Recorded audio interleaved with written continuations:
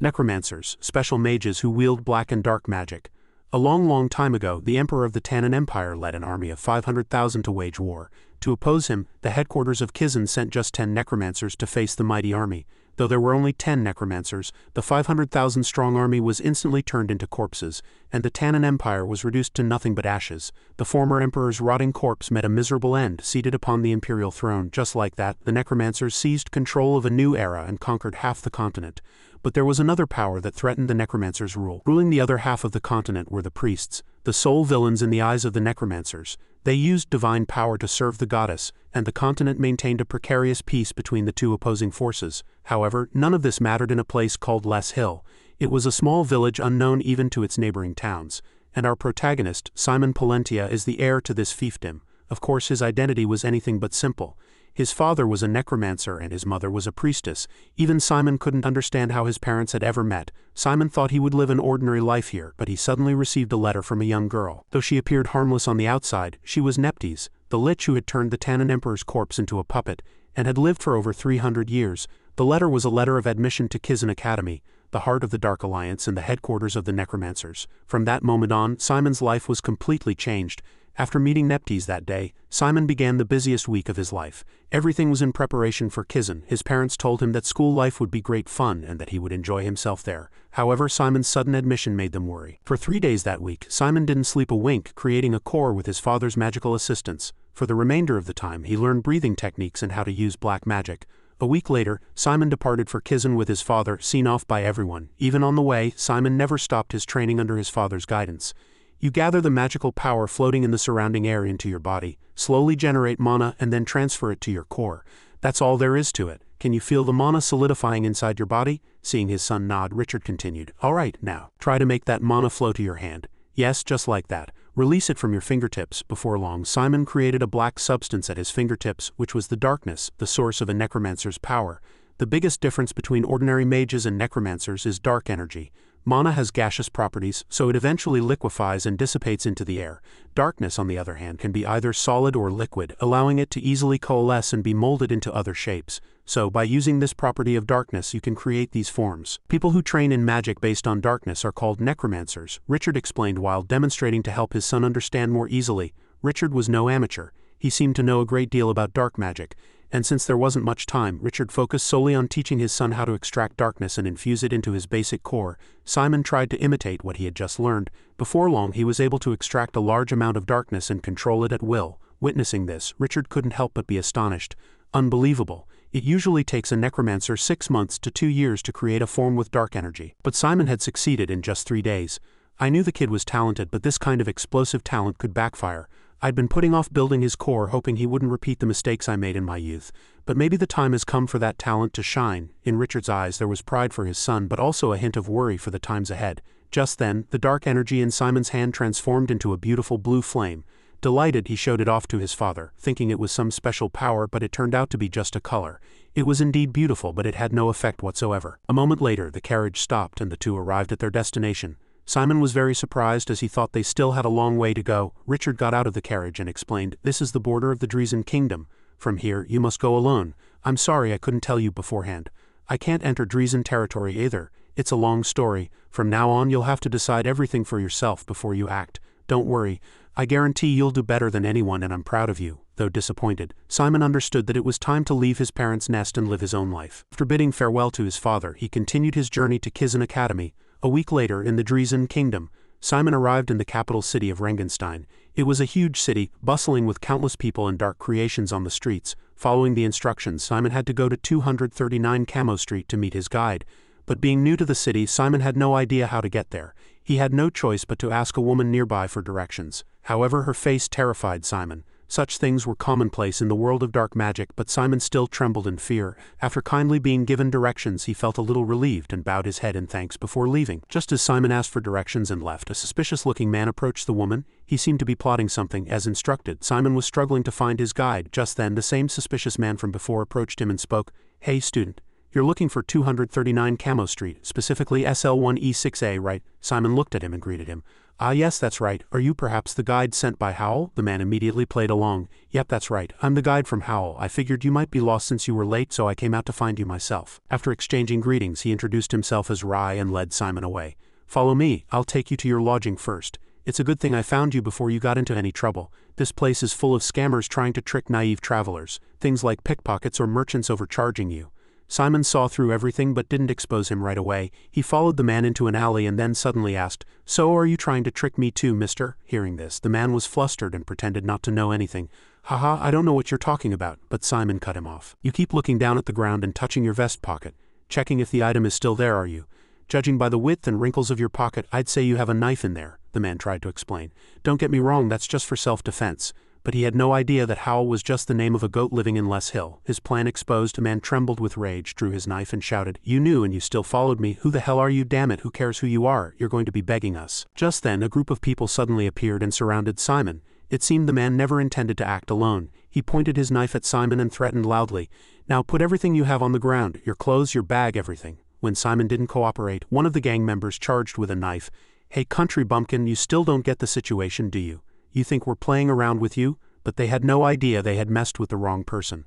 The fact that Simon willingly followed the man into an alley knowing he was being tricked was proof of his immense confidence in his own abilities. Simon dodged the lunging blade with just a slight movement of his body. He immediately grabbed the robber's wrist and squeezed hard, causing the man to scream in pain. "I sometimes see people like you in my domain. Scum who blend into the crowd and cheat people with things like protection fees. As the next lord, it is my duty to clean up filthy people like you," the man shouted. "Ha, little lord, are you? All the more reason not to let you live. Everyone get him." As soon as he finished speaking, a group of thugs suddenly emerged from within the alley, seeing these numbers. Even Simon couldn't help but feel that the situation wasn't looking good. "Father, I'm sorry. It looks like I'll be arriving at Kizen later than expected." Just then, a mysterious figure approached. "Ah, there you are. I've been waiting for a long time, but you never showed up, so I had to come meet you myself. It seems you were taking care of some trivial matters." This woman exuded an extremely dangerous aura. She seemed to be the guide Simon was supposed to meet. The man was scared but tried to act calm, egging on his subordinates instead of getting involved himself. "Don't worry, we have the numbers. Let's hurry up and deal with these guys and go." But that was the worst decision of his life. This woman was a necromancer. "Really, you might want to count again. I'm sure you noticed that building over there is a skeleton shop." At that moment, black magic spread throughout the space, turning the piles of dry bones into skeleton soldiers. By the time the robbers realized what was happening, it was too late. "We didn't realize you were a great necromancer. Please spare our lives." When asked which guild they belonged to, the man immediately confessed, "Clavan, we're from the Clavan Guild." The woman spoke coldly. "HMPH, you belong to a pretty big guild, yet you resort to robbing poor travelers. Go tell Clavan yourself. Tell him to come to the security headquarters and surrender," crawling on his hands and knees with his hands behind his back and his head to the ground. The man's face turned pale as he continued to beg for his life. The woman suddenly exuded a thick killing intent.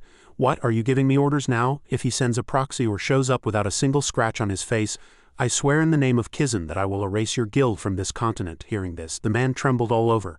"I'm sorry, I'll remember what you said." He knew all too well the power of a necromancer, especially one from Kizen after dealing with the troublesome matter. The woman's attitude immediately became friendly.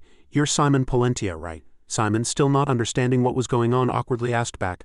"Ah yes, that's right, thank you for your help. But who are you?" The woman blushed and introduced herself. "Who do you think? I'm your real guide. Let's go, my mom is waiting." Simon was then dragged to the square. But he never imagined the person mentioned would be Neptes. Looking at them like this, who would know these two were mother and daughter? To avoid a scolding, Neptes changed the subject. "Simon, you must have had a long journey. You must have learned something from Richard, right?" Simon showed them his blue darkness. This quite surprised Neptes and her daughter Lorraine. It had been a very long time since they had seen something like it, but looking at the state of the darkness, it didn't seem very stable yet. This would improve while Simon studied at the academy. Neptes winked at her daughter. "I'll leave the new student orientation to you. Mom trusts you." In any case, Lorraine was all too used to this, so she took it in stride, and Neptes, leaving Simon with her daughter, ran off to eat ice cream again. Lorraine introduced herself. "My name is Lorraine Boyer. Like you, I'm a student at Kizen. Shall we go now? Let's go shopping for the new semester." First, Simon was dragged to a bookstore and given a mountain of books. Simon asked in bewilderment, "Lorraine, we're not going to learn all this in our first year, are we?" Lorraine smiled brightly as she picked up a book. "Of course not. This is Kizen. You have to master all of this in your first semester of your first year. Now stop looking so glum and take this toxicology book. Last one is dark studies. I'll go get it, you wait here." And so, Simon was left with a huge pile of books. Looking at the peers around him, he grew more excited about experiencing the school life that was to come. After all, he hadn't had a school education since he was a child. Just then a strange girl suddenly came running. Instinctively, Simon moved out of the way and the girl crashed right into the bookshelf. Fortunately, Simon quickly used his body to block the pile of thick books, preventing the girl from getting hurt. Wasn't this the very scene from a novel where the hero saves the beauty? Are you okay? I'm sorry, I was spacing out and blocking the way. Could you help me put the books back? We're going to get in trouble. The girl was already captivated by Simon's handsome face. She stared at him without blinking, thinking of a home and children. When she learned that Simon was also a new student at Kizen, the girl happily introduced herself. I'm a new student too. My name is Cindy Vivaci, and you are. Simon, who hadn't made any new friends here yet, was also happy to introduce himself, and they exchanged greetings. Cindy was already completely smitten with Simon. Can I say hi to you whenever I see you at school? Just when it seemed they would become good friends, Simon suddenly spoke up as they were saying goodbye. Wait a minute, Cindy. Could you please return my wallet? It was truly a story that suddenly killed the mood. Cindy's attitude changed abruptly. I thought you wouldn't notice since I stole it using spiritual power. How did you know? Simon replied. I just saw my wallet floating in the air. Hearing that, Cindy came closer and pressed him. What, you just saw that? Are you kidding me? Are you going to major in spiritualism too? Simon said he hadn't decided on a major yet. Suddenly Cindy got excited. I knew it. Kizen is on a whole different level. Wow, I can't believe it. Kizen must be full of people like you, right? I'm so excited to start. If we both major in spiritualism, we'll be able to see each other for all 3 years. Let's compete then, okay? Simon was truly at a loss for words. Was this the attitude a thief caught in the act should have after dancing around for a while? Cindy threw the wallet at Simon and disappeared through the bookshelf. Here's your wallet. I'm so excited. Don't pretend you don't know me at school. Just then Lorraine returned. She said the introductory book on dark studies was out of stock. She saw Cindy and asked curiously, by the way, who was that girl just now? Did you make a friend already? Seeing Simon look embarrassed, Lorraine became even more curious. You don't have to be so shy, you can be honest with me. It looks like you have a crush on her, doesn't it? Simon really had nothing to say. He had almost been pickpocketed by her after all. To meet robbers and a thief on his very first day in the capital. He really had the worst luck. After buying all the books, Lorraine planned to take Simon to buy a school bag, and of course it was no ordinary bag, but one commonly used by necromancers. It was called a magic locker, or more simply a subspace. As soon as he heard that, Simon's eyes sparkled. He was very interested in the magical items of necromancers that he had never seen at home. The shopkeeper, Taikong, immediately recognized Lorraine as a regular customer and greeted her enthusiastically. He asked if she wasn't here to buy a bag a while ago, and if she was perhaps looking for a bag for this gentleman. Lorraine immediately stated her requirements. Yes, this friend is a new student, so I'm looking for a bag with the fewest restrictions. Don't show us any auxiliary spaces that require walls or floors. We often fight in wide open plains. The shopkeeper, with his extensive knowledge and experience, immediately recommended a ring. As expected, you have a good eye, Lady Lorraine. In that case, I'll show you a product that hasn't been released on the market yet. This is just for you. Put on this ring and infuse it with dark magic. You'll feel like you're grabbing a handle. Try pulling it. As Simon did as instructed, a huge space was created beneath the ground. This auxiliary space is the work of a new generation young artisan, Galen Eclipse, and can hold up to 4,000 UB. You can open it on the ground in any terrain, whether it's sloped or uneven. And the interior space has a total of 7 enchantments. It includes top-grade preservation magic and temperature control magic. When worn, it activates stealth magic, hiding your location from enemies. Of course, it also includes a release function. It was truly an amazing item. However, Simon was quite worried about the price he would have to pay for an item from this Taikong shop. As soon as he heard the price of 5,000 gold pieces from the shopkeeper's mouth, Simon froze on the spot.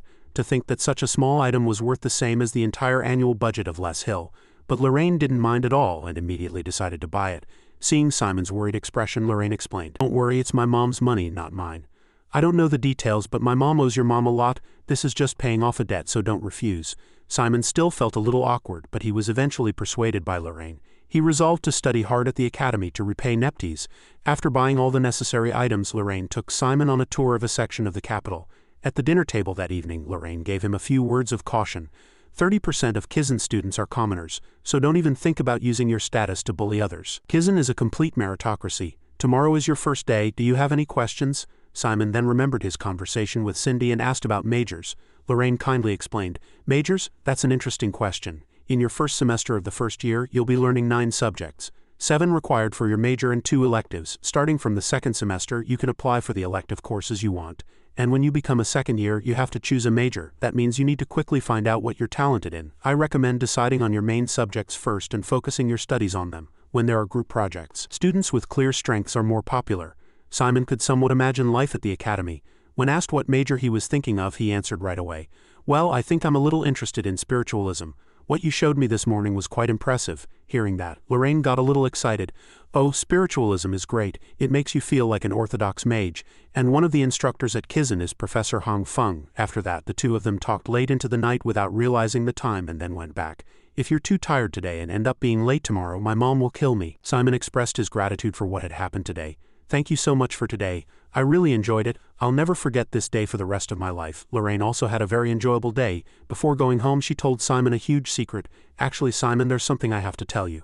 I didn't mean to deceive you, but I couldn't tell you in time. I'm a new student too. Let's be friends at school. I'm really going now. Bye. Hearing that, Simon's jaw dropped in surprise. He stood there dumbfounded for a while, not understanding what had just happened. Poor guy. Not long after leaving home, he was deceived 3 times in a row in just one day. And 2 of those times were by women. They say that leaving your parents' side is the start of a difficult road. The next day, Simon arrived at the docks to go to Kizen. The people here all had their own unique styles. Simon was probably the most ordinary person there. Yesterday, Lorraine had said she would be taking a different route, so their next meeting would be at school. After his identity was confirmed, Simon was allowed to board the ship. It was then that he noticed something strange. The bow of the ship was facing the land. It was a truly strange way to dock. Just then, a young man's loud voice caught everyone's attention. Something must be wrong. I'm number 1 on the waiting list, and you're telling me not a single person gave up their admission? Is this how Kizen operates? Contact Kizen. There must have been a mistake. A young man with purple hair grabbed the collar of the person in charge here and kept shouting. The people around also began to whisper, this happens every year. There are always kids who can't accept the results, but to be number 1 on the waiting list, that must be a huge disappointment. The purple-haired young man continued to shout, I am Lucius Karen, heir to the Duke of the Driesen Kingdom. Contact the Kizen headquarters immediately. This is an order. He used his family's name, but it had no effect. Please go back. Your name is not on the admission list. Unable to contain his anger, Lucius grabbed the person in charge by the hair and was about to throw a punch. How dare you, you servant? Just then, Simon grabbed his hand and stopped him. Stop it. But this only made Lucius angrier. Who are you? Let go of me. Simon, without any intention of arguing, squeezed his hand with force and Lucius screamed in pain. Even as he knelt on the ground trembling, Lucius did not lose his arrogant attitude. You brat, do you want to die early? Do you know who my father is? Just as Simon was about to tell him who his father was, a stern voice was heard. What's going on? The owner of the voice was none other than Professor Cyrus. As soon as they saw him, everyone suddenly fell silent. Only Lucius still stubbornly shouted, Please, I'm not kidding. Please call Lord Neptes immediately. I am number 1 on the waiting list. This admission result is clearly wrong. Do you think you can treat me like this? Cyrus said nothing and snapped his fingers. Lucius was immediately submerged in a pool of blood. We don't have time. Everyone get on the ship. You too. The students who witnessed this scene whispered excitedly. That's blood black magic. Will first years also have that professor's class? Only Simon was worried about Lucius's condition. Just as he was about to open his mouth to ask, Cyrus cut him off. Don't worry, he's still breathing. Hearing that, Simon felt relieved and boarded the ship. Once everyone was seated, Cyrus instantly enveloped the entire ship with his magic. While Simon was still trying to understand how the ship could go out to sea, a tsunami suddenly came crashing down. A giant whale leaped out of the water and swallowed the ship in an instant. It was an underwater creature, a whale from the underworld that followed Kizen's orders. It was a sea monster that could travel through all the oceans of the world, swallowing whatever Kizen designated. And once a year it takes Kizen's new students to school at a terrifying speed. After moving for a while, the students were allowed to get off the ship and take a walk inside the whale's belly.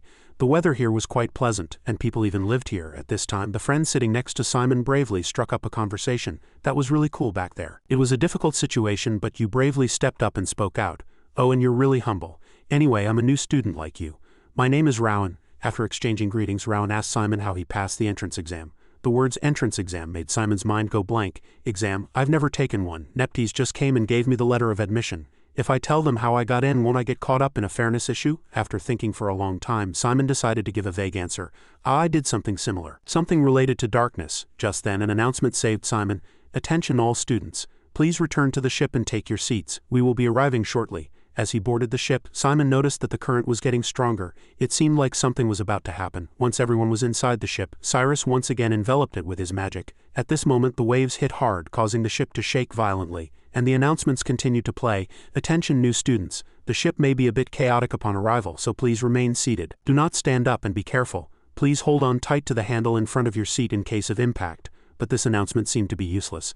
Everything was already in a mess, flying around when the shaking stopped. Simon opened his eyes and saw a very magnificent sight.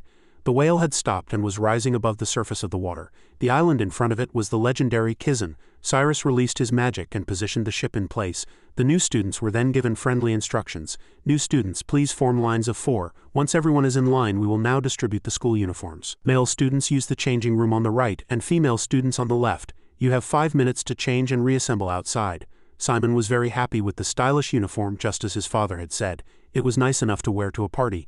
Not only that, but the uniform was also enchanted with magic. It had a dual function as a combat uniform and was much sturdier than regular armor. After changing, everyone gathered again in the auditorium. The male students couldn't take their eyes off the female students' uniforms. This was what you call a man's instinct. On the way, Rowan told Simon some information about Kizen. There are 1,000 first-year students, and by the second year, that number will drop to 300. By the third year, there won't even be 150. This competition was truly fierce.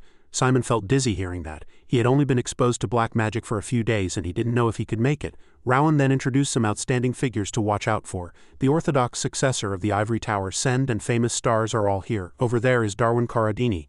Below him is Jay Sanders. And the one attracting attention with that huge build is Sel Meyer. He's a half-giant. And this year's top first-year student is Lorraine Boyer. Everyone thought she got special treatment because she's Neptes' only daughter.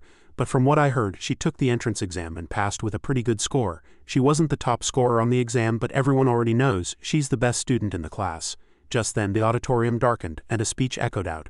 Attention everyone, we will now begin the welcoming ceremony for new students. Congratulations on passing the entrance exam as a proud member of Kizen, and finally we expect your best efforts. Also remember to never enter the forest. Next, I will introduce the professors who will be in charge of the first-year students. After that, the professors walked out and were welcomed by all the students. But Simon was only focused on the fact that Neptes was not among them.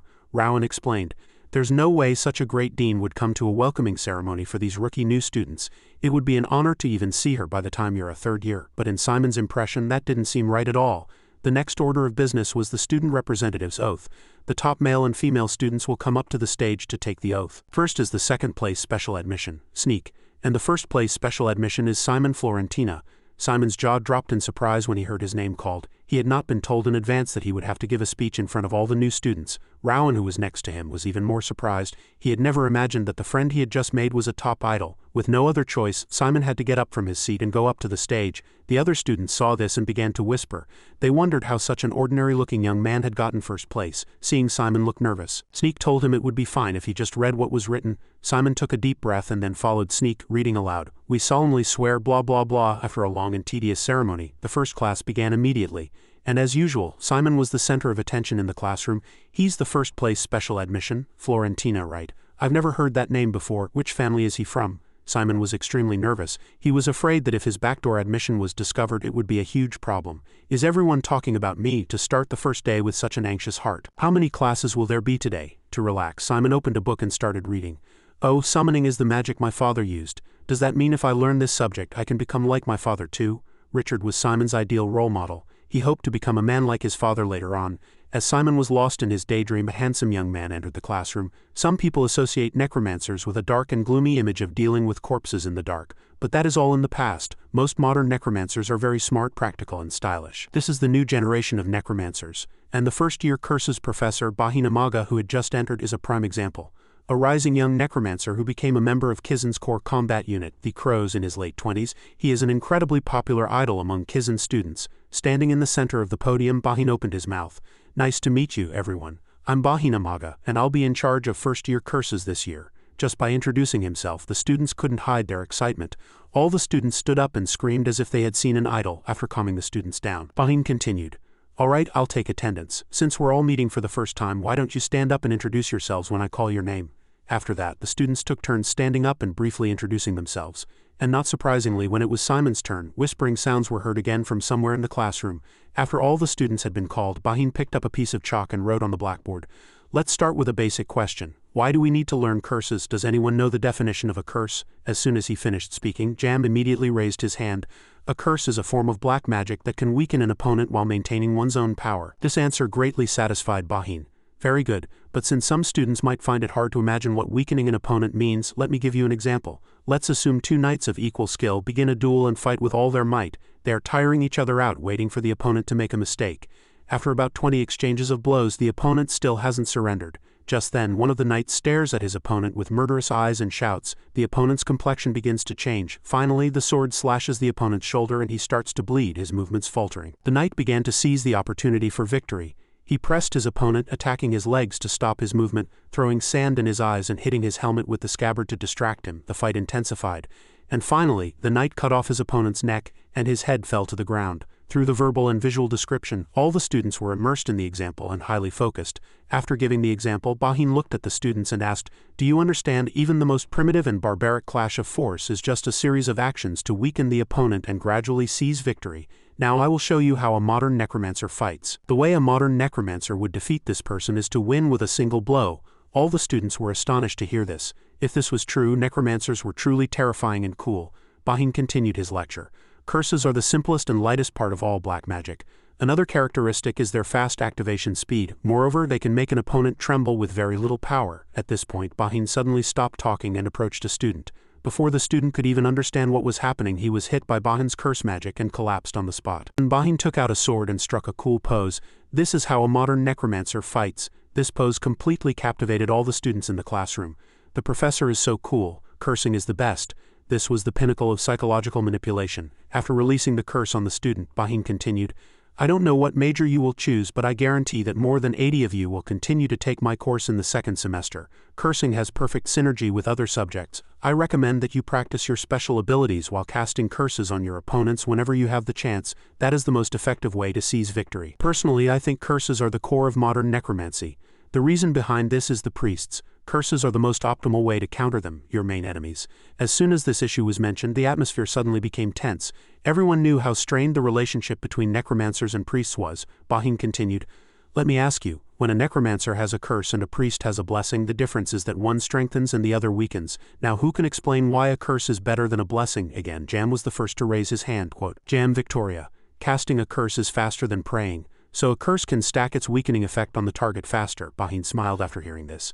An interesting opinion but incorrect. In terms of casting speed alone, scholars agree that a curse can be slower than the blessing ray from a priest's blessing when targeting a resistant opponent. Anyone else? At that moment an arm was raised from the distance. Hector Moore. Because few people can recover from a weakened state through training alone. This answer greatly satisfied Bahin, and he would remember this student's name. Hector is right. Curses do not lose their effectiveness even if a person trains. We all train ourselves under normal conditions. Our skills depend on how well we do in a situation where all environmental factors are controlled. But humans are more sensitive creatures than we think. They can break down with even the slightest change. In other words, you can win without having to cut off the entire arm of an archer who is aiming at you. You can obstruct their vision with conjunctivitis, induce vomiting, confuse their sense of distance, or distract them with other magic. These methods can help you avoid arrows aimed at you. A necromancer has many ways to disrupt an enemy's state. Think about it. How many people can fight against a curse when they are tired or have a stomachache? They would have no choice but to run away. So remember, instead of strengthening yourself, you should find ways to weaken your opponent. Now let's learn how to cast a curse ourselves. Soon after, some assistants brought curse tools to each student. Simon was very flustered seeing these. He never expected to learn magic from the very first class. He didn't know anything. Bahin's words made Simon even more frustrated. It's a bit shameful that a Kizen student has to use an adjustment device, but it's the first class, so it can't be helped. You can use it to solve problems, but you shouldn't rely on it too much. Be careful. Simon didn't even know what was in front of him, so how could he use it? He was about to burst into silent tears. At that moment, Bahin started the practical exercise. Alright, let's start practicing the exhaustion magic. It's a curse that induces exhaustion. Grab the handle of the adjustment device and infuse dark magic into the frame. The key to creating a successful magic circle is how perfectly you can create the ancient runes. Simply put, ancient runes are a writing system that contains the power of magic. Drawing ancient runes with dark magic can amplify the magic's effect. Now if you have completed the magic circle, lift it into the air. Simon followed the instructions, focused, and succeeded on his first try. He was happy, but he soon realized something was wrong. The other students' magic circles were beautiful and perfect, but his was crooked and uneven, a hideous sight. As expected, the failure didn't last long and immediately collapsed again. Simon heard the professor's sarcasm. I see some students' magic circles are falling. That happens when you don't refine your dark magic enough or your connection to the magic circle weakens. Try again. Students who can keep their magic circles in the air. Let's move on to the main point. You each have a flower pot that was distributed with your adjustment device.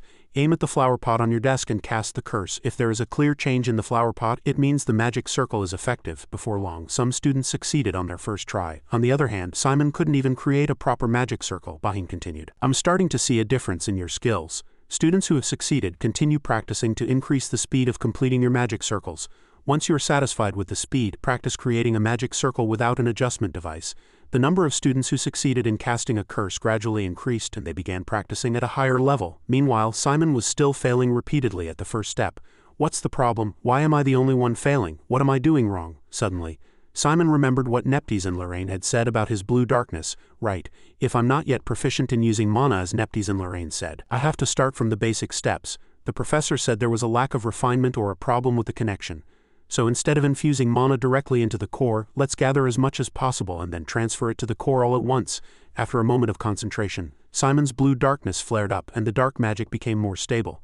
Now all that was left was to try again before the magic circle fell. Finally, Simon's magic circle stabilized, and he succeeded in casting the exhaustion curse on the flower pot. Simon was very happy with his first success. But from the back of the classroom, Hector was glaring at him with eyes like bullets. He didn't seem to feel any fondness for Simon, the first-place student. Just as Simon managed to succeed once, the professor announced the end of the class. Just as Simon was about to let out a sigh of relief, Bahin looked at the list and said, "For the remaining class time, we will apply the magic we learned today to daily life. There is a first-place special admission student in this class. Simon Palentia, please come forward." All eyes immediately turned to Simon. A moment ago, everyone was so focused that they didn't know how miserably Simon had failed. They were all curious about how outstanding the first-place student would be. Bahin started looking for another name on the list. Who would be a suitable opponent for this outstanding first-place student? Let's see, there are a few students with very impressive entrance exam scores. Hector Moore, please come forward. When his name was called, Hector came forward without the slightest hesitation. He was very confident in his abilities and stood with his arms crossed majestically. I'll explain the rules. The only curse you can use is exhaustion. Complete the curse and cast it on your opponent. The first person whose knees or hips touch the ground loses. An assistant handed the two an adjustment device, but Hector suddenly raised his hand to voice his opinion. "Professor, I will complete it without an adjustment device." Bahin smiled happily at the sight. "That's a truly commendable attitude. That guy, despite his rough and thuggish appearance, seems quite smart." As soon as I mentioned not using an adjustment device, he proposed another way to show off his skills and impress me, and Hector has successfully achieved his goal. When asked, Simon decided to use the adjustment device. Of course it was a given. He had just barely succeeded once by squeezing his glute muscles, so if he went barehanded now, he would be eliminated immediately. But that left a bad impression on Bahin. He looked at Simon with contempt before changing his expression to a smile. "Then start on my signal. Good luck to both of you. Now ready, go." Simon immediately grabbed the adjustment device and focused on infusing dark magic into the frame. "Don't worry, just do it like before. You can do it just a little more." But before Simon's magic circle was even half complete, he was hit by his opponent's attack. Hector could create a fast and accurate magic circle without relying on an adjustment device. He was now basking in the praise of the other students. Simon felt tired, but he still tried to focus on completing the magic circle. After a brief struggle, he finally succeeded in completing the magic circle and floating it. But before he could do anything, the structure of the magic circle suddenly collapsed. Now, even if he cast the magic, it would have no effect, so Simon had no choice but to start over from the beginning. But before he could start again, he was hit with several consecutive exhaustion spells from Hector. Simon immediately felt the power of the curse and almost fell to the ground. The other students who witnessed this scene whispered actively, "It's over, that's the 5th time already. Is he really the first-place student? I don't know. He can't even cast a single curse properly." Simon tried his best to stand up, but he only received contempt from his opponent. "Surrender. You look really pathetic like that. Do you want to know how this will end?" Hector, without any intention of holding back, cast the exhaustion spell once again. The pressure on Simon grew and he could barely hold on. Bahin was calmly observing this confrontation. Hector is a rough diamond. That kid's talent is one thing, but this guy also has the mindset of a Kizen student. He'll be a student who stands out before he becomes a third year. On the other hand, that first-place student has no prior preparation or basic knowledge of black magic, not to mention practical experience. Why did Lord Neptes give that guy the first-place spot? Top 4 students receive official invitations to Kizen without taking the notorious entrance exam. They are supposed to be geniuses of the century, and especially the first-place special admission, chosen by Lord Neptes herself, will be the best in their field. But I don't know what that guy's potential is. If I had to pick one thing, it would probably be his stamina. A normal student of his age would have already collapsed on the 4th exhaustion, but that guy has endured 9 so far. He's sticking to his spell even in a difficult situation, so his mental strength must be very strong. But that's what the combat magic professors want. They value strength, stamina, and mental power. It has nothing to do with my specialty. Just then, Simon floated a magic circle and succeeded in using the exhaustion spell on his opponent. Bahin was immediately surprised by this fact. Not because Simon had succeeded in a difficult situation, but because of the power of this curse. The one who felt it most clearly was Hector. He had been hit just once, but he almost fell to his knees. "Can an exhaustion spell be this heavy? It didn't feel like this when I was preparing. Are you kidding me? I can't lose just because I was hit with one spell. I have the upper hand. I can deal with that annoying guy." Hector then got up with all his might and cast the exhaustion spell once again. This time, Simon's endurance had reached its limit. He couldn't hold on and knelt on the ground. Students immediately cheered in admiration. Bahin also declared the result. "The duel is over. The winner is Hector Moore."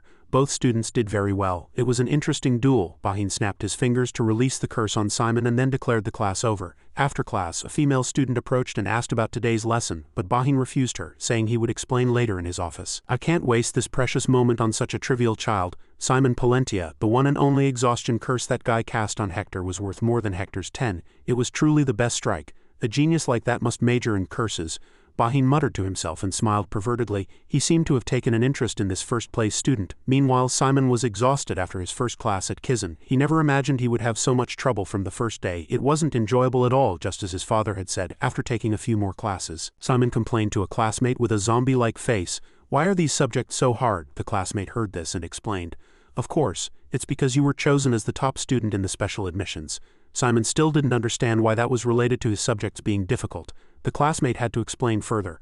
Well, at Kizen, not only the students but also the professors compete fiercely with each other. A professor with poor performance can be fired during the semester, and their salary can also change. Those with good results gain more influence at Kizen. All professors want excellent students, and imagine having the first-place special admission student in your class. Simon's head ached and his ears were ringing. To summarize, the professors are calling me out every class to check my abilities? Unfortunately, the answer was yes. The classmate continued to reveal, "That's right, and the girl who is called your rival Melon Violet. She's the top student in Class A and the entire first year, so if they make you compete against her, they can easily see how outstanding you are, but you've never won against her, not even once. So the professors are confused now. They thought you were an outstanding student, but it turns out you're just a beginner." Simon now understood the reason for everything. "I see. Oh, by the way, thanks for the explanation. But who are you?" Oh dear, this guy didn't even know the name of the person who'd listened to his complaints. There was truly nothing to say. Hearing this, his classmate got angry and shouted, "Why are you so cold? We introduced ourselves in Professor Bati's class." "I'm Dick. We're in the same Class A." Simon could only smile awkwardly and apologize. He had been so out of it today. How could he have the energy to remember other things? He was already exhausted just from casting a curse in Professor Bati's class. But despite the fatigue, Simon found the class very interesting and fun. After encountering black magic, he eagerly wanted to become a necromancer like his father.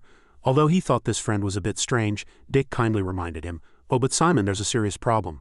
Hector has started forming his own faction. He made a deep impression on a lot of kids in Professor Bati's class, so it's not surprising that kids are flocking to him. Besides, he's the eldest son of a powerful family, so he's quite famous too." Simon didn't seem to care much. He came here with only one goal, to study. Dick saw this and shouted in excitement, "Hey, wake up. Politics are very important at Kizen too.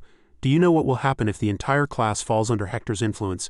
Anyone who gets on his bad side will fail at this school. First of all, you won't be able to find friends to work with on group projects." Simon now realized the seriousness of the problem, but he had a question he wanted to clear up first. "Dick, you seem quite knowledgeable about this political situation. Why did you come to me?" Dick explained, flustered. "Ah, well, I'm just a commoner. I come from a merchant family. Everyone is treated equally at Kizen, but there are still some noble brats who want to show off their family name." Of course, Simon wasn't one of them. Although he was also a noble, his fiefdom was in such a remote countryside that it was of little use. After that, Dick revealed the main reason he had approached Simon. "I have a proposal. Be on my side, Simon. Whether you lack skill or others say so, the fact is, you are still the student who was chosen as the #1 special admission. The kids from the preparatory class may be better in class, but eventually, we'll be on equal footing with them. And there must be a reason why Lady Neptes passed you as a special admission. In other words, you have a hidden talent that you don't even know about. This guy has a good eye." He chose the right civilization, but trying to bring the protagonist under his command was a truly futile dream. Simon just smiled, stood up and extended his hand. "I don't know much about factions, but how about we become friends?" Hearing those words gave Dick goosebumps. It's so weird to hear that at Kizen. It's so cringy. It seemed this friend didn't know how powerful the power of friendship was to the protagonist, but Dick's intuition told him that becoming friends with Simon was the right choice, and so the two shook hands and became friends. The break ended and it was time for the next class to begin. Simon found out the next class was summoning. He became extremely excited. "Now I can summon creatures like my father." As Simon entered the classroom, numerous sneers erupted. "Oh, it's the #1 special admission, the biggest joke in Kizen's history. Shouldn't he be better than Sneak, Cell, and Lorraine? No way." This group was just trying to flatter Hector. Hector was now staring at Simon like prey. He wouldn't miss any opportunity to bring Simon down if he had the chance. Dick saw the tense situation and encouraged him, "Don't mind them, they're just kids who want attention." But Simon couldn't care less about such trivial matters. His mind was completely focused on the summoning class. Just then, a man in shabby clothes stumbled into the classroom. The students started whispering, thinking this person had just taken a wrong turn. To them, the instructors at Kizen were all polite and elegant people. But life is not like a dream. This man was the first-year summoning professor, Aaron. After introducing his name, Aaron immediately began his lecture. Summoning is the origin of all necromancers and history itself. Scholars may not admit it, but it would be hard to deny that our starting point was coffin makers, gravediggers, and the sick. If you have ears, you've probably heard a lot of talk about summoning. It's old-fashioned, has no future, is hard to learn, has many restrictions, and so on. Almost all the prejudices you've heard are true. All the students in the classroom were shocked and their jaws dropped. What is this man talking about? He doesn't sound like a summoning professor. The atmosphere in the classroom started to sink, but Aaron didn't care at all and continued his lecture. I believe all the other classes have fascinated you very much. About how cool the major is and why you should learn it. Personally, I don't like those words. I think I should tell you both the pros and cons so you can make the right choice. So let's start with the cons. It's very expensive. No matter how much you expect, it will be several times more expensive than that. The material costs for summoning will be more expensive than the money you pay for all other subjects combined. In summoning, materials are essential. You can't just kill people or animals because you lack materials. So these days we buy and use specially treated skeletons or corpses to make undead. Most of the ready-made ones are also disposable. We usually spend more money on buying materials than on mission rewards. So if you're thinking of majoring in summoning, don't even think about making money. The second disadvantage is that you become highly dependent on your summons. It's quite obvious if you think about it. Summoning is all about fighting with summoned creatures. If the summon is destroyed, the summoner's power drops by more than 80. Specifically, this problem is related to the first disadvantage. For example, these days, summoners mainly use semi-permanently modified undead instead of disposable ones. Imagine what would happen if this modified undead was destroyed. If you lose these creatures, you will have to bear both the strategic and financial losses. All they can do until they recover from the damage is watch their colleagues make tactics. Finally, the third disadvantage, and this is the most important one, summoning is very vulnerable in battle against priests. To be precise, summoning is not suitable for modern warfare, which is localized warfare. The time when summoning exerts its maximum power is in an all-out war. In a large-scale all-out war, summoners get infinite materials to summon undead. But after the truce, modern warfare has been in the form of small-scale localized battles. In these battles, cursors and mages would be more common. And it's true that summoning is weak against priests.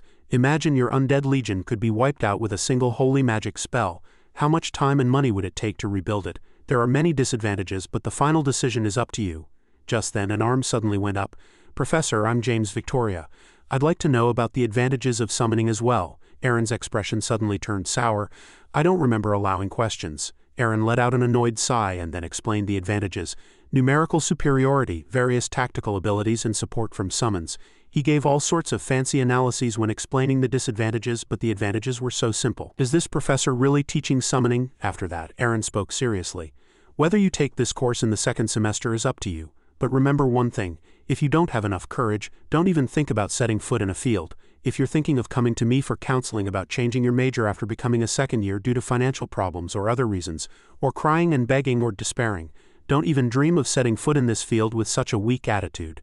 And if you're trying to major in summoning just because there's less competition, I'll expel you myself. That's all. Before the class even started, Aaron's words seemed to have extinguished all the students' interest in this subject. The assistants standing by the side just shook their heads. They were too used to this. After that, each student received a box containing the class materials. What you're holding is the skeleton of an island ratman. The skeletal structure is similar to that of a human, but human bones are more expensive and complicated. Most people who are learning this subject for the first time will start with island ratman. And here is the skeletal structure and numerical information. After a brief introduction, the students started to touch the skeletons. It looked a bit creepy, but fortunately it was completely clean. After that, Aaron guided the students through the operation step by step. Let's begin. Take out the number 1 skull. You'll see a part where you can put your hand under the skull. There's a magic circle adjustment device inside. Put your hand in and create the magic circle. After you cast the magic circle, before he could finish his sentence, the student screamed at the sight of the suddenly moving pile of skulls. Aaron smiled with satisfaction at the sight. Oh, I was just about to tell you not to be surprised because the undead will be activated. I guess I was a little late. While the other students were busy screaming, Simon could easily control the skull with a simple command. Dick was amazed by this incredible control. Simon explained that he was just experienced with these things because he had seen them a lot. Aaron slammed the desk and said, "Get used to it. You're necromancers. If you've activated the magic circle, the process of creating the undead is almost finished. Of course, it can't move freely yet because it doesn't have a body. So now you have to create a body. As necromancers, you must be familiar with the skeletal structure of the creatures you summon. The human body has a total of 206 bones, but the island ratman has only 53. So it's much easier. First, find the number 2 cervical vertebra and connect it to the skull. The skeleton tends to return to its original form. So if you do it in the right order, assembly will be very simple. Aaron then read out the necessary steps in order. Although there were many difficulties, the students also quickly got used to it and followed the instructions. Talented students even finished it themselves much faster than others, and in this subject, Simon finished the task without much difficulty.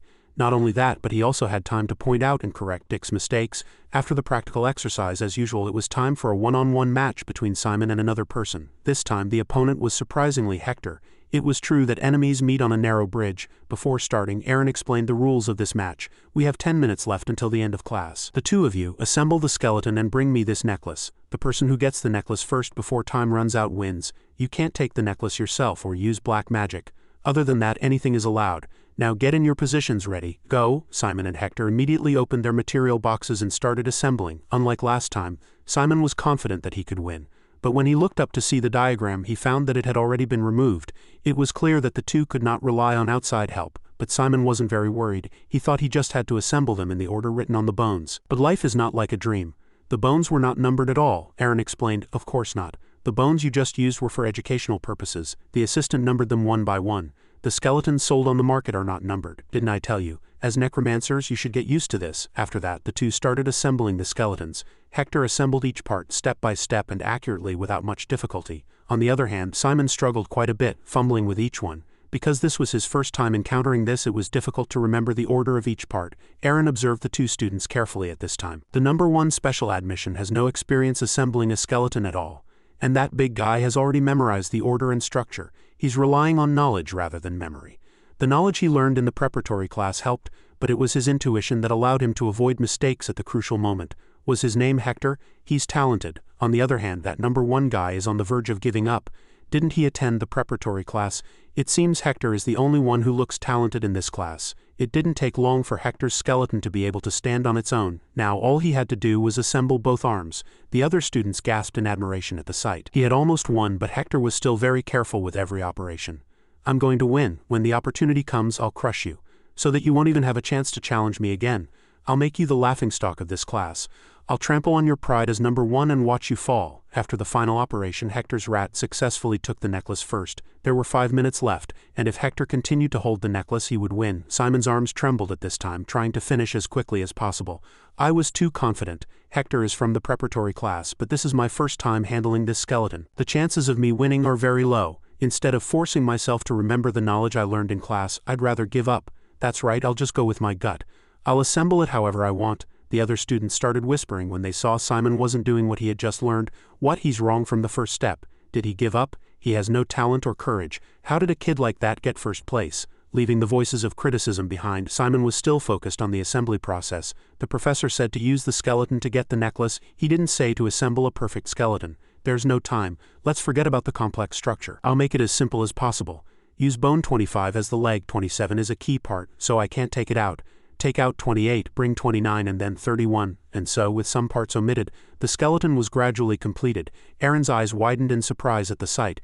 Impossible. How did that kid? This is the skeleton of a gray rat. The gray rat is the pre-evolutionary form of the island ratman. That kid used a different assembly method to create that structure. Of course, it's not exactly the same, but it's an undead anyway. It doesn't have to be made the same, it just has to be able to move. How can a student who didn't even attend the preparatory class do it? Did he learn it himself without using knowledge?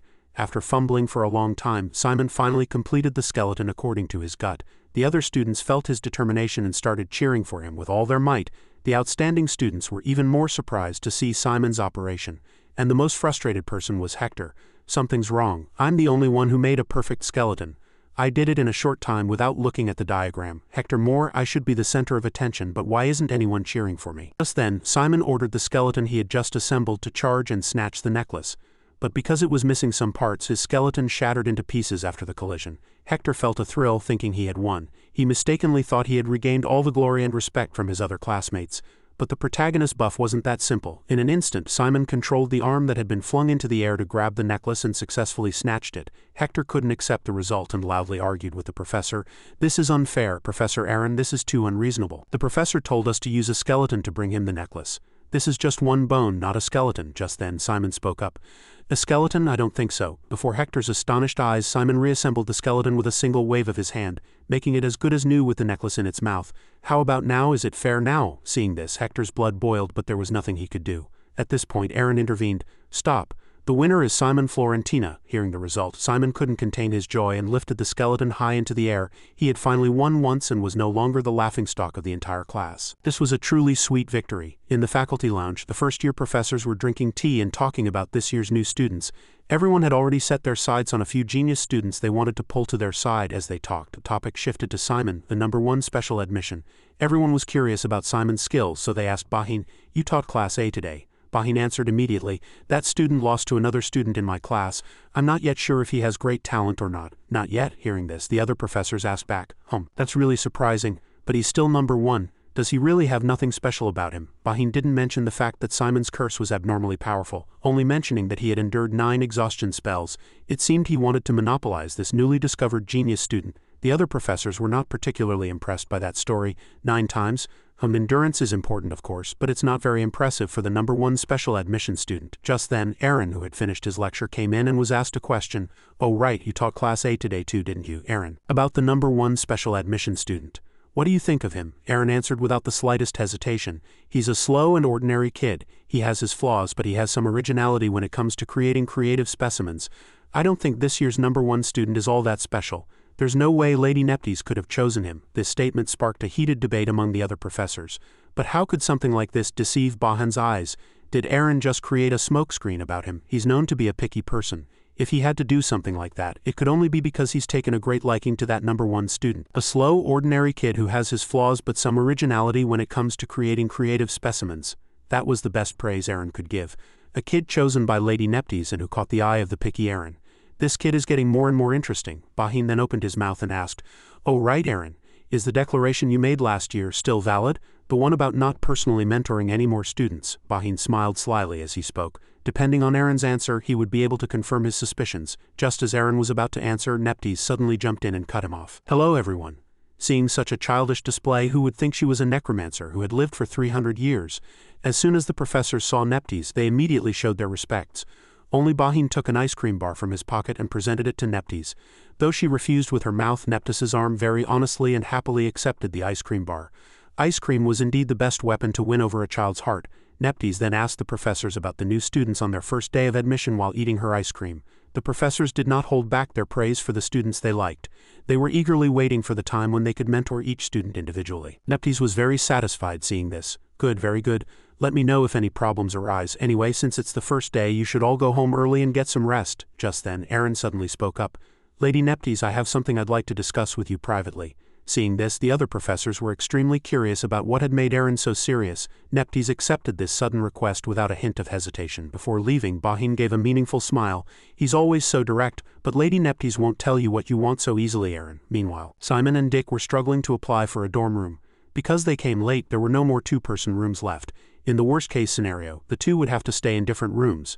But since they wanted to stay together, they decided to check if there were any vacancies on other floors. Just then, 3 students who were absorbed in conversation bumped into the dorm matron. Instead of apologizing, they shouted loudly, "Damn it, what the hell, I told you to move. How dare a mere staff member block our way? You dented the corner because of you. What are you going to do about this?" The matron didn't dare to stand up to them and kept bowing her head to apologize. But that wasn't enough to satisfy the spoiled student.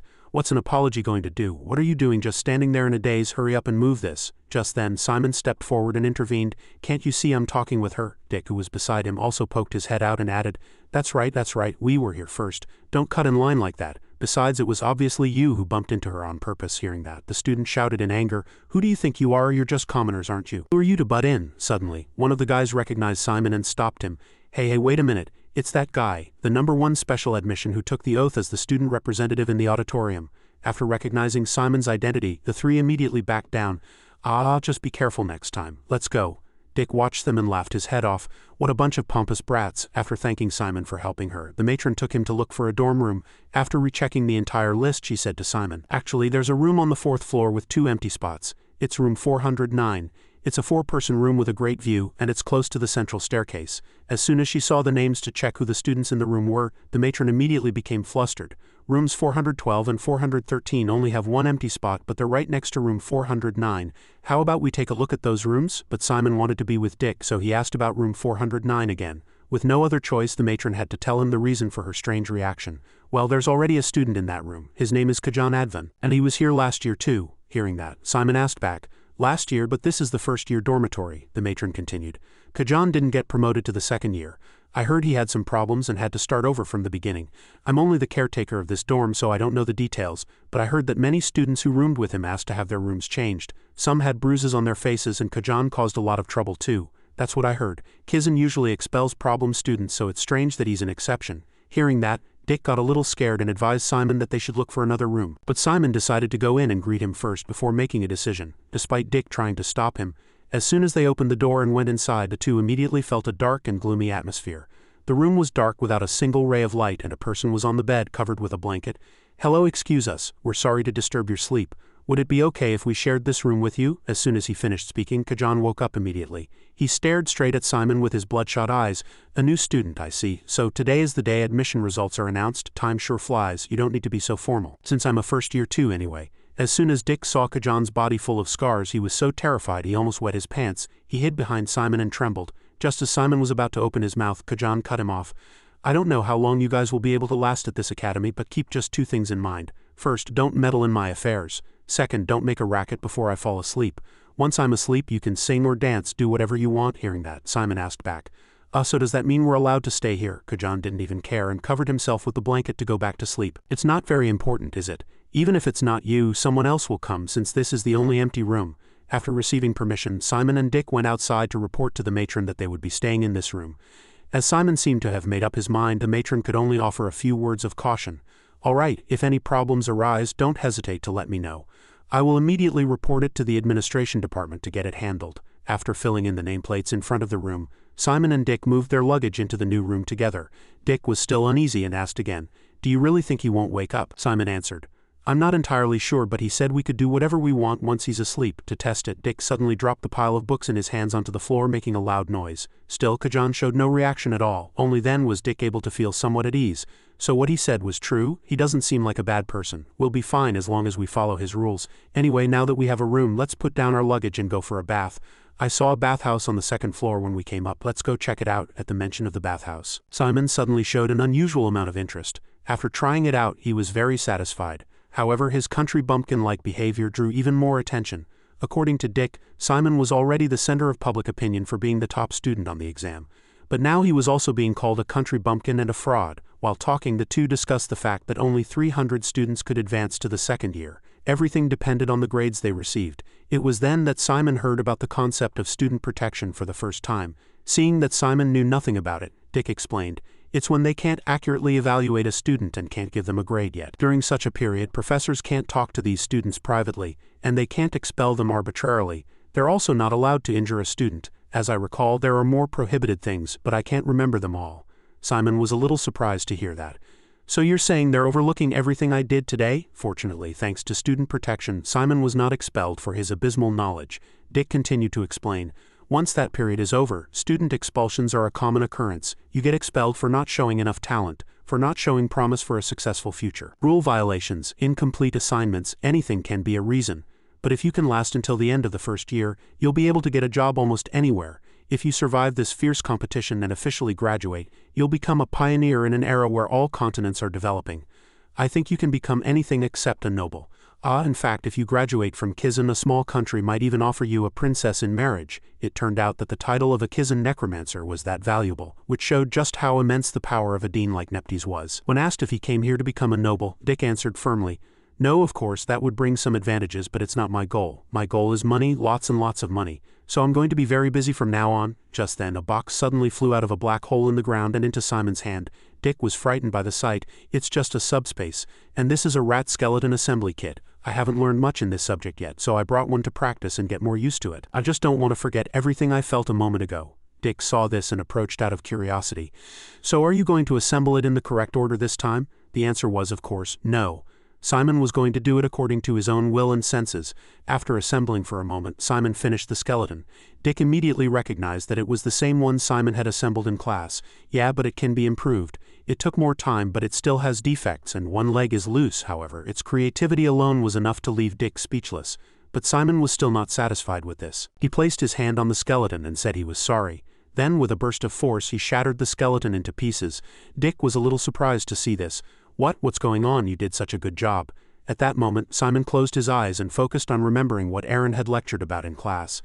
A skeleton created by summoning magic usually retains some characteristics of its original body. Its official name is regenerative force, and it's also called attraction force. Simon then concentrated on feeling every single fragment scattered around, and everything appeared in his mind. As long as Simon could remember the positions, it wouldn't be difficult to reconstruct it into its original form. With a single command, the skeleton instantly returned to its original place as if it had never been destroyed. Dick stared at the skeleton in front of him, exclaiming in constant admiration, "Whoa, it's still so cool seeing it regenerate like that. How can you do this without any preparation?" But he was too sleepy, so Dick decided to go to bed first, while Simon continued to practice for a bit longer. And the two's first class tomorrow was dark studies. Once he was alone, Simon decided to try doing it according to the book. This time, let's follow the diagram. So this is how you have to connect it so the leg joint can turn. These are the bones of a ratman. If I assemble them differently, will they be able to move as usual? Simon muttered to himself as he experimented. He meticulously recorded the experience he gained in a notebook. The assembly formula is a standard established by necromancers a very long time ago. So to reach this stage, they must have repeated countless experiments and failures. Just like me now, every practice has a reason and a meaning. Assembling it myself several times makes me realize just how great the necromancers of past generations were. While assembling, Simon spoke to the skeleton he was using, and the skeleton seemed to respond every time he asked a question, as if it had intelligence. After experimenting for a while, Simon decided to stop there. At that moment, a question arose in his mind. The skeletons my father used to help people in our domain, and the skeletons Lorraine used to control the gang. What am I lacking compared to them? That was an answer Simon would soon find the next day. The Dark Studies professor for Class A, Eric Ora, was lecturing with concentration. Dark energy serves as the foundation for a necromancer, so the importance of dark studies cannot be emphasized enough. So how does dark energy create magic? To answer this question, we must understand the flow of dark energy. Operating principles of worm runes and magic circles. The origin of the worm rune can be traced back to the eternal torch of the Black Temple. At first, no one wondered why the torch there never went out. Why? Because at the time people believed that questioning the gods was blasphemy. Then one day they realized that the ashes from the torch closely resembled letters, and they were amazed to find that those ordinary letters created the miracle that kept the torch's light alive. This is the story behind the origin of the rune language. All of this was new knowledge, so it was very interesting to Simon, who was eager to learn. But to Dick, this class was so boring that he was dozing off. Professor Eric continued writing on the blackboard as he explained the lecture. The mages and necromancers who discovered worm runes made countless attempts to create the easy-to-understand modern rune language we have today. This is that improved rune language, and these two magic circles are examples of using the improved rune language. The magic circle you see here cannot be activated. The difference between it and the activatable magic circle on the right lies in how the rune language was used for the magic. Therefore, by using the adjustment device and the knowledge you have learned, you can use dark energy more freely. That's all for today's lecture. I will give you one assignment. It's due by the next class. Use the non-activatable magic circle that was used as an example in class. You must present how you modified it, as well as the calculations and formulas you used to make it work. Oh right. During the next class, the 3 students I call on will have to present their assignments. I'll see you next class then. As soon as the class ended, Dick grumbled nonstop. Seriously, dark studies is so hard. I feel the same way I did when my father taught me algebra. Why can't I remember any of these formulas? I don't know why we have to know these rules. At this, Simon spoke up. But it wasn't that bad. I didn't understand more than half of the lecture, but I liked the way the professor explained how each thing worked. The two then joked with each other as they headed to the location of their next class, combat magic. The whole class was wondering why the professor wasn't there when the ground suddenly shook. In the distance, a giant cloud of dust appeared, heading toward them. By the time everyone realized it was a herd of hippos, they were already surrounded. As the entire class trembled in fear, not knowing what was happening, a voice rang out, "Haha, welcome new students. Today Professor Hong Feng will be teaching at Rock Mountain. Now everyone get on the hippos' backs." At this, Dick whispered in Simon's ear, "Actually, it's not that surprising. The combat magic professor at Kizen is famous for being an eccentric. I heard she camps out in various places on Rock Mountain." Just then, a student shouted angrily, "Hey, you want us to get up there? You should at least put a rug on that monster so we can get up and sit. What a spoiled young master who knows nothing of the world. Is this the time to be making demands?" The young man standing on the hippo's back heard this and without a moment's hesitation crushed the student on the ground. The student screamed at this, "What do you think you're doing? How dare a servant like you block our way? We're Kizen students. How incredibly arrogant." The young man said threateningly, "Why are new students so stupid these days? You should call me a teaching assistant, not a servant." Realizing he had just done something foolish, the student shed tears and apologized repeatedly to the Ta. After that, the entire class was divided into groups of 3, got on the hippos and headed for Rock Mountain. The group member with Simon and Dick was a pretty and cute female student. It seemed the protagonist buff was starting to activate again. Not long after they set off, the entire class screamed in agony. After a long journey, the entire class finally arrived at Rock Mountain, the location for this class. The students with weak stamina fainted on the spot after the ordeal. The remaining students were given a bottle of water each to recover their strength. Just then, the birds in the forest suddenly scattered and flew away, and a voice rang out. "Welcome to class. I am he, Tunokam Malas. I will be teaching you combat magic this semester." This beautiful woman with a strong body was a legend in the world of necromancers. The giant immortal monster that had burned down 4 of the Kunda Hydra's territories. She was the one who had fought that giant immortal monster for 5 days and nights and broken its 100 heads all by herself. She had seized a dramatic victory. This professor was great in every way, but she couldn't fix her stuttering habit. Everyone get up and formed 4 lines. Hearing that, the students were extremely confused, not understanding what the requirement was. Fortunately, the Ta translated for them, and everyone was able to form 4 lines. Once everyone was in line, Hong Feng immediately gave the order to start and dashed forward like an arrow. The students didn't know what was going on and just had to follow her, running furiously. Everyone a healthy body and mind. The foundation of combat magic comes from physical strength. Simon had better stamina than the other students, but he couldn't help but feel awe for this professor. She's amazing. How can she run like that? We have 2 arms and 2 legs just like her, but the professor is on a completely different level. Hong Feng was lecturing while running without breaking a sweat.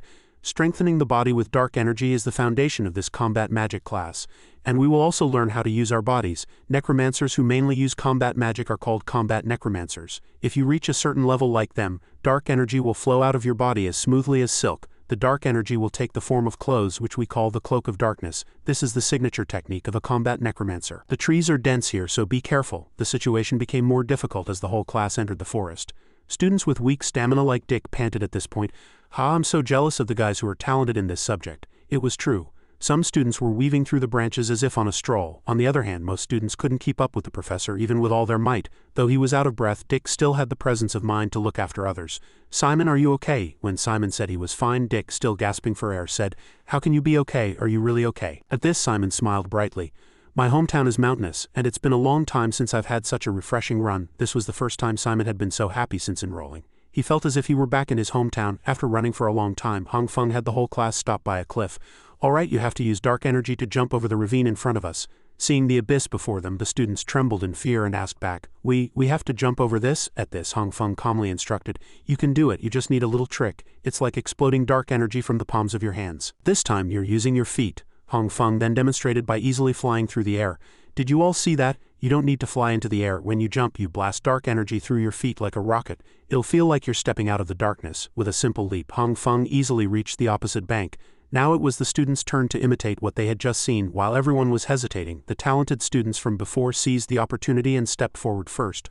A few almost fell down the cliff, but they all succeeded in crossing safely. "Very good. It can get dangerous like that if you miss the timing. Next time, try to release the energy earlier." At this time, Simon closed his eyes and muttered, "Stepping out of the darkness, stepping out of the darkness." He seemed to be trying to imagine the professor's words, but he seemed to be overthinking it.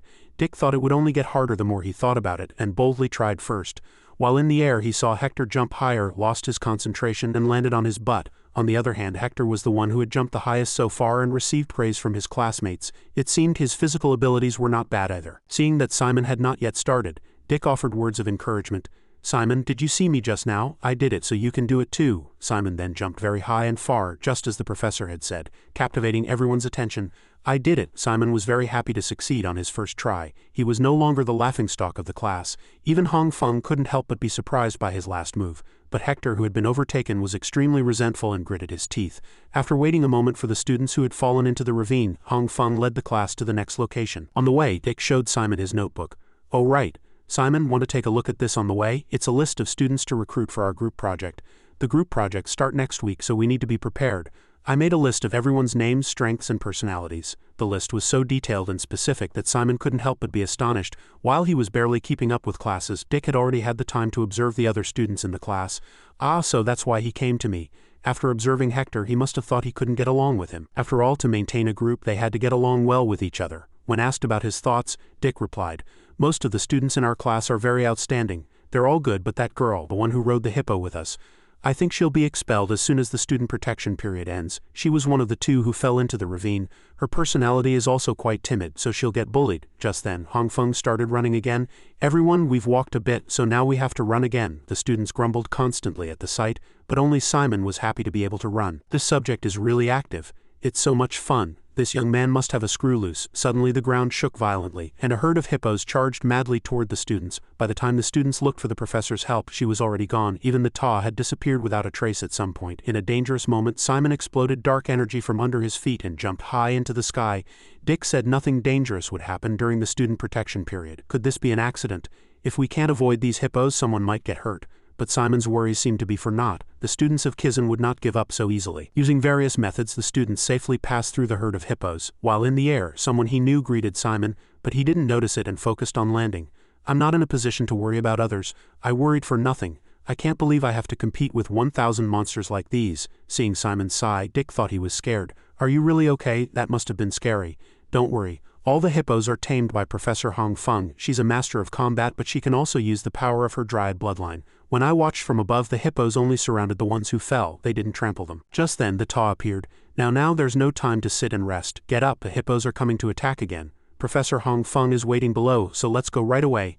Although some wanted to run away, they were immediately caught. After running for a long time without a break, the entire class saw Professor Hong Feng waiting in a vast field of flowers. There are no more obstacles. Come here, you did very well. Now it's break time. But you can only eat after class is over. But I thought you might be tired, so I contacted Kizen in advance. Hong Feng then pointed to a food truck in the distance. All the students cheered at the sight. While everyone ate, they did not hold back their praise for their professor, but Simon was puzzled. But Dick, it's a bit different from the rumors I heard before I came here. I heard Professor Hong Feng is one of the most typical Kizen professors. Hearing that, Dick immediately retorted, Professor Hong Feng, that nature-loving lady, where did you hear that? That's a baseless rumor. But this was what Simon had heard directly from none other than Neptes' daughter Lorraine. After the whole class finished eating, Hong Feng announced that they should clean up and get ready to leave in 10 minutes. At this moment, Simon suddenly had an ominous premonition that everything was just beginning. After that, the entire class received a special bracelet each. When they injected dark energy into it, their whole bodies became abnormally heavy. You all know what the exhaustion curse is. This is the next class. See that flag? You have to climb to the top of that hill with the exhaustion curse dragging your legs. Alright, get ready. I'll be watching to see who falls behind. In the students' eyes, the image of the beautiful nature-loving professor completely disappeared, and in its place stood the figure of a terrifying demon. Although they were very tired due to the exhaustion curse, the entire class started running up the hill for their lives as soon as they heard the starting signal, not wanting to be punished by the scary professor. The small hill from before suddenly looked like a sky-high mountain to these students. Everyone had to use both their hands and feet to crawl up bit by bit. Even Simon was having a very hard time. It's hard to take even a single step. My head is dizzy, but this has nothing to do with the preparatory class. This is a test of pure will and endurance.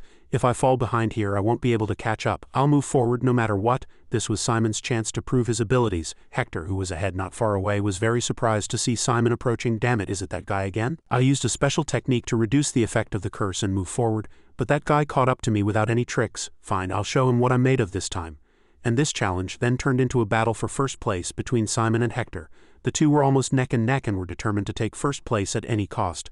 But for some reason, while the two were crawling on the ground like dogs, an announcement rang out that Melon Violet had taken first place. Melon walked forward calmly as if nothing had happened. At this time, Hong Feng opened her mouth and asked, "Congratulations on taking first place. You're walking as usual." "How did you do it?" Melon replied nonchalantly. "I found a way to resist the exhaustion curse." Hearing that, both Simon and Hector were stunned with their mouths wide open. "I didn't know you could dispel the curse yourself." These two young men were truly foolish. Hong Feng then rushed to check on the injured student behind. Before leaving, she did not forget to encourage the two idiots who were crawling on the ground. "You're almost there, hang in there." Hector immediately dispelled the curse and took second place, leaving Simon crawling on the ground in a daze. Poor Simon had never learned how to dispel a curse, so now he had no choice but to continue crawling. Hector then went straight to Melon and argued, "Why did you dispel the exhaustion curse in a combat magic class? Did you think I was struggling because I didn't know how?" Melon didn't pay him any mind, but Hector didn't stop. What would you know about the world, living cooped up in an ivory tower like a princess?" Hearing that, Melon shot him a glare. "Are you picking a fight with me?" Hector pointed straight at Melon and said loudly, "I'm not picking a fight, I'm stating a fact. The professors don't evaluate students during the student protection period. During this period, it's important to show them you're working hard and win their favor. But because of the stupid thing you did, you've lost Professor Hong Feng's trust." Melon heard this and sneered. "Oh, are you mad? Are you that upset because you got second place? Why are you taking it out on me?" Struck in his sore spot, Hector shouted in anger, "I'm just telling you not to ruin this class. I have no interest in you." At this time, Simon finally crawled up and took third place. He dragged his tired body to a tree beside the two arguing people. Both of them looked at Simon with wary eyes. It seemed they felt that the #1 special admission student was not as simple as he looked. It was only after a long time that Dick arrived. "I'm dying, Simon. How do you think we're going to get back? If we have to ride those hippos again, I'm going to bite my tongue and die." After the students finished the challenge, Hong Feng gathered everyone, and 2 teaching assistants brought 2 magic circles. "I thought you'd be tired, so I contacted Kizen again. I got permission to use a temporary teleportation magic circle. Now line up." After that, the students were teleported to the school one by one, but when it was Simon's turn, something strange happened. He fell on his butt in an unfamiliar place. "Where is this? It doesn't look like Kizen. It looks more like my house in Les Hill." Just then, Hong Feng's voice came from behind. "Sorry to startle you. Simon, please sit down. I'll explain why you're here. Someone tampered with the teleportation magic circle. I had the Ta check it. There was a method mixed into the magic circle that conflicted with the dark energy of a few people." "Yes, that's you, Simon. When it's activated, you'll be sent to a different place than Kizen. Do you have any idea who did this?" No matter how much he thought, Simon couldn't figure anything out. Seeing this, Hong Feng continued, "Anyway, it's one of my responsibilities to protect the students from danger. That's why I sent you home. Besides, I wanted to talk to you alone. It's against the rules to contact a student privately during the student protection period. But from what I see, the other professors are breaking the rules too. Simon, Florentina, how about majoring in combat magic if you want? I'd be willing to take you as my student." Simon couldn't believe what he heard and asked back, "You're saying you'll take me as your student, Professor?" Hong Feng was very serious. "Yes, that means I'm responsible for you. A professor teaches each student with a clear purpose and sense of responsibility. A student's performance is directly related to the professor's performance, and we can only recruit 3 students per grade. I want to give you that opportunity, Simon. What do you think?" Simon was still in a daze and replied, "Yes." After he finished speaking, he added, "I don't quite understand. I didn't show anything special in class today." Simon lowered his head and said in a voice lacking confidence, "I just barely kept up with the other students. And I was behind 2 people when we were climbing the hill." The more he spoke, the more a look of confusion appeared on his face. "Besides, I've only been in school for 2 days, so I don't know why you're giving me such an important position," Hong Feng said in a gentle voice. "Simon, students care about rankings, but professors only see talent." After finishing her sentence, she asked a question. "The way you released your dark energy when you jumped over the ravine, was that your first time trying it?" Simon quickly replied, "Yes, that's right." Hong Feng continued, "And yet you jumped the highest in the class. This is talent, not a coincidence," and she said firmly. "Besides, when you climbed the hill, unlike the other 2, you did it purely with endurance and stamina." Hong Feng continued to speak calmly in front of his bewildered eyes. "You may think you didn't show anything, but you've already proven yourself to me." Then she asked excitedly again, "Do you need more praise?" Before Simon could say anything, Hong Feng said, "Stamina, mental strength, and an outstanding talent for dark energy. If you learn combat magic, you'll be the best, Simon. You might even beat me in a few years." Realizing she had misspoken, she denied it.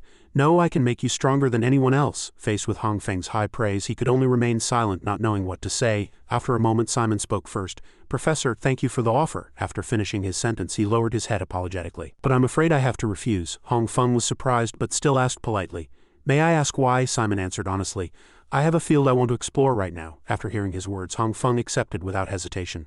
"I understand. Thank you for being honest. We can both save time." Unexpectedly, she continued, "But that doesn't mean I'm giving up," Simon exclaimed in surprise. "What?" Seeing that he was still confused, Hong Feng kindly explained, "You still have a year to choose your major, right? So I'll try harder to change your mind," Simon asked back doubtfully. "Well, you're going to keep trying to persuade me," she replied. "It's just that I have a curious personality." Soon Hong Feng added, "How far can Simon grow? I want to know the answer," she said as she drew a magic circle.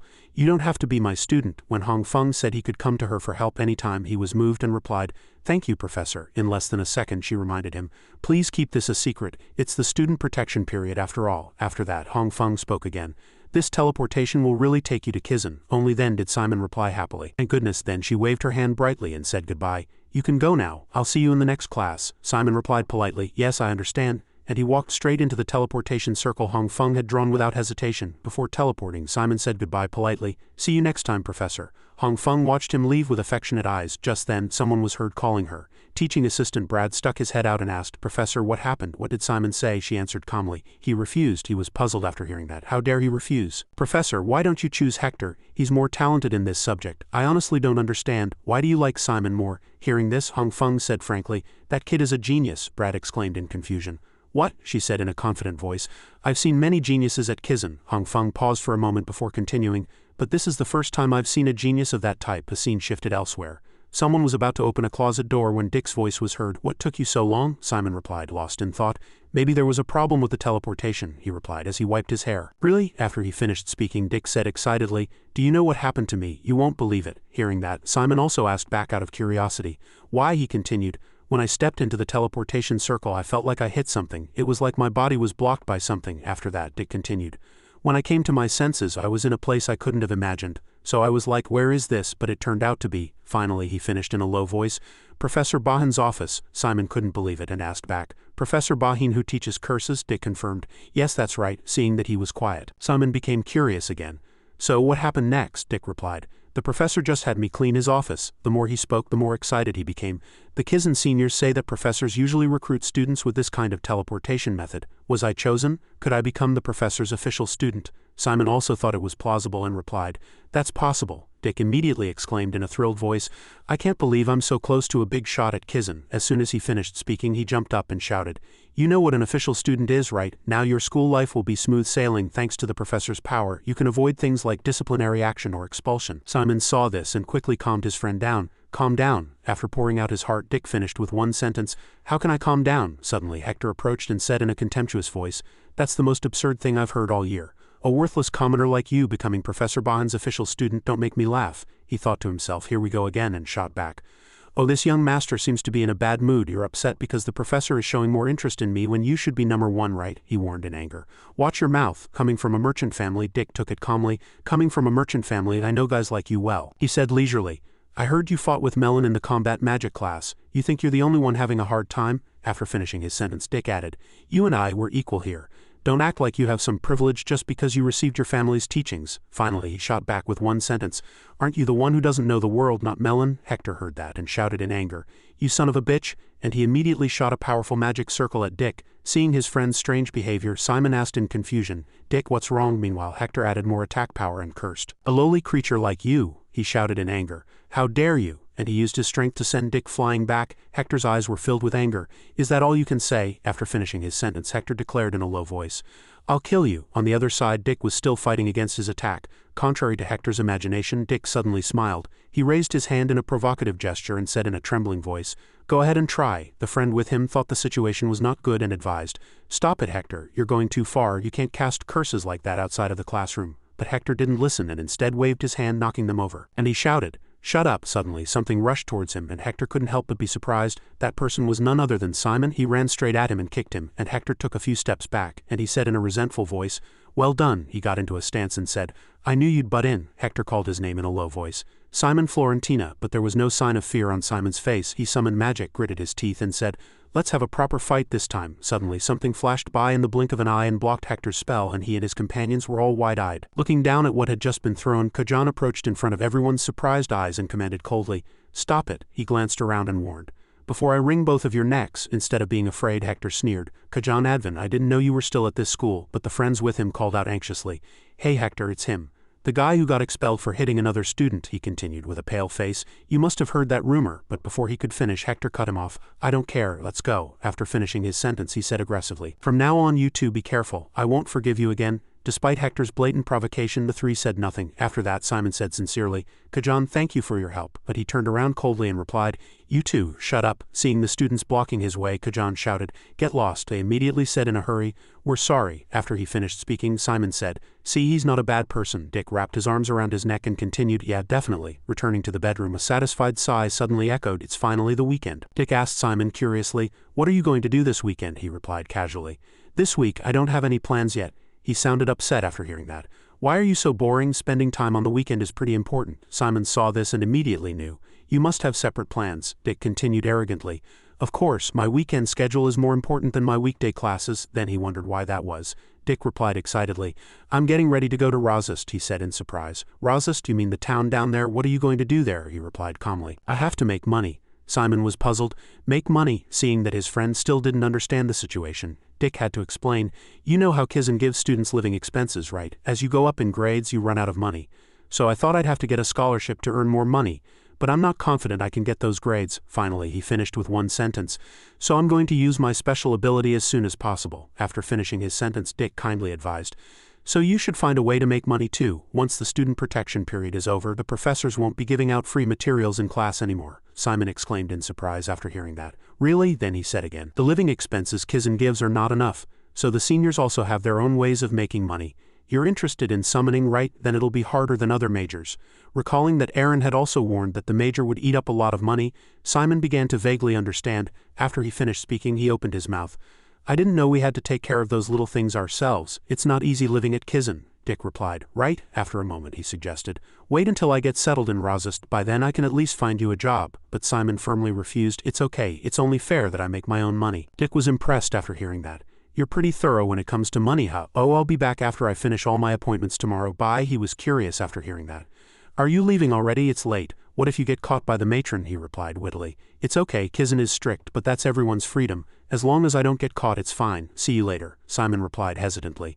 Okay. After Dick left, he sat still and looked around with a thoughtful expression. Simon took out a piece of bread and thought to himself, I should thank Kajan when he gets back, but Kajan isn't here either and Dick just left. He asked himself, very puzzled, what do I do now? At the same time, he brought the bread to his mouth to taste it. Suddenly a strange creature with glowing eyes appeared behind him. As he was chewing, Simon gradually sensed its presence. He suddenly stopped his actions after that. Simon nervously turned around to check and saw Neptes staring inside with glowing eyes. Seeing this, he was flustered and called Neptes' name. She immediately replied cheerfully, Hi. Simon opened the window and wondered, How did you get here? Neptes replied calmly. I was just passing by. Hearing her words, he was flustered and retorted. But this is the 4th floor. After a moment, a sigh of admiration escaped from Neptes. That looks delicious. When Simon told her to have it all, she asked back brightly, Can I? Am so happy. Let's go. They don't let me eat sweets at home. After a moment, Neptes asked, Oh, by the way, Simon, this is your first time at school, right? How is it? He answered briefly. It's very enjoyable. After finishing his sentence, Simon added, The professors are really cool, everyone is nice, and the subjects are fun.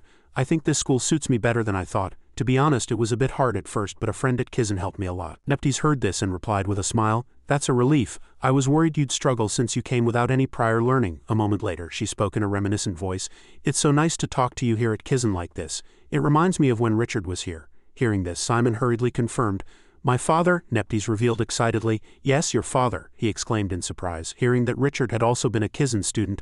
Oh, wait a minute, she let out a sigh and began her story. Richard was truly amazing. You're a sensible person, but he was a troublemaker. He was a walking disaster, but he was also very smart. As soon as she finished, Neptes added, Richard often got into trouble for teasing the professors and he tried to skip classes, so I had to drag him here myself several times. After hearing this, Simon covered his head and marveled, I can't believe it. The father I know is, she also chimed in cheerfully, completely different, right? At this, Simon asked curiously, So did my father graduate? She answered honestly, No, he dropped out in his 2nd year. Richard dropped out, saying this school was too small for him. There was no precedent like him at Kizen. Hearing this, he froze in surprise. This was completely beyond Simon's imagination. As he was deep in thought, Neptes' voice echoed again. He was a special case. I was young back then, so I couldn't handle him properly. Lying on the bed, she marveled, Oh right, I was young back then too. In less than a second, Neptes spoke again with renewed energy. Anyway, Richard really turned this whole island upside down back in the day. If you look carefully, you can still find traces of him, Simon asked back doubtfully. Really? She didn't answer and just urged him gently. Look carefully, your school life will surely become more interesting. I have to go now. I have an evening schedule. Hearing that, he asked in disappointment, Do you have to go already? Neptes opened the window and replied casually, I'll be scolded if I'm late. Let's meet again soon. Before leaving, Neptes didn't forget to turn back and thank him for the snack. As she was saying goodbye, something fell out of Neptes' pocket. Simon quickly caught it and called out loudly, Lady Neptes, you dropped this. But seeing the empty space in front of him, he just said hesitantly, This is. After that, Simon closed the window and guessed that she had left it for him on purpose. But when he unfolded it, he couldn't help but be surprised by what he saw. His eyes were filled with curiosity. Simon couldn't help but ask himself, Is it a treasure map? But why is there a skull drawn on it? Shouldn't it usually be a treasure? Suddenly, Neptes' words echoed in his mind. Back in the day, Richard really turned this whole island upside down. If you look carefully, you can still find traces of your father. And with a magical force, Simon was really transported to that island, he said very excitedly. Dick said it's fine as long as I don't get caught. In that case, Simon paused for a moment and then declared with energy, I should explore it tomorrow. But when the next day came, the scenery was completely different from what he had imagined. Simon even wondered if he should go back while he still could. He immediately denied that thought. No, I even got permission to stay out for a night because of this. It would be a waste to go back now. After finishing his sentence, Simon muttered again, Be careful, there are monsters. After finishing his sentence, he said to himself, There were monsters in Les Hill too. I don't know what the monsters on this island are like, but I should be careful. Simon looked up and shouted, There's a canyon to the east and Kizen's outer wall is to the west. Good, I'm going the right way. Suddenly he heard a very strange sound which startled Simon greatly. He looked ahead warily and asked himself, a big beast? No, the sound is like… When Simon saw its bloodthirsty red eyes he was immediately convinced it was a monster. In less than a second it appeared suddenly, and he had to quickly retreat and defend himself, but before Simon could do anything the monster rushed at him and attacked. In that critical moment a thought flashed through Simon's mind. It's too fast, he thought with great curiosity. What kind of monster is this? It's so fast that I can't see it in the dark. After seeing its appearance clearly, Simon concluded that it was a werewolf. Judging by its size he thought it hadn't fully grown yet. If it was before I came to Kizen I would have run away. After finishing his thought, Simon no longer hesitated and shouted, "Restore!" and several rat skeletons appeared. Then he ordered them to attack. They immediately jumped high, ready to act. The rat skeleton quickly grabbed a sword that appeared out of nowhere with its bony hands. The one next to it did the same. At first glance, both rat skeletons were ready to attack. Just then, Simon's voice echoed, "But now I don't have to run anymore." The werewolf was not to be trifled with either. It had been secretly observing all of Simon's actions so far. Feeling that the time was right, it immediately rushed forward. Simon also announced loudly at the same time, "It's getting closer." When he ordered it to advance, one of the rat skeletons immediately took the lead and attacked the werewolf. The werewolf was furious after being attacked and immediately reached out to counterattack, and the skeleton also received quite a large wound. This made Simon feel uncomfortable and even gave him a headache. On the other side, the remaining rat skeleton attacked while the werewolf was distracted. Thinking that he had a chance, Simon voiced out with difficulty despite the severe pain. Now, when he commanded "Restore," the rat skeleton charged straight at the werewolf to finish it off. Its bony hands put all their strength into the sword in its hands and struck down. Right after that, the rat skeleton's determined and sharp cry echoed. Just then, Simon also commanded with momentum to stab. The werewolf was not prepared for the sudden attack and had to continuously retreat. Seeing this, he rushed forward determined. "This is my chance." Simon jumped high, preparing for an attack that seemed to split the sky with a determined expression, and finally, the werewolf was hit squarely by his blow and blood splattered everywhere. Only after confirming that it had truly fallen did Simon let down his guard and say, "That was close," he thought to himself. "Come to think of it, this is my first battle at Kizen. I'm glad I practiced assembling the ratman skeletons." As soon as he finished speaking, Simon added, "If I had met a monster in Les Hill I would have definitely run away, but now I can defeat a werewolf after being at Kizen for just 3 days. He wondered how strong he would become if he could endure 3 years at Kizen. Soon, Simon spoke again. "Wait a minute. This isn't the time to be thinking about this. I need to clean this place up before other monsters smell the blood and come here." Before he could clean up anything, one of the 2 rat skeletons shattered into pieces, and Simon cried out in surprise. "No," he gently stroked its head and praised it. "You're badly hurt. You did well, my friend." After finishing his sentence, Simon told the remaining rat skeleton, "If we have to fight again we won't be able to win. Be careful." After crossing mountains and wandering through forests for a long time he was finally able to utter 2 words. "I've arrived." After walking a few steps, Simon said again in a disappointed voice, "But there's nothing here, not even weeds are growing." Suddenly a thought flashed through his head and Simon said hesitantly, "Nothing is growing." That means, he took out a tool and said with conviction, "There must be something under here." After finishing his sentence, Simon felt very lucky and marveled, "I'm glad I borrowed this before leaving the dorm." Each time he dug deep into the ground with the shovel and lifted it up again, it took quite a bit of strength. After struggling to dig for a long time, Simon cried out in surprise, "A stone base? What is this? Is it made of black stone? Is it some kind of device?" Then he found a small round object buried in the ground. "It looks like a switch." Simon stared at his hand and thought, "My fist fits perfectly." He asked himself, "If this is some kind of device it should react to dark energy, right?" Seeing the continuous sparks, Simon cried out in surprise, "It's reacting." As the ground continued to move rhythmically, he couldn't help but marvel at the sight. After a while, the ground gradually stabilized and Simon cried out doubtfully, "Stairs?" His eyes sparkled and a happy smile suddenly spread across his handsome face. The rat skeleton said excitedly, holding a lamp. "All right, let's go down and check it out." Below was a very dark space, with almost no signs of human presence, and even tree roots were wrapped around the furniture. This further highlighted the desolation of this place. The skeletons were also a prominent feature here. The aura of death around them was hard to ignore. As he went inside, Simon wondered, "What is this place? An ancient ruin?" He touched something and marveled. "This looks familiar." After thinking for a moment, Simon was sure it was an ancient rune. Then he guessed, "Then this must be an ancient ruin, right? Since there are ancient runes everywhere, this place must be a giant magic tool." Seeing the rat skeleton continuously signaling, he turned around and asked, "What is it? Did you find something?" Simon followed the direction the rat skeleton was pointing in and after approaching he shouted, "It's a skeleton." As soon as he finished speaking he reached out to touch it. Suddenly a strange sensation was transmitted to Simon's fingertips. He thought to himself, "My knowledge of the undead is lacking, but this is definitely." Simon lifted the skeleton and asked himself, "This skeleton is very rare and very dangerous. Why is something so filthy here?" In less than a second a skull suddenly fell, startling both him and it. After composing himself, Simon carefully approached and marveled, "That was a surprise. What are these?" He picked up a random bone and exclaimed in surprise, "This is bone number 2. When he put bone number 2 in its place, a sound suddenly echoed from the air.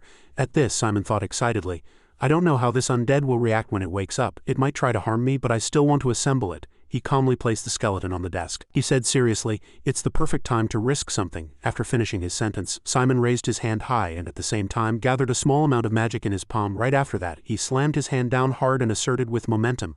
Right now, immediately after Simon's action, a dark aura appeared. It swirled thickly in the air. The skeleton on the other side was also enveloped in the newly appeared dark aura. Instead of being afraid, Simon exclaimed happily. It's working, he said to himself carefully.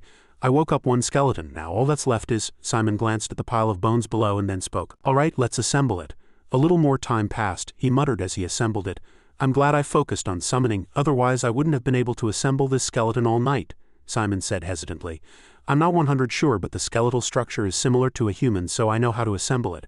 After comparing its size with the other rat skeletons, he could only exclaim, but it's so big. Simon couldn't help but marvel. How did you stand up with just 2 legs? If I had known you could do that, I would have assembled your arms first. After finishing his sentence, he added, at least after assembling all the parts. It looks pretty cool. It must be at least 2 meters tall. Just as Simon was wondering, but what should I do now? A small ray of light suddenly appeared.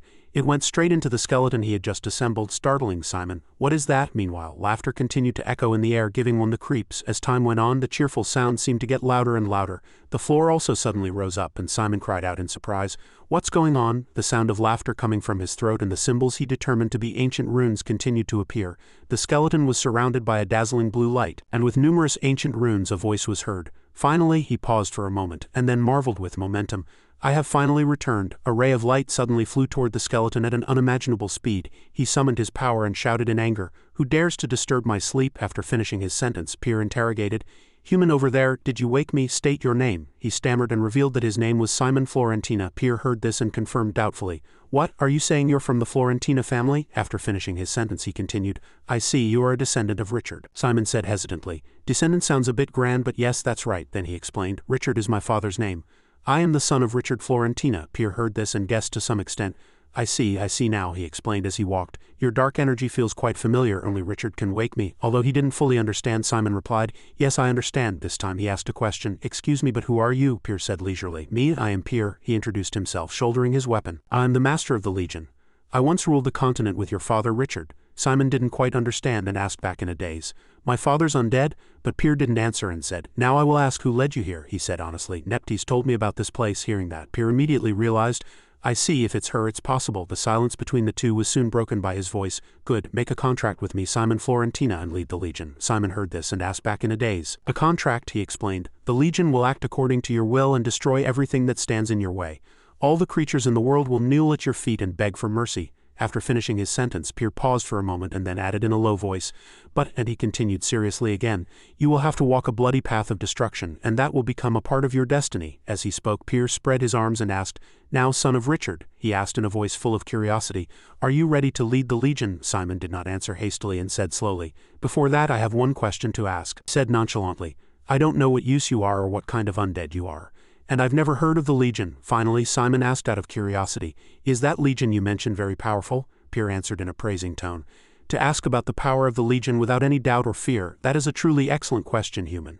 And he said, Good, I will answer your question. My Legion is powerful enough to destroy Kizen from this very place right now. However, as he said this, Pier's voice suddenly became lower. Your father, the former commander, disbanded the Legion. I was sealed here, and you, the commander of the Legion, awoke me, he said triumphantly. My Legion has felt the breath of life once more. After finishing his sentence, Pier spoke again in a passionate voice. If you regather the disbanded Legion troops and regain our past strength, no one on this continent will be able to stand in your way. Faced with this very attractive offer, Simon did not rush to agree but calmly thought for a long time. Only after careful consideration did he open his mouth. All right, I'll make the contract. Pier lifted Simon and said in a praising tone, A wise choice, human. After lifting Simon to a step of the same height, he opened his mouth. Now Pier exerted his power and guided him enthusiastically. Place your hand on my core. Fearing he would regret it, he also warned, Once the contract is made, your life will change completely. If you are afraid, there is still time to stop. But Simon just calmly replied, There is nothing to be afraid of. If you and your comrades are truly my father's army. He paused for a moment and then said nonchalantly, It wouldn't be wrong to take you in. Pier heard this and exclaimed in surprise. Take us in, he thought to himself. At first I thought he was a calm and polite child, but deep down he has the qualities of a ruler. Thinking this, Pier marveled, I like your spirit, Richard. You've raised your son well. In less than a second, he declared triumphantly. Then let the contract begin. Before the darkness enveloped him, Pier kindly urged, Don't die. Simon Palentia couldn't help but exclaim after hearing his meaningful warning. What? As soon as he finished speaking, he stammered and asked, "Wait a minute, Pier, what do you mean, die?" As soon as Simon uttered the words "don't die," his entire body was engulfed in dark energy. Pier was surprised to see him suddenly collapse and marveled. The rat skeleton was also extremely surprised. Seeing this, he turned to the rat skeleton and asked, "Do you think your master is dead?" It immediately shook its head to express its opinion. How much time had passed? Simon suddenly opened his eyes and woke up, saying in a flustered voice, "What?" The moment he sprang up, Pier's voice also echoed, "You're awake?" Simon asked in a flustered voice. "What happened? What about the contract?" He calmly replied. "The contract has been successfully made." As soon as he finished speaking, Pier kindly reminded him, "Feel the changes in your body." Only then did Simon calm down and begin to feel it. Then he said in a low voice, "My core," Pier asked. "How does it feel?" "Your core has become larger and more stable, right?" He immediately confirmed. "Yes, that's right." As soon as he finished speaking, Simon added, "Before, my body would get tired if I used dark energy for a little while, but now my body is very comfortable. It feels like I'm submerged in water." He made a thoughtful sound after hearing that. Then Pier spoke again. "Then congratulations on becoming one of the 7 Legion commanders." He nodded and replied, "Thank you." But as soon as he finished the word "you," Simon collapsed again. He saw this and hurriedly said, "Don't overdo it. Your body has just undergone a big change." He clutched his head and thought to himself, "My head hurts so much I should rest here for the night." At the same time, Pier's voice also echoed, "It will be uncomfortable for a while." After a moment, Simon asked again out of curiosity, "But I have a question." He replied comfortably. "Ask." A second later, he asked innocently, "What is a legion?" At that, Pier was stunned for a long time. After regaining his senses, he shouted in anger, "You made a contract with me without even knowing what a legion is?" Simon covered his ears and tried to explain, "I told you I didn't know." Meanwhile, Pier marveled helplessly, "I can't believe it. It'll take me a while to understand what kind of person you are." After finishing his sentence, he sat down and slowly opened his mouth. "All right, I'll explain it to you before we start. How much do you know about the undead?" Simon calculated in his head and then answered, "The knowledge level of a first-year student who didn't attend the preparatory class at Kizen." Pier was very surprised by his answer and exclaimed, "A new student came this far. You're Richard's son after all. All right, I'll explain it at your level then." And he began to explain. First, the undead in this world can be divided into 3 types: summoned undead, naturally occurring undead, and the legion. Pier paused for a moment and then continued. First of all the undead controlled by necromancers like you are called summoned undead. They are created by magic and move according to the summoner's command. He said in a low voice. They disappear after a certain period of time or when the magic is released. As soon as he finished speaking, Pier added solemnly, "Naturally occurring undead are created without necromancers or magic. When people think of undead, they think of this type." Then he added, "Because of their blind hatred for the living and their aggressive nature, naturally occurring undead are classified as monsters by humans." Simon made a sound as if he vaguely understood after hearing that. Finally, Pier also mentioned the main point. And finally, the equally important legion. "We can be said to be between summoned undead and naturally occurring undead," he said emphatically. "The legion is like a naturally occurring undead in that we can exist on our own with our own cores, but we are also like summoned undead in that we obey the commands of a necromancer or a higher-ranking undead." Simon replied, "I understand," but Pier continued, "There are only 7 legion core in this world. In other words, there are only 7 necromancers who can control the legion." As soon as he finished speaking, he stopped and pointed at Simon, speaking at the same time, "And you are one of those 7. Pier waved his finger and said, "Roughly 1 necromancer leads an undead squad. As their summoning skills improve, the number of troops also increases. I've seen a legion fleet, but there weren't many." He heard that and asked back, half in doubt, "Really?" Simon thought, "What about the necromancers who graduated from Kizen? There must be many high-ranking necromancers from Kizen." He immediately confirmed. "That's right," Pier said nonchalantly. "Those high-ranking necromancers can operate an undead army, but it's usually not very efficient." The other party couldn't help but be surprised and questioned. "Really? Why is that?" He continued to explain. "I just told you that all undead controlled by necromancers are considered the summoned type, right?" Simon obediently replied. "Yes," Pier said. "Summoned undead move with the summoner's dark energy." He then added an explanation. "Both summoning and controlling undead consume a huge amount of dark energy and mental power, so it's natural that the burden on their shoulders increases as the number increases." Simon couldn't help but say after hearing this, "Come to think of it, one of my rat skeletons was destroyed on the way here. The reason I felt a headache then was..." Seeing that he vaguely guessed the reason but was not yet sure, Pier said in a firm voice, "That's right, it's the same reason." He pointed to his head and said, "The summoned undead and the necromancer are connected, so great damage puts a burden on the summoner."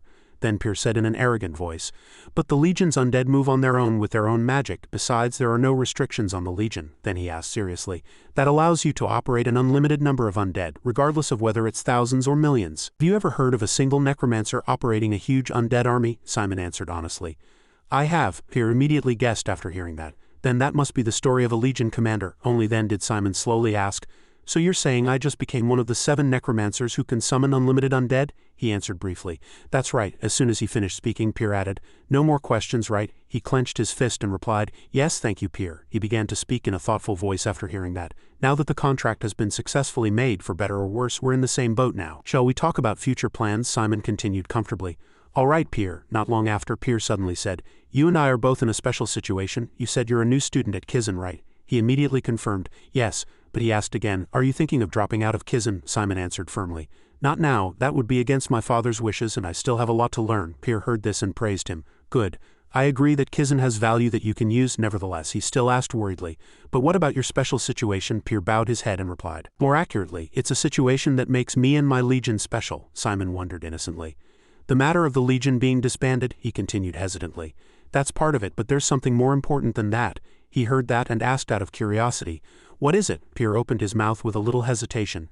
Currently, my legion is the public enemy of necromancers. In short, Simon was speechless with shock after hearing him say, we are a wanted group. After that, Pier spoke again. We are wanted because of the crime committed by the former commander, your father. He couldn't help but wonder after hearing this. A crime? What crime? Simon recalled what Richard had said. I'm sorry I couldn't tell you beforehand, but I can't enter the territory of the Drizen kingdom. It's a long story, then he said hesitantly. Pier, when my father dropped me off from the carriage, he said he couldn't enter the territory of the Drizen kingdom. Is it because of that? He replied in a low voice. Well, I think that's the reason, Simon immediately asked.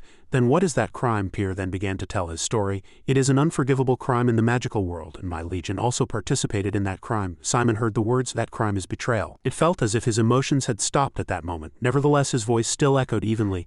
Richard loved a priest. At that time, the 100-year war between necromancers and priests was still ongoing, Pier said calmly. Even though it was the most sensitive time, Richard ordered the legion to protect his lover. That order was to attack the necromancers who came to kill her, he said in a reminiscent voice.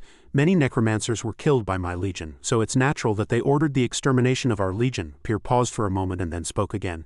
And that order is still valid even after our legion was disbanded. This is why we can't appear in public. Simon listened for a moment and then wondered. Then Pier, do you hate my father? He jumped up and retorted. Hate, such a weak emotion, does not exist in the legion. As soon as he finished speaking, Pier added with annoyance, of course I'd be very angry if his son did that damn thing again. At that, he could only laugh awkwardly and let it pass.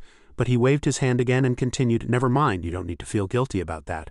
That was Richard's will. Your father and my former commander. Pier didn't forget to swear while speaking. Yes, it was that weirdo's will. He heard that and exclaimed in surprise. A weirdo. The more he talked, the more triumphant he became. Why should I hide it? He was the worst trash, the most despicable bastard. He made women cry every day and angered the professors. Skipping class would have been the better of his actions. Finally, Pier concluded with one sentence. I see that guy has a son now. The perfectly fine him suddenly realized. Wait, his son? Why didn't I think of that? Simon said in a daze. Ha! Meanwhile, Pier stammered and asked, you said you're Richard's son? Does that mean? Seeing his dazed expression, Simon kindly replied, yes, you guessed right. My mother's name is Anna Florentina. Pier's heart seemed to stop for a moment after hearing his answer. Immediately after that, he kept backing away and shouting, what? Then Pier couldn't help but exclaim, disgusting, you are the son of my friend and my enemy. While he was asking himself, how could this happen? Simon covered his mouth and laughed to himself. In less than a second, he imitated Anna's voice and said, honey, dinner is ready. At that, Pier was in pain. So as soon as Simon continued, or would you like to take a bath first? He did not hesitate to come over and stop him. Stop it, it's a nightmare. I'm going to have a nightmare. You demon, get out of my head. Then the two were divided into two extremes. One was laughing happily, and the other was rolling on the floor and madly asking himself, why? Not stopping there, Simon smiled brightly and said, please take good care of me from now on. At that, he was very angry and warned, Pier, don't smile like that woman, you damn bastard. Only after a long time did Pier calm down and say, all right, you don't have the right to choose who you're born from anyway. Let's get back to the main point. He also obediently replied. Yes, he urged solemnly. From now on, absorb the knowledge that Kizen teaches and become stronger. Let no one know that you possess that legion. Simon was very curious after hearing that. Why? Pier replied nonchalantly. Because you are Richard's son, the adults will react very sensitively to you and Richard. Above all, he drew out his voice and expressed his opinion. What would other necromancers think if they heard that a first-year student at Kizen had come to possess a legion? At this, Simon also nodded and replied and said, you're saying that necromancers stronger than me will come after me. Pier confirmed. That's right. At that time, what would you need? Simon continued firmly. To become stronger. He heard that and praised him with satisfaction. Exactly, kid. Finally, Pier concluded with one sentence. So learn everything you need at Kizen. The Legion will regain its original glory on its own. He heard that and said nonchalantly that he understood. He then turned around and said, now we need a way to control the Legion according to the special situation. I'll show you this. Come here, kid, Simon replied curiously. Yes, what is it? Pier made a few gestures, and the rat skeleton automatically approached him. This surprised him, who was sitting nearby, causing him to make a few suspicious sounds. Then Simon wondered, you can control my skeleton, he confirmed nonchalantly. Of course, we're using the same dark energy now, so all the undead summoned through your dark energy belong to the Legion. After finishing his sentence, Pier added an explanation. You are the supreme leader of the Legion, and I have second command. Even so, he paused for a moment and then added, these undead have not yet undergone Legion integration. Simon heard strangely and wondered. Legion integration? Pier had anticipated that he would be so dazed. So he had already placed his hand on the rat skeleton's head and said, yes, watch this. The moment Pier summoned it, dark energy immediately burst out. It was an unexpected but majestic sight. Simon was still in a daze after witnessing this scene, as if he couldn't believe his own eyes. On the other side, dark energy swirled and gushed out, swallowing the entire body of the rat skeleton. Pier looked at it and slowly introduced. This is, he paused, waiting for the rat skeleton to land before continuing. An undead that has undergone integration. Simon heard that and asked back doubtfully. Really, it doesn't look much different from before, but after seeing the rat skeleton's glowing eyes, Simon couldn't hide his surprise at those words. Just then, Pier's voice rang out. Simply put, it turns a summoned undead into an independent individual. Simon asked, so does this ratman now have a magic core? He replied briefly, yes. Hearing that, Simon honestly stated his thoughts. I thought there wouldn't be much of a difference, but I guess I was wrong. If I take this to school, I'll be caught immediately. But Pier quickly shook his head, negating his opinion. No, you don't need to integrate every undead, unless it's a case like me that can exist for a long time. A summoned undead is more efficient in actual combat. That's basic knowledge. After finishing his sentence, he added, putting that aside, you can just use summoned undead at school as usual. Then Pier spoke with force. When an undead summoning time is up or it's destroyed, bring it to me. I will integrate them into the Legion and command them from here. If the wounds aren't too severe, they can recover on their own here. Hearing that, Simon also nodded and said, that would be effective. He then bumped fists with Simon and praised him. Good, now as you become able to summon outstanding undead individuals, you will grow stronger and stronger. Simon turned his eyes toward the rat skeleton and said hesitantly. But he commented honestly, it seems to be acting like a real animal. Pier voiced out, that's because it shares the same characteristics as a naturally occurring undead. He then asked again, but since you have control over it, it will immediately run to you when summoned. How long has it been since you came to Kizen? Simon answered honestly.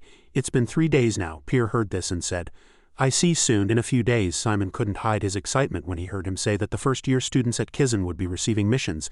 You will be able to travel to various regions or across the entire continent via teleportation. Pier then added a reminder, when that time comes, I will go with you. That will be your opportunity to command the Legion and gather the forces scattered across the continent. At that, Simon asked nonchalantly, you seem to know a lot about Kizen, Pier replied triumphantly. Of course, I watched over your father during all his years at Kizen. I also watched how your father commanded the Legion. After finishing his sentence, he added one more thing. Do you want to hear it? Simon immediately replied happily. Yes, I'd love to. In less than a second, he couldn't contain his curiosity and asked, but why do undead rebel against the person who summoned them? Pier answered nonchalantly. It's because the summoner lacks an understanding of the undead. You shouldn't judge the undead based on common sense. After finishing his sentence, he asserted with conviction, what moves an undead is the conviction of hell. Simon heard this and asked back in a daze, the conviction of hell? Pier had no choice but to explain. In human language, you could say it's the same as will. In case Simon still didn't understand, Pier added an explanation. For example, let's say there's someone you hate immensely, and you're filled with rage. If you keep wishing to kill him several times a day, the undead will remember your will. Hearing this, Simon vaguely guessed. Wait a minute, does that mean? He immediately confirmed. That's right, even if you're not nearby, that undead will take care of that bastard. Pier then added, even if you no longer think about that person or completely forget them, the undead will remember that will of hatred and will chase that bastard for its entire existence. Hearing that, Simon exclaimed, no way. At that, Pier said kindly, you don't need to worry, I will continuously warn you. That will help you understand many problems from the perspective of an undead. Simon replied hesitantly, thank you, Pier, that's really helpful. Not long after, he opened his mouth again. While we're on this topic, I'll also teach you how to command an undead to attack. First, the most important thing is your will. No matter what the target is, Simon said hesitantly. My will, but his words were immediately cut off by Pier. Let's take an example. Think of the wall behind you as an enemy. After finishing his sentence, he encouraged him, try it. Hate that wall more than anything in the world, Simon also agreed and replied. All right, Pier then began to guide him. You must pour your vengeance for your parents onto that wall. That bastard is also the enemy who killed the one you love. The more he spoke, the more powerful his voice became.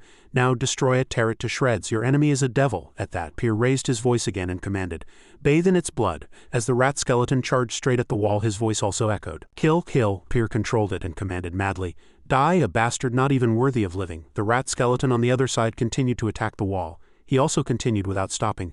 A bastard that shouldn't exist. Tear it into millions of pieces until it screams in agony. Simon saw this and voiced out hesitantly. Pier, this is, but he calmly replied. I exaggerated a bit to help you understand better, but the most important part is still your will. After finishing his sentence, Pier added, a top-tier necromancer can convey their precise will even when giving the most trivial command, and above all, think of anger, hatred, and killing intent. Finally, he commented nonchalantly, those negative emotions are much more powerful, Pier said. Now try to stop it. Since you're the commander, Simon replied briefly. All right, he continued to shout and command. Stop, you can stop now. I said stop. Simon's voice continued to echo evenly. Stop right now, but the rat skeleton's movements didn't stop at all. It continued to hit the wall until its arm broke and fell off, but it didn't stop at all at that moment. Simon was still commanding, stop. Seeing this scene, Simon asked in disbelief, can't it hear me? As the rat skeleton didn't stop at all, his anger began to explode. Simon gritted his teeth in anger, showing that his patience was running thin. Right after that, Simon let out a roar with all his might that shook the entire space. Stop! It stopped as soon as it felt that deathly aura and turned to look at Simon. Simon opened his mouth and growled, if you defy my command one more time, I won't let you off. Pier stood by the side and thought to himself, look at this, he used an absolute command. He then wondered to himself, weren't you just a country bumpkin kid? What kind of monster did you give birth to, Richard? Simon then voiced out sadly, as if blaming himself, I'm pathetic, aren't I? He looked at the almost shattered rat skeleton and continued, I couldn't even control my own undead. Contrary to his self-blame, Pier thought, no, you did very well. After finishing his sentence, he added, but on the battlefield, failure is not tolerated, so train yourself to move an undead with a single command. Simon heard this and immediately replied, I understand, Pier. As Simon stumbled and was about to fall, Pier reached out to support him and opened his mouth. It's because you're tense, and what you just witnessed must have been quite a shock. Simon didn't deny it and replied with a smile, I should rest for a while and then head back to Kizen. I only got permission to stay out for one day, he asked nonchalantly. Is that so? After finishing his sentence, Pier threw something to him and urged, then take this, kid. Simon caught it reflexively and asked out of curiosity, what's this? He explained helplessly. You'll need a way to contact me when you get back to Kizen. This is one of my duplicates. Pier then added, with this you can talk to me anytime. If you run into any trouble, don't hesitate to call me. Hearing that, Simon obediently replied, yes, thank you. Simon then said, then I'll stop by again next weekend. He said comfortably, good, I'll be looking forward to your new achievements in a week. At that, Simon also politely said goodbye.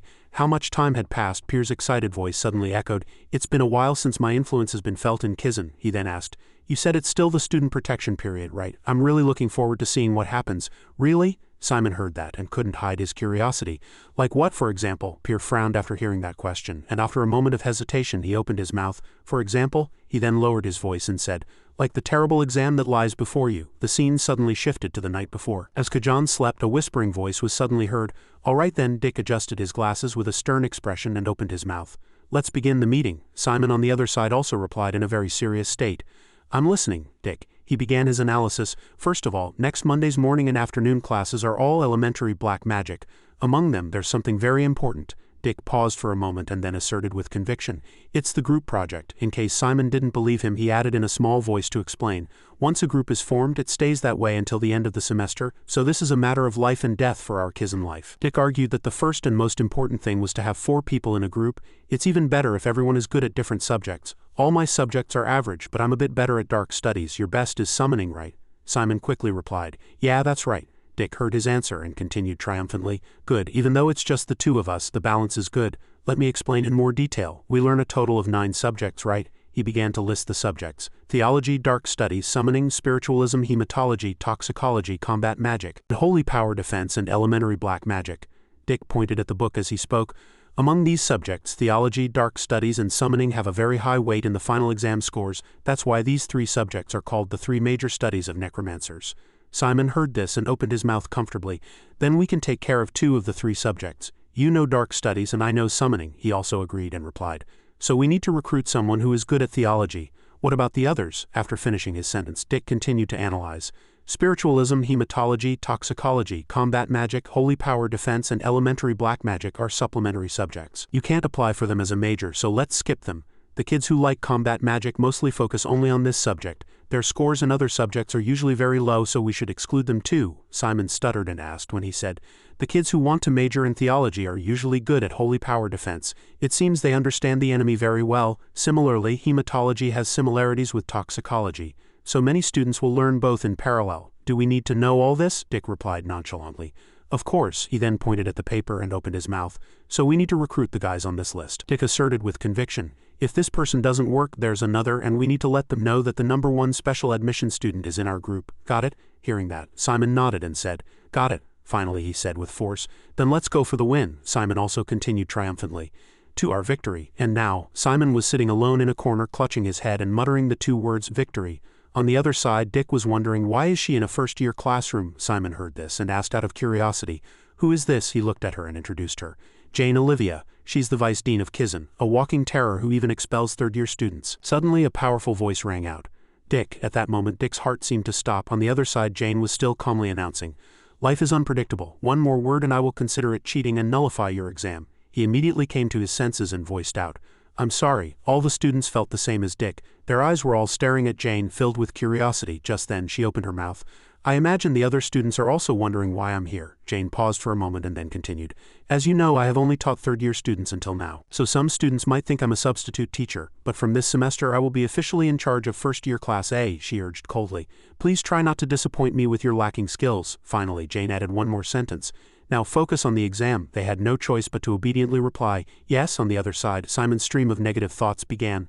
I don't understand a single question, but he comforted himself. Yes, this is reality. Even though a few things went smoothly, even if I've obtained my father's undead legion, Simon then thought sadly again. It doesn't mean I can adapt to Kizen easily, not long after, he retorted triumphantly again, but I can't give up without trying. Simon then vowed with force. I'll do my best until time runs out. A little more time passed and the bell rang, signaling the end of the exam. Jane also opened her mouth at the same time. I hope you all did well. I'll see you again in 2 hours after lunch. Before all the students left, she added out of courtesy. Good work. Jane then placed the stack of exam papers in front of her and opened her mouth. All right, she picked up a pen and announced. I'll start grading, the students replied. Yes, Professor. While the other experienced students were busy working, Neptes suddenly appeared. She smiled brightly and tiptoed toward Jane, who was highly focused on grading. Suddenly her voice rang out. What brings you here? Neptes knew she had been caught, so she didn't hide and answered confidently. I came from up there. The moods of the two were complete opposites. One was happy and the other was calm. As her presence seemed to be a disturbance, Jane gave her a flick and warned, do not interfere with my concentration, while Neptes was clutching her head in pain. She had already turned around and said, you guys go to another room and finish grading. They replied, yes. At that she shouted, when I met you in the slums you were definitely a pure and cute girl. Jane immediately retorted, that pure girl changed like this from being overworked every day. Finally she sighed and suggested, since you've come all this way anyway, you might as well help me grade. As pen marks continued to be drawn on the papers of many unlucky students, Jane suddenly stopped. Her eyes couldn't hide her surprise at the paper in front of her. Jane muttered in a daze. This student got most of the basic questions wrong, but got the most difficult question right. Thinking this, she opened her mouth. Lady Neptes, I have a question. While grading, she also looked up and asked, what is it? Jane quickly removed the paper covering the name on the exam paper she was grading and argued, why did you put me in charge of the first years? After finishing her sentence, she held up that exam paper and said, and not just any class. Jane paused for a moment and then continued, but the class with this kid in it. Neptes heard this and found Simon's name on the exam paper, and a meaningful smile spread across her face. She then couldn't contain her curiosity and asked, why are all these names covered? Jane explained, I covered them to avoid showing favoritism while grading. Neptes heard this and marveled. It's just the first exam of the semester, you're being a bit excessive. As she was genuinely worried, Jane thought, although it's just one exam, there are some interesting points among them. For example, this exam paper you're scribbling on. This kid got the second question about component toxicology right but got the comparison question below it wrong. She also voiced out in agreement. I saw that too. How incredibly stupid. I'm starting to get curious about this kid's name. Jane paused for a moment and then said in an excited voice, but this answer sheet is the complete opposite. She turned the answer sheet over and said, this student got almost all the basic point scoring questions wrong but dared to answer the most difficult question 20, Neptes exclaimed in surprise. Really? Jane then commented. All the formulas this student used were wrong. He used ancient runes for dark dynamics, the dry bone equation for summoning, and calculated the degree of weakness in cursing. All of these were wrong. Neptes could only listen in a daze. Jane then made a guess. Looking at the formulas this student used, it seems he couldn't attend the previous classes. So he combined and deduced the answers based only on last week's class content. Neptes also said in a curious voice, this student used a summoning formula to answer the dark energy flow calculation question. Could he be thinking that the resistance level is proportional to the amount of dark energy loss? Jane immediately answered, Probably, Neptes looked at the exam paper and said. Then what about this answer? Jane answered. Using Theron's theorem, the correct answer is 12 million, but this student, she paused for a moment and then surprisingly said, wrote 12,146. This is not the correct answer to this question. But he was able to deduce a result that was very close. After finishing her sentence, Jane took the exam paper from Neptes' hand and opened her mouth. Lady Neptes, I have a question. She casually removed the name tag and argued. Why did you assign me to a first-year class? Jane held up that exam paper and said casually, and not just any class. Besides, the owner of this exam paper was none other than Simon. When Jane asked, why did it have to be the class with this kid in it, Neptes just smiled warmly. Then she replied with a playful wink, I don't know what you're talking about, in front of Neptes' completely unconvincing denial. Jane couldn't help but be at a loss for words. Jane let out a long sigh and thought to herself, I knew it, that woman is as cunning as a 3-year-old old fox. A moment later the students were chattering noisily. I got an 85 in theology. Damn it, hematology brought down my average score, Dick exclaimed with a pale face. The grading is already done, Simon also agreed and replied. Yeah, just then a student shouted. My average score is over 80. Then the students all chimed in, making a racket. Damn it, should I change my major? Let's see, my score is, there it is. Why are there so many 5s in the combat magic answers? I shouldn't have changed my answer. Simon glanced for a moment and then found his score. Except for his summoning score, his other scores were not very good. Then he lamented quietly, I was prepared for this, but seeing this result still hurts. Dick comforted him. Hey, but your summoning score is very high. It's really amazing to get this score without even attending the previous classes. After finishing his sentence, he tapped Simon on the shoulder and said, And I told you yesterday, it's better to focus on one major. It's better to be good at one thing than to be mediocre in everything. Simon heard this and said dejectedly, Really? After finishing his sentence, he turned around and asked, What about you? Are your scores okay? Dick answered nonchalantly. My highest is Dark Studies, 74 points.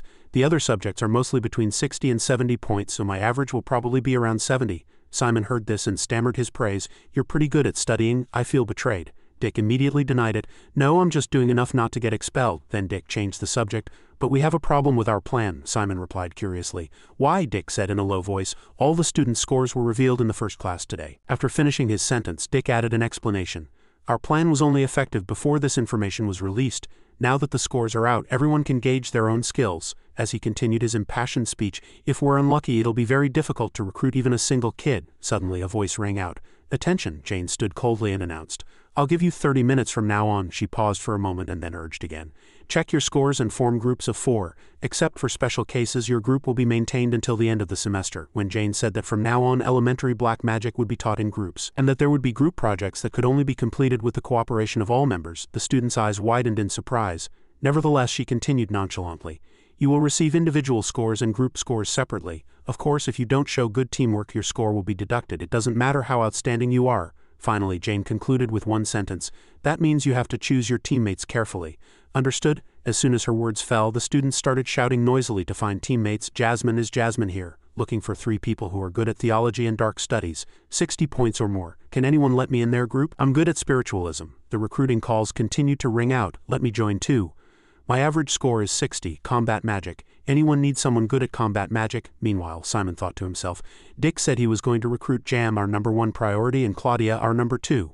But as soon as he looked to the side, he couldn't help but shout in his mind, damn it, they already have a group. So he moved on to another target. Then #3, Rosant and #4, Catherine are already in the same group. As the situation became dire, Simon calmed himself down. All right, let's calm down. No group is full yet. Everyone is just rushing because of the 30-minute time limit. He looked around and calmly analyzed. The most needed target right now is someone who is good at theology, and most groups consist of 3 people with average scores. The top students are still watching the situation.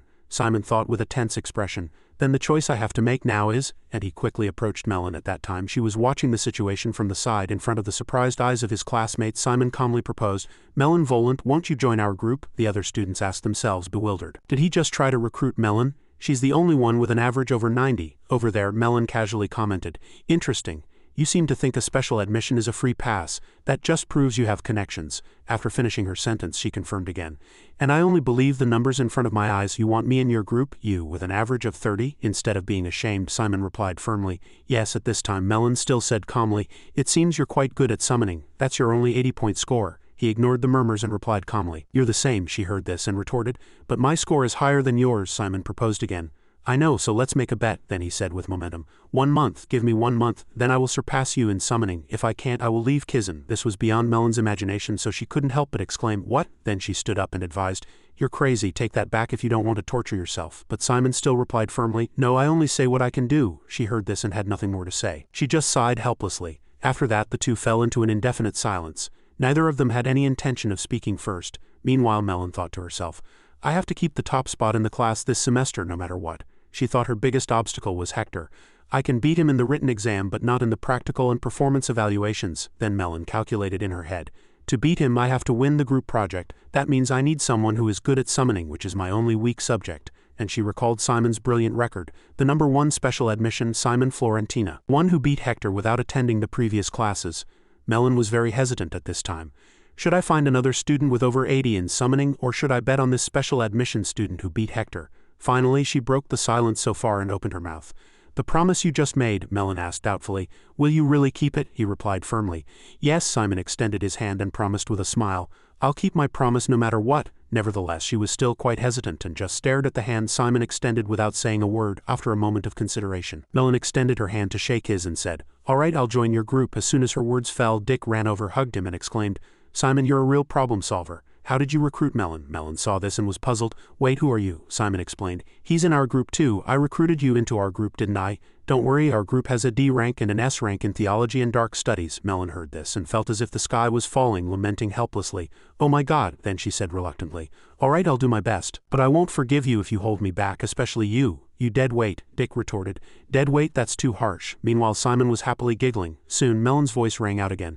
You said DNS have people in charge, right? Then we need a KDS distribution, so I'll take theology. After finishing her sentence, she interrogated again. But before that, tell me your dark studies score, Dick answered nonchalantly. Average 70, dark studies only 74. Melon heard this and commented calmly. Not bad, then Dick said in an excited voice. You're quite picky. Who should we recruit as our last member? Just say the word and I'll find that person. While Melon calmly replied, I'm good at everything, so I don't really, Dick quickly advised. Hey, you still have to pick one. So she had to answer. If possible, I'd like someone who can handle hematology. It takes a lot of time and calculations. Dick heard this and promised with momentum. Hematology, got it. Wait, I'll be right back. You two sit and rest over there. The other friends kept whispering when they saw Melon and Simon sitting side by side waiting for Dick. Those two are in the same group, the special admission and the top student in the class are in the same group, then it's over, isn't it? I don't know yet. The special admission student's score isn't that high either. Just then she suddenly opened her mouth. Hey, Simon heard this and turned to look at her. Melon continued coldly. Your name is Simon Florentina? I've never heard that name before. Where is your family from? He replied. I am the successor baron of the Bwin kingdom. Our family rules the Les Hill region. She heard this and thought to herself. Bwin, got it. Then Simon also asked out of curiosity, what about you? What kind of family is Volant? She didn't answer right away and seriously confirmed again. Are you asking seriously? Simon made a cheerful sound. After finishing her sentence, Melon introduced herself in a not-so-kind tone. I come from a long-established family with deep roots in the Ivory Tower. He immediately asked back. The Ivory Tower? You mean the Tower of Magic? Simon made an ah sound when he heard her coldly reply. It was 300 years ago. While he said in an excited voice, over there, sneak the second place special admission, Melon suddenly said, I'm sorry, but her killing intent almost burst out, but she still tried to ask politely, could you stop there, please? Simon saw this and stammered. All right. The atmosphere between the two then fell into silence again. He thought to himself with regret, should I not have asked? Then Simon let out a long helpless sigh and marveled to himself. Noble families are really complicated. Soon Dick returned with a bright smile. Sorry to keep you waiting. This is the hematology member you wanted. After finishing his sentence, he introduced her even more excitedly. She's a rising hematologist who got an outstanding score of 87 in this subject. As Dick finished saying her name, Cammy bears Ursula. Cammy said in a nervous voice, Thank you for letting me in your group, she said, bowing her head deeply. My name is Cammy bears Ursula, please call me Cammy. I will do my best for the success of the group. Meanwhile, Melon and Simon were quite surprised by Cammy's appearance. Not long after, Simon opened his mouth. You don't have to be so formal, we're in the same grade, she stammered and replied. Yes, but I'm only 16. Dick heard this and said, Age doesn't matter, there are 20-year-olds among us. Cammy also did not hesitate and replied seriously, I understand, I'll keep that in mind. Then Melon asked again, Your Ursula, is that the person I'm thinking of? She exclaimed in a daze. Huh? And Simon stepped forward to explain, Ursula, the great vampire family. Dick heard this and marveled loudly. My God, there's a young lady from the Ursula family at Kizen and I haven't heard of her, Melon immediately warned. Hey, don't say such things so loudly, Dick retorted. Why not? It's shocking. Meanwhile, Cammy was still in a daze, not knowing what to say. Only after composing herself for a moment did she dare to explain honestly. My mother is a commoner. At that, Dick said apologetically. I didn't know, I'm sorry, she also replied without minding. It's okay. Meanwhile, Simon thought to himself, I see she's the illegitimate child of a vampire family. No wonder no one mentioned her. She has a complicated family situation like me. A moment later, Dick opened his mouth again. Now I should tell my story to be fair, right? I'm a commoner, the son of the head of the Borgian Merchant Guild, Cammy exclaimed in surprise. You mean the one that's one of the biggest merchant guilds? At that, Dick continued his story. To be precise, I'm the third of 8 sons. My eldest brother is the successor, so all the investment is focused on him. Thanks to that, I'm in a position where I have to do whatever my parents tell me to do, he added embarrassedly. It's embarrassing to say this, but I got to study at Kizen because they thought I had some talent for black magic. I'm on a mission to understand the needs of necromancers and survey the market. Simon wondered at the same time. So that's why you said going to Razist was more important? Dick confirmed. That's right, but I'm not just following my father's orders, he said in a grand voice. I'm going to graduate from Kizen properly and start a merchant guild in my own name in Razis. It's a big opportunity to make my father see me in a new light. Simon heard this and marveled. That's cool, I wish you luck. Meanwhile, Melon muttered, bored. Anyway, at the same time, Jian also opened his mouth. Then this group will get along well? Simon saw this and replied, You're the teaching assistant, right? He handed a piece of paper to Simon and urged, You guys are group 7. Write down the names of the members and the subjects you want to focus on here. At that, they obediently replied. Yes, not only that, but Jian kindly reminded them, Pick a group leader too. The group name isn't important, but you need a leader. Simon immediately replied, Yes, I understand. Then he turned around and asked, Melon, you're the key member of the group. Do you want to be the leader? Melon answered nonchalantly. Of course, who else is there but me? After writing her name in the leader box, she asked her friends again, Next, what should our group name be? Not long after, Simon's group finished filling out the application form and posted it on the bulletin board. Dick said in a very disappointed voice from below, I liked it when Melon was carrying the whole team. Emmy also agreed, saying, I prefer Bunny Girl. Suddenly a scream erupted. Why, since when did you think of such a terrible combination? The 2 students argued heatedly.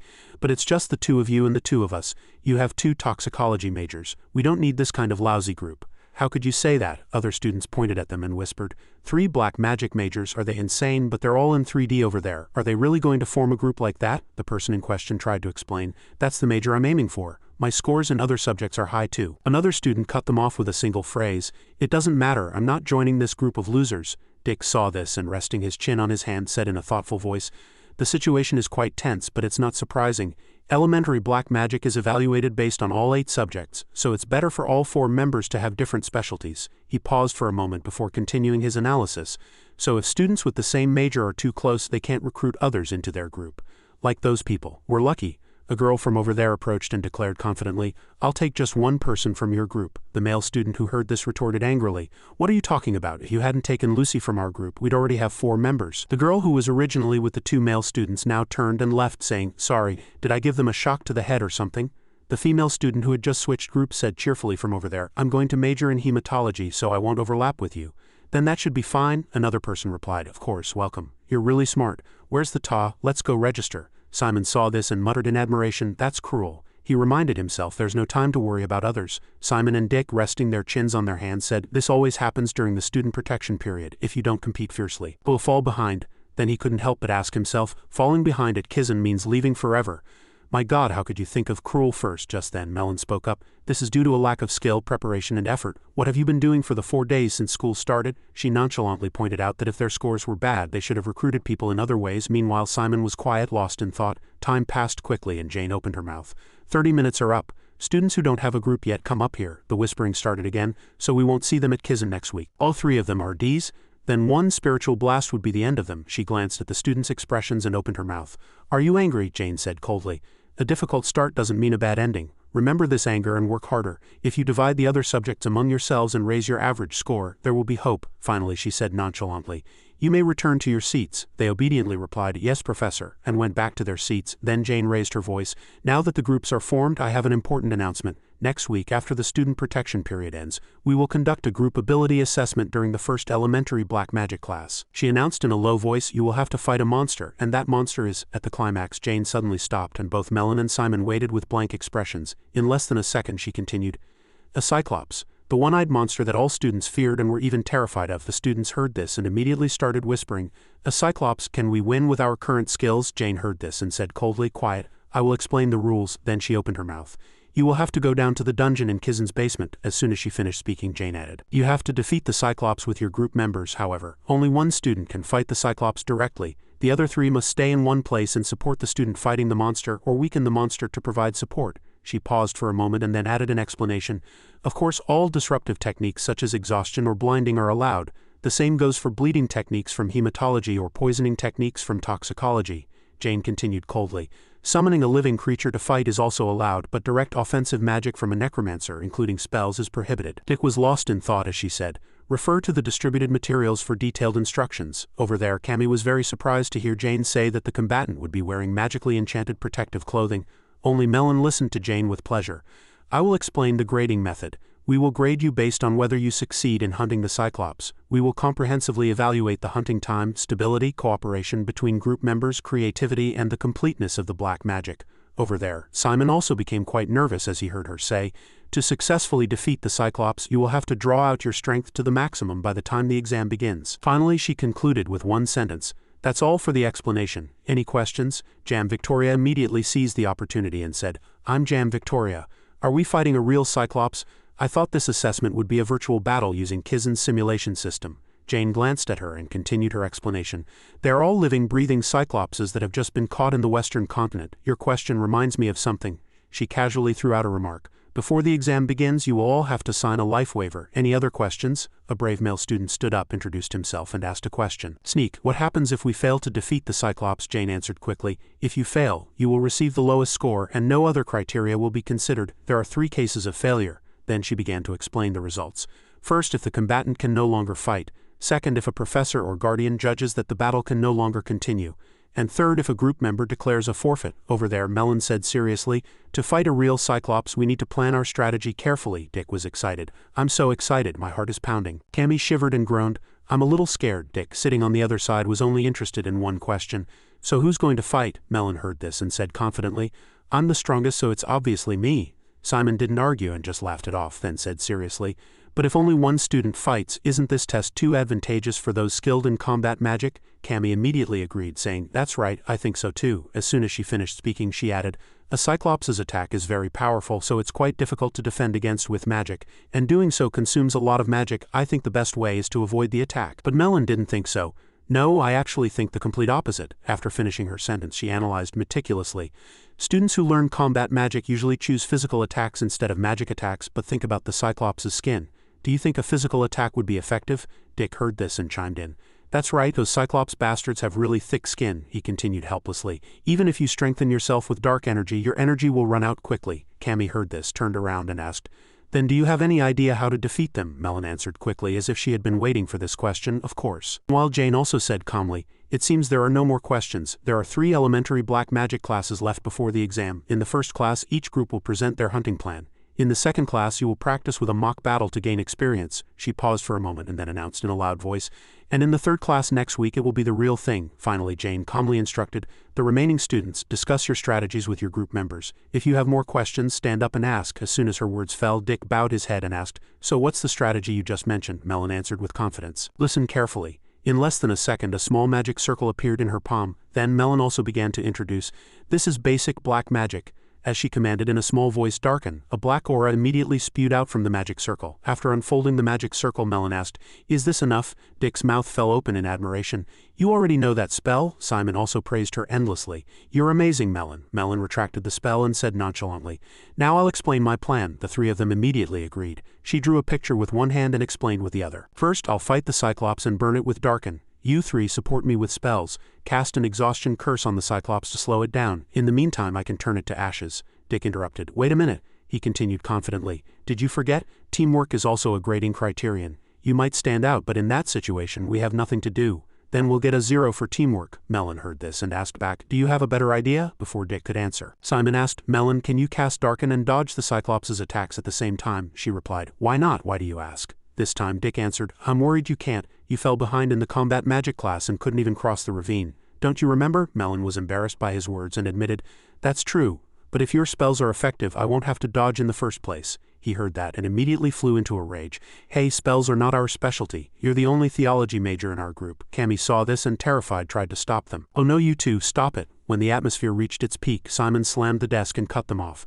Then he said calmly, "Then let's do this. We're allowed to summon living creatures, so I'll draw the Cyclops' attention as much as possible. If Cammy and Dick can use their respective specialties, they'll provide as much support as possible. Then he asked politely, "First, Cammy, what can you do with your hematology major?" Cammy immediately answered, "Hematology is a subject that studies flexible and changing attack methods, so it would be best to support with spells." So Simon switched to another target. "Dick, what about you?" he answered dejectedly. "I can't do much either. I'll just have to practice the exhaustion technique all week." At that time, Jane also spoke up. "Prepare a 10-minute presentation on your Cyclops attack strategy for the next class. The roles of each group member and the magical creatures you will use must all be included in the presentation. That's all for today's class." The students cheered at her words. "Thank you, Professor." A short while later, Dick looked at Simon and marveled to himself. That guy Simon is pretty smart sometimes. He resolved all the problems smoothly and naturally led his classmates. He also presented his own point of view. "To be honest, I have to admit I'm a little jealous. That must be why he got in through special admission." Thinking this, Dick called out, "Hey Simon." He put his arm around Simon's neck and said, "Today's special menu at the cafeteria is hamburgers and beefsteak. It's a limited quantity." Simon heard this and was overjoyed. "Then let's hurry." Hey, Cammy also said shyly, "Can I go with you?" A moment later, Melon cried out unfairly, "Hey, how could you be so mean and leave me all alone? You all have hamburgers and steak and I have nothing." Dick retorted nonchalantly, "Then you should have followed us. I told you it was a limited quantity." At that, she could do nothing but sigh. "My God, this is so annoying." Suddenly a strange voice echoed, "All right everyone, sit down." The owner of the voice stammered and asked, "What class is this?" Jane quickly answered, "This is Class A." He heard this and replied, "This must be the first time I'm teaching you." A second later, he introduced himself, "I am Lang Shos and I will be teaching you toxicology." Lang paused for a moment and then said again, "Then let's begin. Everyone, turn to page 1 of your books." His lecturing voice continued to drone on monotonously. Toxicology is not just a subject about handling poisons. You have to combine and arrange numerous solutions. Dick was bored and groaned to himself, "So boring." Meanwhile, Lang continued his lecture. "Creating numerous changes, that is the characteristic of this field." As soon as he said, "Now we will make a low-grade poison," a group of dozing students shot up and one even uttered the 3 words, "laboratory." As Lang was saying, to make a poison you must measure the ingredients accurately. A cough suddenly burst out. The teaching assistant saw this and flustered called out, "Professor," the Ta immediately advised, "You've been overworking yourself. We'll take responsibility for the experiment part. Go and rest." But he stubbornly replied, "I have to teach." She reassured him, "It's okay, I'll handle it." Lang coughed and answered with difficulty, "All right, thank you then." After he left, Francesca let out a helpless sigh. Meanwhile, her hands were quickly flipping through the lesson plan. At that time, some students were still fast asleep, not even knowing that the teacher had just changed, unfortunately for that student. Because it was clearly caught in Francesca's sharp eyes, she unceremoniously threw a thick textbook at the face of a student who was sleeping soundly in class, and Simon was also startled. Immediately after that, Francesca angrily shouted a few words. "Everyone wake up." The power of this sentence might have been stronger than a nuclear bomb. Only then did the other students also slowly wake up from their slumber. She asked angrily, "How dare you?" Francesca paused for a moment and then raised her voice again to continue. "How can you be so rude in front of the professor? Class A, how can you sleep with your head on the desk during class? How can you dare call yourself a Kizen student after being so corrupted?" And finally, Francesca concluded with one sentence, "Do not forget your basic etiquette."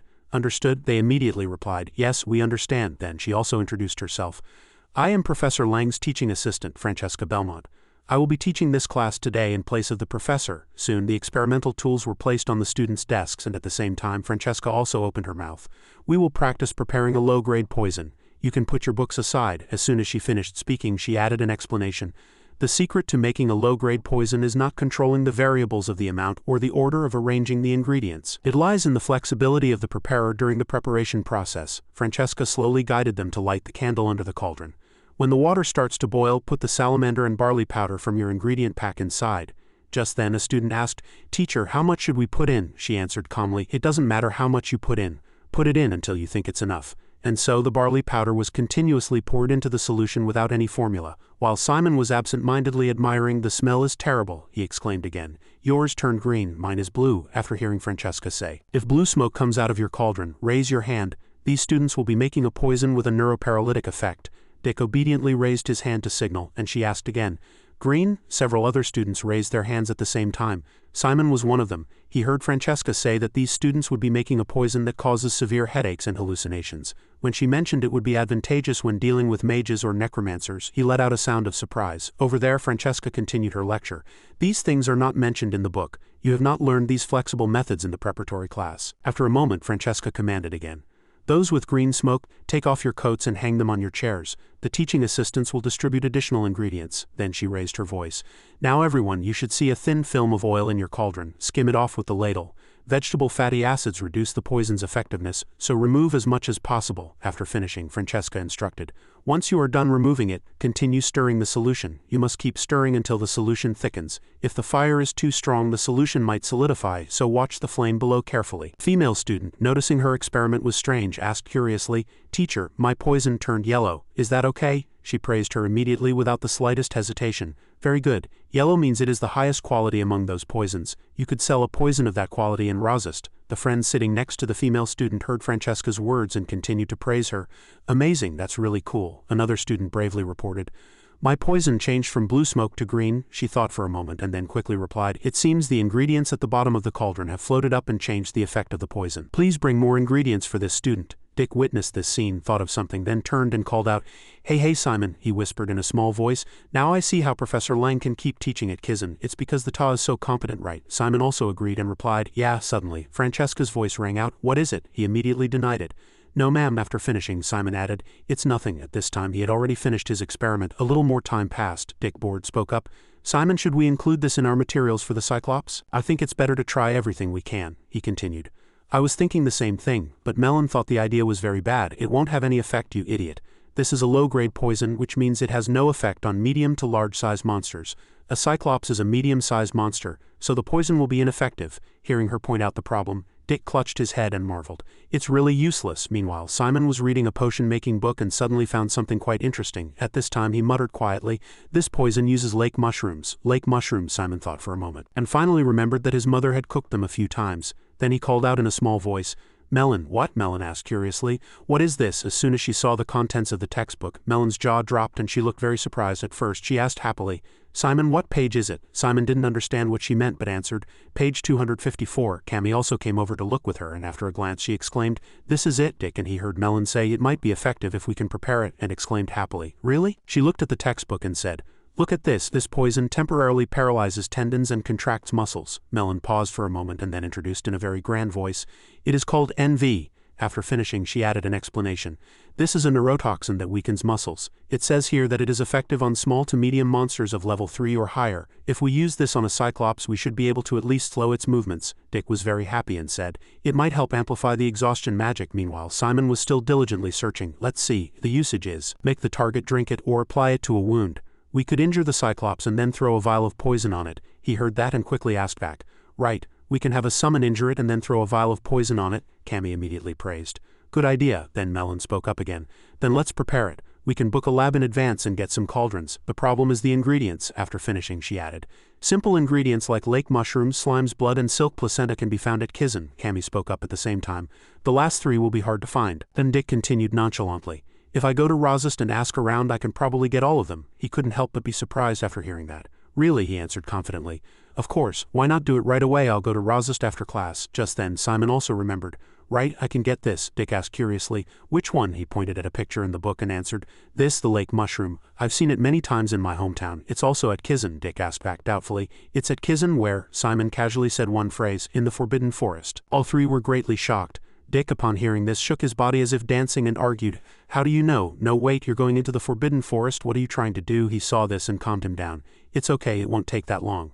These mushrooms grow near the entrance of the forest," Simon said calmly. "Besides, it's quite dangerous for you to go to Razist too. You could be punished. At least I can do this for the group." He heard this and hesitated, unable to speak, but soon after Simon decided, "I'll find it as quickly as possible by tomorrow." "Okay." At this time Cammy exclaimed, "Hey, a monster might attack you there." She was also surprised and called out to Cammy. After finishing, Melon warned, "I just told you it's dangerous," but she stubbornly retorted, "That's why you shouldn't go alone. Two are better than one." At that, Simon had no choice but to propose, "All right, let's go together then. But if anything dangerous happens, we're getting out of there immediately." She sighed helplessly. "My God, you're stating the obvious." Soon he began to divide the tasks. "All right, then Dick will get the slime's blood and silk placenta." Simon paused for a moment and then opened his mouth. "Melon will get the basic ingredients and reserve the lab." Finally he finished with momentum. "Cammy and I will go get the lake mushrooms," Simon kindly instructed. "Let's meet at the lab in the evening with the ingredients." She immediately agreed, saying, "All right." Dick also answered firmly. "Got it," she exclaimed with momentum.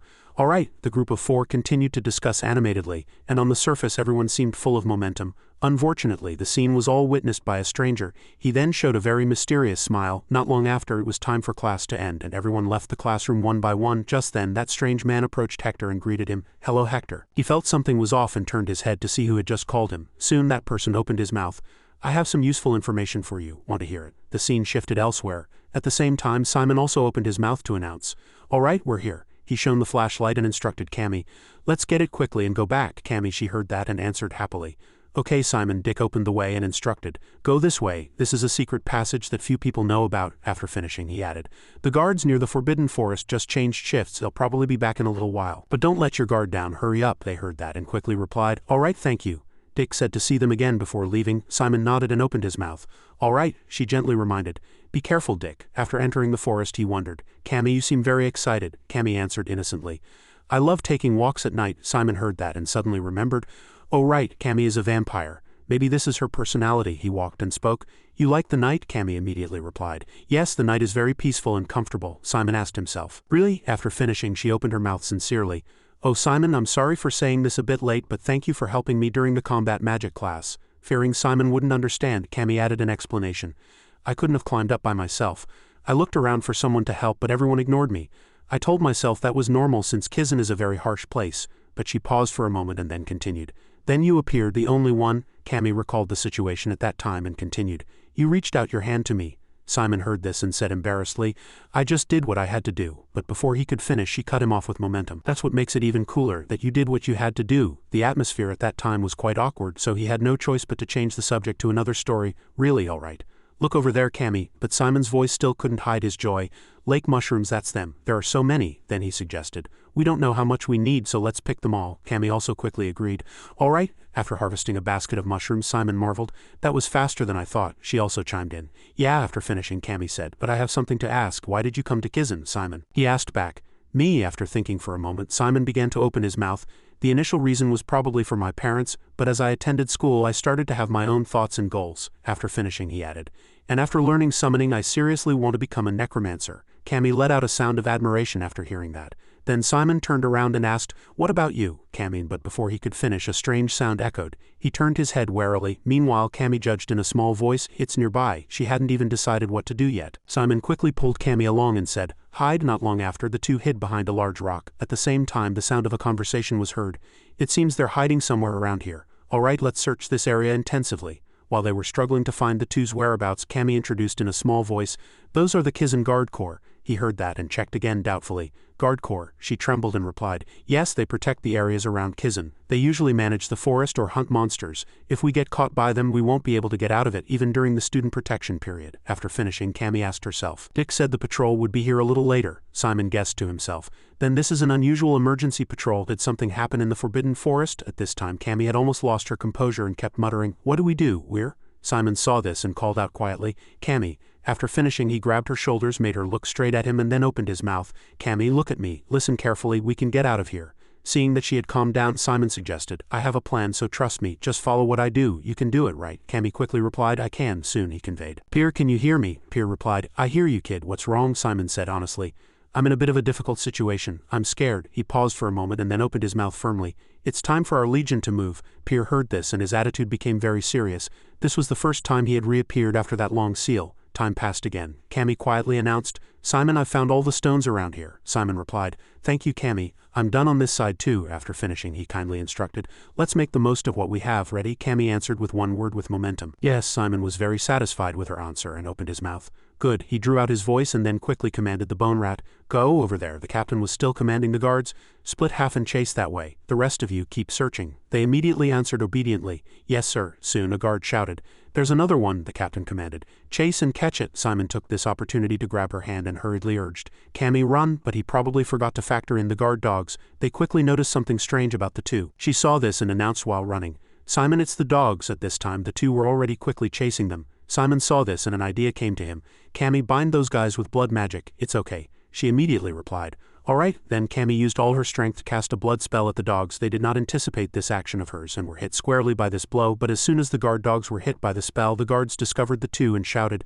"There they are!" The captain saw Cammy and Simon in front and immediately ordered them to be captured. Soon he changed his strategy. Running into the forest, shoot arrows. As dozens of arrows were fired, Cammy, who was already terrified, panicked even more. She trembled and asked, "Simon, those are real arrows. What do we do?" Simon immediately calmed her down. "It's fine. They saw our school uniforms over there." The guards cursed angrily.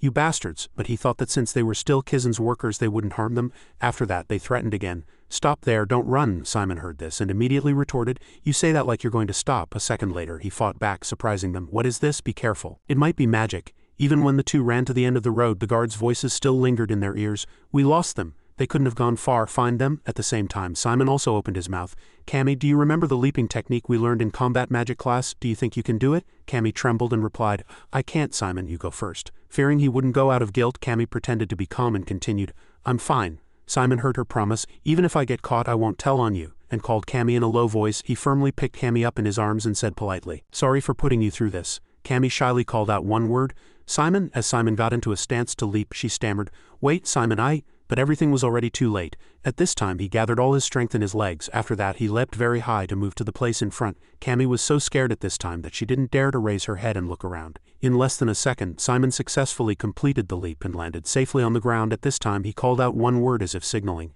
"Cammy." Only then did she dare to open her eyes and look around. Simon gently set Cammy down on the ground and asked kindly, "Cammy, are you okay?" When Cammy didn't answer, he called her quietly again. When Cammy turned her head, tears were welling up in her eyes. At that moment Cammy's face was pale with fear, completely drained of color. Seeing this, Simon asked, "What's wrong? Are you hurt?" She stammered and replied, "I thought we were going to get caught." He thought to himself, to think of sacrificing herself even when she's this scared. Over there, Cammy didn't forget to speak while crying. "Thank you for saving me," Simon replied out of courtesy. "I just did what a friend should do." She hesitated, about to argue, but Simon cut her off. "It seems we've shaken off the guards, so let's go back to the school. We'll have to take a detour. Can you walk?" Cammy replied, sobbing, "I can walk, I'm fine." Finally, she smiled and said sincerely, "Thank you so much, Simon." And so the two held hands again and bravely walked forward. Cammy felt something was off and asked, "Aren't we lost?" Simon denied it. "No, I think we're going the right way." Suddenly she stopped. It seemed Cammy had noticed something. She immediately announced, "Simon, I hear a sound." Simon guessed, "It's probably an owl." But Cammy replied firmly, "No." As soon as she finished speaking, Cammy added an explanation. "It's not an owl, it's a person's voice." After listening for a moment, Simon had to admit it. "You're right, I think it's coming from over there." They approached quietly and looked warily toward the source of the sound. Simon opened his mouth in a small voice, but she immediately cut him off. "Simon, Simon, we have to run." Over there, someone was continuously chanting, "Forgive them," completely oblivious to their presence, and a sudden headache made Cammy feel dizzy. Seeing this, Simon called out to Cammy in a fluster. Supporting her, Simon asked himself, "Why is that here? And how are we on Kizen's Rock Mountain Island?" At the same time, those sounds continued to echo. "Destroy Almighty Fate, O Holy Mother." Witnessing this scene, Simon couldn't help but wonder, "What is that cross used for?" Then Simon saw the priest muttering, "O Holy Mother, there is only you and the Holy Spirit." He couldn't help but think to himself, "There's a priest too." On the other side, the priest, who had been chanting as if possessed, suddenly shouted 3 words that glowed with radiance. As soon as his words fell, his eyes filled with killing intent, as if he were about to eliminate Simon right then and there. At that moment, Simon also felt this, and at the same time a flash of surprise crossed his eyes. After sensing the danger from this priest, Simon urged, "Cammy, run, quick." She also followed up, "Run." In less than a second, a huge explosion occurred. Seeing this, Simon shielded Cammy with his body. As the smoke cleared, Simon shouted in a fluster, "It's a priest." Then he discovered with utter astonishment, he's using dark energy. At that moment, Simon began to deduce, not a priest who infiltrated Rock Mountain Island, and then he quickly figured out the priest's identity. "A traitor of Kizen." Over there, Cammy said in a trembling voice, "Simon, that priest is using both dark energy and holy power." Simon continued, "It seems he's a traitor. Those two powers are polar opposites, you know."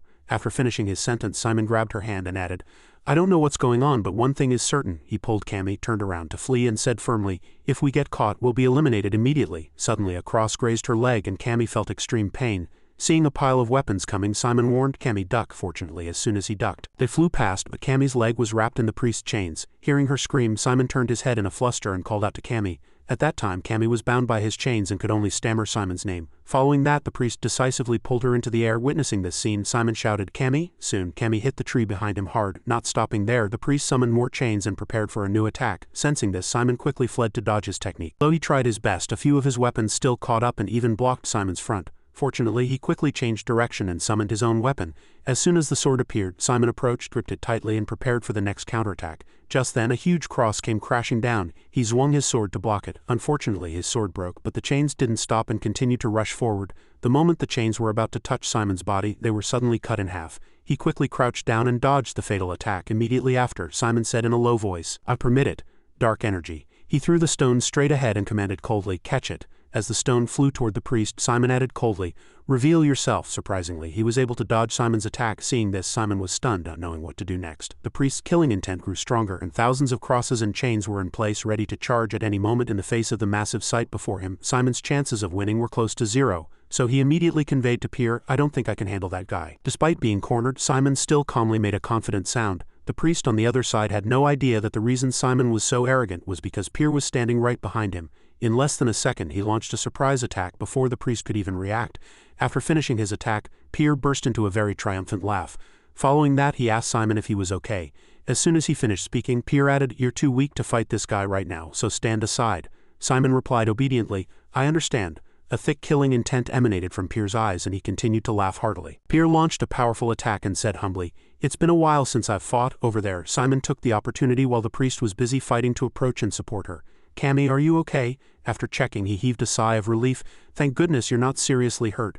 Simon carried her on his back and fled, asking his companion, Pier, what's the situation? He replied, It's not easy. This guy is very strong even with just dark energy, probably master level. After finishing, Pier added, It would be possible if my power wasn't sealed. At that, Simon called out to Pier and carefully conveyed, I have an idea. Please do as I say. After receiving the information he giggled again. Pier even thought, Got it, kid. You're Richard's son, so you must have a wise idea. His eyes flashed with a thick belligerent light and a source of power was exploding from within Pier's body. As soon as Simon carried Cammy and went far away, another huge explosion erupted, shaking the entire sky. The sound of hurried instructions rang out. That way, chase them. Release the hounds. Hearing that, Simon said, It's a success.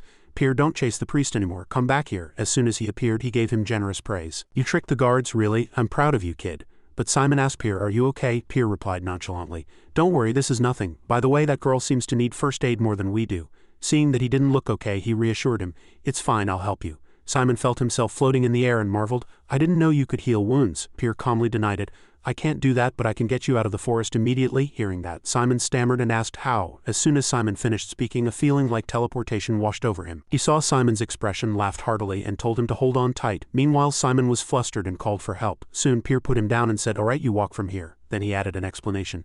It's suspicious. There seems to be detection magic all around here. It's better not to go any further. At that, Simon replied sincerely, Thank you, Pier. You just saved us. Pier took a step and said, I just made a contract with you, so I don't want to lose you. Now take care of yourself. Simon looked at him and replied, You too. After he left, Simon asked himself, What should I do now? He thought to himself, I can't go back the way I came, but where should I get Cammy treated? Simon imagined and guessed, If I go to the infirmary, they'll ask why she ended up like this. If today's events are discovered, we'll definitely be in big trouble. Then he added, And that priest might have seen our faces. Why they became traitors. Finally, Simon concluded in his mind, She needs to be treated by someone trustworthy. So he decided to go to the dorm. A knock echoed and a reply came from inside, Come in. As they had just entered, she wondered, What brings you here at this hour? But after seeing the scene in front of her, Lily couldn't close her mouth in surprise and exclaimed, Simon? At that moment he said with a very pitiful look, Please help us. She was flustered and asked, What happened? Girls aren't allowed near the boys' dorms. Simon replied, I know, but it's very urgent. Lily looked for a moment and then warned, Wait, that girl is hurt. You should take her to the infirmary, not here. Hearing that, Simon answered honestly, I can't. After finishing, Simon pleaded in a small voice, It's a complicated story, so I can't tell you the details, but I hope you'll help us. She heard that and made a dazed sound. In less than a second he bowed his head again and pleaded, Please treat her here. Faced with Simon's sincere attitude, Lily couldn't bear to refuse and could only let out a long helpless sigh. Finally she said, Lay her down here, I have to treat her first. Simon immediately followed up, Thank you. Inside, Lily treated her and asked out of curiosity, Simon, what on earth happened? Fearing he wouldn't answer, she added, Most of her injuries are minor scrapes and bruises, but this one looks like it was cut by something sharp. Then Lily advised, If you fought with another student, it's better to resolve it during the student protection period. I've learned one thing while doing this job. Then she continued without holding back. The students here will do anything to survive. It doesn't matter if it's dirty or if it harms themselves and others. Hearing this far, Simon couldn't stand it and denied it. We didn't fight. Nevertheless, he still kept his mouth shut and said, I'm sorry, I can't tell you the details. Lily heard that and changed the subject. If you say so, I won't ask any more. I need to look at your wounds. Can you roll up your sleeves? This time, Simon answered very obediently. Yes, I understand. She treated him and explained, I don't know what happened, but your health is the most important thing. You have to be healthy to think about surviving at Kizen. Then Lily finished with one sentence. Got it? Simon didn't argue and just smiled and replied, Yes. After a moment she spoke again. That student isn't seriously hurt, so I'll ask a female student I trust to look after her. Hearing that, Simon said sincerely, Thank you so much. After finishing his sentence he added politely, I won't forget what you've done for us today. Lily replied, somewhat flustered, I was happy to help. You should go back now, Simon. Simon quickly stood up and said quietly, Then I'll be going. I'm sorry to bother you so late at night. After he left, Lily asked herself helplessly, How long can that kid last here? It's really rare to meet a kid like that at Kizen. Coming back to the dorm room as soon as Simon said, Dick, I'm back, he shouted happily, hugged Simon tightly and kept asking, Are you okay? You're okay, right? "How's Cammy?" Simon replied calmly. "We're both fine, so calm down." After finishing his sentence he recounted, "We got lost after being chased by the guards. How were things on your end?" Dick sniffled and said, "The guards chased us too, so it was quite difficult to sneak in. They don't usually patrol at this time." After finishing his sentence he continued, "I talked to Melon too. I told her about the guards and she suggested we postpone making the potion until tomorrow." Hearing that, Simon guessed, "Really? She must have stayed up pretty late waiting for us." Dick replied, "I think she was a little hurt." She understood after hearing about the guards. Then he confirmed again, "Anyway, Cammy is back in her dorm, right? I'm going to sleep now." Simon immediately replied, "Yeah." Seeing that he had finished changing, Dick suggested, "I'll turn off the lights." As soon as he lay down in bed he thought to himself, "My mother is a priest, so I'm used to seeing other people pray many times." But Cammy seemed very shocked. Finally, Simon concluded with one sentence, "I need to talk to Cammy properly tomorrow." The next morning Cammy appeared with a bright face and said, "Good morning, Simon." Seeing this, Simon hesitated and asked, "Cammy, are you okay?" Cammy fluttered her small wings slightly and replied, "Yes, I'm fine." After finishing her sentence she added shyly, "Yesterday was like a dream, wasn't it?"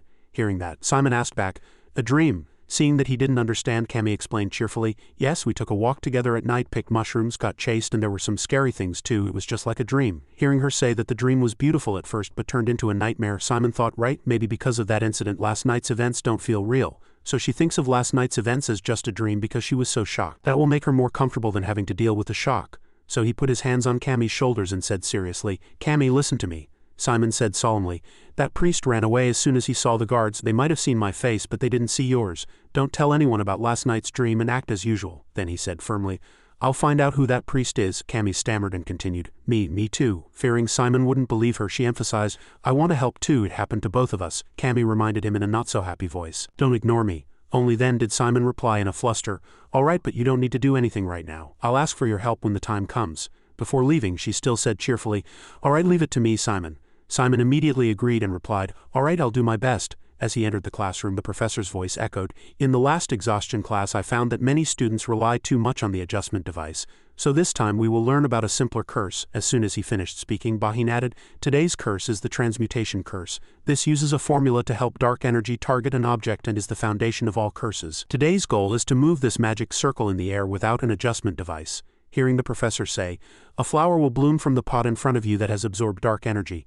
Use the transmutation curse to make the flower bloom." Simon stared intently at the flower pot before him, and he tried to practice like the other students. However, the curse in Simon's hand didn't work very effectively. He even used all his strength to control it according to his will. But the result didn't go as Simon intended, and it even exploded right after. Seeing this, Dick looked at him with a worried expression. Meanwhile, Simon was disappointedly repeating to himself that he had to defeat a Cyclops next week. When everything seemed to have reached a dead end, Bahin suddenly placed a hand on Simon's shoulder and asked, "How's it going?" He asked Simon with a very interested expression. "Are you able to do the practical?" Simon paused for a moment and then answered politely, "Yes, I've tried, but it hasn't worked yet." Hearing that, Bahin suggested to him, "Try using your core." As soon as he finished speaking he added an explanation, "You have no experience controlling your core, so your dark energy isn't stable enough. That's why the magic circle can't take its complete form." Hearing Bahin explain, "No one will teach you how to control your core, it's too basic at Kizen, you see." Simon made a sound as if he vaguely understood when Bahin added, "And each person's control method is different." Not even a second later, Bahin suddenly opened his mouth politely, "Excuse me for a moment." Then a sudden electric current passed through Simon's entire body, so fast that he had no time to react. He explained as he acted, "Curses are usually considered harmful. As an expert in this field, I find that truly regrettable." Simon opened his mouth hesitantly. "Professor, this is," Bahin answered, "I'm using a sensory transmutation curse to amplify your senses to the maximum." As soon as he finished speaking he gently encouraged him, "In this way curses can become a means to help lost students find their own path. Now try to concentrate as much as you can." And Bahin guided him to breathe in the mana from the air and hold it inside his body. He looked at him with an endlessly gentle gaze, then slowly opened his mouth. "Now you will activate the mana with your core." Simon quietly felt his own core and thought, "There's only one place where the flow of mana is abnormal." Just then Bahin asked aloud, "Do you feel the difference?" And he added, "Your dark energy is different from others. Simply thinking about releasing it isn't enough. So what you need is—" Bahin paused for almost a beat before continuing in a low voice, "to develop a mana circuit." A moment later he urged again in a gentle voice, "Forget concepts like transmutation, alteration and modulation. Imagine your core as a living creature. You can only subdue it by calming it down. Wait until the dark energy comes out naturally." Before long, natural dark energy appeared before Simon's eyes. This surprised him quite a bit, but Bahin's voice immediately cut in, "Now it's your turn." Don't try to control it with force, just let everything flow naturally. Hearing that, Simon answered, yes, Professor. Seeing him do it very smoothly, Bahin couldn't help but praise him. Good, you're getting it. More and more natural dark energy poured out from Simon's core. As he had predicted, Bahin praised him in admiration. Excellent, he then said. I'll lower the sensory transmutation level to 50. There's one more trick. Bahin paused for a moment and then continued his explanation. Dark energy tends to remember its flow just like how our hands move. If the flow is repeated hundreds, thousands of times, the dark energy will start to repeat that action without relying on your consciousness. Hearing him say, that's why good habits and constant practice are very important. Simon had a dazed expression as if he didn't know whether he understood or not. Seeing this, Bahin turned and suggested in a gentle voice, since we've come this far, shall we try casting a curse? As soon as he finished speaking, he reassured him, don't worry, I'll help you. Hearing that, Simon answered obediently. Yes. Bahin leaned in slightly and whispered, unfold the magic circle in your own way. He answered immediately, yes, Professor. Following that, the dark energy slowly appeared in Simon's palm. As it gradually took shape, he opened his mouth calmly. Good, Bahin just reminded him aloud. Activate it. The curse exploded instantly. Simon's eyes widened as if he were doing something very important. The curse instantly grew stronger and developed. The once small plant in the pot now grew and bloomed a flower. Not even a second later it grew astonishingly, greatly surprising Dick and Simon. Bahin giggled with delight. A moment later he reacted and wondered, Professor, just now what? Before Simon could finish, Bahin cut in, isn't it magnificent?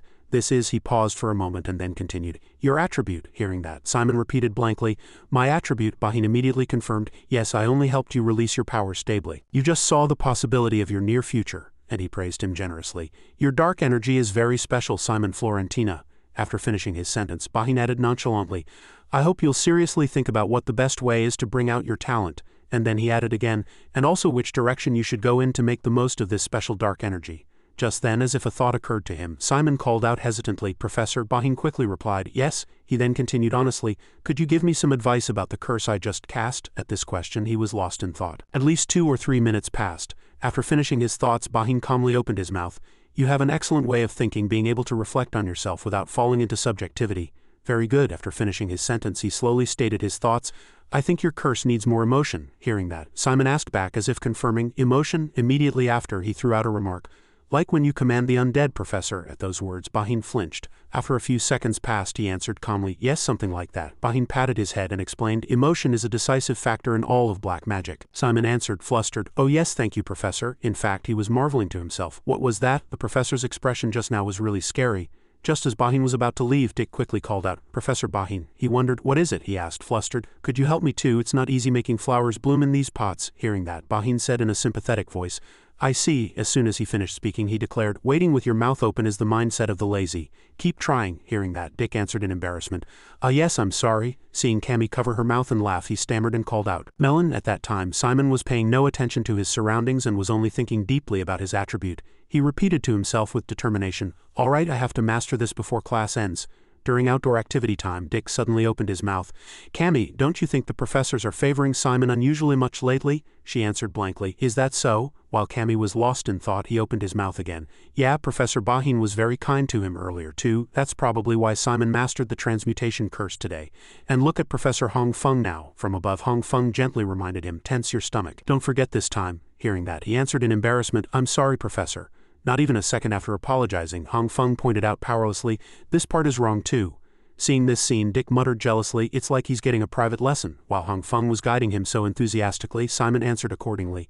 Yes. Meanwhile, Dick and Cammy were still sitting quietly and watching intently. At this time, Hong Feng excitedly put her hands on her hips and said, now hold yourself with your toes. Hearing that, Simon tensed up and started pushing his soles hard against the ground to get propulsion.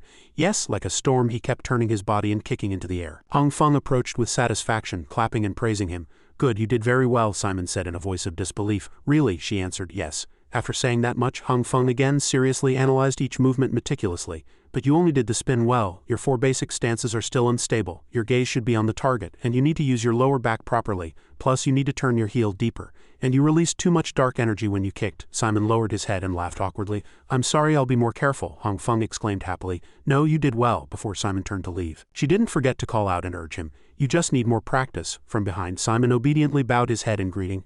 Thank you, Professor. While everyone had a serious expression, Melon exclaimed at this time as if bored. My God. After a pause, she continued to pour out words of criticism. How can you dare call yourself a Kizen student with that attitude? Instead of complaining, you should just try to get on the professor's good side. Dick frowned with an aggrieved expression. I wasn't complaining, I was just curious. After saying that much, he began to counterattack openly. And you're the one who has no room to talk. You were branded a problem student for dispelling the exhaustion curse last time. Hearing that, Melon was startled and shouted. I didn't cause any trouble. The flames of the argument grew fiercer and fiercer. Dick didn't back down an inch and took a few steps closer. Did the professor say a single word to you today? Let me tell you, the professor probably sees you as a complete problem student. Cammy sat in the middle not knowing what to do and tried to stop them. Stop it, don't fight, Melon ignored her and shouted in rebuttal. You're wrong, go ahead, I'll stick a label on you too. After a pause she suddenly turned and called out, whatever, hey Simon. In front of the surprised expression of the person before her, Melon suddenly proposed, teach me. Simon blankly pointed to his own face. Me? Melon blushed and awkwardly touched a few strands of her hair. You're good at combat magic. The professor won't help me, so I have no choice but to ask you. Simon nodded with a gentle voice. Oh, okay. As if she'd been pricked, Melon shyly reached out and fidgeted with her hair. She muttered in a small voice, I have to fight a Cyclops in the ability assessment test. If you cooperate and help me get up to speed, we can get a higher score too. Simon answered in a flustered voice. You don't need to explain, I'll teach you. Don't worry, let's practice the stance first. Ignoring Simon being taken aback by her, Melon suddenly spoke in a cheerful voice. Thank you. As soon as she finished speaking, she immediately and impatiently got into a ready stance. It looked very stiff. The people around them couldn't help but exclaim in unison after seeing that scene. You're really bad at this. Melon closed her eyes in embarrassment. I know. At this time, Simon pointed with his finger and explained in detail. First, you're too stiff. It's obvious you lack confidence. Relax and try to make your stance as natural as possible. Melon quickly understood. Got it. After saying that much, Melon once again hurriedly adjusted her stance under Simon's guidance. Left foot back a little. No, that's too far.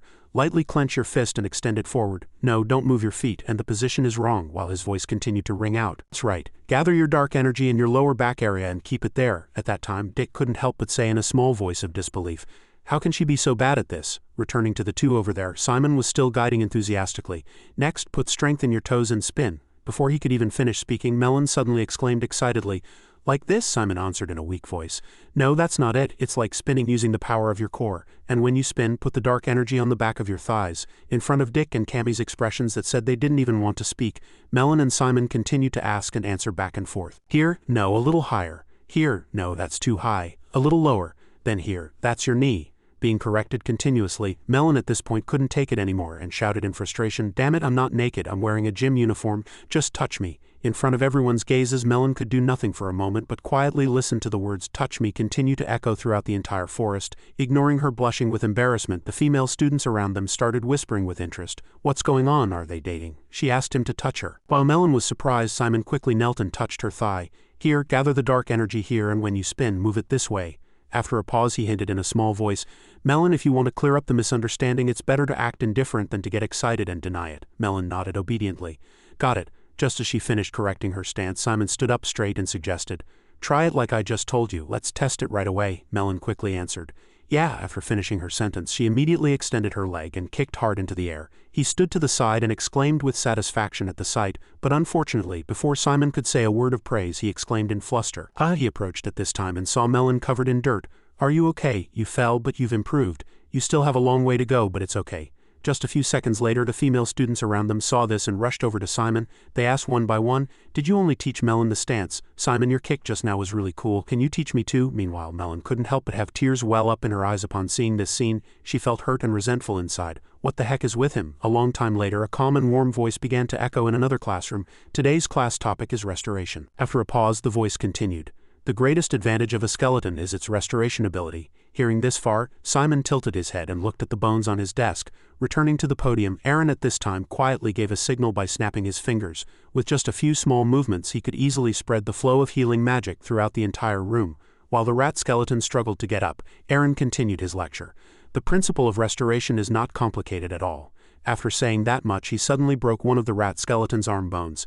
Even if a skeleton's body is severed by a strong impact, dark energy remains in its bones. After a few seconds' pause, Aaron calmly held up the wriggling bone fragment in his hand. He continued, you just need to activate it and exert the maximum attraction force to return the bones to their original structure. After saying that much in front of the flustered students below, he declared firmly, all right, begin the practical exercise. And so the rat skeletons jumped up and threatened people, or lay on the desks and wriggled their joints. Unlike the other students who were trembling, Simon was leisurely reading a book at this time. Melon couldn't stand it and impatiently turned to say in a small voice, hey. After a pause, she looked straight into his eyes. Do you think it's okay to be so lazy? Hearing that, Simon said nothing and calmly reached out his hand to assemble the fragments of the rat skeleton with magic. Melon stared blankly at the rat skeleton making a V sign. She said in a small, disbelieving voice, "You're really good at this." After saying that much, she continued to lean closer to Simon.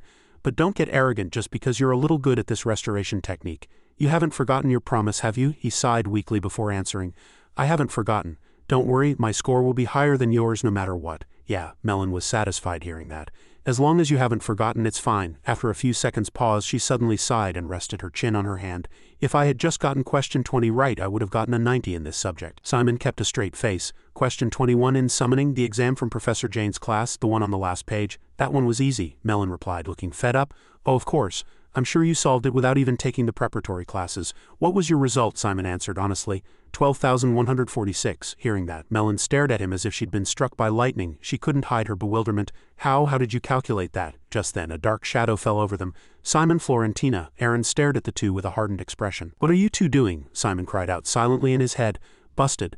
Seeing Melon too stunned to speak, Simon answered for her. "I restored the rat skeleton and was looking at the materials for the next class." No matter how innocent the young boy tried to act, Aaron maintained his cold, searching gaze. After a moment of silence, Aaron instructed Simon in a cold voice, "Stay after class." Standing beside him, Melon heard this, covered her mouth and whispered softly, "I'm sorry." A while later, only the two of them were left in the spacious classroom, sitting opposite each other. Aaron was silent for a moment, lost in thought before slowly speaking. "Follow me." Later that day, green leaves stood tall under a red sunset. Aaron spoke in a calm voice, "There are a few things I really hate." After a pause, he continued, "One of them is students who are willing to learn yet learn nothing from my teachings." Simon said softly in surprise, "Sir?" Without giving him a chance to explain, Aaron continued to command, "Take out your skeleton." Simon hesitated, then reached out his hand and cast the spell. Ah, yes. As soon as he summoned the rat skeleton, Aaron cast a spell with a flick of his finger without the slightest hesitation. The moment the powerful snap of his finger ended, the rat skeleton was instantly shattered into pieces. Before Simon's eyes, ignoring the other's bewilderment, Aaron continued to command in a cold voice, "Restore it in front of me." Hearing that, Simon answered nervously, "Understood." Seeing the rat skeleton instantly restored to its original state, he fell silent for a moment. After a pause, Aaron tilted his head slightly and took a drag from his cigarette. "You seem to have a real talent for this restoration technique, don't you?" Before his wide, surprised eyes, he announced, "Then I'll teach you a higher-level technique." Simon was flustered. "Sir?" Simon, growing more flustered, gestured, "I thought you were going to scold me for not paying attention." Aaron looked at him as if he didn't understand. "What are you talking about?" After a few seconds, he nonchalantly pointed straight at Simon's face. "This is a supplementary lesson." Having said that, Aaron continued to explain, "Let me be clear so there's no misunderstanding.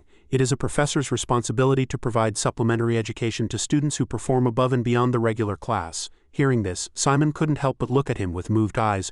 "Professor Aaron." Aaron lazily scratched his head and reminded him, "Now get in position, don't make me stay late." Simon immediately replied obediently, "Yes." A while later, Aaron once again summoned another large skeleton. He slowly explained, "This rat skeleton is made from demon bones." Simon marveled with interest. "It's magnificent." Before moving on to the next step, he didn't forget to remind him loudly, "I'm not doing this twice, so watch carefully."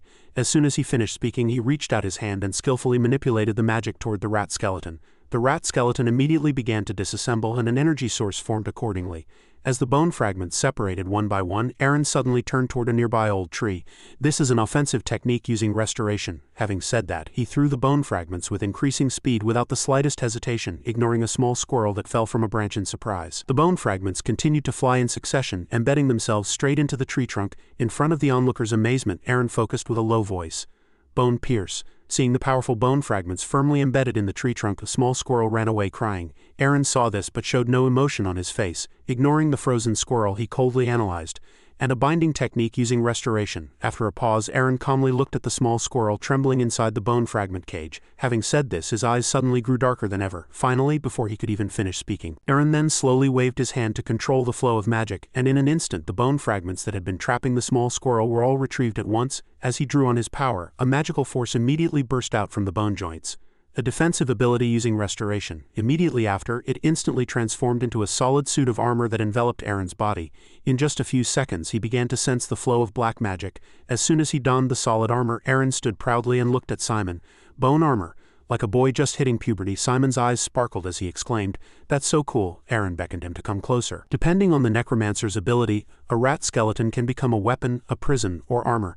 After pausing until the armor had completely detached from his body, he continued to explain in detail, "All the black magic techniques I just showed you are applications of restoration. Understand?" Simon quickly replied, Yes, on this point he didn't forget to add, of course restoration techniques are something you learn in your second year, but you're already proficient in restoration. After thinking for a few seconds, Aaron continued, that's why I've organized a few techniques and am teaching you how to use them. Hearing that, Simon immediately replied loudly and happily, thank you, ignoring his bright happy smile. Aaron wagged his finger, signaling for the other to keep listening.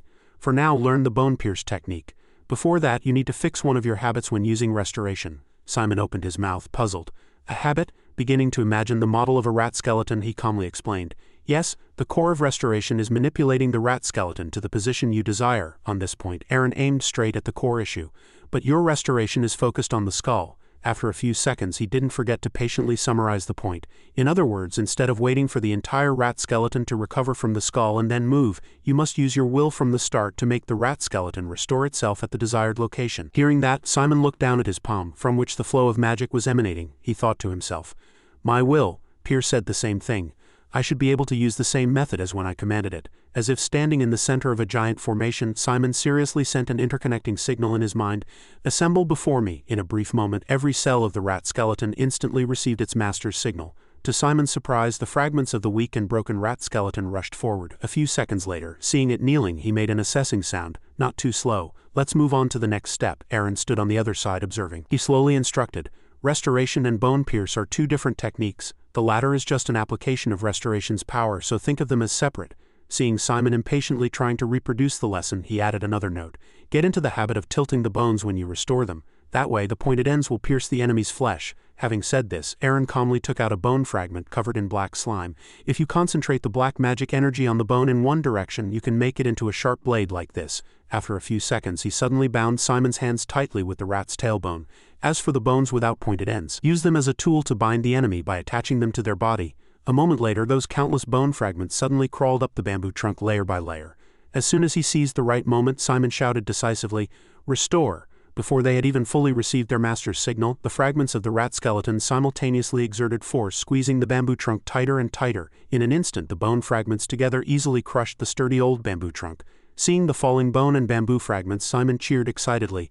I did it. Standing beside him, Aaron praised him generously. Well done. After a pause, he slowly analyzed his attack method. Right now, it's just simply crushing the enemy with bones, but you can reuse a destroyed rat skeleton as an offensive weapon, so this will be a new card for you. Keep practicing so you can use it in a real fight. Simon quickly accepted with a smile. Yes, thank you, Professor. Just then, Aaron suddenly remembered something. He asked, I heard Professor Jane chose a Cyclops for the ability assessment test. Are you planning to fight it yourself? He shook his head and replied, No, sir, my teammate Melon will be handling it. Hearing that, Aaron nodded with an approving expression. Smart. Focusing on supporting your teammate is also very important. You'll learn a lot. Do your best. The supplementary lesson was over. Aaron walked away, reminding him, this was just a supplementary lesson. Simon saw him off for a moment, not forgetting to express his gratitude. Yes, Professor, thank you. Long after they had parted ways, Simon rushed over and pulled open the door. Sorry I'm late. As soon as they saw him, Dick, Cammy, and Melon impatiently took turns asking about the situation. Simon, what happened? Did he hit you? It's still the student protection period. How could he give you such a cruel punishment? No matter how much Simon reminded them. Calm down, the three continued to wonder. I heard Kizen's corporal punishment is whipping. You shouldn't have mentioned question 20. Seeing the three people in front of him looking like they didn't understand a thing, Simon calmly explained, it wasn't punishment, it was a supplementary lesson. Hearing that, Melon and the other two looked as if they couldn't believe it. The shock must have been so great that he's mistaking punishment for a supplementary lesson. As long as you're not hurt, that's fine. Take a look at this potion. He had no choice but to agree. Yeah, okay. A moment later, the group of four turned their gazes to the golden liquid bubbling in the cauldron. All right, it's going smoothly. Of course it's perfect. I made it. The amount of water, the measurement of the ingredients, the boiling time, the removal of impurities, it's all perfect. Melon smiled triumphantly. Just simmer it on low heat for 20 more minutes and it'll be done. Hearing that, the people around her marveled even more generously. We knew we could count on you. Ignoring the heat slowly rising from the cauldron, the four of them, Cammy, Melon, Dick, and Simon, continued to peer inside. They spoke in turn. We worked really hard, so I hope we get a good result. Yeah, we have something to present in the elementary black magic class too. Since everyone's here, let's prepare for tomorrow's presentation. Good idea. Time flew by. The sky grew darker, and inside the house the four voices still echoed. All right, let's review all the anticipated questions. Yeah, there are 300 in total, and we have all the answers. Unlike their energetic state a few hours ago, Melon was now tiredly slumped over the desk. We'll definitely win tomorrow. Hearing this, the three of them, Cammy, Dick and Simon, cried out tiredly, "Let's do it." The next morning a thick binder of materials was suddenly slammed shut as if in anger. Along with it, a critical voice suddenly rang out, "One main damage dealer, one summoner and two curse casters. Your group members have different majors but your roles do not, and this black magic combination lacks creativity." Having said this, Jane continued to stare coldly at the students before her. "Moreover, you've placed the main damage dealer in a support role. I cannot understand what Group 7 is thinking now." They were all secretly trembling at the fact that not a single one of the 300 questions they had painstakingly prepared was correct. After a pause, Jane asked again, "First, I would like to hear why you divided the roles that way." The voice of one of the four quickly rang out, "Yes, Professor." The one representing the entire group was Melon. "We believed that clearly dividing the roles was for the best, and we thought the most important goal was to defeat the Cyclops as quickly and effectively as possible." Hearing this, she wanted to confirm. "In other words, are you saying this positioning is your group's optimal formation?" Meeting Simon's confident gaze, Melon answered clearly, "Yes, that's correct." Having said that, Jane suddenly turned to him. "What is your opinion, Simon Florentina?" Seeing her expressionless face, Simon gathered his thoughts. The professor must want a different answer, but it's still the student protection period anyway. For a pause, he continued to think. "Today's presentation is just to get feedback on our strategy, so there's no need to panic. I just need to focus on showing good teamwork." As soon as he thought this, Simon's eyes grew more determined. "First of all, I understand that our group's black magic combination lacks creativity." In front of Jane and the other students, his voice grew more and more confident. "But more important than creativity is safety. We will face the Cyclops more cautiously than any other group. In doing so, our corresponding strength score will compensate for our creativity score." Hearing that, Jane nodded gently. "If you say so, I understand." Next, after searching the list for a few seconds, she continued, "Cammy bears Ursula." Cammy flinched, tensing up. "Yes."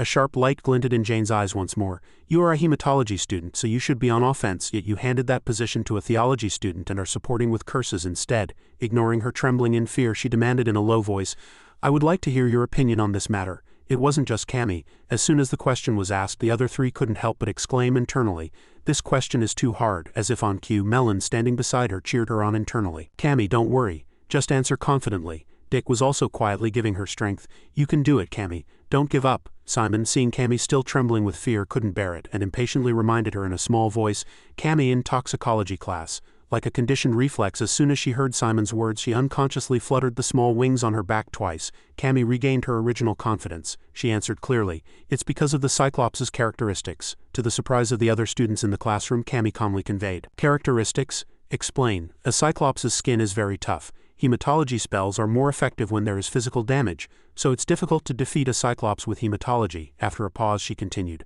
"Melon knows how to use Darken, a dark elemental spell. So we thought she could burn the Cyclops alive with Darken." Completely unaware that Melon was staring at her with proud eyes, Cammy smiled with excitement. "That's why we thought Melon was more suited to attack the Cyclops." Jane didn't let up easily. "I see. Then what would you do if it were a different monster?" Faced with another difficult question, she clenched her fists and hesitated. Then, surprisingly, she now squeezed her eyes shut and shouted with all her might, "Then I will be the dealer." As soon as Cammy's words ended, the entire room suddenly fell into a sea of silence where no one said a word, just staring blankly at each other. No better than the people sitting below, Melon and Simon both stared at her in unison, flustered. Seeing Dick clutching his chest anxiously, Cammy finally realized with embarrassment that she had been a little too loud. After a moment of silence, Jane smiled with satisfaction. "I'll remember that," she continued, turning to someone else. She called out leisurely, "Last but not least, Dick." Unlike the shy Cammy, when her name was called, Dick immediately raised his hand and answered in a loud voice, "Yes, I'm here." Jane frowned and warned sternly, "Do not talk to your neighbors during class." Ignoring Dick, who was still bewildered and just replied, "Yes," she quickly called another group. "Group 7 is done. Next, Group 8, please come forward." A few hours after the test time was over in the group dining hall, the students were still chattering noisily. "My God, we have homework on the first day. Hey, I attended the preparatory class, but this part is still difficult. You can use another formula. What do you want to drink?" In a corner of the small dining table, Simon sat with his chin resting on his hand, looking dazed. He thought to himself, "When will she get here?" He didn't even notice the people around him, all turning their gazes in one direction, admiring. Simon continued to think to himself, "I have to meet her today," even while the others continued to admire. "Look over there, white smooth legs are brushing past people, with a slender back and smooth black hair that flowed like a stream. Is that her?" He stopped for a moment to confirm. The students around him exclaimed in surprise, "It's Lauren." Hearing someone call her name, Lauren glanced sideways at them. "Is there something you want to say?" Seeing them run away in a panic, intimidated by her cold gaze, Simon was a little surprised and looked at her for a moment. He thought to himself, "That's strange. Why has Lauren changed so much, like a different person? It's a bit scary." Suddenly, a memory surfaced. He vividly remembered the days when Lauren was still cheerful. He recalled that she was very sociable before coming to Kizen. They went shopping and had meals together. Thinking of that, he suddenly felt a sense of joy in his heart, and they had dinner together very happily in the dining hall. Lauren smiled brightly and told him many things. Back in the present, Simon smiled awkwardly and greeted her. "Long time no see." Lauren didn't answer right away but lazily bent down a little and stared at him without any restraint, then suddenly smiled brightly. "Hello, Simon. This is the first time we've met since I left Rangerstein, right?" After a pause, Lauren showed her interest in a small voice. "How have you been?" Simon was flustered and stiffened. "I'm fine." As she said this, Lauren suddenly remembered a certain girl. "My God, you got the admission letter. I'm so jealous, Lauren." She annoyedly pushed the letter in front of him. "By the way, what did you say to the girl who delivered the letter?" "She screamed," Simon answered in a fluster. "I just told her to give it to you." Lauren looked skeptical. "Really?" At that time, Simon awkwardly complimented her. "You look really pretty in the school uniform, even prettier than I imagined." Lauren exclaimed in surprise. "What?" She suddenly changed her expression and looked at him angrily. "What do you mean prettier than you imagined? Are you saying I'm old?" Simon heard that, broke out in a cold sweat and said in a hurry, No, that's not what I meant." Completely unaware that the other person was deliberately teasing him, he hurriedly explained, "In Rangerstein you look like a professional necromancer. A necromancer in a school uniform is a bit. You know what I mean." Lauren saw this, laughed, and replied, "It's okay, I'm just kidding. You don't have to be so flustered." Seeing Simon still in the same flustered posture as when he was explaining, she suddenly opened her mouth as if to ask something. Her gaze became more and more serious. Lauren paused for a moment and then asked again, "Why did you want to see me?" Simon heard that and urgently provided the information. "There's a traitor at Kizen." Ignoring the warm sunlight shining through the window, he got straight to the point. "You know Professor Jane's class, right? The one where we fight a Cyclops. Because of that, I went to the Forbidden Forest to make a magic potion." As soon as she heard that, Lauren stroked her chin and fell into thought. Simon saw that she made no move and hurriedly explained, "Lauren, I know it's hard to believe, but before he could finish, she cut him off. "I believe you," she leisurely asked again. "The cross you saw, can you tell me in detail what it looked like?" Simon quickly answered, "Of course, if my memory is correct, the largest cross was in the center." After a pause, he continued to describe it carefully. On top of it, a statue of a woman was carved and she was wrapped in vines. Lauren immediately recognized the connection. "I see, that woman is the goddess Diva, the only goddess worshipped by the priests of Ethnal." Simon still didn't quite understand. "Ethnal," she calmly cleared up his confusion, "it's a holy monastery personally presided over by the Pope. Just as Kizen trains necromancers, Ethnal trains priests." As she said this, Lauren suddenly recalled some images. Specifically, the saintess is considered the strongest among the saints. After pausing for a few seconds, she continued, "The disciples of the saintess are all female members of Ethnal and hold all the power in the council." As she said this, Lauren angrily squeezed the glass so hard it shattered. "Why?" Ignoring the shattered glass, she shouted with killing intent, "How dare a damn priest set foot in Kizen?" Lauren suddenly remembered something. "Simon, besides you, does anyone else know about this?" he quickly answered. "Only Cammy Bears, who went to the Forbidden Forest with me." As she said this, she turned around and didn't forget to speak politely. "All right, thank you for telling me. I'll report this to my mother immediately." Simon heard that and heaved a sigh of relief. "Thank you, Lauren." Lauren stood up and placed her hands on the table. "Telling me was the right decision. If what you say is true, that priest is a high-ranking priest with power equivalent to a professor. That means every professor at Kizen is a suspect." After a pause, she sneered coldly. "If you had asked a professor, they would have destroyed the evidence and obstructed the investigation." As she said this, Lauren was more confident than ever. "My mother needs to know about this. That way the priest won't be able to do anything. The investigation will also be more extensive and thorough." Simon smiled helplessly. "I'm glad I could help. The conversation was not over yet." Lauren excitedly gave the signal to start. "Let's go then, Simon," he stammered and asked back, "What? Where?" Without the slightest hesitation, she turned around, looked at Simon and smiled cheerfully. "There might still be evidence left in the Forbidden Forest, the scene where you saw the priest." Simon heard Lauren's words and smiled eagerly. "All right, let's go." Time flew by and soon it was afternoon. Lauren stood to the side and looked at the flustered Simon. "No way." Looking at the empty space in front of him, he continued to be confused. "How can there be nothing?" A moment later, in the dark forest, Simon now wanted to prove it urgently. It was definitely here. Looking at the leaves falling gently to the ground, he thought resentfully to himself. The shrine and the cross were right here, but now there's no trace of Pier and that priest. Why? Before Simon could finish his thought, he suddenly saw Lauren take a few steps forward. She knelt down and carefully examined the ground around her. "The fact that there are no traces is even more suspicious. Simon, from what you said, that priest seems quite strong." After a pause, she gently rubbed the depression in the ground. "I didn't see the fight myself, but I can guess from the fact that such a large area was wiped clean." Lauren slowly stood up. "But what surprises me more is that he implanted a core in his own body to come to Kizen. Priests serve God, yet they think of the core as a power that opposes God." Simon, standing behind her, suddenly spoke up. "Wait, Lauren, I have a question." When she turned around, he quickly expressed his curiosity. "If you open a core, you can no longer use holy power as a priest, right?" Lauren answered in a low voice. "That's right, I don't know the principle well, but that's the result they get." Simon was very surprised to hear this and had an expression of disbelief. "Get?" Lauren patiently explained. Holy power is a power that comes from faith in God. After pausing for a few seconds, she continued. On the other hand, dark energy is the power of a cursed demon. That's what people say. Having said this much, Lauren stroked her chin and fell into thought. Whatever their doctrine is, it's an undeniable fact that these two powers are opposed to each other. She remembered something, suddenly turned around and patted the person next to her on the shoulder a few times. Simon, thank you for cooperating with Kizen. But the problem is that the priest is very difficult to deal with, so you're in great danger. You don't know when they'll come after you, so you should rest for a while. Simon smiled comfortably and replied, No, I'm fine. I'll live as usual. I don't know if the priest saw my face, but if he really comes after me, he'll definitely leave a trace. Lauren heard that and couldn't help but widen her eyes in surprise. What? She looked at him with fiery anger. Don't say such foolish things, Simon. Evidence obtained at the cost of your life is meaningless. As if their roles were reversed, it was now Simon who was trying to calm her down. Calm down and listen to me, Lauren. If I skip school or do something unusual, the priest will start to suspect me. Lauren waved her hand and retorted, But at least you should have a bodyguard. Simon patiently explained the situation at hand. It's the same even with a bodyguard. After a pause, he calmly presented the evidence one by one. Having a bodyguard follow me will make me stand out even more, and that way it'll be obvious that I've told Kizen's higher-ups everything I saw that day. Kizen protecting me shows that I feel threatened. Lauren was still uneasy after hearing this far, but Simon quickly and wittily changed the subject. Lauren, we're dealing with a priest who has infiltrated Kizen. As you said, he decided to come all this way and even opened a core, which is considered a sin by priests. Seeing Lauren's attitude soften a little, he continued leisurely. You know that such fanatics can do things we don't expect. Lauren nodded her head a few times. All right, but you have to promise me one thing, she frowned and said sternly. If I discover any abnormal behavior, I will assign a bodyguard to you, even if it means you won't be free. Understood? Simon answered in a weak voice. All right, I promise. Before he could even finish his sentence, Lauren added a few more words to emphasize. And remember, you don't need to sacrifice yourself for anyone. Simon smiled gently. I'll remember that too. As she said this, Lauren said goodbye first. All right, we're done checking, so let's go back to Kizen now. Simon showed an expression of agreement.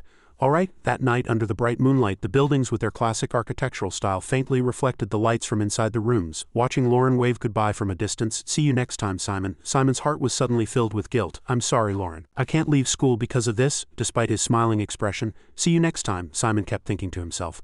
If I don't go to school, I'll fall behind. Long after the person in front of him had left, Simon still stood in one place, thinking about this and that. What if I get expelled because of bad grades and lack of skills? I can't let that happen. If both choices are dangerous, it's better to keep going to school. As he thought this far, he suddenly looked up at the prestigious school in front of him and thought again. As Pier said, there's a lot to learn at Kizen. The next morning, in a classroom decorated like a high-end 3D space, Dick suddenly exclaimed in admiration. Professor Jane is on another level, as expected. After pausing for a few seconds, he continued to look around. I heard students only get to experience this for the second time in their second semester, but we're experiencing it before the student protection period is even over. Meanwhile, Cammy, standing next to him, was nervous, her cheeks flushed. I'm so worried I couldn't sleep a wink last night. Just then, the lights in the room all brightened several times over. All the students around them reflexively shouted, My eyes! At the same time, a voice suddenly echoed from the speakers. Everyone, this is Kizen's battle simulation system. At this time, in the central area, waves of light continued to move, enveloping the towering electronic pillars. An introduction echoed from the broadcast speakers again. Avalon. In front of the many interested faces of the students around them, the voice from the speaker continued to introduce calmly. The Avalon system is a system that only Kizen on the entire continent possesses, and it can create virtual battles with any magical creature. At this time, Professor Jane stood on the highest platform looking down at the students. This is the result of moving the hallucinatory fortress Helena to Kizen, modifying and adjusting it. As she said this, she immediately got to the main point. The explanation is over, so I will now briefly talk about the mock test. After pausing for a few seconds, Jane announced clearly. All the rules are the same as the real test, and you will experience up to 3 virtual battles before participating in the real battle. The simulation Cyclops will only consider the combatant as an enemy. Action followed words. She suddenly held up a black vest for everyone to see. The combatant will wear this magically enchanted protective vest. When the vest shield reaches 0, the training will end. You can wait for the next turn in the waiting room. To make it easier for the students to see, Jane went in front of them with the vest without the slightest hesitation. In this virtual battle, you will evaluate how effective your team's strategy is. And imagine what a real battle would be like. After finishing her sentence, she crossed her arms and looked at them. That's all. Move to your designated waiting rooms. A few minutes later, Simon and Cammy stood in front of the screen, concentrating and listening to the voice from the speaker. Group 5, we will now display your group's supporter positions. Cammy saw the person on the screen and exclaimed in surprise, Cindy is in Group 5. Simon calmly evaluated the formation. Theology, Black Magic Studies, Toxicology, Spiritualism. The combatant is a spiritualism major. This group is quite balanced. As soon as it was confirmed that Group 5 had taken their positions, the voice from the system speaker immediately echoed, "We will now begin Group 5's virtual battle." Seeing the surrounding scenery gradually change, Cindy exclaimed in excitement, "This is amazing." In just a few short seconds, a rough, large foot appeared before their eyes, stomping hard on the ground. Cindy looked at the giant Cyclops a few times and exclaimed, "That's it, that's it." As soon as she finished speaking, she reached out her hand without the slightest hesitation and summoned a side staff. "All right, let's begin." As soon as she finished speaking, Cindy laughed cheerfully and rushed at him. "Let's finish this." But unfortunately, reality was harsh. In a brief moment, a few lines of notification suddenly appeared on the screen. Group 5 simulation failed. Time 1 minute 16 seconds, damage 2-2, protection level 0. Dick, who was watching from the outside, stroked his chin and became nervous. One punch from the Cyclops consumed 50 of the protection level. "We'll have to cast our spells faster than we expected." Cammy nodded in agreement. "That's right." Just then, a familiar voice suddenly echoed. "Everyone seems worried even though it's just a virtual battle." Dick turned to Melon and asked, "Can you do it?" She heard that and tried her best to act nonchalant. "What? It's fine." At the same time, the broadcast speaker immediately sounded, "Next, Group 3 and Group 7, please come forward."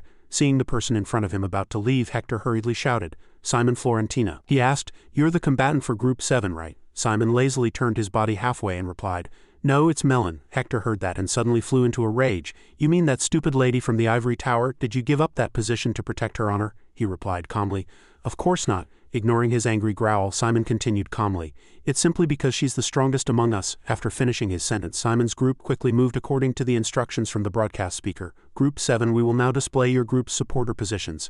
Looking at the 3 glowing circles on the ground, someone's soft voice suddenly echoed, "Support team, please move to your respective positions." Seeing Simon's group looking bewildered, the voice calmly urged them once more, "The Cyclops won't be able to see you, so you can relax. Of course, if you step outside the circle, you'll be eliminated." After saying this, Jian didn't forget to check on Melon. "Combatant, are you ready?" She stammered and replied, "Yes, yes." Seeing Melon nervous and anxious, her teammates asked one by one, "Melon, pull yourself together. Are you really okay? Don't worry too much, Melon. It's just a simulation. You can do it." She clutched her chest and replied, "Thank you. I'm fine." As soon as Melon's words fell, the surrounding scenery immediately changed. "We will now begin Group 7's first mock battle." As the cry was shouted, the Cyclops monster quickly approached the team members. In the face of its roaring attitude, Melon hurriedly shouted to suppress its momentum, "Everyone get ready." She stared sharply at the Cyclops and asked loudly, "Do you remember our strategy?" The other 3 replied in unison, "Yeah, of course." Simon stood behind and felt relieved inside. "Melon looks fine. I don't need to worry anymore. We just have to follow the plan." With the energetic momentum of those around him, he continued to vow to himself, "I just have to focus 100 on my job." As soon as Simon's thoughts stopped, something suddenly flashed past them like lightning, and not only Simon, Cammy, and Dick, but also the rat skeletons fell backward in surprise and bewilderment. At this time, Melon was lying on the ground with her face buried outside the combat area. Seeing her unconscious, her teammates shouted in a panic, "Melon, Melon, are you okay?" After a struggle with the Cyclops, a system notification echoed, "Group 7's first mock battle will now end. Well done. You carried out your initial plan." After a few seconds' pause, recalling the recent battle, the speaker continued to evaluate. It was quite impressive that the summoner used skeletons to draw the Cyclops' attention. Simon quickly replied, "Thank you." Before he could even rejoice in the praise, he heard the speaker's voice lower, but overall the other team members fell behind. As soon as the words fell, Dick was so surprised that he held his breath. After saying this, the speaker didn't forget to analyze. "Slow the monster's movements with an exhaustion curse and defeat it with darken. In theory, it seems reasonable, but now you must realize that reality is different, right? The biggest problem is the lack of skill. Minimize missing when casting magic." Melon and Simon heard this and obediently said in unison, "Thank you." As soon as they entered the central hall, Simon's group noticed the students gathered in front of the large screen. It turned out that the large screen was showing a scene of Hector standing on top of the Cyclops. The people around them couldn't help but exclaim in admiration, "Hector is really amazing. He really defeated it." Looking at the system report, Group 3's mock battle was successful. Time 4 minutes 2 seconds, damage 100, protection level 98. The surrounding students subconsciously let out a few words of admiration. "Defeated it in the first mock battle. 98 means he was never hit." Having said this, they suddenly asked themselves, "Do we have to do that much? Is that even possible?" As the words of admiration ended, Hector approached like a god. The surrounding students started shouting again, "I'm so jealous, I'm speechless." Hector passed by Simon's group, looked at them casually, and gave a provocative smile. At this time, Melon suddenly broke the silence. "Guys," her eyes were more determined than ever. She said in a determined voice, "We must win in the real battle." A long time later, in their second attempt, Simon's group once again set out to conquer the Cyclops. Simon warned, "It seems like we can't slow it down even with 2 exhaustion curses. Melon, it would be better for you to dodge the attacks." Melon was flustered. "Me?" Seeing her dodge the Cyclops' frontal attack in time, he didn't forget to urge, Don't forget to cast the dark energy we learned in combat magic class, Melon quickly replied. Yeah, I'll try. At the same time, from the distant protection area, Dick saw the Cyclops gradually approaching. He hurriedly turned around and reminded Cammy, ignore the duration of the curse. It's important to cast multiple layers of talismans. She immediately replied. All right, Dick. Returning to the frontal combatant area, Melon, without the slightest hesitation, slid her small body hard on the ground to dodge the Cyclops' attack. As the dirt and stones continued to rub against her body, she couldn't help but let out a painful sound. All her life force was slowly being depleted. As soon as Melon dodged the dangerous attack, she had no strength to stand up at all. Thus she didn't notice at all that the Cyclops was already standing behind her, and someone called out to her loudly, Melon, the battle is over. A notification immediately appeared on the large screen. Mock battle failed, time 3 minutes 45 seconds, damage 42, protection level 0, total score E. Looking at the data in front of her, Melon subconsciously let out a tired sigh. We were almost there. Cammy lowered her head anxiously. We only have one chance left, she frowned gloomily. I know. At the same time, Simon suddenly stroked his chin and fell into thought. Guys, listen up. Dick heard this and looked at him with expectant eyes. Without hesitation, Simon's eyes sparkled as he looked at the other three. There's a way we can definitely win. After moving to a more private place, Simon began to explain his plan. First, the basic plan remains the same. Cast 2 talismans and Melon will cast Darken, but using double the exhaustion curse is not effective. So Cammy and Dick, you two will cast 4 layers of exhaustion with multiple spells. Dick waved his hand and objected. What? I've never cast multiple spells before, Cammy said in a small worried voice. Me neither. It's not impossible, but will we have enough time for that? Simon thought of the rat skeletons and said confidently, It's fine, I'll stall for as much time as possible with the skeletons. Alright, let's do it, in just a few short seconds. The group of 4 joined forces once again for their third attempt. Simon watched the rat skeletons crawl one by one onto the Cyclops' body. Good, and I need to make use of the forest terrain too. Returning to the discussion a little while ago, Simon mentioned each person's strengths. Dick, use your specialty, charm. Dick quickly understood his intention. Alright, back on the battlefield, Cammy was hurriedly creating a magic circle. I've completed the first layer of the exhaustion curse, the person next to her, Dick, also quickly announced. I'm done too, get ready for the next step. Meanwhile, on Simon's side, he was still focused on the Cyclops' every move. Darken is 80 complete. Immediately collecting himself and getting ready, he shouted to command the rat skeleton. 7th skeleton, get ready in front. As soon as he seized the opportunity, Simon commanded the attack without the slightest hesitation. For those precious few seconds, Cammy and Dick were highly focused and determined not to waste any time. The two soon completed the final protective shield. Simon, it's done. I'm done too. Good. As soon as the two finished speaking, Simon immediately restored the rat skeletons behind the Cyclops with magic. Go up. As expected, the Cyclops was completely disoriented. It continued to look around, searching for the rat skeleton. But unfortunately, by the time it noticed that Darken was complete along with Melon's voice, she had already successfully created a surrounding magic circle. In front of the roaring giant monster, Melon still calmly maintained the magic circle perfectly. It's within the range of the exhaustion curse. Cammy and Dick, standing on either side, heard this and shouted without the slightest hesitation. Exhaust. At the same time, as the time was ripe, Melon immediately opened her eyes wide and shouted, Darken. Seeing the gradually approaching magic circle, the Cyclops' pupils trembled in a panic in an instant. Melon's dense magic was enough to burn its huge body. As she watched the Cyclops attack frantically, she recalled the words Simon had urged her with. 4 layers of the exhaustion curse should be enough to dodge the Cyclops' attack. Melon, you want me to dodge it myself? No, follow my instructions. Alright, I'll try. Thinking this far, Melon suddenly focused her magical energy and wrapped it around her heels. As soon as she heard Simon's command, Melon, forward, she immediately hardened her face and dodged the sharp attack as he said, without caring that the magical flames on her body were still burning. The Cyclops still chased after Melon with a ferocious expression. At the same time, Simon and Dick shouted from the outside in unison, Run forward, exhaust. Having said this, Simon didn't forget to remind the person next to him, Cammy, use a blood spell to block its vision. She pointed her finger and answered while casting the spell. Alright. As soon as the spell was cast, the drop of blood on Cammy's fingertip immediately turned into a red silk thread and flew straight toward the Cyclops. Seeing the silk thread tightly wrap around its vision, Cammy hurriedly shouted, Quick! Simon didn't make any mistakes. Simon watched it enter the position pulled by the rat skeletons. Immediately feeling the cold from the chains, the Cyclops panicked, reached out its hands and fumbled around. Ignoring that it was gradually noticing, the rat skeletons used all their strength to pull the chains hard. Seeing the Cyclops frantically trying to break the chains, Simon calmly instructed, Dick, use a charm spell so the chains don't break. Dick immediately replied, Alright. Having said this, he decisively aimed the magic circle at the Cyclops.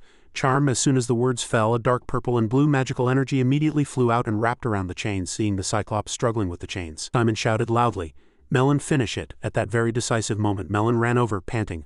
Why won't you die? Cursing, she used all her strength to create a huge magic circle. Ignoring the increasing heat of the magic flames, Melon still stood proudly and stared at the struggling Cyclops. Meanwhile, Simon, Cammy, and Dick were also anxiously waiting for the result. A few minutes later, Melon's dark flames also gradually weakened. The Cyclops now seemed to have no strength to even scream in the face of everyone's indifferent attitude. The Cyclops trembled and moved step by step. In an instant, in front of everyone watching, it slowly fell onto the grass. As soon as the Cyclops fell, a series of data immediately appeared on the screen's notification board. Mock battle successful. Time 6 minutes 48 seconds, damage 100, protection level 97. Seeing this scene, Melon and everyone happily wrapped their arms around each other's shoulders. We did it! After the successful victory, all four, Simon, Melon, Cammy, and Dick, couldn't hide their happy smiles. At this time, they all turned their gazes to the system speaker. Congratulations to Group 7 for defeating the Cyclops. After a moment's pause, the voice continued to echo.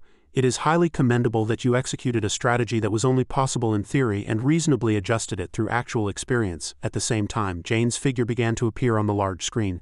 But your long-term combat ability needs improvement, and you are still relying on the summoner's ability. In front of Cammy's sparkling, expectant eyes, she continued calmly. It was a very good judgment to cast multiple spells quickly to strengthen the curse, but there were still many mistakes. Practice to improve your black magic. That's all. Simon and Melon heard this and smiled in satisfaction in unison. Yes, thank you, Professor, with just one determined reversal. The surrounding students at this time flocked to the group of four to congratulate them. Your group is really good, Melon, you're so cool. At the same time, Cindy ran over Simon. Without any restraint, she comfortably high-fived him. Well done, you all are the best, Simon laughed happily and replied. Thank you, Cindy. Having said this, Cindy turned around and didn't forget to ask, isn't it hard to cast multiple spells? Dick waved his hand and admitted, actually I was a little confused. At the same time, on the other side, Hector stood on the opposite side and stared at Simon's group with a murderous expression. A few hours later, back in the traditional classroom, Jane announced in a gentle voice, that's all for today's class, have a good weekend. The students heard this and obediently replied, thank you, Professor. A short while later in the hallway, Melon was the last to appear. Should we practice this weekend too? Cammy tilted her head and replied, I realized my weaknesses in the mock test. Dick heard this and exclaimed in surprise, really, Cammy, didn't someone ask you out on a date? In front of Melon's surprised expression, what? Cammy laughed awkwardly. But I refused, but before she could finish saying, because I want to practice with you guys, Simon suddenly took a few steps forward. Really? While the others were discussing animatedly, Dick suddenly waved his hand and hurriedly excused himself. Sorry, but I'm out this time. I have to go to Les Hill for a meeting. Melon puffed out her cheeks, displeased. It's fine. What about you, Simon? Simon quickly refused. I'm a little busy tomorrow, so I'll go the day after. Melon looked at him with dark eyes. All right, Dick wants to be a merchant, and what's your reason? Simon felt a chill run down his spine. I have personal training, to catch up on the preparatory classes. There's someone in Les Hill who can teach me summoning. Time flew by, and in an old dungeon where only a few lamps shone dimly. Suddenly, Simon's voice echoed. Pier, I'm here. Pier stood in the corner and replied, welcome. He looked at the rat skeleton following behind and greeted it happily. How have you been, Pier?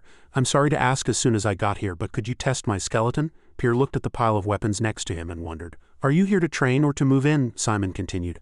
I want to add more skeletons to the Legion, so I need a lot of weapons to distribute. Having said this, he leisurely cast magic on the skeleton in his hand.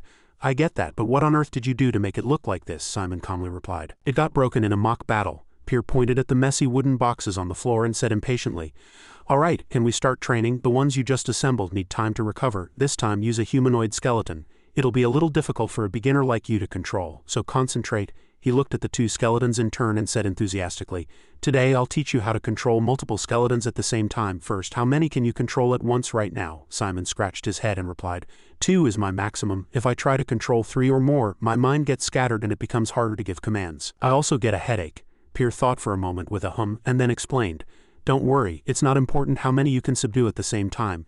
Even if you only control 1 or 2, what matters is how well you control them. Looking at the skeletons positioned in a formation around them, he continued, all right, fight the skeletons. I will only subdue 2 at the same time. Having said this, Pier's eye socket suddenly glowed slowly as he looked at Simon.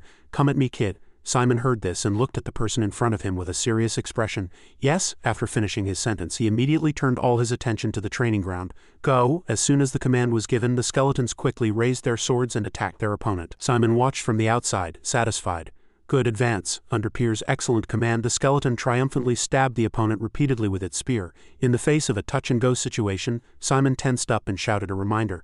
Duck! As if in a real battle, the skeletons of both teams decided to fight until one of them fell. After a single clash, Simon's team's skeleton staggered, and Pier's team's skeleton immediately seized the opportunity and charged. Having gained momentum, Pier's team's skeleton mercilessly struck down the enemy team with its sword without hesitation. Simon shouted in frustration, That's unfair, Pier. You said you would only use 2 skeletons, Pier replied calmly. What are you talking about? I'm controlling only 2, just like you. Hearing this, Simon unconsciously widened his eyes and stared at the person in front of him. He said in a voice of disbelief, What? As soon as he finished speaking, Simon suddenly fell silent. He thought to himself. He moved the skeleton with the sword first, then commanded the skeleton with the spear, and he kept alternating like that. Seeing him deep in thought, Pier slowly approached and stood between the two skeletons. You've realized it. This technique is called a cross operation. You expand the limits of your control by quickly giving and receiving commands to the skeletons. Having said this much, he didn't forget to clear up Simon's curiosity. If you can't control multiple skeletons at the same time, you control them in a way that activates two at once. This is the core of this tactic. Ignoring the skeleton next to him struggling to take a step, Simon stroked his chin, lost in thought, quickly, simultaneously. As soon as Simon said those words, the two skeletons' hands went up into the air at the same time, giving a high-five gesture to celebrate victory like humans. Their eyes twinkled with a mischievous light. Right after, the two simultaneously put their arms around each other's shoulders and excitedly gave a thumbs up together. Only then did Simon speak up again and ask, like this? Pier couldn't help but burst out laughing at the two skeleton friends' show of affection. It was worth teaching you. If you understand, let's get right into practice. Like a roaring flame in the hallway, he commanded triumphantly. The goal is to master the cross operation. Simon quickly and clearly replied. The next day it was Simon and his group members resting in the cool shade of a tree, letting the wind blow over them. Dick lay down and stretched. I'm so tired. Melon sat at the very end looking at the surrounding trees and said. But everyone has improved noticeably. Having said this much, she paused for a few seconds and then said, especially you. Simon, you've gotten better at controlling skeletons. Cammy, who was next to them, immediately made an agreeing expression. I think so too. Simon turned in surprise. Really, she immediately replied. Before, you could only subdue 2 at once, but now it's 3. It must be thanks to the private tutoring you got in Razist. Simon laughed awkwardly. Yeah, that's right. Melon smiled with anticipation. Who taught you? Who is it? A professional necromancer or someone from Kizen? Cammy was just as curious. He must be really amazing. Simon hesitated and replied. My father introduced me. Before he could finish his answer, the other 3 impatiently cut him off. Really? I want to learn too. Me too. To improve so much in just one day, your master must be a master of black magic. Ignoring the fact that his evil smile was making Simon uncomfortable, Pier made a satisfied voice. Am I that famous? Simon whispered a reminder. Pier, please be quiet, my head hurts, he laughed nonchalantly and urged. We will gladly teach them, that is if they die and become soldiers of the Legion. Really? He heard that and shouted inwardly. That's taboo at Kizen. Ignoring Pier's urging, Simon turned to his friends. Sorry, he's not like that in person, he's quite busy, so he doesn't have much time to teach me. Melon frowned and puffed out her cheeks. You're so cheap. Dick, lying next to Simon, said. Hey, you have to think from Simon's perspective. Of course he wouldn't tell. If his score is lower than yours, Simon has to leave Kizen. He would never tell. Melon returned to her triumphant state. Fine, I'll do better than you, even without a few tutoring sessions. Get up. Let's keep training. We have to prepare for next week. Simon breathed a sigh of relief and agreed. All right. Time flew by. Tomorrow came and the student protection period was over. Simon was tense and broke out in a cold sweat. How many today? Dick answered helplessly. 19. Just then what came into their sight was the scene of Bati coldly throwing a pile of incorrect homework. This trash is your homework. You don't deserve to be at Kizen. Without the slightest hesitation, he looked at the other students who were pale with fear. Don't ever appear before my eyes again. Hearing this, Dick tensed up, covered his mouth and said in a small voice, Then that's 20. In such a suffocating atmosphere, 20 students were expelled from Kizen in just one day. A short while later on the field, the entire class was running laps together. Dick muttered to himself as he ran. Professor Bati, why, what do you mean? I'd rather lose 10 points and run all day than get points deducted by Professor Hong Feng. Having said this much, he paused for a few seconds to catch his breath and then continued. Combat magic is the best. I love it so much. Simon turned and laughed. You shouldn't have dozed off. Dick then turned to the person next to him. Melon, you always fall behind at the beginning. Seeing her running with her head down without a word, Simon wanted to remind her for a moment. Melon, don't overdo it, you. But before he could finish his sentence, he was surprised by Melon's action of suddenly picking up speed. At the same time, Dick panted from behind. All right, the ability assessment is tomorrow. But Mom, save me. Simon answered nonchalantly. I know. Paying no more attention to the person behind him, his eyes sank as he looked ahead. He recalled yesterday's memory. Back then, Simon had approached and called Cammy. Did you train with Melon yesterday too? Cammy immediately replied, yeah. After a pause, she continued. I practiced the exhaustion curse and Melon did physical training all day. Simon asked in surprise. Physical training again? Cammy immediately replied. Yeah, she said she can cast darken easily, but she can't just rely on your words to dodge the Cyclops' attacks. Having said this much, she suddenly recalled the night she happened to wake up, and we had a group study until late at night. Simon was surprised. You studied right after training, Cammy nodded and replied. We studied all night. He heard that and had a look of disbelief. What, you didn't sleep a wink? She recalled the dark circles under Melon's eyes. Yeah, when I asked if she was tired, she said she was fine because she drank an awakening potion. Recalling these words, Simon quietly watched Melon's confident back. He evaluated in his mind, thinking, come to think of it, whenever I see Melon she's studying. It's really respectable. But thinking about this point, an incomprehensible feeling suddenly arose in his heart. Why does she have to study so hard? A few hours later, during break time, Melon waved excitedly from a distance. Simon, come and see. Seeing her friends approaching, she smiled triumphantly and walked out of the darkness. Look at this. After finishing her sentence, Melon immediately created dark magic with all her might, then leapt into the air with force. While the other three were surprised, she continued to slide quickly towards them excitedly. When she reached right in front of Simon, Melon quickly took a serious stance. How is it? Anything to fix? He answered calmly. No, you did really well. She was happy to hear that and ran to high-five Cammy. Really, it was worth practicing for tomorrow. Cammy narrowed her eyes, smiled, and praised her. You're really amazing, Melon. At the same time, Dick also admired generously. That's impressive. To improve so much in just a few days, Melon replied proudly. Of course I practiced especially for it. Simon looked at the wounds below her ankle a few times and reminded her in a small voice, Don't overdo it, Melon. We passed the mock test. We can definitely do it in the real battle too. Melon answered in a low voice.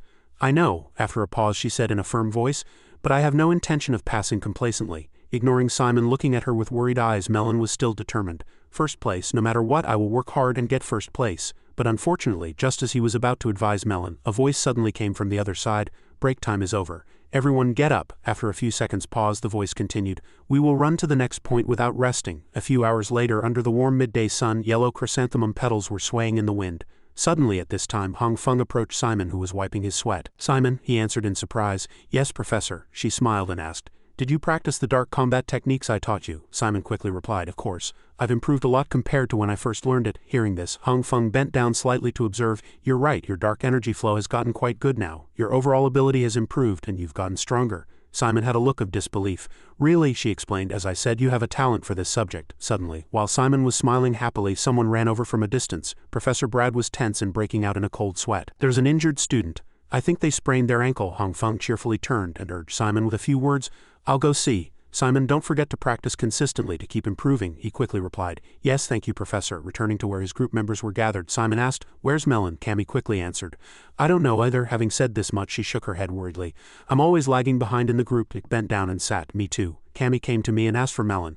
Then we're all looking for her. Why isn't she here? Simon heard that, frowned and looked around worriedly. No, I still haven't. Just then, Simon's group heard the people around them murmuring, What's wrong? Professor Hong Feng seems restless. As if he had a premonition, Simon, along with Dick and Cammy, hurried into the crowd. Someone just got hurt. As soon as they heard this, the group members instinctively turned their gazes in unison toward the murmuring crowd. When they were faced with the sight of Melon being carried on Brad's back, her leg wrapped in bandages, Simon's group called out to Melon in a panic. A short while later in the infirmary, Melon and her friends were listening intently to Dr. Ellie Violon's diagnosis. The ankle injury is serious. After a pause, Ellie continued reading the medical record. You'll have to wear a cast for a while. You can attend school, but you can't participate in practical classes with physical activities for a week. As if struck by lightning, Melon and her friends heard this and shouted in surprise. What? Despite Cammy trying to stop her, she forced herself to stand up abruptly. No, I'm fine, it's not serious. I can walk, but unfortunately, in just a few seconds, she staggered a few times with a pale face. I can participate in the practical classes. Cammy, standing next to her, worriedly reached out to support the staggering Melon. As if unable to stand her stubborn personality, Ellie let out a long sigh. Miss Violin, after a few seconds' pause, he said in a low voice, This is not advice, it's an order. Ignoring Melon, who turned pale with fear, Ellie strictly reminded her. Students prioritize survival at Kizen, but I am a doctor. The patient's recovery is my top priority. Seeing Melon sadly silent, he calmly continued. I will remove your name from the list of classes that require movement. Cammy frowned. She wanted to comfort Melon, looking worriedly at the person next to her, but in the next moment she was cut off coldly by Melon. I'm sorry, guys. After a pause, she sadly bowed her head and said in a choked voice, Can you leave me alone for a bit? Her friends heard that and answered respectfully. All right. As soon as the people around her were preparing to leave, Cammy was surprised to see the person in front suddenly stop. Simon. At this time he couldn't hold it in and suddenly called out to Melon. While everyone was flustered, Simon turned and approached Melon. Nothing will change if you just keep blaming yourself like that. She bowed her head and shouted, Then what do you want me to do? We have to fight a Cyclops tomorrow. What do we do? He answered nonchalantly. We'll find another way. Ignoring Dick and Cammy, who were tense and breaking out in a cold sweat, Melon once again shouted fiercely, Another way? What other way? We've been planning our strategy and making a magic potion all week. You know that, Cammy frowned, feeling sorry for her. Melon, as if her suppressed emotions were about to explode, she continued, We've only practiced this formation all week because the real battle with the Cyclops is tomorrow. Are you mocking me? Fine, it's my fault. You can blame and mock me all you want. Seeing Simon still silent, Melon grew angrier. Because of me, you'll get the lowest score in the ability assessment, and in the end, it'll be my fault that you get kicked out of Kizen. I got hurt because I wanted to be first place. And so, Simon listened patiently as she burst out word by word, then finally frowned and cut her off. Stop! In front of Dick and Cammy's surprised eyes, he turned to ask for their agreement. If everyone agrees. After a pause, Simon suddenly made a more serious expression than ever. Tomorrow I will be the one to fight for our group. A long time later, in a dark and narrow path, the students looked around and admired. Neptes is really amazing. How could she have collected so many dungeons and ruins? Cammy cupped her hands in surprise. Rock Mountain is a small island. Dick heard that, understood the intention, and continued. I think Neptes is a collector, so she found these ancient ruins and brought them to Rock Mountain Island. Cammy looked back slightly. All of them, Dick nodded and replied, yeah, she collected them all. On the other hand, just then what came into Cammy's sight was the sight of Melon struggling on crutches next to Simon. Seeing this sight, the people around them couldn't help but start whispering, that's really too bad for them. Why bother? It's more of an advantage for us. Ignoring Melon and her friends who were very sad, the whispers showed no sign of stopping. If one group member is injured, that group is finished. Cammy then bowed her head slightly and said sadly, will we be okay? Dick answered in a more confident voice than ever. Yeah, we'll be fine. After a pause, he looked at Simon, who was silent and lost in thought, and continued. Trust Simon. A short while later, relying on the large screen that was broadcasting live, the broadcast began from the speaker. We will now conclude Group 6 assessment. Next, Group 7, please come forward. Just then, the student sitting in front of the large screen murmured and commented, why is Melon still fighting even with her injured leg? Is that allowed? Didn't the doctor forbid it? Yeah, is Simon going to switch to be the combatant? And so, ignoring someone's cold back, people around them continued to gossip.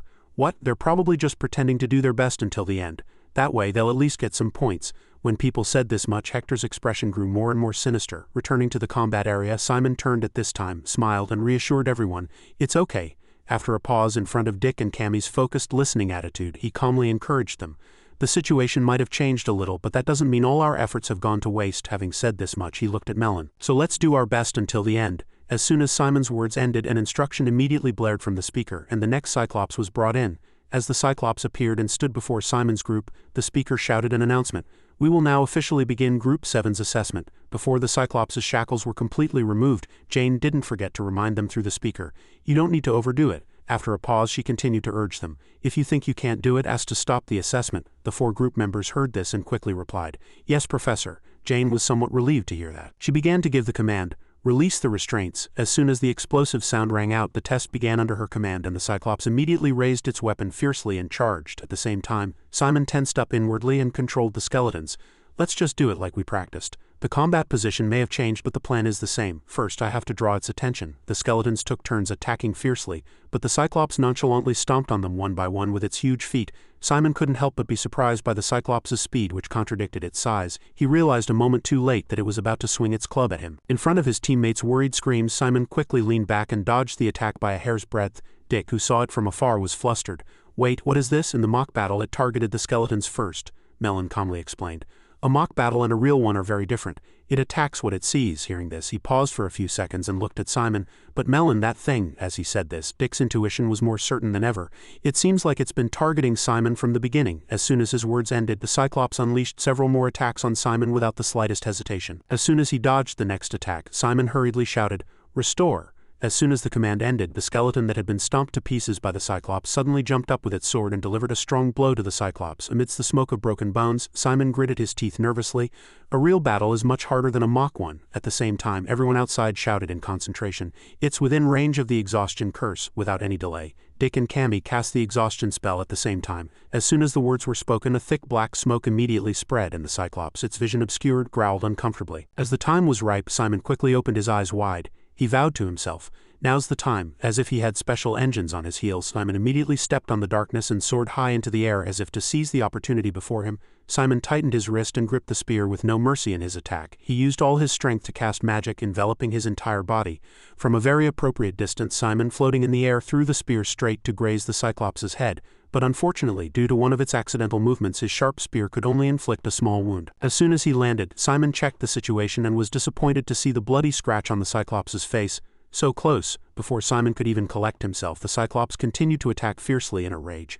As Simon struggled to dodge one attack after another, he concentrated and calculated meticulously in his mind. If I hadn't learned how to control dark energy, I would have been dead by now. As he thought this, a sudden feeling of gratitude welled up in Simon's heart. Thank you, Professor Hong Feng. Human stamina has its limits, and after dodging attacks with all his might for a while, Simon began to show signs of exhaustion. At the same time, his group members urgently shouted a reminder. Simon, above you. In front of Simon's panicked expression, the Cyclops still decisively unleashed a strong attack on him. At the same time, on the other side, a small screen suddenly beeped and announced 72. 72 for just one scratch, isn't something strange here? Having said this and watched in amazement at the magnificent sight of Simon dodging the Cyclops' huge attack, the scene shifts back to the observation room. Suddenly at this time another voice was heard next to Jane. Professor, I think there's a problem with this Cyclops. After a pause, Ronald continued. This Cyclops' stats are much stronger than the ones for the other groups. It looks ferocious, but it's not affected by curses. Seeing Jane still observing the screen with a blank expression, Ronald grew more and more worried. Stop the test and bring in a new Cyclops. In front of his surprise, she still calmly replied. Let's wait and see, he reminded her impatiently. But Professor, this is unfair. Jane's eyes coldly stared into space. Fairness. After a pause, she slowly picked up her pen and tapped it a few times. It's not an important virtue at Kizen. Having said this, Jane patiently explained. Do teaching assistants only choose weak opponents to fight in real battles? If the opponent is much stronger than expected, or an unexpected accident occurs, will you cancel the mission? Ronald answered, flustered. Well, but this isn't a real battle, it's just an assessment. And these students are still too young, Jane quickly retorted upon hearing that. Age is not an excuse. Having said this, she suddenly spoke in a serious, low voice. Metrics like tests and scores are not important. What's most important is what the students learn from this experience. After a pause, Jane lazily rested her chin on her hand. In other words, the fact that the students are Kizen students is what's really important. Seeing the worried expression still on Ronald's face, she reassured him in a gentle voice. Trust the students and wait. As if placing all her faith in Group 7, Jane suddenly closed her eyes and spoke clearly in a small voice. Watching Simon avoid the Cyclops' pursuit, she continued. The students have now realized that a change is needed. Returning to the combat area, Simon didn't dare to make a sound at this time. He judged inwardly that something was wrong. At the same time, Dick on the other side was just as flustered. Why is it fine even after being hit with the exhaustion curse 3 times? Seeing the Cyclops growl hungrily, he couldn't help but shout helplessly. Damn it, how many more hits will it take to stop it? Simon quickly turned and reminded everyone. Don't use the curse anymore, it doesn't seem to be effective, Melon shouted angrily. There's no other way, you saw it. All the other groups succeeded with the exhaustion curse. In front of her gloomy and dejected expression, he calmly asked back. I don't know the reason either, but you've realized it too, right? Having said this, Simon suddenly bent his knees slightly.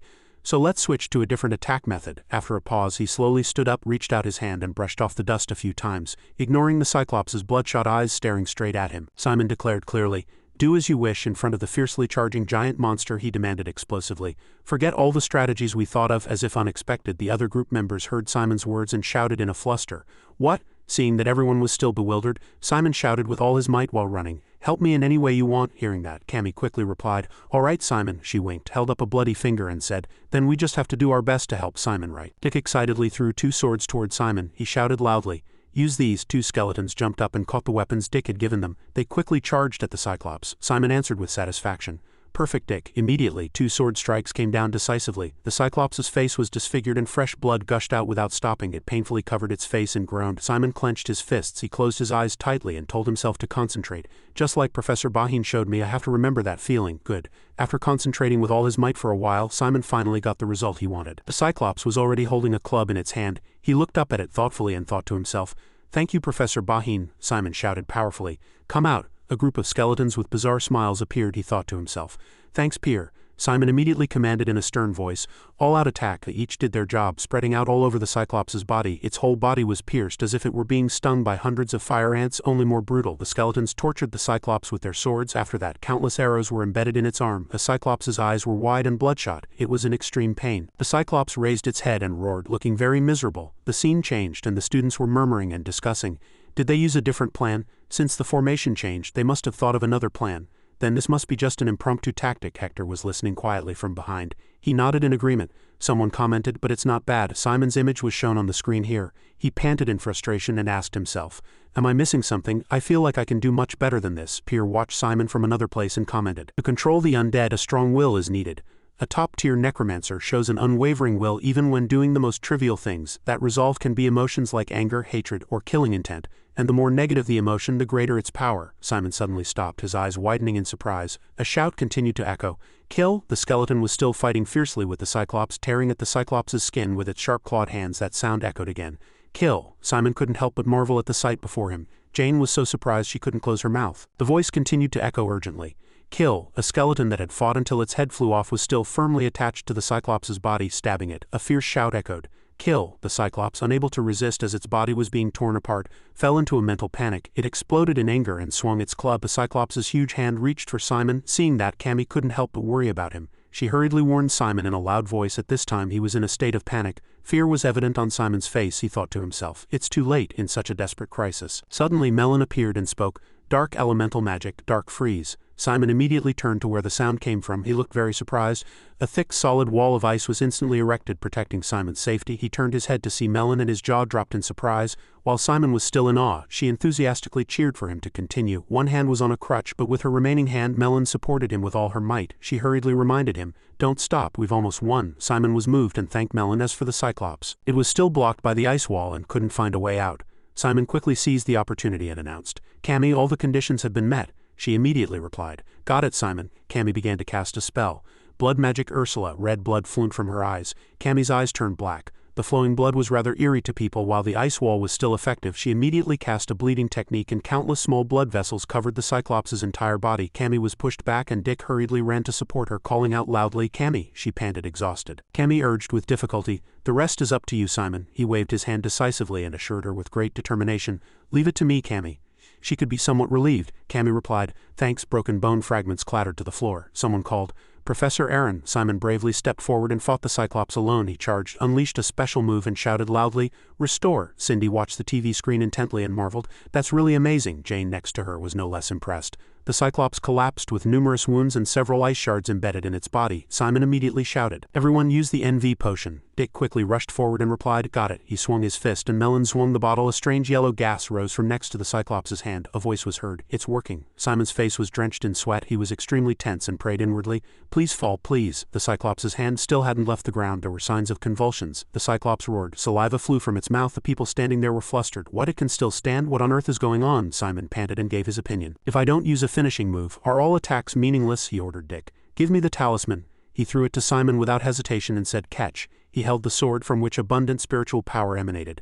Dick immediately reminded him, "Your dark energy is all gone. The talisman's effect only lasts 10 minutes. Simon stared at the treasure in his hand, charged energetically, and replied, "Got it, thanks." Saliva dripped from the Cyclops' mouth and its eyes were terrifying. It reached out its hand to grab Simon. Suddenly something strange froze him. Simon was extremely confused. He suddenly lost all his strength and collapsed, his body continuing to tremble. Simon said in surprise, "I have no strength in my legs." Cindy anxiously kept tapping the screen and said, "Get up, Simon." Jane continued to cheer, "You have to win. Come on, Simon, don't give up." Hector hurriedly cut in front, surprising the students standing there. He asked himself, "No way." Suddenly a powerful figure shot up so abruptly that a fountain pen and a stack of lesson plans fell straight to the ground. The students stammered and called, "Professor." Jane stood rooted to the spot, blankly saying nothing. A desperate cry was heard from this side. "Simon." He raised his head, gritting his teeth in surprise. A glowing magic circle suddenly appeared under Simon's feet, surprising him. As thick chunks of ice gradually rose, Simon was confused. A reminding voice was heard, "Jump." He leaped with all his might, jumping high and fortunately dodging the Cyclops' terrifying fist. In the air, Simon swung the sword with both hands. He shouted with determination. Simon's intention was to attack from behind. The Cyclops was within range. He charged straight ahead. The image of the club in its hand was reflected in Simon's eyes. He suddenly went blank. The Cyclops delivered a terrifying blow with unimaginable power. Melon and Cammy took the full force of the shock. A warning sounded from the system, and a surprised voice shouted, "7." After that, a desperate cry followed.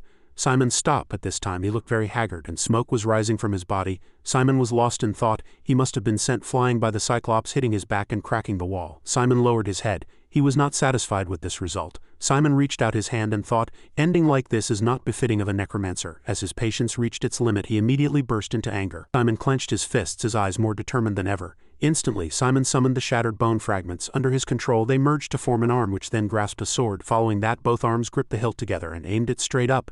As soon as the first step was complete, a swift strike down toward the Cyclops made it scream in pain. Blood gushed from the Cyclops' neck and its mouth hung open as its body went rigid. Simon suddenly collapsed to the ground. The Cyclops was officially dead and its entire head dropped down. An announcement immediately rang out. Group 7 has successfully defeated the Cyclops. Simon shot up, unable to hide his joy upon hearing the good news. He shouted as if to cast off all his worries, "We did it." Dick was so moved he shed tears. He hugged his friend tightly and praised him.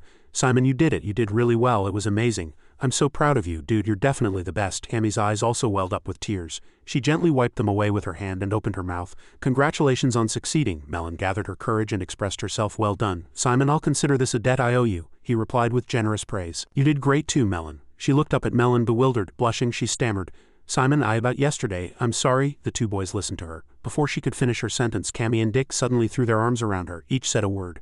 Melon, you did great too. Melon, that's right, that ice magic was so cool. A warning voice suddenly rang out. Hey, can you guys let me be serious? Dick tapped Simon's shoulder and teased. What did Melon just say? Then they all burst into refreshing laughter together. The scene shifted back to the control room. Words of praise rang out. Everyone did well today. First of all, regardless of scores and results, as a professor, I am very pleased that no student was seriously injured in this practical assessment. They all answered in unison. Thank you, Professor. Professor Jane solemnly held up the evaluation sheet and urged. But at Kizen, results are the most important. Then I will begin the evaluation starting with Group 1. Group 1, come forward. She began the evaluation. Cindy Vivaci's spiritualism skills were impressive, but the main reasons for the deduction were the tactic of relying on only one person and the many mistakes made. The two female students replied, looking a little sad. Thank you, Professor. Professor Jane suddenly demanded. Next, Karen Osara and Iona Kasumi. Hold each other's hands, they exclaimed in confusion. What? She coldly reminded them. If there's a problem between you two, solve it quickly. This time you didn't ruin the group assessment like amateurs, but there's no guarantee it won't happen next time, Simon said in surprise. The professor even knows about the minor conflicts between students. Dick couldn't help but warn in advance. That's not the only surprising thing. He couldn't help but be curious. What else is there? Melon said in a gloomy voice. Many groups successfully hunted the Cyclops, but only 8 groups succeeded in the mock test. Now it's 13. Simon asked, puzzled. Is that important? Dick explained to him. That means it's not that big of a deal just to succeed in defeating the Cyclops. What's important now is getting a higher score. Jane continued the evaluation. Group 3's total score is A. Well done. The roles of each group member were clearly divided. The teamwork was good and the hunting time was under 4 minutes, the shortest in the class. Even the defense rate was always stably maintained above 90. I have high expectations for how you'll grow in the future. The 3 male students took this opportunity to gather and whisper. So Hector is first in the class then? Looking at the score he got, it must be. Jane praised generously. Well done. Hector nodded happily and replied. Thank you, Professor. She looked for information on the paper again.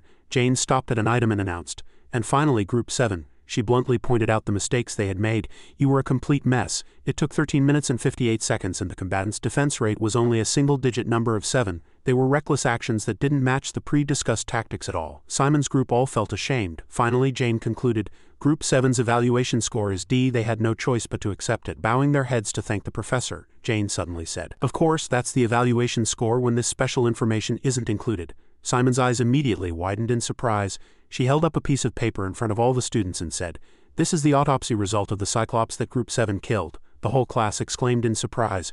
Oh, autopsy results. Jane read the information written on the paper.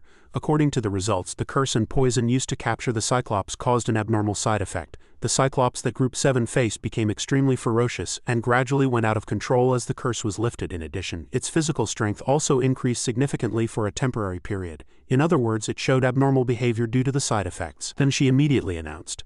Therefore, the Kizen faculty committee judged that the difficulty of Group 7's assessment was completely different from the other groups. The whole class started murmuring again. The Kizen faculty committee, I told you Group 7's Cyclops was strange, Jane explained in more detail. Based on the autopsy results of the Cyclops mentioned above, the faculty committee concluded that the Cyclops defeated by Group 7 should receive a higher score than the other Cyclopses. In other words, you fought a Cyclops at the level of a red Cyclops. Simon's group was all shocked. She continued immediately.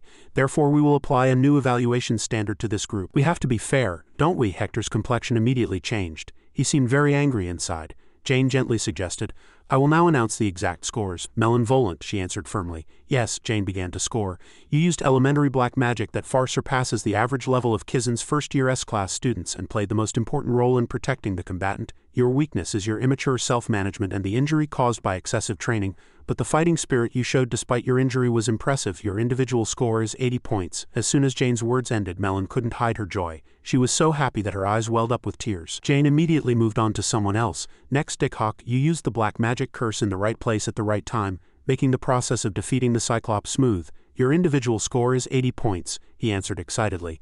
Thank you, Professor. Immediately following was Cammy Bear's Ursula. Jane evaluated, you performed well in the role of the main attacker, inflicting damage using hematology. Such bleeding is a rare thing even for a necromancer who is an expert in this field. Your individual score is 85 points, she, like her friends, answered with emotion. Thank you, Professor. Finally, Simon Valentina. Cindy also listened intently, full of anticipation. Jane was very satisfied and evaluated Simon. You fulfilled your duty as the combatant. You showed the ability to deal with unexpected variables and the leadership to care for your colleagues. You also proved your physical strength and black magic combat ability while evading and stalling for time. You met the conditions for bleeding by controlling your summons, showed various examples of applying restoration techniques, and did not give up until you killed the Cyclops. Just saying this much was enough to know her pride and Simon's outstanding ability. She immediately concluded, "It was very excellent. Your individual score is 100 points." He was bewildered by this unexpected result. Jane expressed herself sincerely. "It's just a shame there's no score higher than A," the whole class exclaimed in surprise. "A perfect score, I can't believe it, that's amazing, we did it."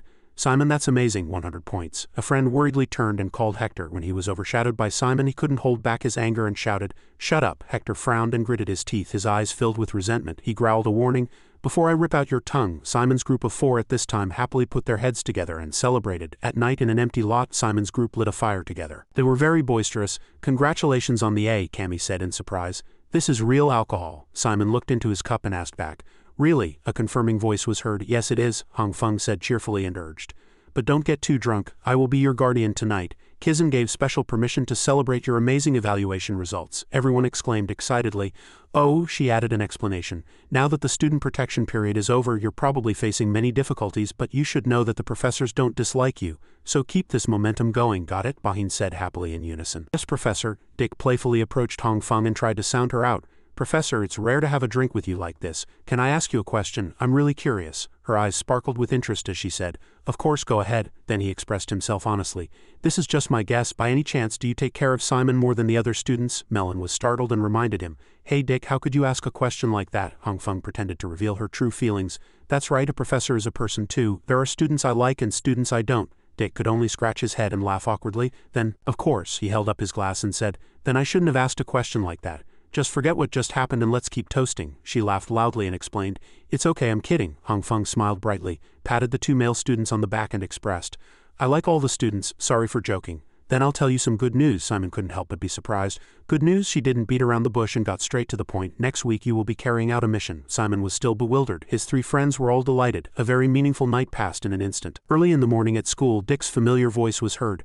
Missions are one of Kizen's core systems. After the student protection period ends, the mission period begins, which usually lasts for about 5 days. During these 5 days we can receive various requests from outside Kizen. These requests can be chores or part-time jobs, monster extermination, personal protection, assassination, or even proxy duels. There are many types, Simon asked curiously. "Proxy duels?" he explained in more detail. "Requests for active necromancers will also come to the students," Simon expressed his opinion. "There must be a lot of dangerous requests."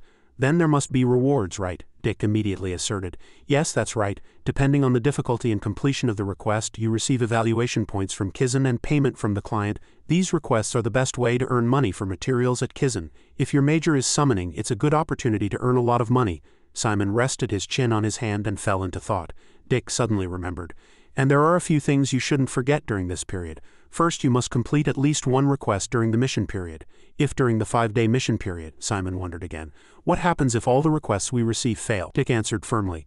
"Then you haven't completed the mission. If the mission fails, you get no money or points. You also have to write an explanation letter. Then it's over. You can extend the request until you finish it after the mission period, but I don't recommend it. You can't participate in classes during the mission extension period. It's better to give up the mission than to ruin your attendance score and studies. You can plan freely. Some students take on requests that suit their abilities, finish them quickly, and focus on their studies. Other students leave the island and do big jobs to earn points and money." Simon nodded in understanding. He had one more question. "So it doesn't matter how we plan it?" Dick shrugged his shoulders cheerfully. He confirmed, "You know what Kizen is like, you just need results." Dick suddenly looked up. He tapped Simon's shoulder and said, "There it is, Simon, look over there. It's an explanation of the envelope colors used for the requests. Look quickly and pick a request that fits your plan." What was written on the bulletin board was as follows. "Mission to be held for 5 days, all students targeted. Mission period depends on the completed requests. 4 types. Clergy Island, no conflict with priests. Dark Alliance, blue, very low possibility of conflict. Neutral Zone, red, high possibility of conflict. Holy Federation, black, certain conflict with priests." Dick carefully added a reminder. "One more thing, you can't pick a request that's too easy. The mission score for the request is decided by that. At Kizen you have to care about mission points in addition to your grades. If you're short on mission points, you might have to take on other dangerous requests like assassination missions. So even if a request looks scary, don't put it off for too long." A scary sight appeared. The professor pointed straight at Simon and declared, "Your score is too low, so you're expelled." He promised in a fluster, "I'm sorry. I'll make up for it right away." Back in reality, Simon quickly replied, "Okay, procrastinating is not good." Dick waved his hand and said goodbye. "Then go take a look and choose.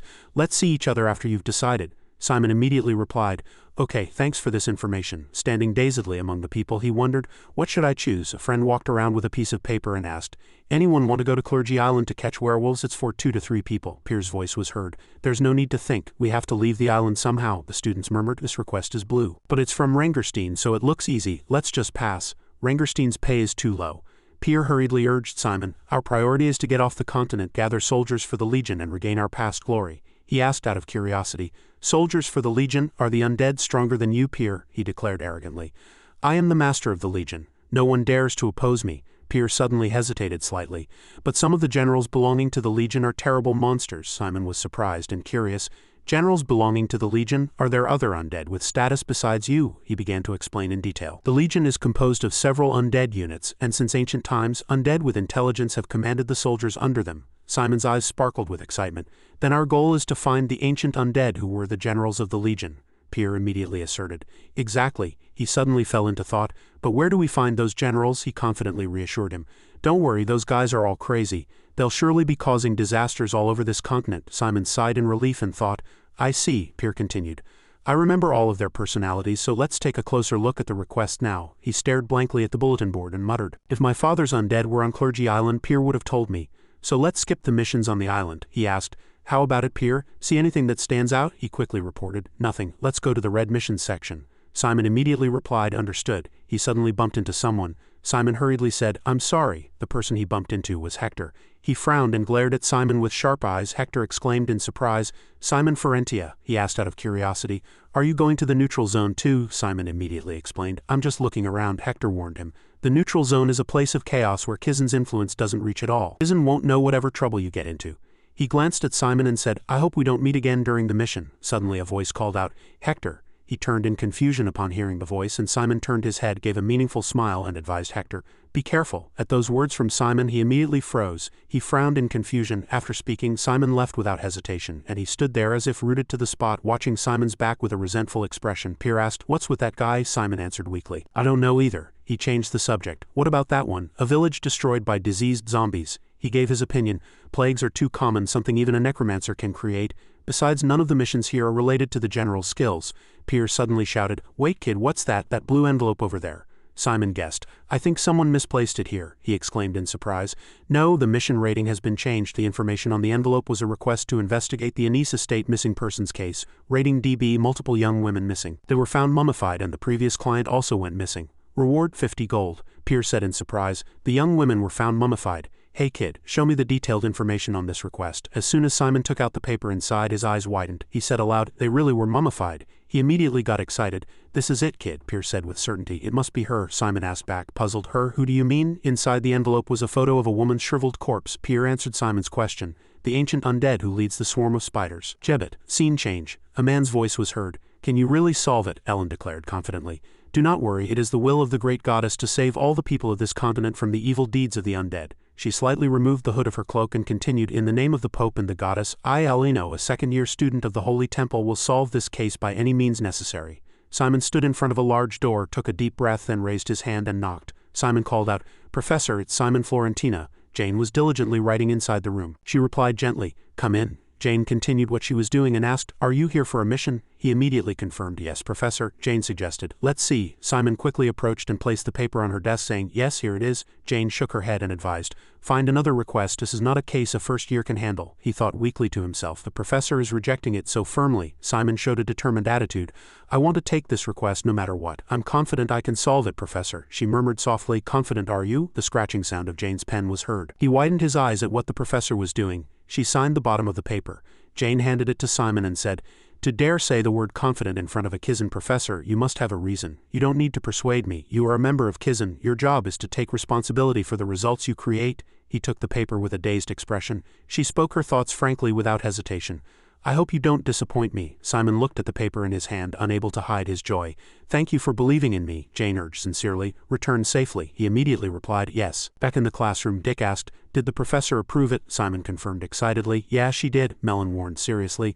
"Are you really going to take that case? I told you it's hard to complete an investigation case in 5 days. Simon answered right away. "Thanks for worrying," Mellon denied it, embarrassed. "Who's worried about you? I'm not." Simon smiled weakly. He asked, "Where are you going?" Melon winked and said excitedly, "It's a personal protection mission near Rengerstein. It's easy to do and gives a lot of points." Simon asked with concern, "But what if you run into robbers?" She pulled back her cloak to show her insignia and said, "Then I'll show them this. If those guys are even a little smart, they won't mess with a Kizen student." Simon muttered his opinion. "That seems a bit cowardly." Melon shouted at him angrily. "What do you mean cowardly? This is why everyone sends requests to Kizen." Simon had no choice but to say, "All right." Then she ran off happily, waving goodbye.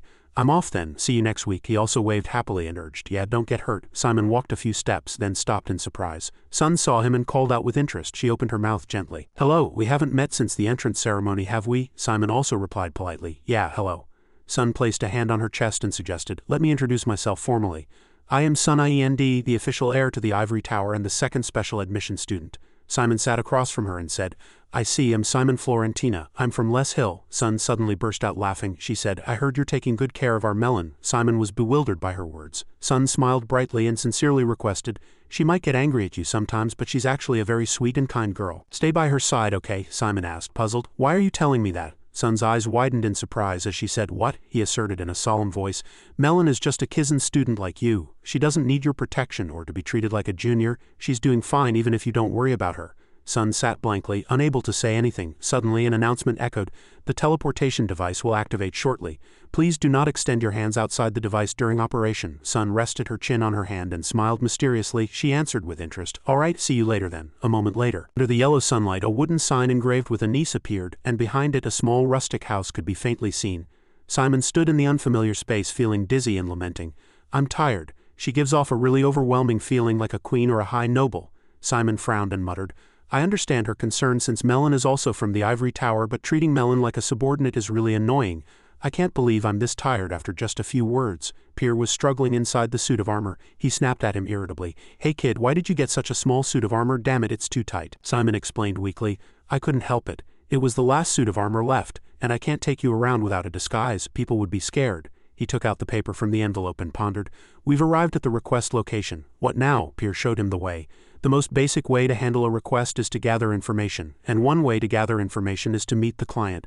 The person who commissioned the mission is the lord of this village. So if you just say you're a Kizen student, you should be able to gather all the information, but if the client hasn't been able to solve this case so far, there must be a reason. So let's skip that step. The next method is to find the information yourself. I did this a lot when I was on missions with Richard. In my experience, this method is usually the fastest," Simon said with satisfaction. "Good." He still had a few questions. "But we only have 5 days. What if we run out of time?" Pier answered. "Then there's the last method. Buying information from the Thieves Guild, the Information Guild," Simon said. "Not bad. Then we'll have to find out if there's an Information Guild here first." He immediately told him how. "You can ask the innkeeper or tavern owner." Simon exclaimed in surprise. "Really?" Unable to hide his excitement, he immediately demanded, "Then let's hurry. We don't have much time." Soon the two entered a rather bright inn. The receptionist saw them and said brightly, "Welcome." Simon tossed him a coin and said, "Give me a clean, spacious room and breakfast for tomorrow." "A loaf of grain bread will be enough," the receptionist replied quickly. "Yes, do you need change?" He refused without hesitation. "No need. Tell me where the Thieves Guild is instead." The receptionist took the coin and burst out laughing. He probed curiously, "Excuse me, but what brings you here?" Simon sighed in disappointment. "Is that how you talk to a customer?" He cheerfully made a tempting offer. "Here, I'll give you a gold coin. Give me the information." A blue flame burned in Pier's eyes. He sneered and laughed loudly. "A snot-nosed kid trying to act like an adult," the receptionist stammered in fear. You asked where the Thieves Guild is?" Pier gripped the hilt of his sword behind his back, ready to draw it at any moment. Simon slammed the desk and asserted, "Yes, and all the information you know about the missing persons case." Pier threatened the receptionist, pointing the tip of his sword at his face. Simon commanded confidently, "Tell me everything." A while later, the sky turned yellow. Simon's voice was heard. "It was a good thing we pushed him to the end." Pier hurried after him. He praised him generously. "This method is not bad, kid. Now we can pick up the pace." Simon looked at the notebook in his hand and said, "Most of the missing are young men, but only the women were mummified. There are no signs of sexual assault on the victims." Pier added to the information. "She captures the men to play with them, and since she has no interest in women, she drains all their blood, just like something Jebbet would do. She must be in this village." Simon took Pier to another inn. The receptionist greeted them brightly. "Welcome," he quickly asked. "What would you like to drink?" Simon fumbled for something in his pocket and replied, "I heard you have a special menu." He placed a coin down and touched the letter P on the table. Simon asked in a small voice, "Can you prepare it for us?" The receptionist agreed without hesitation. "Yes, I will guide you inside." He led the way. The receptionist went down the stairs one by one. In the dark basement, Simon walked and surveyed every corner. He seemed to pay close attention to the weapons in the guards' hands. They stopped in front of a room. The receptionist opened the door slightly and said, "Please come this way." Simon and Pier went inside. The two came face to face with a woman who was already waiting. She opened her mouth in a friendly tone. "Hello you two. What brings guests from afar to our guild?" Simon said frankly. "We've come to buy information." Jebet asked back curiously. "What information are you looking for?" He quickly stated his request. "I need all the information your guild has on the missing persons in this area, the mummies and this case," she exclaimed in surprise. "Everything?" Jebet gave a preliminary warning. "It will be quite expensive. I'm not sure a first-year Kizen student can afford it." Simon froze at her words. Jebet quickly laughed and explained, "Don't be so surprised, it was just a guess. The lord of this region is desperate for that case to be solved. He has commissioned numerous individuals and groups to solve it, so I'm quite certain Kizen is included among them. As you might have noticed on your way here, this area isn't very large. Our lord doesn't have the money to hire a necromancer from headquarters, so he had no choice but to commission a student." She slowly approached Simon. Jebet continued her story. "And Kizen students around this time of year are all freshmen." She bent down slightly and brought her face close to his. Simon stared at Jebet quietly for a moment. He took her hand and said, "Your guess is also interesting. Shall I make a guess myself? A serious case occurred and shook this entire region. As you said, the Lord must have asked many people to help solve it, and most of those who took on the mission came to this guild, but unfortunately no one could solve it, and as a result this case ended up in my hands." Simon recalled when he found the request form. Even the residents didn't know much about the case, and though he and Pier went around asking everywhere, they only got answers shaking their heads. Simon continued his story. "For years similar cases have been repeating, but no one has even come up with a guess about the culprit's identity, let alone solved the case." He probed. "Isn't this lack of information too strange? What I mean is, people are being confused by someone's clever lies." Jebet faltered for a moment at Simon's reasoning. He gripped her wrist tightly and said, "If that's not the case, then I'll have to think the information guild in this region is incompetent. But I don't think so." Simon recalled the special moments when he first entered this place. First, when he touched the letter P engraved on the table. Right after that was when Simon noticed the weapons the guards were equipped with. And he commented sincerely, "You don't seem that incompetent." Simon asked in a captivating voice, "Am I right?" He suddenly reached his hand behind Jebet's head. Simon looked her in the eyes from a very close distance and threatened, "Tell me the truth before I turn this place upside down." He was slightly stunned when she suddenly replied, "I'm sorry." Jebet burst out laughing and suggested, "Could you let go of my hand first?" Simon immediately agreed. "Fine," she warned. "Since you're so eager to know the truth, I have no choice, but you'll have to bear all the risks of this information. Do you still want to know?" He confirmed firmly. "Of course." Jebet quickly went into a secret place. She stayed for a moment, pushed aside a curtain and urged, "Then please wait here for a moment." Simon kept patting his chest to calm down. He said worriedly, "I don't know if we'll succeed, but from her voice I feel like I need to investigate more. If only we could find out where she is now." Pier suddenly burst out laughing, then threw his head back and laughed loudly. Simon asked bewildered, "What's wrong?" Pier explained. "I wasn't sure at first, but now I'm certain. Open your eyes and look carefully." He became even more puzzled. "Yes, what do you mean?" Just then a bizarre scene was unfolding behind Simon. A woman was losing control, her skin tearing from the inside. Many creatures were about to burst out. Pier said silently, "That woman is?" By then a swarm of black spiders had crawled to Simon and Pier's feet. Simon couldn't help but be shocked. "Spiders?" Pier shouted urgently, reminding him. "They're the spawn of the mummy spider." Jebet suddenly appeared before their eyes. She said in a praising voice, "Your resolve is quite impressive, Kizen kid." Jebet smiled bizarrely and said, "It's a shame I won't be able to see you again." Facing this dangerous situation, Simon quickly turned and shouted loudly, "Pier." He quickly understood the intention and replied, "Don't worry, kid." Pier immediately grabbed the hilt of the sword on his back. The current scene was very chaotic and countless small spiders flew at them all at once to attack the two. Pier stepped forward and swung his sword once. He shouted. Jebet couldn't help but be surprised at the sight. "My God, it was you, Pier." He pointed a finger straight at her face in anger and demanded, "What evil deeds are you plotting in this small village?" Pier demanded in a stern voice. "The Legion has returned, so go back at once. Stop this useless nonsense." She burst into laughter and admiration. "My God," Jebet declared coldly. "I refuse." Three eyes sprouted on her face, looking extremely horrifying. Jebet opened her mouth. "Pier, you're not that smart either. Richard used us and threw us away like trash." Meanwhile, small spiders were crawling all over his body. Pier reminded him loudly. "Duck," Jebet cried out curiously. "After being humiliated like that, you still want to remain in the Legion?" He stabbed a spider hard and retorted, "Foolish. Hanging out with bad guys has corrupted your thinking. The Legion itself is power and will. How can a general like you be swayed by such trivial emotions?" She still stubbornly held onto her point of view. "How could I not be swayed? Richard drove his comrades of over 10 years to their deaths for a single woman." Jebet's voice was filled with hatred. "That's why I hate Richard to the bone." Hearing her absurd reason, Pier sneered in contempt. He said no more and resolutely pointed the tip of his sword at her face. She casually blocked it with the spider legs on her back. Pier reached out his hand and declared firmly, "Enough, I can no longer tolerate your arrogance." He gripped his sword again and demanded, "Do you dare challenge the master of the Legion?" He raised his sword high with great momentum. Pier suddenly recalled the old days. "Have you forgotten the days when you?" Jebet did not back down. She was ready to fight him to the death. Pier swung his sword with terrifying power and continued, "Knelt before me like a dog at my feet." Jebet quickly leapt up and shot numerous red lasers at Pier. The space was now filled with countless lasers like a giant spiderweb. The ground shook violently. He and Simon were tightly bound by the red spiderweb.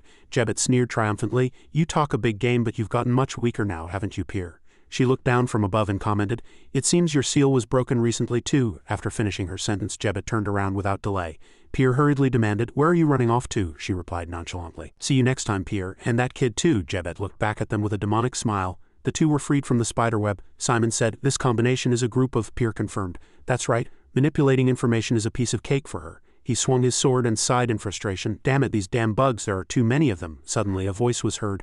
How useless. Simon looked up in a fluster at the source of the sound. The person who appeared was her, and she said, looking rather disappointed, I was waiting for the two monsters to fight and destroy each other. I guess I'm out of luck. Ellen suddenly raised the staff in her hand and said, I'll have to finish you here and then chase after her. The staff began to exert its power, emitting a dazzling light at the sight before him. Simon couldn't hide his surprise. He widened his eyes and his jaw dropped. She smiled very brightly. She waved goodbye to them and said, Take care, everyone. Before her words had even finished, a dazzling light poured down on Simon and Pier. They hurriedly covered their eyes. Simon and Pier were teleported elsewhere. She clicked her tongue and said, I'll miss that soldier and the boy. Ellen slung her staff over her shoulder and muttered to herself, Now I have to chase after that spider demon. In a dark place full of spiderwebs, Pier's voice was heard. My God, has a priest gotten involved in this? This is a complete mess. Simon sighed tiredly. How did we get caught up in this mess? He confessed his worries. How are we going to find her now? He calmly reassured him. Don't worry, she's nearby. When she used her power earlier, I could sense the dark energy coming from her. I'm following that energy now. If we keep following it, we'll be able to find her. Simon replied. That's a relief then, he suddenly asked for his opinion. Pier, that priestess from before, she's pretty strong, right? He sighed and commented. At least stronger than you, according to Pier's guess. Seeing the white uniform behind the cloak she was wearing, she was probably from Ethnal. She must have received a mission equivalent to Kizen's black missions. Simon asked back, Does that mean that since black missions are the most difficult, she's a second year or higher, not a first year? He scratched his head in frustration and blamed himself. I should have protested to the Lord that the missions were overlapping. This case seems more difficult than a typical blue mission. How are we supposed to solve this in 5 days? Pier suddenly remembered. Kid, there's something you need to know, but don't be surprised. He firmly revealed the secret to Simon. Jebet loves Richard. He widened his eyes in surprise at Pier's words. He began the story. The undead always yearned for a human commander. From the moment she first joined, she had special feelings for Richard, but I never knew she still loved and hated Richard. Simon replied blankly. I see, that's why she acted so violently, Pier hurriedly suggested. Right, now you understand, let's go find Jebet quickly. He immediately agreed. Understood. Suddenly a scream was heard. There are people here. A haggard-looking young man, tightly bound in a spiderweb, pleaded desperately. Hello, please untie us. The spider demon was going to eat us. Please save us. With a kind heart, Simon asserted without hesitation. I'll untie you right away, the person said joyfully. Thank you so much. He hurried over and untied the spiderweb for him. Pier suddenly clicked his tongue and commented, Kid, you're too soft to be a necromancer. Simon asked in confusion. Am I? Then what should a necromancer do? He answered coldly. You should kill anyone you see, turn them into skeletons and make them part of your legion. Simon gave the young man his sword and said, Use this to free her. He immediately replied, Yes, thank you. Simon retorted to Pier, You know that's forbidden at Kizen. He sighed and stated his opinion. No one is watching. Besides, you're not the type to be bound by laws, are you? If you were, you wouldn't have gone into the forbidden forest. Simon admitted frankly. That's true, but he asserted. I'm just doing as my father told me. Pier took off his helmet and asked curiously. What lesson did that bastard teach you? Simon said honestly. He taught me not to become a monster. When I asked how, he replied that it's very important to set your own boundaries. Pier suddenly burst into an incomprehensible laugh. He said, That's just the kind of advice he would give. He couldn't help but be surprised by this remark from Pier. He turned his head, looked at Simon and replied, It's nothing. If that is your decision as the commander of the Legion, I will respect it. A bright moon hung high in the dark night sky, and below it was a collapsed castle. Jebet sat leisurely with her legs crossed on a chair. Pier asked, It seems you've given up on running away, she declared firmly. I never did. You smelled my dark energy, so you would have followed me anywhere, wouldn't you? That's why I decided to deal with you here. Simon suddenly called out to the former general of the Legion. She looked at him with incomprehensible eyes. Simon frankly revealed his thoughts. I have a proposal. Join my Legion. Jebet sneered and refused in a contemptuous voice. I will never return to the Legion that betrayed me. Besides, you want me to follow the orders of a necromancer like you? A naive and untrustworthy kid that Pier chose just because of his personal feelings? Simon asked blankly. You can't trust me. He revealed his identity. My name is Simon Florentina, son of Richard Florentina and Anna Florentina. As soon as his words ended, Jebet couldn't hide the surprise on her face. Simon continued, Jebet, you were my father's subordinate. She trembled and demanded, Stop. Simon did not back down and continued, As his son and the current commander of the Legion, I will accept you. Jebet shouted loudly in anger, Stop. He shouted back without backing down. It's only natural. She grew angrier and commanded, "Shut up." As Jebet's pain resurfaced, she clutched her head in excitement and screamed, "Anna, Anna, that despicable woman, and the enemy who abandoned me." Giant spider legs once again sprouted from Jebet's back. Not only that, but she transformed into a horrifying figure with the head of a human and the body of a spider. Jebet lowered her head and growled. "Die," she cried out, filled with hatred. "Die!" 6 terrifying red eyes appeared on Jebet. She charged at Simon in a rage. Jebet emanated a powerful aura. He showed not the slightest fear. His brows furrowed and his eyes were filled with determination. Pier suddenly jumped in and praised. "Well done, kid." He quickly grabbed the hilt of the sword on his back. Bright red blood splattered all over Jebet's face. She widened her eyes and froze. Several of Jebet's spider legs were cut into pieces and scattered everywhere. She leapt up in a panic, overwhelmed with pain. Jebet wailed very miserably. Since the beginning, Simon had always been in a state of high concentration. He observed the entire situation. He quickly thought, now is the chance. A wooden spear suddenly shot up from the ground through a fine square hole. Simon immediately grabbed it. He rushed towards her and shouted the command, "Dark energy enhancement." She was stabbed straight through the chest and could only grit her teeth and endure it, with no way to resist. Simon showed no mercy, pushing harder with a blank expression.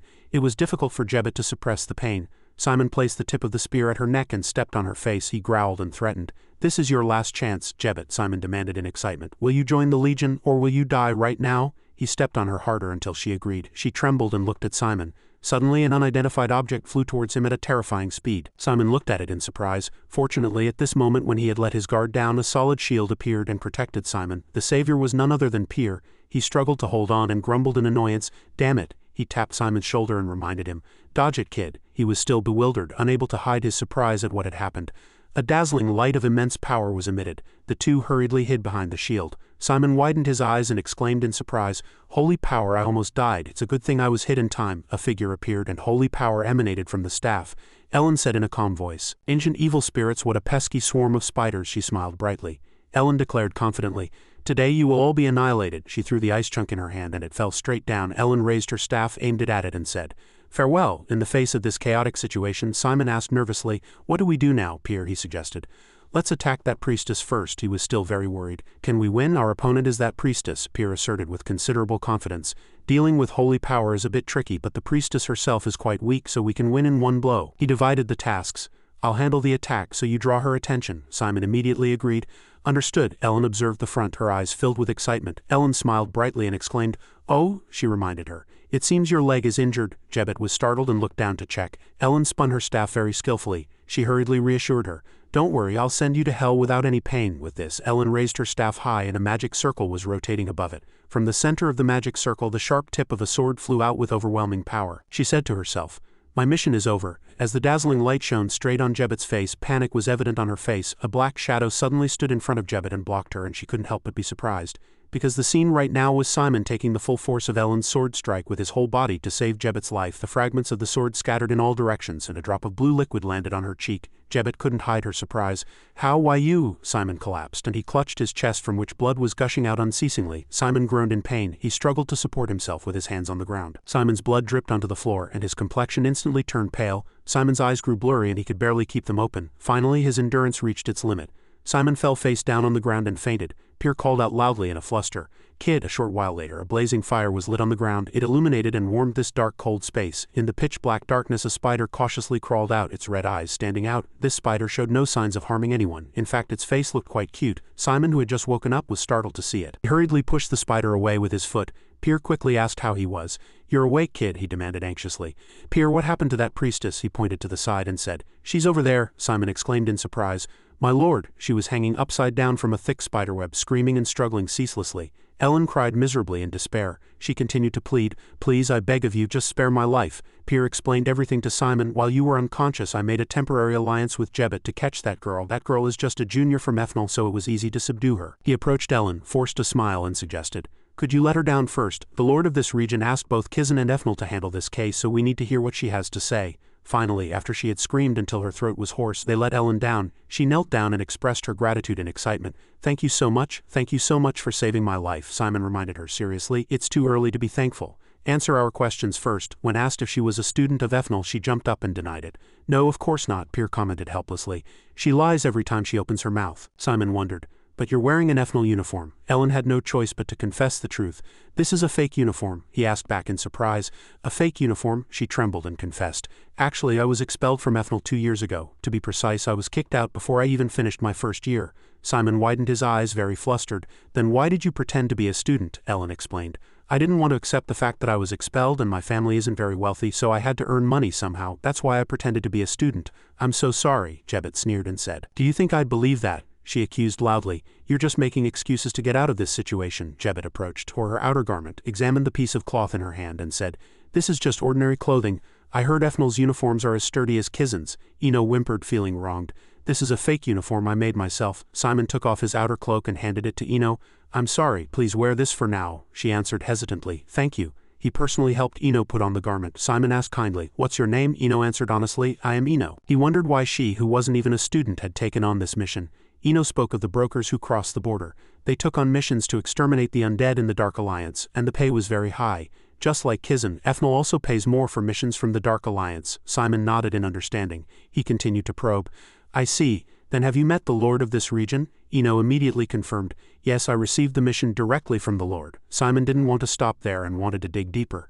Do you have any proof, for example, a proposal or detailed materials about this mission? Anything is fine. Can you show it to me? Of course, Eno answered without hesitation. Just a moment, Simon said in a warm voice. Thank you. It's just, she suddenly spaced out.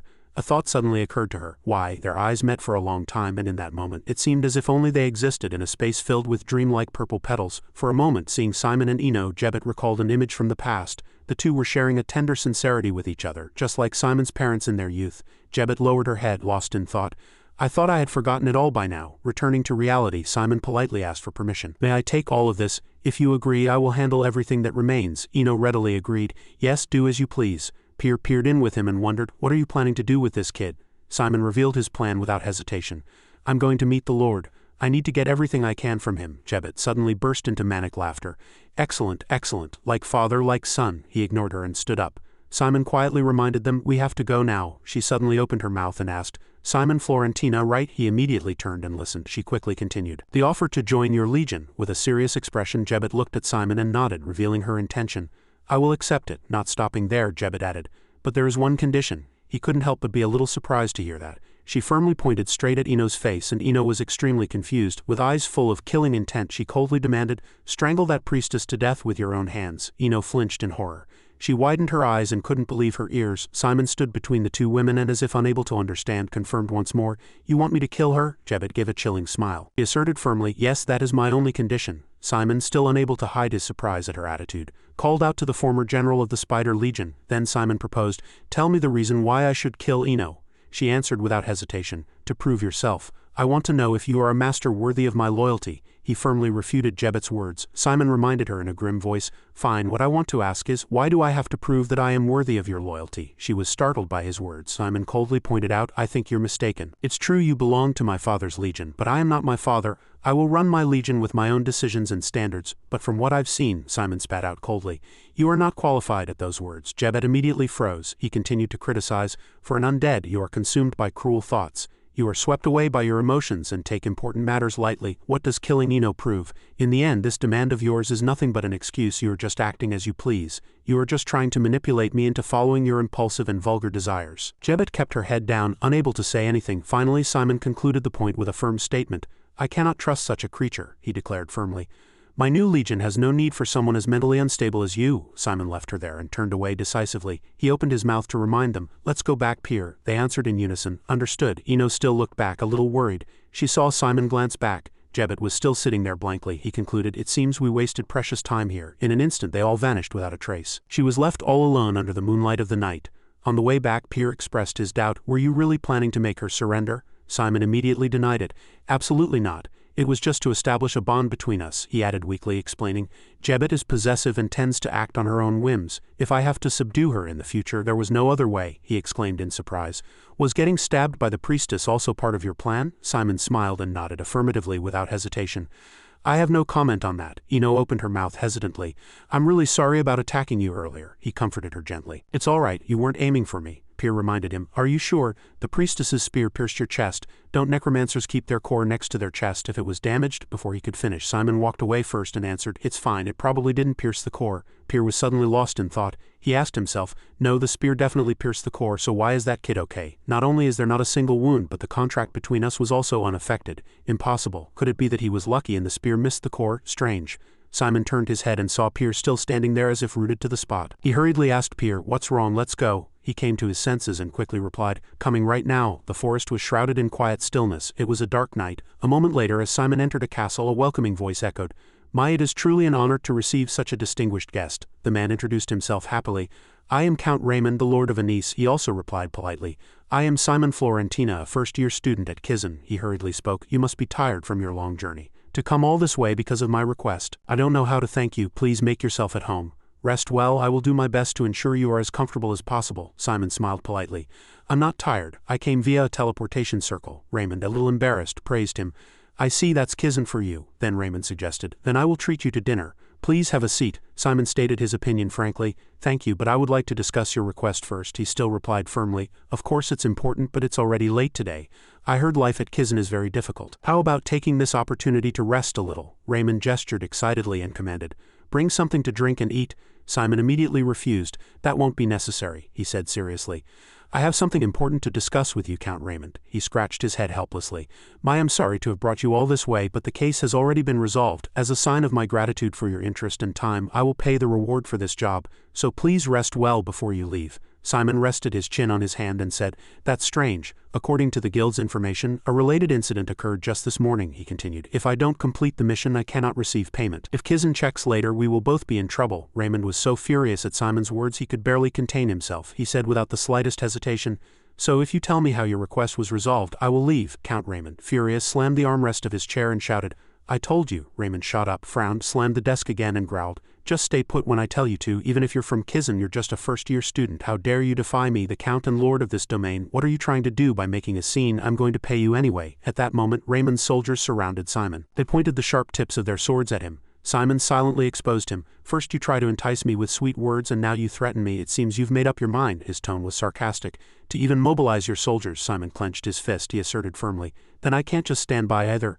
Simon summoned skeletons, and even Pier appeared behind him. He suddenly burst out laughing, and the soldiers were frightened and extremely confused by the sight. A blue flame burned in one of Pier's eyes. He already had his sword in hand and declared confidently, "It seems our unit will be welcoming quite a few new recruits today." Pier's praising voice was heard. "Good, very good." His giant shadow covered Raymond's entire body. He was in a state of panic. How can a first year summon so many skeleton soldiers? Raymond's hands and feet trembled with fear. He couldn't stand properly and collapsed onto the floor. Before Raymond's eyes was the powerful legion Simon had summoned. He stared intently at him and opened his mouth. "Shall we continue?" Raymond, angry, pointed straight at Simon's face and demanded, "How dare you? You have no power other than your connection to Kizen." He shouted and accused him, "Even if you are from Kizen, you have no right to interfere with the autonomy of a Dark Alliance territory.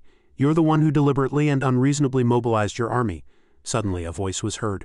"Unreasonable?" A head popped out from behind Pier's loose sleeve. It appeared clearly before Raymond's eyes. As soon as he saw her, he couldn't hide his panic and stammered. Simon quickly took this opportunity to say, "While we were solving this case, we captured a priestess from Webnovel. She is currently unconscious due to a curse. If we hand her over to Kizen for interrogation, we will surely find no small number of clues." Raymond was trembling with fear, sweating profusely. He continued, "For the crime of bringing a priestess to Kizen, this place will be destroyed for treason," Simon demanded confidently. "Am I right?" Finally, he could hide nothing. Under his confident gaze, Raymond mentally collapsed as Simon exposed everything. He knelt and explained, "No, I'm sorry. I had to solve this case by any means necessary." Raymond kept bowing his head. Simon stood blankly at his current behavior. Raymond said sincerely and desperately, "My people are trembling in fear, so I wanted to handle it as quickly as possible, no matter the cost. I will take full responsibility. Please just spare my people." Simon wondered, "If you were so worried about your domain, why did you try to cover up this case?" He had no choice but to confess the truth. "Our business has just stabilized and His Highness the Crown Prince is scheduled to visit our domain soon, but if this terrible incident continues, that visit will be—" He rested his chin on his hand and concluded, "The visit will be postponed and your business will fail again," Raymond admitted without hesitation. "That's right. That's why I colluded with the Information Guild to block all sources of information. I tried to handle it within my abilities. I tried to contact Kizen and all the mercenary groups, but the situation was not good until 3 months ago. So out of worry, I contacted Webnovel through a broker. Of course I didn't know a priestess would actually come." Simon smiled and replied, "I understand." He bowed his head again and pleaded, "So please forgive them and punish only me." He gently reassured him, "It's all right, I understand your situation." Simon confessed his thoughts. "This domain is a strategic point closest to the Holy Nation. I don't want to see such an important place destroyed, and personally I like this town too." Raymond was surprised, raised his head and asked back, "What do you mean?" Simon immediately guaranteed, I will do my best to ensure this matter is not revealed to the outside and does not affect your domain," he exclaimed joyfully. "Really?" he readily confirmed right away. "Of course," but Simon winked and gave an okay sign, his words holding a hidden meaning. "It will cost a little," Raymond hurriedly accepted. "Understood. I will prepare the money no matter how much it costs." A subordinate rushed in and reported, "My lord, we're in trouble. A horde of skeletons is surrounding the castle." He looked back, his face filled with bewilderment. Simon was also a little surprised. A moment later they quickly stood on the castle gate. Raymond looked down in confusion. "Where did these come from?" Simon suddenly shouted. "Spiders." He maintained a calm demeanor, patted his shoulder and suggested, "Calm down, open the gate." "I'll go out and check," Raymond reminded him worriedly. "It's too dangerous." Simon gave a confident smile. He asserted with quite some confidence, "It's all right." It seemed Simon had a plan. He reassured him, "I may be a first-year student, but I am a necromancer." Below the castle gate, Jebbet was lost in thought, looking up. Simon boldly went down and walked before her. He demanded, "Why are you here, Jebbet?" She quickly opened her mouth. "Simon Florentina, son of the late Commander Richard Florentina," Jebbet declared very firmly.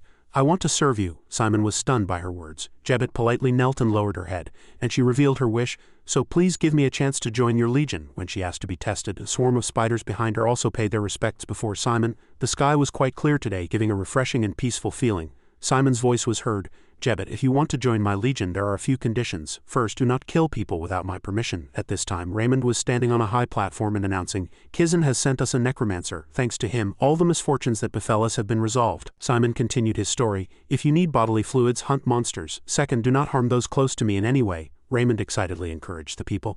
"All we have to do now is welcome His Highness the Crown Prince." Meanwhile, from a high room he observed below through the window and stated the remaining demands. "And third, obey me no matter the cost." Simon coldly turned to look at Jebbet. She thought helplessly to herself, "Now I am here again and I have walked into hell myself. This contract is really annoying and binding. Only a painful future awaits me. But even if I were given another chance, I would surely make the same choice." Jebbet closed her eyes, smiled faintly and savored the moment. She lowered her head and asserted, "As long as I can be with you, I can endure anything. You can bind me in any way you like. My body and soul are both yours. I will trade this absolute loyalty for just one thing." Pier from the side craned his neck and guessed, "That woman has fallen for that kid." Simon wondered, "What is it that you want?" Unexpectedly, she spat out a single cold phrase. "Your love." She fell into an inescapable fantasy. Jebbet suddenly took Simon's hand and said, "I will do anything you desire. But I won't force you. Just treat me as well as you do now." Simon stammered in reply, "Understood." Simon thought to himself, "It's good that she's submitting, but her acting this way is a bit uncomfortable." Jebbet excitedly opened her mouth. "Then shall we form the contract now?" Simon shouted in a fluster. "Wait, you're too close." Simon quickly leaned back to avoid her. He closed his eyes in embarrassment and stammered, "That's enough." Simon had a hand on his chest. Dark energy continued to flow out. Jebbet was completely immersed in this rare, sweet moment. She asked herself, how can he be so cute? Pier warmly welcomed her back to the Legion. She said thoughtfully, "It's been a long time since I've been bound by a contract." Simon's head was dizzy and hazy. He opened his mouth to comment, "But you've gotten really weak." "Pier, the reason you've gotten weak is because you're influenced by the commander." Jebbet smiled in satisfaction. She placed a hand on her chest and said, "But the dark energy warms me and calms my heart." Simon's reminding voice rang out, "Let's go. Ellen is waiting for us." Jebbet teased again. "Commander, did I hurt you? So I'll soothe your wounded heart." Simon said firmly, "That's not necessary." A short while later in a forest, Ellen exclaimed, "Oh," and asked how things went. "Is your discussion over?" Simon waved his hand and answered, "Thank you." Ellen excitedly skipped over to him and said, "How was my acting? It seems like everyone was fooled." Simon commented cheerfully, "It was excellent." "Look at this," a wooden box opened. He exclaimed in admiration, "You earned a lot of money from them." Pier immediately said, "What are you talking about?" "A lot. It's much less than I expected." Simon immediately retorted, "No, 500 gold is 10 times the original reward." He held up a large money pouch. He generously held it out in front of Eno and said, "This is your share." Eno was surprised and quickly confirmed. "For me," Simon asserted. "Didn't you say you have to support your family? Take this and take care of them." Ellen was moved as she received the pouch. "Thank you so much. I'll never forget this kindness." Simon spoke gently. "Don't mention it. Are you going back to the holy monastery now?" Ellen immediately confirmed. "Yes," she awkwardly requested. "I plan on returning to a place called Loran. If you ever get a chance to visit the holy monastery, please look for me. I'll guide you." Simon exclaimed in surprise, "Really? Thank you." He smiled brightly and said, "I hope we don't meet on the battlefield next time." Eno muttered weakly, "You're so cold, Simon." After she left, Pier expressed his doubt. "You not only let the priestess go, but you even gave her money." "Why?" Simon explained frankly. "When I get to a higher year at Kizen, I'll have to take on black missions, right? So it's a good idea to make connections I can use. And if I give her a little money, she'll become a perfect ally, won't she?" Pier understood the intention and continued. "And you bought her trust with money," Simon admitted without hesitation. "Yes, I knew you'd understand, Pier." Jebbet was staring at him from behind with smitten eyes. She marveled, "Commander, you're the best." Pier sighed weakly. "My God, watching what you do, I can't tell if you're a good guy or a bad guy." Simon said in a low voice, "Does it matter? Half of my blood is a priest's." I don't want to hate someone just because they're a priest and I have no reason to. So measuring things that way is pointless. All I have to do is get what I need, Pier answered. I get it. It's going to take quite a long time to understand what kind of person you are. Simon smiled slightly with interest. Pier quickly asked, now that the mission is complete, we should go back, right? Simon immediately refused. No, there's still plenty of time. I'm thinking of training a bit before we go back. It's hard to use the Legion's power at Kizen, Pier suggested. Good idea. Then this time, learn from Jebet. Simon exclaimed in surprise. From Jebet? Hearing Pier, she blankly exclaimed, oh, are you talking about my spawn? That's a good idea. Since you are now my new master and commander, you should know how to control these children. Jebet's swarm of spiders began to crawl out. He pointed at them and said, then I will teach you the basics of controlling the undead. Simon whipped his head around to look and, unable to hide his excitement, shouted, a new skill? Great. Jebet quickly got to the point. The main ability of the undead spiders is their webbing. The webbing is a subduing skill. Just by spreading it, you can trap an opponent and make them unable to attack. Not only that, but the webbing is also a movement skill. The spiders were able to jump from high places. She immediately requested, now Commander, try to make these spiders shoot a web at the tree. Simon agreed without hesitation. Understood. He closed his eyes and concentrated deeply. Simon was gathering his inner strength. Then he opened his mouth. Web. As soon as they heard the signal, the two spiders quickly shot out a web. It stuck firmly to the tree trunk. He completed this first lesson cleanly. Jebet praised him with satisfaction. Well done. She continued to teach diligently. Either subdue the opponent so they can't move or move faster than them and bite them with your poison fangs. These two are the most basic skills related to controlling the undead spiders. Simon answered cheerfully. Understood. Jebet opened her mouth. She began to scour the entire forest. Jebet suddenly exclaimed, oh, there's a target over there. Would you like to test these skills on the ogres? Simon agreed very quickly. All right. Two ugly ogres were walking slowly. Jebet's spiders were lying in ambush on the tree branches. Simon's signal rang out.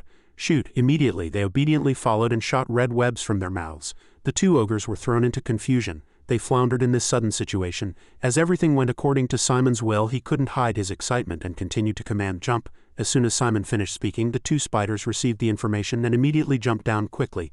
They suddenly popped out and flew straight at the two ogres. They were growling, holding spiked clubs in their hands. Simon commanded loudly, keep shooting. A giant web shot out from the spiders' mouths. This web was like a large net, covering the ogres' heads and making it useless no matter how they struggled. Seizing that chance, before the ogre could even defend itself, a spider jumped over its head and attacked. The spider's two sharp fangs dug strongly into the ogre's flesh and blood splattered. The ogre screamed in pain. Simon cheered happily. Success, Jebet flattered him. You're truly amazing. Your control ability is very good even though this is your first time, Simon said confidently. It's just a basic skill. She suddenly noticed something. Jebet announced in surprise. My God, I think there's an ogre den nearby. She winked at Simon and said, I think it's a very good place to show off the Spider Legion skills. Do you want to show the power of the Spider Legion? Simon rested his chin on his hand and began to think carefully about Jebet's words. He said excitedly, since we have this opportunity, let's do something worthy of 500 gold. Simon charged forward energetically and shouted to assign tasks. Pier, handle the boss at the 1 o'clock position. Jebet, block all escape routes with your undead spiders, leading the Legion. Reading the battle, everyone stepped forward to annihilate the enemy. The spiders also contributed by shooting webs to trap the rampaging ogres. They predicted the enemy's movement paths and launched surprise attacks to seize victory. After a long fight, dust flew thick in the air, and finally several ogres fell to the ground. Simon was inspired. He clenched his fist and thought to himself, this is the feeling of a commander. This is the meaning of being a necromancer. Simon smiled proudly. Jebet approached joyfully and praised him. Thanks to your excellent command we won, Commander. Simon awkwardly demurred. What did I do? It was all thanks to you and Pier. As soon as Simon finished speaking, she was startled and her eyes widened. Jebet hurriedly asked back, what did you just call me? Simon repeated in a fluster. I said Jeb, didn't I? She turned around, ecstatic. He gave me a nickname. I feel like the happiest person in the world, Simon thought weakly to himself. I just shortened it because the name was too long. He smiled and resolved internally, she seems happy, so there's no need to tell her the truth. Pier suddenly opened his mouth to remind him, now it's your turn, kid. He pointed at the piled-up ogre corpses and said, turn all these guys into skeletons. With this many ogres our legion will become much stronger. Simon hurriedly raised his hand and spoke his mind. Wait a minute, Pier. You forgot something important, he confessed frankly. I haven't learned the corpse-raising black magic yet. It's something you learn in a higher year. Pier flailed in annoyance. My God, so yes, you were still a first year. Jebet comforted him gently. Don't be so disappointed, Pier. We can sell these corpses and earn money now. She suddenly opened her mouth and said, and that just gave me an idea, Commander. Simon was curious. All right, what is it? Jebet winked and suggested. Just throwing these ogres away is a waste. So how about sending a letter to the Lord and selling them off? Simon looked at the letter in his hand and opened his mouth. Those ogres must have destroyed a lot of crops. The Lord will make this an official request and give me a reward. And he will soon send the payment for the sale along with the reward. Pier couldn't hide his excitement. I see, good news. By the way, kid, how much longer until the ruins? He sighed sadly. It's too stuffy here. Suddenly a voice was heard. Simon? Cammy cheerfully ran over and waved warmly. Simon, I'm so glad you're safe. Simon couldn't help but be surprised. Cammy, She looked straight into his eyes and said, I was so worried when I heard you took on a difficult mission. Simon answered, I was just lucky. He asked Cammy, where are you headed? She immediately confirmed, yeah, I'm going to the library. I'm supposed to study with Melon today. Do you want to come too? Jebet stood in a corner watching their intimate display and almost exploded with jealousy. The two were still talking cheerfully. I'll go next time. I have somewhere to be right now. See you tomorrow. Simon waved as Cammy walked away. See you tomorrow. Jebet suddenly appeared from behind, came close to his ear and said in a murderous voice, Commander, who was that woman just now? Simon jumped in surprise and shouted, You scared me. He explained frankly, she's just my classmate. Jebet smiled bizarrely and said, for just a classmate, the way she looked at you was quite irritating. Of course I still remember my vow, so I won't touch her.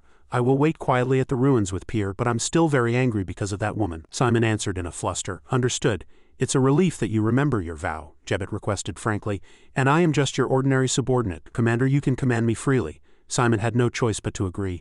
Understood, Simon asked worriedly. Then can you go back through the portal? This place is remote, but there will still be people passing by, Jebet said coldly. If that's the problem, how about this? She suddenly transformed into the appearance of a young female student wearing a white school uniform. Jebet spun around and asked, How is it? I look completely like a Kizen student, right? Simon shouted weakly, What you're wearing isn't clothes, it's webbing, right? Jebet immediately asserted, This is the highest quality. If there are any trivial matters inside or outside Kizen, summon me. Simon stammered and refused. How can I do that? I heard there are layers of surveillance magic around Kizen. She reassured him confidently. Don't worry, Commander. Not only can I change my appearance, but I also have my own stealth techniques so I can avoid that surveillance magic. Of course, my Spider Legion are also experts at ambushing enemies, so in an emergency you can use them instead of me. Simon rested his chin on his hand and thought to himself, it was a good decision to recruit her into the Legion. She'll be very useful in various situations. Jebet suddenly opened her mouth and asked, If you don't like this appearance, how about this one? In an instant she used her webbing to transform into a completely different appearance. Simon shouted in surprise, You look exactly like Cammy, you can disguise yourself too. Jebet immediately complied. She cleared her throat a few times and began to act with Cammy's voice. Simon, I'm so glad you're safe. Jebet suddenly ran over, linked arms with him and acted cute. I was so worried when I heard you took on a difficult mission. Simon couldn't help but be dumbfounded. Not just your appearance, but your voice is exactly like Cammy's too. He hurriedly reminded her. That's enough. I know very well how amazing your skills are. Jebet had no intention of stopping, but I'm worried Simon might be hurt.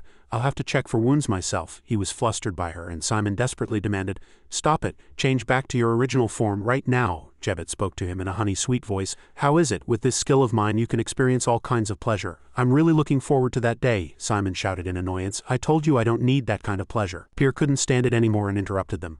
My God, stop the chit-chat and take us to the ruins, you idiots. The spiders crying is driving me crazy, Simon answered in surprise. That's right, I almost forgot about you, Pier urged. Now let's go. She obediently listened. Yes, a short while later, the three arrived at a ruin. Pier sighed in relief. We've finally arrived, Simon quickly stated his opinion. Then we should clean the house a bit now. He opened his mouth to ask. Jeb, we have about 30 undead spiders right now, right? She answered immediately yes. Pier pointed a finger and commented, Then there are only two ways to supplement our forces now. Either increase the number of undead spiders, or you learn the corpse-raising skill right away. It's one of these two. Simon turned to Jebet and expressed his question. First, how do we increase the number of spiders? Do we have to go off the continent and catch them? She revealed cheerfully. No, I am the spider queen, so I just need to lay more eggs. Simon broke out in a cold sweat, horrified. What? Jebet repeated, her eyes sparkling. I just need to lay more eggs, she took this opportunity to suggest. If you're curious, you're welcome to come and watch anytime. Simon, his face pale, tried to run away and firmly refused. No, I don't need to see that. Jebet continued to try and persuade him, but it's a really rare opportunity. He was so embarrassed that he got angry and shouted at her. How could anyone want to see a scene like that? Pier stood in a corner watching and opened his mouth to ask for an opinion. Jebet is too stimulating for a boy of this age. Don't you guys think so too? Both the skeletons and spiders nodded in agreement. Simon hesitated and opened his mouth. Anyway, since Jeb is going to lay more eggs, Jebet looked away sadly, and a hint of fear still lingered on Simon's face. Simon had a headache. His voice was filled with exhaustion. And what else do we need? An image of the priest surrounded by chains suddenly came to Simon's mind. He widened his eyes in surprise. Simon opened his mouth. Hey, I have something to ask, she quickly replied. Yes, Commander. He got straight to the point. I was wondering, can you also transform into a priest? Jebet asked back in surprise. A priest, you say? Simon answered firmly. Yes, he added an explanation. It's about something that happened in this forest a while ago. At that time, in the dead of a pitch-black night, that priest was performing a bizarre ritual. He had displayed many animal heads, and the sacrifice was the naked body of a woman.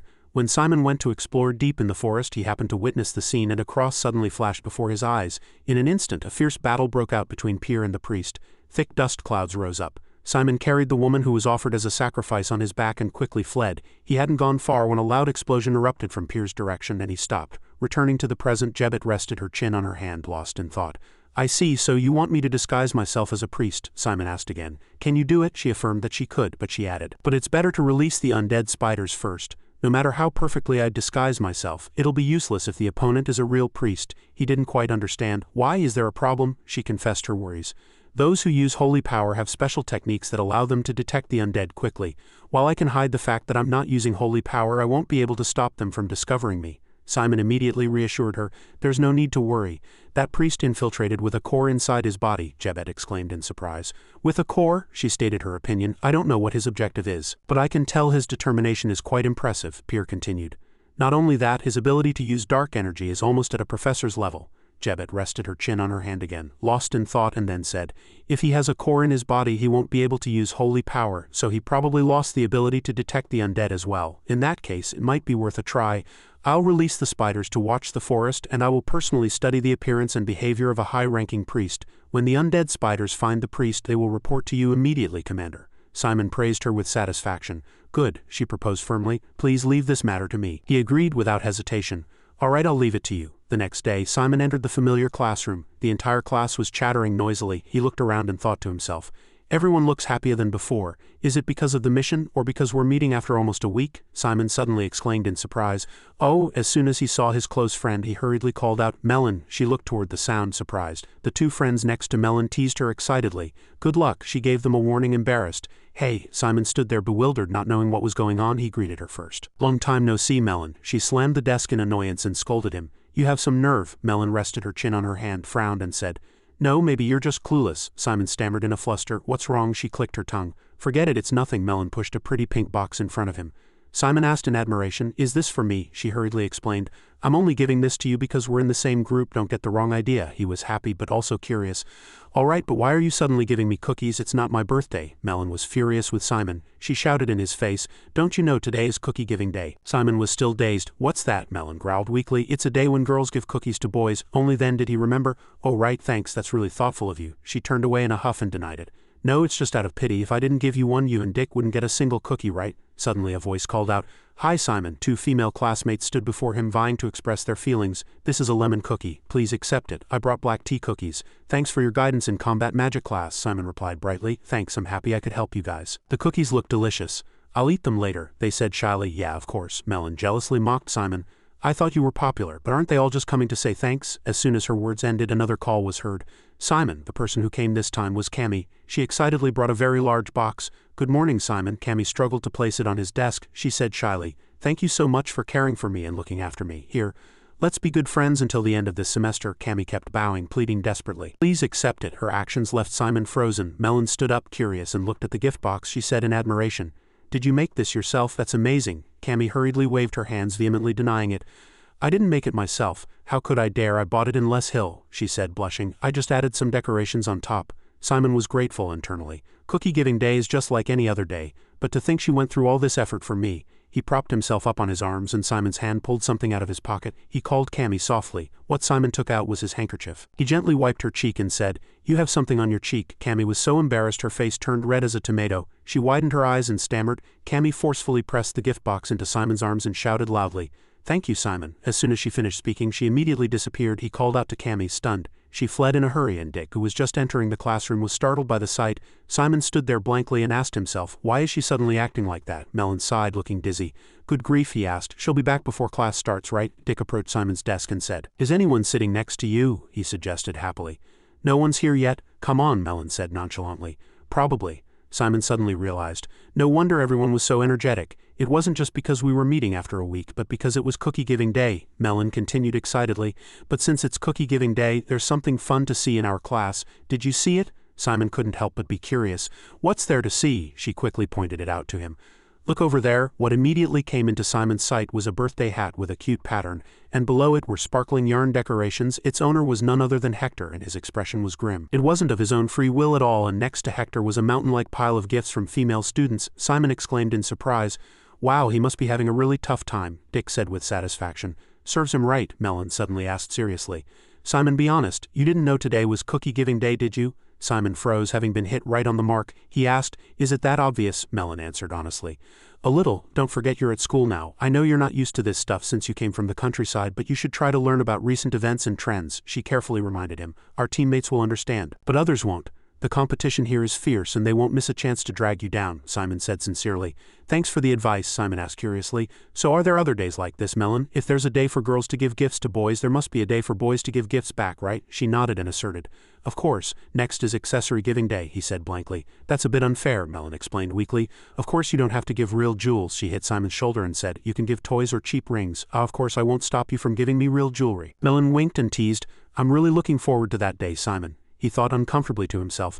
This is so unfair. A moment later Jane entered the classroom. She said in a solemn voice, I've received a report that all Class A students have returned safely to Kizen. As your supervising professor, I am quite satisfied.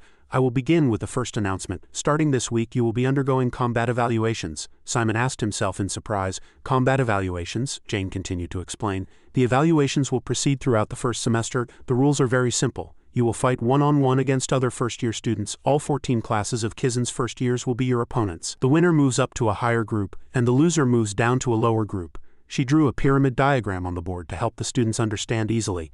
The groups will be newly formed once every week, and whether you move up or down will be determined by your wins and losses. And each group has a different score. You can gain or lose points depending on the battle. For example, the points you lose for a loss in a higher group are more than the points you gain for a win in a lower group. In other words, you must challenge to move up to the higher groups by any means necessary. And the students who are in the lowest group by the end of the first semester, Jane crossed her arms and her gaze was terrifyingly cold, she declared firmly, will all be expelled. 10 of students will be expelled in the first semester and an additional 10 in the second. So you must think about how to survive with the means you have. As the vice principal of Kizen and the supervising professor of Class A, I believe I have done my best. Only our class has experienced the Avalon training and the real battle with the Cyclops.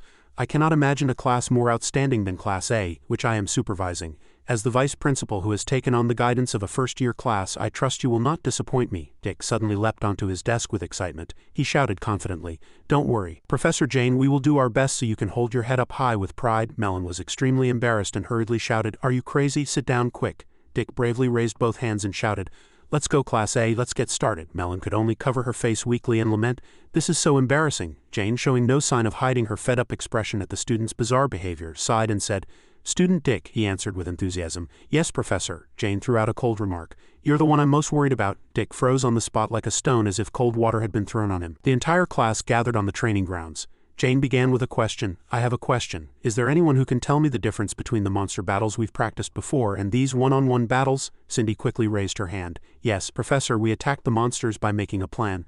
But in this battle, the opponent can also make a plan. Jane nodded in agreement and asked, Correct. Any other opinions? Hector bravely raised his hand and said, Unlike the battles with monsters, we will be restricted in our use of black magic, Jane suggested. Elaborate. He began to explain in detail. Skills with long casting times, skills that are easily detected or slow to cast, and trap-type magic circles set underground will be almost ineffective in one-on-one battles, so their use will be limited. Similarly, Hector, in the middle of speaking, suddenly frowned and glanced to the side. Simon looked at him with an uncomprehending expression, and Hector continued to explain. Summoning skills will also be ineffective in one-on-one battles. The tactic to defeat a summoner is all too clear, and unlike monsters with low intelligence, a person can avoid the summoned creature and attack the summoner directly. Jane praised him with satisfaction. Good, you've mentioned the most important point. As Hector just said, some majors can be very difficult to apply to get good results. But even skills that may not be optimal in one-on-one battles can become very powerful weapons depending on how you use them. The talismans Dick often uses are a prime example. If you approach an opponent using only talismans, it will be the easiest way to fight a combat magic major. Since they have to get close to fight, you can attack them very easily. But if you face a hematology major who specializes in long-range attacks, you will be defeated instantly. At that time, Dick was hiding behind a rock, trembling and muttering, I can't even get close to her. Jane added her teachings. If you identify your own strengths and weaknesses and learn how to compensate for those shortcomings, you will be able to achieve good results. Cammy blankly turned to the side. Then a hematology major, Melon calmly continued. Needs to prepare for close combat students, she instructed meticulously. Now you will have individual practice to review your strengths. Don't forget to wear your protective vests when you have practice battles. During practice, think about what kind of magic would be effective in a one-on-one battle, Jane reminded them. You can ask the teaching assistants questions. Seeing that the students were quiet and had no questions, she immediately announced, Then let's begin. The whole class split into groups to discuss. On Melon's side, she suggested to her partner. Then I'll shoot a dark arrow first. Dick replied without hesitation. All right, other groups were also actively sharing their opinions. One student pointed to a spot on the map and said, let's adjust this here. Everyone was very busy with their tasks. Meanwhile, Simon was sitting alone in a corner. He was lost in thought. As they said, summoning is very disadvantageous in one-on-one battles. Then how can I use summoning to get a high score? If I use the Legion, I can win easily, but I can't do that during class. Then all I can use are the 3 summoned skeletons. But skeletons are very slow, so it'll be difficult to keep up with a person's speed. Simon sighed in discouragement. He leaned his head against the wall behind him tiredly and blamed himself. The more I think about it, the more I feel like I'm going to lose. Suddenly, a voice was heard. You seem to have a lot on your mind, Simon exclaimed in surprise.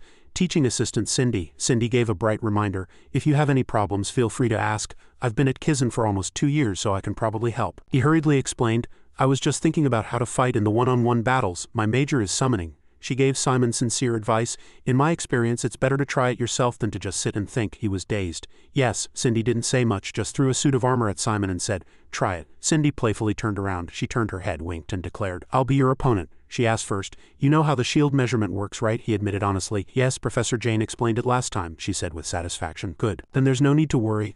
I'll only use first-class black magic. Are you ready? Simon replied without hesitation, extending his hand. Yes. Cindy gave a meaningful smile. Countless points of light flew out from her palm. Cindy got straight to the point. Then come at me. She couldn't hide the excitement on her face. In an instant, Cindy created numerous magic circles. As soon as the skeletons Simon summoned received the command, they bravely raised their weapons and charged, and she immediately shouted, Fire! Sharp dark arrows flew out from the center of the magic circles, and Simon's voice was filled with surprise. Talismans? That's dark arrow. Cindy smiled and confirmed. That's right, this is a skill that most first-year magic students use for long-range combat. You must have paid close attention in black magic studies, huh? He thought to himself. It seems she really is only going to use skills that first-year magic students can use. Then Simon shouted with great determination, 2 of you, go forward and protect the rest. The dark arrow had a terrifying power.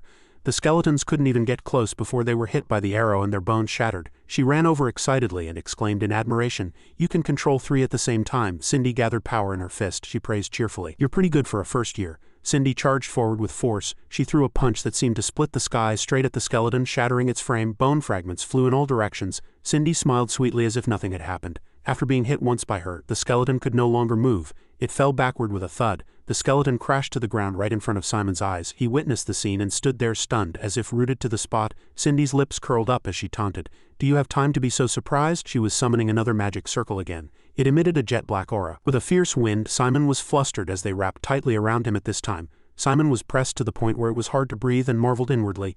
An exhaustion curse. No wonder she's a teaching assistant. Even though she only used basic skills, I can tell she's very experienced. That dark aura slowly dissipated. Cindy slowly approached Simon and opened her mouth. Now I've eliminated the creatures, and I've even cast an exhaustion curse on the summoner. She swung her fist and laughed very excitedly. It's a great chance to take you down. Simon seemed to sense something was wrong. He suddenly widened his eyes as if struck by lightning. Cindy didn't hold back in the slightest, decisively throwing a punch of terrifying power straight to where Simon was. He focused intensely, and in the blink of an eye lifted his leg and kicked straight at Cindy's face. Simon's action provoked her. Cindy couldn't hide the excitement on her face, she thought to herself. He attacked without defending. Simon's classmates rushed over to him with worried attitudes. A hazy cloud of dirt and dust billowed up. Simon looked down in a fluster. I definitely kicked her. Why does it feel like I didn't kick anything? Cindy suddenly approached him quickly and said, I'm sorry. Simon stood up and stared at her blankly. Cindy scratched her head awkwardly. I said I'd only use basic black magic, but I use spiritualism without realizing it. Let's stop the fight here, he replied politely. Yes, thank you. An image of being flattened under Simon's foot flashed through her mind. Cindy thought in a panic, if I hadn't used spiritualism, I would have definitely died. I'm crazy, she cleared her throat once and said. First I'll explain why we sparred. People like you who don't know their own strength usually find the answer when they push themselves to the limit, what you rely on in the most dangerous and important moments. In your case, you rationally started with summoning, but when you got anxious, you immediately switched to combat magic without a moment's hesitation. Not only that, but when you sent out the skeletons, you strengthened your body for close combat, right? Even though you didn't know if I would use long-range or close-range combat to defeat you, you instinctively prepared for close combat. Am I right? Simon admitted frankly. Yes, you're right. Cindy patted his shoulder, urged and encouraged him. You don't have to come to a conclusion right away, but you don't have to give up when you have all that talent and skill. There's still plenty of time, so think about it slowly. If it were me, I'd choose combat magic. Finally, she finished with a sincere remark. Good luck, Simon answered. Yes, thank you. A previous memory suddenly surfaced in his mind. Pier had said, the summoning skills of summoning will also be ineffective in one-on-one battles. Cindy's evaluation was added on top of that. In your case, you rationally started with summoning, but when you got anxious, you immediately switched to combat magic without a moment's hesitation. Simon lowered his head and was lost in thought. He asked himself, is it really that hard to fight with summoning? As Simon was spacing out. Lost in numerous thoughts, he suddenly heard a voice call out, Simon Florentina. He turned his head in surprise and looked. The voice was Hector's. He frowned, growled, and demanded, put it on, let's practice. A sharp voice was heard. Why can't you land a single hit on me? For your information, I'm just going easy on you. Melon put her hands on her hips and argued, who are you fooling? I only used a basic talisman and you can't even move. Dick turned his head away, fed up. She suddenly felt something behind her. Melon immediately turned around with an expression of incomprehension. She was amazed at the sight before her. That sound, I didn't know he was fighting the teaching assistant. Melon and Dick chattered excitedly. It looks like the practice is over. Do you think he won? I'm not sure, I can't even see the protective vest clearly. He's sighing, he must have lost. It's hard to beat a teaching assistant. On Simon's side, he glanced back in surprise. Hector approached and held out his hand. Melon walked away decisively with an annoyed attitude, and Dick worriedly called out to her in a hurry.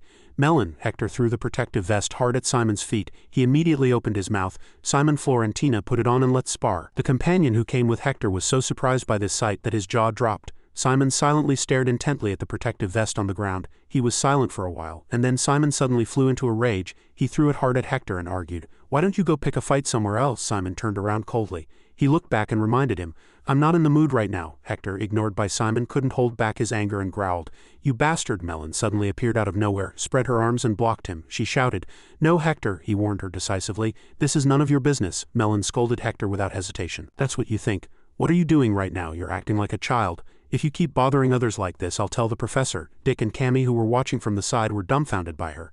Hearing Melon's words, he sneered sarcastically. Hector hit her where it hurt. You're just Son's substitute. Melon froze and hung her head low. Cammy worriedly called out to Melon. Dick couldn't hold back his anger seeing his friend get hurt. He growled and argued, how could you say something like that? The friend who came with Hector hurriedly reminded him, hey, take that back. I know you're angry, but that's too much. Melon didn't show her weak emotions on the outside. She glared at him with murderous eyes. Melon gritted her teeth and unleashed her inner anger. She immediately summoned a magic circle. Simon's urgent shout echoed. Melon? He ran in front of Melon, raised his hand and blocked the magic circle. Simon desperately tried to stop her. Melon, stop. Jian suddenly appeared there. He opened his mouth curiously and asked, what's going on? They all exclaimed in surprise. It's the teaching assistant. Hector approached Jian, bowed his head politely and said sincerely, it's nothing, sir. I'm sorry to have bothered you. Everything has been resolved. Simon quickly opened his mouth. Let's go. Dick was still grumbling in anger. That bastard, he always acts nice in front of the teaching assistants and professors. Simon shouted loudly in anger. My God, you two, get a grip. You were about to do the one thing Professor Jane hates the most. Melon lowered her head and was silent. I'm sorry, Simon demanded in a stern voice. She clenched her hands tightly and held it in. Then keep practicing, my God, so annoying, that bastard. He needs to know there are things you shouldn't say. Emmy ran over and asked, Melon, are you okay? She immediately turned around and replied, I'm sorry, I just got a little heated, Simon shouted worriedly. A little, Melon, you, she spoke in a cold voice. By the way, Simon, Melon argued weakly. My hand, how long are you going to hold it? Simon explained in a fluster. I'm sorry, I was in a hurry. She brushed her hair back in annoyance. Still, you're really crazy too. Melon looked at the wound on Simon's hand with pity and scolded him gently. Why would you grab a dark magic circle with your bare hands? Look at this, you got burned. She turned around and announced. Cammy, Dick, I'm taking him to the infirmary. They quickly agreed. All right, see you later. Melon gave a light greeting. See you later. A short while later, she and Simon were in the infirmary. Melon was wrapping a bandage around his sore hand and wondered. Simon, you grabbed my hand earlier, why? Simon clicked his tongue in a fluster. It'd be trouble if the teaching assistant saw you trying to use magic. Even though Hector was wearing a protective vest, he didn't put it on properly. And what Hector just said was his mockery of Melon. You're just Son's substitute. Simon expressed his thoughts. I don't understand, but that was something he shouldn't have said to you, right? Melon hesitated and opened her mouth. About earlier, Simon immediately cut her off. Thanks, Melon. She couldn't help but be bewildered. He quickly explained, you stepped in and stopped Hector from picking a fight with me. Simon smiled brightly and suggested, you almost got into a fight with him and I stopped you, so let's call it even. Melon shrank back in embarrassment and muttered, my God, that's your biggest problem, Simon asked blankly. What is? She shot up in a rage and poured out all the frustration she had been suppressing in her heart. You're too damn nice. You know, you're annoyingly nice, but Melon grabbed Simon's shoulders tightly and declared, it won't work this time. He went pale in a panic and had an expression of incomprehension. What do you mean? She brought her face right up to Simon's and reminded him, I'm only going to say this once, so listen carefully. Melon was so embarrassed her face turned red, but she gathered her courage and said each word clearly. Thank you, Simon. As soon as she finished speaking, Melon beat a hasty retreat. In an instant she reached the door and he stammered and shouted, ah! Before he could even stop her, Simon could no longer see even Melon's shadow. He lamented helplessly, my God. Pier could no longer stand it and opened his mouth as if to pass judgment. Listening to you two talk, I have nothing to say. Like father, like son. Simon annoyedly covered his mouth and ordered, be quiet, scene change. In a corner of the school, Simon's voice was suddenly heard. Cammy. She immediately replied. Simon. He probed for Cammy's opinion. What do you think spiritualism is? She answered frankly. I don't really know either, Cammy asked worriedly. Are you okay? Did something happen in the spiritualism prep class? Is the professor teaching too fast? Simon forced a smile and said, No, but it's so painful in a way I couldn't have imagined. Dick approached and heard the story, and he couldn't help but be surprised. Couldn't have imagined, he quickly explained. The spiritualism professor only teaches us when we feel a soul, right? And we have to stay in the prep class until we can do that. Simon recalled that moment. He taught strictly. In spiritualism class you must feel the soul. The entire class obediently replied in unison, Yes. Dick frowned, raised his hand and expressed his opinion. Professor, I can't feel a soul no matter how hard I try. He ignored him and demanded firmly. Feel it. Keep feeling it. Don't tell yourselves you can't keep feeling it. You all lack motivation. Try harder. Pour all your energy and mind into the dance of consciousness. Like this, like this, like this, Cammy cried out in fear. But the process of feeling that soul is so terrifying. I never want to see that dance again. I feel humiliated. She suddenly started sobbing. Simon hurriedly hugged his friend and comforted her. Cammy, you survived. Cammy, Dick and Melon stood to the side, all with expressions of incomprehension. Simon opened his mouth curiously. What did you guys learn in training class? Melon asserted frankly. Offensive talismans, of course. All the professors mainly teach how to fight. Since the evaluation battles are soon, she expressed her guess, but hematology doesn't require feeling a soul like spiritualism class. So we should be able to learn something useful here, right? Cammy and Simon simultaneously put their hands together and pleaded. Please, please. A dark voice was suddenly heard. Everyone gather here. I will now begin the class. The entire class exclaimed in surprise. Oh, it's Professor Silas, he quickly announced. I apologize for the delay in class due to some personal matters. Since we're behind schedule, I'll be moving quickly. Silas began the lecture. First of all, hematology is a black magic that uses blood as a medium. Many people think this discipline is a recreation of the secret techniques of vampires or werewolves. But contrary to popular belief, hematology has a long history. This is because blood is the substance that is most compatible with dark energy. Before we get into practice, beginners will have difficulty drawing blood, so we will use an auxiliary tool. I will continue after you've all put on the equipment.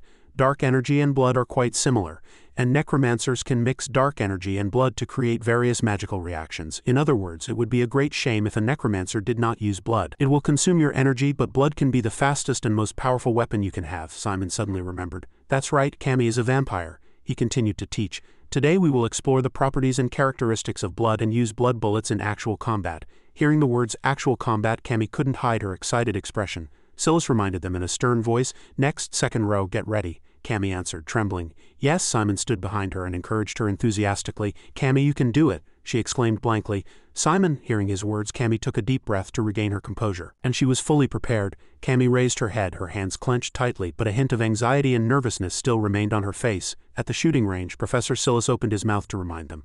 Last, sixth row, fire. A violent explosion rang out and a red bullet flew at the speed of light. Its power was so terrifying that it pierced a large portion of the target. Silas immediately concluded. The blood type is AP5, the penetration diameter is 45 meters and it pierced 3 targets. The blood of the AP5 group has the property of contracting when it meets dark energy. By condensing dark energy to the extreme, it can create outstanding penetration power. In fact, it's more specialized in construction than propulsion, so it's quite useful for assisting dark energy and forming magic circles. He demanded that Dick get an AP5 name tag from the teaching assistant. He replied politely. Yes, Professor. Silas continued to announce one thing. From now on, you must wear this name tag before coming to class. Now the next group will join the first row in front. Cammy shrank back nervously. She put her hands together and opened her mouth. Cammy bears Ursula, ready. As a member of the Ursula family, she was a vampire. Cammy raised her hands and began to get into the correct posture. Seeing this, Silas quickly nodded. He firmly instructed her to fire. Following the professor's command, she immediately did so, shouting, Fire! A thunderous explosion erupted in front of Cammy. The flames blazed fiercely. Silas immediately announced the results. Blood type KP1, penetration diameter immeasurable. Dick and Melon, watching from the sidelines, couldn't hide their shock. The entire class was abuzz over the situation. 4 targets had been destroyed in the explosion. My god, vampires really are on another level. There's no beating someone from the Ursula family. Her bloodline is quite enviable, KP1 blood type. When combined with dark energy, it becomes explosive. In terms of offensive power alone, it is the most powerful among known blood types, and only vampires possess it. As all eyes turned to Cammy, she trembled. Silas also clearly remembered Cammy's name. He nodded and urged her. We'll be seeing each other often from now on. Cammy bears. Her eyes lit up with joy. Cammy hurriedly replied, Yes, thank you, Professor. She returned to her friends. Cammy narrowed her eyes, smiled, and asked, Did you guys see that? Melon and Dick. The two joyfully vied to praise her. You did an amazing job. It was incredible. Very quickly, Silas announced, Next, third and fourth rows, prepare. The answer echoed. Yes. He immediately instructed them to fire. Silas moved through the lesson quickly. He raised his voice again and called out, "Next, 6th row, prepare." Simon enthusiastically raised his hand and replied, "Yes, 6th row, Simon Florentina ready." He took his position. Simon got into his stance, aimed at the target with one eye and shouted, "Fire!" A magic circle appeared at his fingertip. It created a small sphere of gas. Feeling the time was right, Simon fired it without hesitation. The area suddenly fell into a dead silence. His bullet was no longer visible. Simon stood there, speechless and stunned. The students all began to murmur in confusion. What happened? Did that black magic make the bullet disappear? Look, suddenly in front of the target, that black energy erupted from the center of the target. Everyone shouted, "Oh," in unison. It reappeared. Suddenly, a loud explosion rang out and the target shattered into pieces for no reason. Ivy read the information board and reported with a stammer, "This is a unique blood type, a new kind.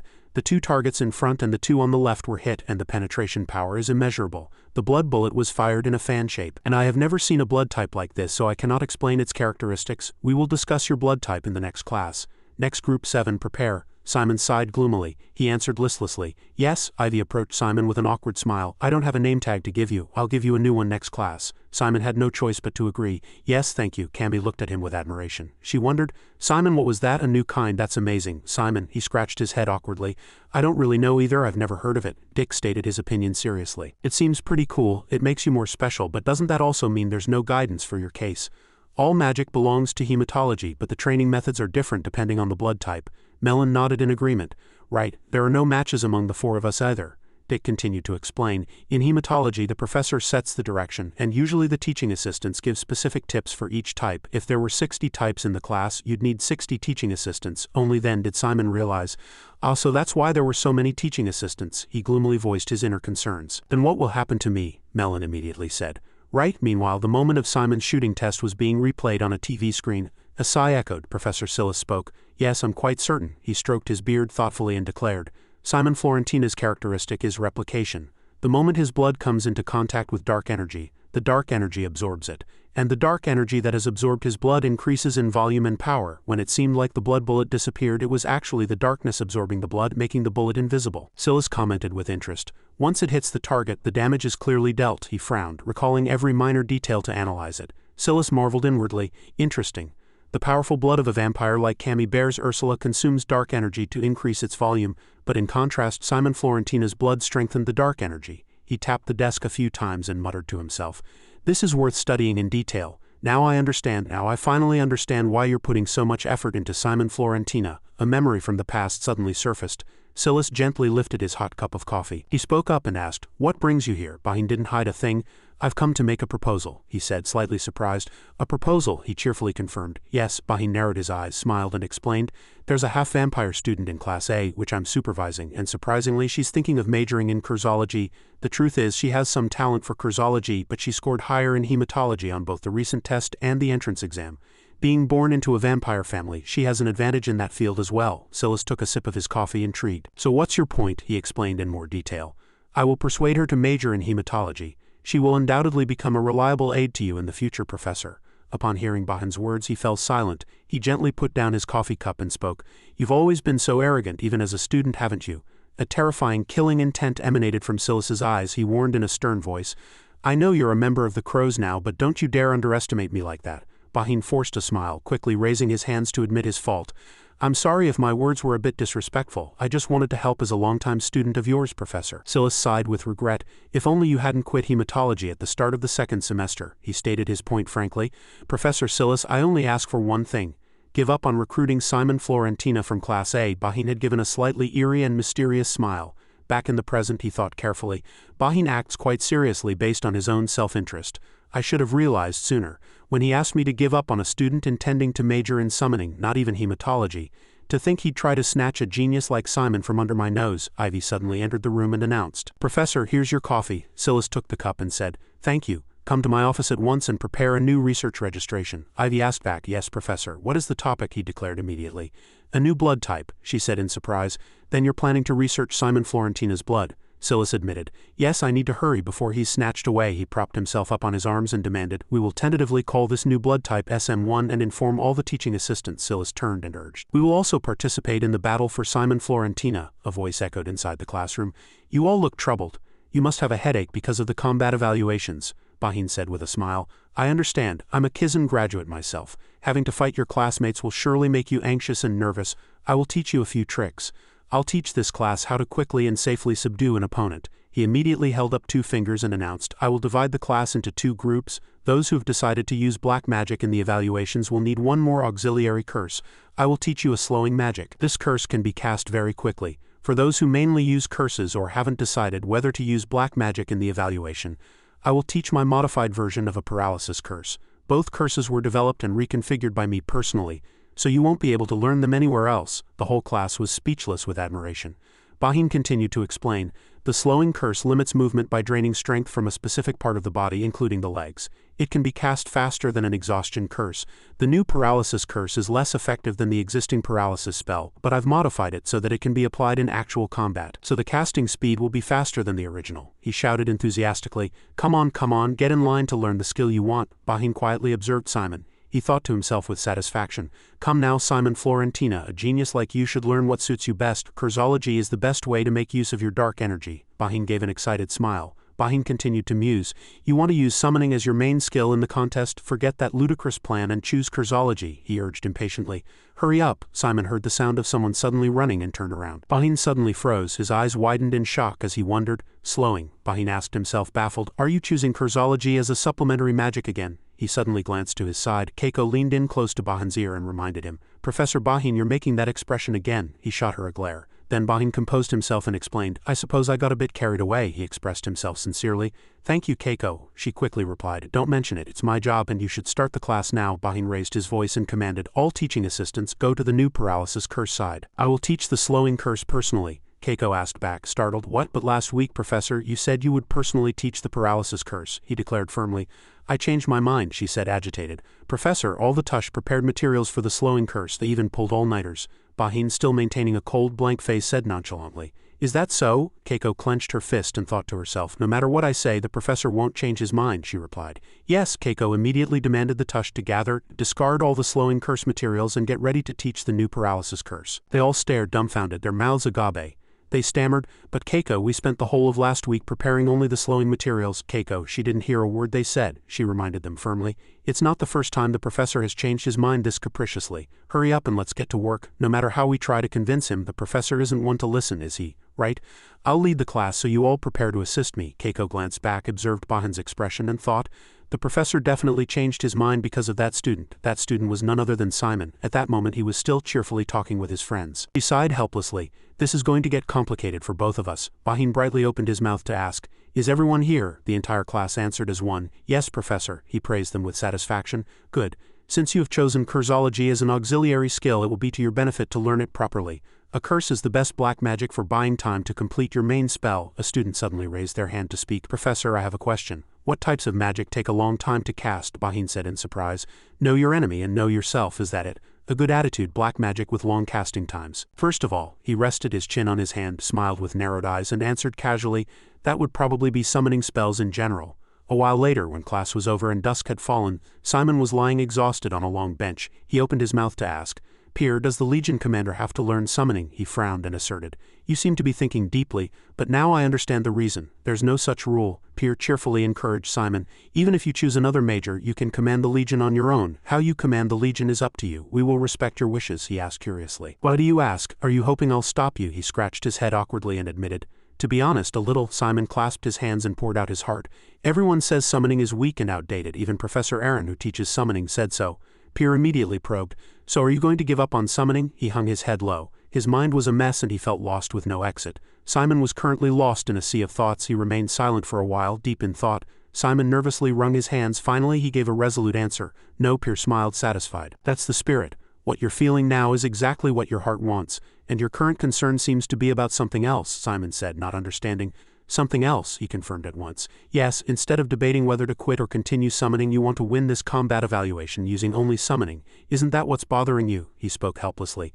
I really can't hide anything from you, can I, Pier? Am I being too foolish? There are many better ways to win, but I want to use summoning, he asked gently. Why do you think that? Simon replied with irritation. Because I'm just mad. All my friends and professors keep saying that summoning takes time, that it needs assistance, and that it's too weak. I'm so sick of hearing it. It's not even my major yet, but it makes me furious to see summoning being treated like this, Pier surmised. but your choices have always prioritized efficiency. That belief is clashing with your feelings, and that's why you're struggling, isn't it? He nodded and admitted. Yes, you're right, he asked curiously. So after all that thought, what's your conclusion? Simon declared with spirited confidence. This time I will follow my heart. A gentle breeze softly blew through his hair. The atmosphere filled with energy. Taking this rare opportunity to relax, Simon closed his eyes and proposed. Imagine it, Pier. When everyone is denying it, I'll be the one to win right in front of them using summoning. Wouldn't that feel absolutely amazing? A powerful spirit surged from within him. Simon's eyes suddenly flew open. Pier laughed refreshingly and praised him. Yes, that's the spirit. To willingly walk a path that others dare not, that choice itself is already special and precious. Remember, kid, you are the commander I chose. Don't pay any mind to the limits set by fools. Do as you please, he replied as if he understood. Yes, seeing Simon's energy return, he declared with confidence. In this combat evaluation I will fight using only summoning. Scene change. Inside an office things were strewn about the floor and a constant shouting could be heard. Why can't you realize all of this is for you? Why is that brat letting his talent rot with something like summoning? Bahin, furious, gritted his teeth and questioned. Why is this happening? Keiko, who had been standing and watching his rampage, could no longer stand it. She spoke in a calm voice. Are you done throwing your fit now? Professor Bahin. He immediately turned to Keiko with a cold gaze. Bahin still didn't stop shouting. I don't understand. Doesn't he know that if he keeps insisting on an outdated, low-class magic like summoning, he'll just become the next Aaron? No matter how outstanding he is in that field, he'll only end up like Aaron. He's already the most outstanding student at this Kizen Academy. A promising student with exceptional talent. And looking at how he was on his desk was a picture of himself and Aaron taken affectionately together. Bahin stared at it intently, and the atmosphere suddenly became frighteningly quiet. He roughly slammed the picture frame face down and shouted, It's pathetic, I can't stand it anymore. Exceptional talents dragging themselves to the bottom of society. I won't just stand by and watch anymore. Only I can lead Simon to his proper place. Only I can polish this raw gem into the most brilliant jewel in the world. Keiko sighed tiredly and suggested, Professor, why don't you be a little more honest? Hearing that, Bahin suddenly laughed and said, Be honest? Fine. Oh, I want him. He reached out his hand and looked at her with a frightening gaze. Bahin clenched his fist and expressed, I wish he were mine. I want Simon Florentina to be mine no matter what it takes. I'm prepared to offer even this soul to him. I will make that talent blossom and bear fruit by any means necessary. Keiko thought weakly to herself. Here we go again, he shouted in excitement. To create the next Neptes. The image of Simon's confident back suddenly appeared in Bahin's mind. He declared very firmly, I will devote all my talent and effort. I will dedicate this life to bring him to the sacred threshold, in exchange for just one thing, his worship of me as his one and only master. So if someone were to ask how he reached that level, he would answer that it was all thanks to his master, Professor Bahin. He was already dreaming of that day, the day Simon would finally look back at him. Bahin wrapped his arms around himself as if abashed and marveled. Just thinking about it is thrilling. Keiko couldn't help but speak up. Then I'll leave this quiet space to you, Professor. Just as she was about to leave, she was suddenly caught by Bahin's hand. He called out to Keiko. Bahin pulled her into his arms. He lifted Keiko's chin and said, I'm the kind of person who wants to have everything. Bahin brought his face close to hers and his voice was devilishly charming. Just as I have you. Keiko didn't allow herself to be taken advantage of. She stomped hard on Bahin's foot and reminded him. This is sexual harassment, Professor Bahin. He backed away from Keiko. Bahin still spoke playfully. You're still not cute. You were like that as a student too. I don't want a successor who's always so serious, she sneered and said sarcastically. I thought you wanted Simon Florentina to be the successor to your legacy, Bahin exclaimed. Oh, and denied it. Of course not. Simon Florentina will surpass even me by far. He's a talent comparable to Neptes. He spread his arms and asserted. I just need to be his respected master. Wouldn't it be enjoyable to have such an outstanding student? Keiko pushed up her glasses in annoyance and criticized. And yet you said my desires were vulgar, Professor. Craving to teach like you is what's truly vulgar. Bahin's face was thicker than reinforced concrete. He suggested excitedly. You still enjoy being sarcastic with me. I have a good idea, Keiko grumbled in annoyance. What is it this time? Bahin returned to a serious demeanor. He said, Simon Florentina is very satisfied with summoning right now. Seeing his success in recent training, it's no surprise that's the problem. What he needs to taste now is a crushing defeat. Only then will he realize the problem and reconsider the right path. Keiko pushed up her glasses and commented, That's the most sensible thing you've said all day, Professor. So you want to make the genius taste failure? Bahin answered firmly. Of course, and for me that's a piece of cake. He gave a wicked smile full of provocative meaning. Outside, Dick was giving Simon some new information. There's no summoning class this week. Professor Aaron is on vacation. I heard many Kizen professors are practicing summoning, so the class schedule is likely to change a lot. He just answered coolly. Got it, Simon lamented listlessly. Boring. I wanted to learn something more before the evaluation, Dick suddenly remembered and said. Since you're a summoner, you must be desperate for Professor Aaron's advice. He suddenly shouted in excitement. There it is, Simon. The combat evaluation matchup chart is out, Dick muttered and prayed worriedly. Just throw me a few monsters, please. Simon opened his mouth. Class A, here it is. The announcement read, First Year, Class 12, Group A, Simon Florentina vs. Group G, Heron Cook, Round 1, he exclaimed in surprise. Heron Cook from Group G, Dick added. I'm fighting a kid named Logan Srara from Group G2. Simon opened his mouth to ask. Don't you know them? Dick answered honestly. I don't know them well, but since both our opponents are from Group G, I'll find out what their skills are, Simon spoke up. Sorry for leaving everything to you, Dick asserted comfortably. It's fine, what are friends for? Simon said excitedly. Thanks, Dick. I'm looking forward to it. I wonder what kind of magic this Heron Cook uses. Class ended too early. He immediately stopped and questioned him. Wait a minute, Simon, you're not planning to practice alone after class, are you? He asked in surprise. How did you know? Dick explained triumphantly. It's obvious, you always liked class, but now you're wishing it would end early. What are you practicing for? There are only a handful of people who can block your magic. Simon hurriedly reminded him. Don't say that, I'm not going to use much combat magic this time. Dick asked back, bewildered. Then what are you going to use? He answered honestly. Summoning, of course. Dick suddenly held up 2 fingers and demanded, Here, pick one. Simon didn't know what he meant, but he pointed at one finger and said, This one. He put a hand on his hip like an old man and pointed at Simon's face. He said as if teaching him, Don't forget what I said, you have to fight with combat magic, Dick continued confidently. Look at me imitating Melon, I haven't even shown off properly yet. He was hit by a book Melon threw at his head. Dick screamed in pain. Ouch, Melon. She scolded him in annoyance. Die, you idiot. The sky had darkened by this time. Simon walked aimlessly down the street. He thought to himself, the nights in Razast are quiet. It's been a while since I came here. I should stop by the summoning shop Dick told me about. Simon recalled what happened earlier. Even while bleeding, Dick had handed him a piece of paper and urged him. It probably won't be as useful as the professor's lecture, but it'll help for the evaluation. Simon had stammered in reply. Thanks, Dick. A short while later, he stopped in front of a slightly bizarre shop. Outside, rows of dried skeletons were displayed. The owner's name here was Jay. He greeted Simon very warmly. Welcome. What are you looking for? Simon replied as he entered. I'm looking for a skeleton archer, Jay exclaimed in surprise. A skeleton archer? You look like a first year. Have you learned that far already? He reminded him in advance. It's very difficult to summon, Simon still asserted firmly. Yes, I want to try. Jay asked a few questions. That's a good spirit. You know that skeletons have many other jobs besides archers, right? Simon answered cheerfully. Yes, there are mages and knights too. He immediately commented. That's right, you know quite a bit. They are named according to their job, so the simplest names are the best, but why did you choose the archer? Simon confessed honestly. It's because of a personal experience. I gave a bow to a skeleton I have and it was terrible. Jay laughed and continued.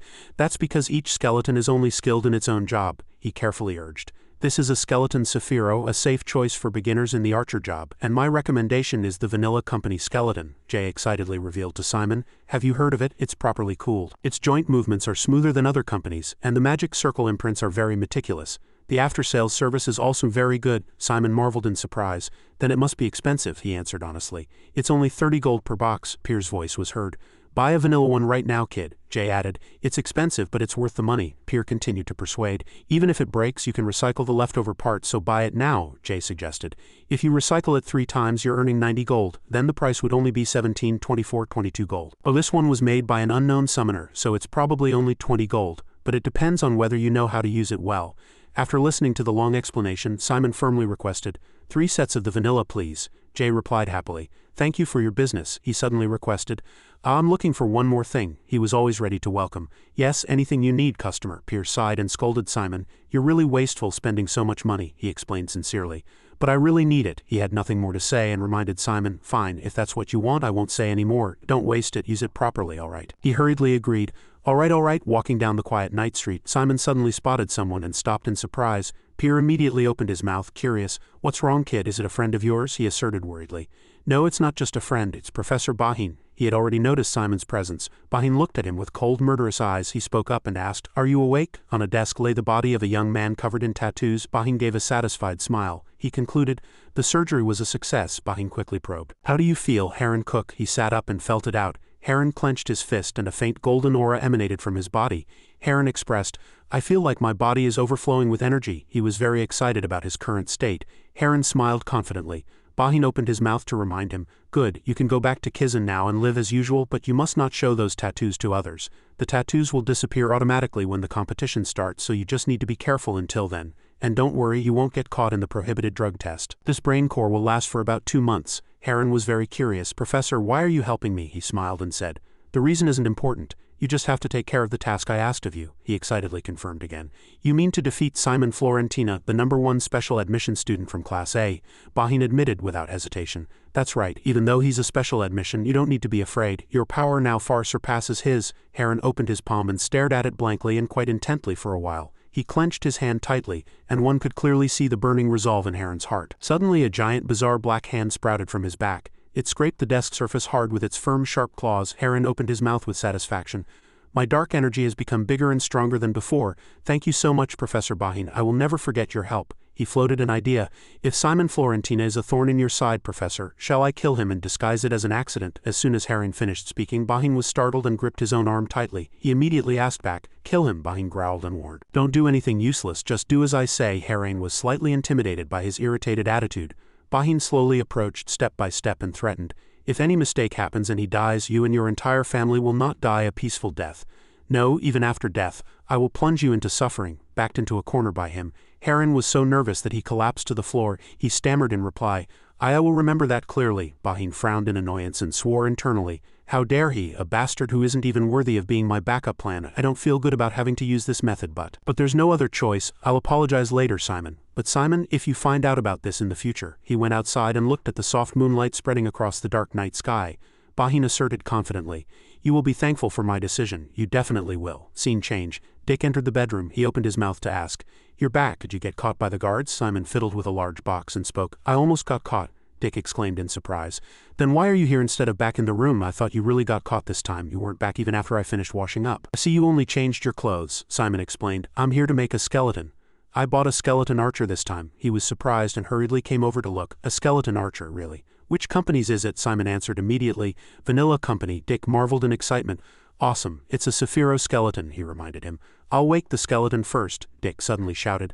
Simon, wait, it says here you have to create a flow in the magic circle. Simon couldn't help but be puzzled. What's creating a flow? Dick voiced his guess. It's probably a magic circle creation technique from black magic studies. We haven't learned it yet, Simon muttered impatiently. Where's the textbook? Ah, here it is. Flow creation. Flow creation. The two roommates stood behind and whispered. What's he doing? Assembling a skeleton, Simon suddenly exclaimed. Ah, this is it. The flow of dark energy. Black sun observation. I think I can do it. Dick stood there blankly. Really? He carefully read the information written in the book. Simon recalled Bahin's teachings. A flow is not a transformation. If this is a flow like the movement of an arm, if you repeat the flow hundreds of thousands of times, the dark energy will automatically imitate my actions without needing to think. Dark energy has a tendency to remember that flow. Create a central point and keep observing it. Let the dark energy remember the flow on its own. He began to execute it according to the instructions. Simon vowed internally. The dark energy will flow automatically without my interference. So this is what creating a flow is. He placed the skeleton's head under the magic circle. Dick expressed his doubt. How can you do it just by reading the book? Simon answered honestly. I know a technique similar to this. He lightly touched one of the skeleton's horns and said, no, but it's done. Dick opened his mouth and asked curiously, it says here it might take quite some time to tame the skeleton. Maybe about 2 days. Can you do it? Simon firmly denied. No, I don't have time to wait. I'm going to assemble it right away. He looked at the skeleton's head with an affectionate gaze. Simon gently urged, just wait a little. I'll assemble your body as fast as I can. A short while later, while he was working busily, Dick couldn't stay awake and fell asleep on the chair behind him. Simon opened his mouth with satisfaction. It's done. The skeleton's model was complete. It now had all its limbs. The skeleton ran around energetically. Simon asked, how is it? Can you move all right? Feeling a bit dizzy from the skeleton's movements, Simon said, all right, you don't need to move that much. Having completed all his preparations, Simon smiled with satisfaction. Good. Suddenly, Simon dashed outside. It was impossible to tell what he intended to do. Simon threw a bow to the skeleton and shouted, catch. The skeleton quickly caught the bow. They were in a forest and the skeleton had already taken its position. Simon commanded, aim for that tree, he said carefully. Concentrate. The skeleton received Simon's command and immediately drew the bowstring. As it focused intensely, the time was ripe. Simon's eyes widened and he gave a firm command. Shoot. The skeleton immediately let go and the arrow flew with immense power. The sharp arrow cut through the strong wind at the speed of light. Finally, the arrow embedded itself squarely in the middle of the tree trunk. This showed that far from being useless, the skeleton's aim was actually quite accurate. At the result before him, Simon couldn't hide his excitement and shouted, yes? The next day in the classroom, Simon was slumped over his desk. His complexion was pale and he looked extremely exhausted. Melon, sitting beside him, asked with concern, hey, are you okay? Simon looked like his soul was draining away. He answered tiredly, I just didn't get much sleep. Suddenly, an urgent voice was heard. Simon, we have a big problem. You're preparing a skeleton archer for the combat evaluation, right? Simon quickly confirmed. Yeah, that's right. Melon was internally surprised. He's already prepared a skeleton archer, Dick immediately advised. You should probably give up on that plan. Simon looked as if he'd been struck by lightning. He asked, flustered. Why? Dick explained in detail. It's the worst possible matchup. Heron Cook is from a notorious necromancer family in the Bewine Kingdom, and the black magic he uses is Black Hand. Melon added seriously, from a necromancer family and using black magic we've never even heard of, it must be a unique spell of that family. Dick immediately continued. That's right, that spell makes something like a hand made of dark energy sprout from his back, and its defense against ranged attacks is outstanding, so it can easily deflect even arrows made of dark energy. So a skeleton archer's arrows will be useless against him since they're just normal arrows, but that doesn't mean you're going to lose. I heard he can't use other black magic spells while maintaining the Black Hand. Cammy also offered her opinion. Then the tactic you should use is already decided. Her sparkling eyes widened as she raised her index finger and said decisively. Melon shared her thoughts. That's right, honestly you could probably win with just an exhaustion curse. If you keep your distance and stack the curse multiple times you can win easily, but you've decided to use summoning. Simon admitted it without hesitation. He unconsciously pressed his fingers to his temples as if trying to calm the chaos in his mind. Countless questions swirled in his head. What should I do? How can I do it? Simon's eyes suddenly widened as if he'd thought of something. He quickly announced, I just had a good idea, Melon said impatiently. Is he okay? You're his roommate, hurry up and stop him. Cammy grabbed her friend and said, Dick, he's been like this for days, he's going to die at this rate. Dick shouted in annoyance. Do you think I've just been watching and doing nothing? He's like this and won't even listen to me. Simon was sitting in a corner tirelessly working on something. The sight was a bit creepy. He was drooling like a madman while continuously writing with his hand. Dick said helplessly, I'm scared to death too, alright. Simon's two friends argued loudly. Are we just going to leave him be? Of course not. There are only a few days left until the evaluation. He can't use up all his energy like that. A loud voice was heard. Hey, Simon? Simon paused from writing his squiggly letters. He turned around with a haggard and gaunt face. Melon, is that you? She advised impatiently. You're going to get sick at this rate. The combat evaluation is important, of course, but you have to take care of yourself, Simon replied. Thanks, but can we talk later? Melon suddenly reached out, grabbed Simon's face and demanded, Open your mouth. He was bewildered by her words. Melon said carefully, This is an energy pill I use too. Don't chew it, swallow it with water. You have to last until the evaluation starts. Of course it's not a panacea, so don't rely on it too much. Simon had no choice but to obey. All right, thanks. Simon suddenly held out both hands. He looked at her with expectant eyes and pleaded, But could you give me just 2 more? Melon shouted angrily, I just told you not to rely on it. Then Simon's face contorted as she pinched his cheek. Dick said with a laugh, Simon, how about talking to Professor Aaron? I know you're researching a new black magic, but if you're stuck, isn't it better to ask someone for help? Simon rubbed his face and retorted, You said Professor Aaron wasn't in his office. Dick finally remembered. Oh right, I did say that. He held up a piece of paper, winked cheerfully and announced, But he'll be back this afternoon. Scene change. Aaron was walking blankly down a long wide corridor. He looked up with surprised eyes as if he had felt something. At the sight before him, Aaron spoke a name. Simon Florentina. At that moment Simon was sitting against a wall reading a book. Simon quickly stood up and said frankly, Professor Aaron, there's something I'd like to ask you. He replied coldly, but my work hours are over. Simon froze at Aaron's words. Seeing him, he explained seriously, It's a joke, come in. As soon as Simon entered, he marveled. So this is Professor Aaron's office, he said gently. Sit anywhere. Aaron asked curiously. So what did you want to ask me? Simon confessed honestly. I want to know how to win the combat evaluation using only summoning. He expressed his doubt while pouring coffee. Why are you trying to do something so meaningless? I know you show talent in combat magic and other subjects. There's an obvious way to pass this evaluation easily, so I don't understand why you're making things difficult for yourself. Aaron gently set down his cup. Simon proposed, Then let me ask you this, Professor. Aaron wore a blank expression. Simon quickly explained. A student who intends to major in summoning wants to win using summoning. Is that reason not enough? He sat in his chair and calmly, slowly savored his coffee. The giant taxidermied sheep head hanging from the ceiling wore an unreadable expression. The two, master and student, looked at each other in silence for a while. Simon sadly asked himself, Did I say something wrong? The skull head behind him shook frantically. Aaron suddenly spoke. Do you want me to tell you the solution, or do you want me to advise you on your own solution? Simon's eyes immediately lit up. He couldn't hide the excitement on his face. He answered decisively, I choose the latter. Professor, on the day of the combat evaluation, Simon's friends were murmuring among themselves. Where on earth is he? Hey, you're his roommate. You don't know where he is either? Let me tell you, he didn't come back to the room last night. Wait here, I'll go look for him. Cammy looked around the spectator seats and marveled. There are so many people. Melon looked around and said, Today's battle is important, so it's no surprise, she added the news. If you win today, you start in the middle group, and if you lose, you go to a lower group. And if you lose again after that, you'll drop to the very bottom group. That means getting closer to being expelled from Kizen. Cammy fell into a panic and whimpered. Her voice trembled and stuttered. Can I survive? Melon gently comforted her. Don't worry, you'll do fine. Cammy's face turned pale. She cowered and said, I don't know why so many people came to watch. Melon forced a smile and explained, Don't worry, the other students are just here to gather information. They're preparing for their next opponents in advance. She fell silent, lost in thought. Those people over there are from the Dark Alliance. They're interested in observing talented students. They must have come to see Simon. Special admission number 1, Melon vowed to herself. I can't tell Cammy. She'll faint, the referee's announcement echoed. Class A's Simon Florentina and Class G's Heron Cook, please come down to the arena. Class A's Simon Florentina, please come down to the arena. Heron stood with a frown. He clicked his tongue and grumbled, what a pathetic guy. Special admission students with famous parents and families never know how to cherish their own talent. Just you watch after this evaluation is over. Everyone will be paying attention to me, Heron resolved firmly. The professor said it's fine as long as I don't kill him. Then I'll break one of your arms and legs beyond repair, the referee declared decisively. Time is running out.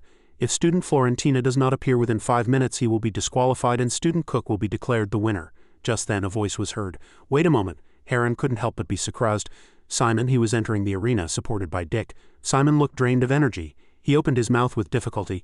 I'm sorry for being late, the referee replied relaxedly. It's all right. Then both contestants, please put on the bracelets. These bracelets have a shield talisman that can absorb damage. Heron saw Simon's pale complexion and thought to himself, he's clearly not in good condition. I'll win easily this time. The referee continued to remind them, the match ends when one person faints or the bracelet's meter reaches 0. Both of them were ready to fight. At this moment, the referee immediately announced begin match. Simon used a familiar method. He once again summoned a group of skeletons. Heron created a rotating disc in his palm. He thought confidently, I'm ready to take you down. You may be trying to major in summoning, but what I need to be most wary of is your combat magic. As long as I don't get close to you, that is. Suddenly, Heron's expression changed to one of bewilderment at the sight before him. Countless questions rose in his mind. This guy, what is he trying to do? Why is he backing away? I don't know what strategy he's planned, but he's backing himself into a wall. Why? What is he preparing for? A black aura began to emanate from Simon's body. Heron declared arrogantly, I don't care what tricks you use, I'll finish this quickly. The poison arrows he shot were all blocked by a few wooden shields the skeletons brought out. Heron shouted in a rage, come at me, Simon Florentina. In an instant, Heron controlled the black aura and sent it flying at Simon. Simon felt disgusted as it surrounded him. Suddenly he widened his eyes in horror. Simon covered his mouth and thought, a disease curse. The demonic hand that sprouted from Heron's back began to exert its power. With just one swing, a skeleton was shattered to pieces. Melon angrily blamed Dick. Hey, none of your information is right. You said he couldn't use other black magic when using the black hand. Dick was also flustered. I'm not sure either. Dick scratched his head in annoyance and guessed, could he have been hiding his true power until now? I don't know, but one thing is for sure, that bastard is several times stronger now than what we knew. Bahin was observing the battle from above. He shouted excitedly, interesting, you've never come to watch a first-year combat evaluation before, Aaron. Aaron stood there without any expression, quietly watching the situation. Bahin's lips curled up as he said, I thought you couldn't bear to see students suffer. It must be because you know the pain that awaits students who choose summoning. He changed the subject and pressed, you didn't take a single student because of your guilt and now you want to take one as your disciple? Bahin reminded him. Then watch for yourself. Below, Simon was being pushed back. That demonic hand was ready to rush and grab him at any moment. Bahin's low, creepy voice was heard. How much will our beloved disciple suffer? The duel between Simon and Heron was still proceeding very fiercely. Bahin continued, this match will be over when Heron casts the second disease curse. He probed his friend for his opinion. Am I right, Aaron? Aaron ignored Bahin's words and didn't answer a single word. Aaron suddenly turned as if to leave. Bahin froze at his action. His eyes widened and he immediately shouted excitedly, where are you going? At that moment, Aaron calmly opened his mouth. The result of this match has already been decided.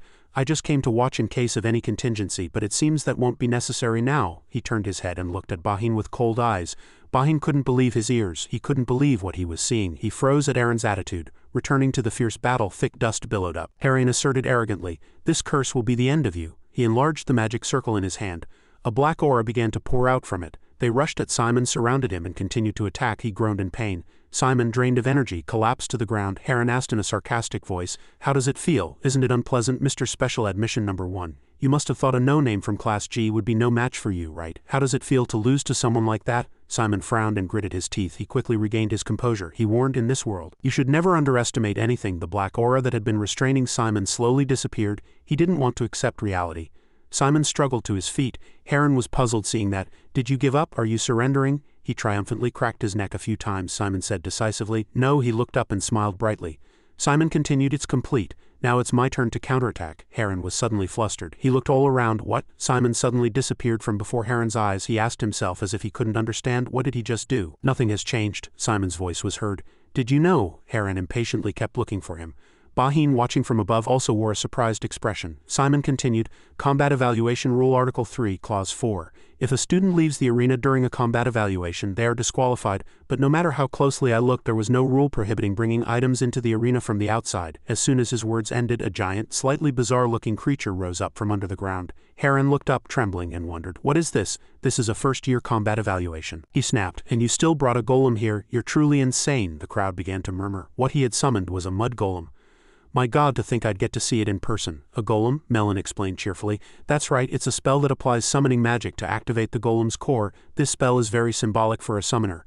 The summoned mud golem was born from a golem core made of sand and mud. If you use other materials, you can create various kinds of golems. She couldn't hide her admiration. Even so, this spell is very difficult. That's why no first-year student has ever summoned a golem in a combat evaluation. Simon did something truly insane. Dick suddenly stood up, put his hands on his hips, and said, Actually, I was looking for him earlier, Melon asked curiously.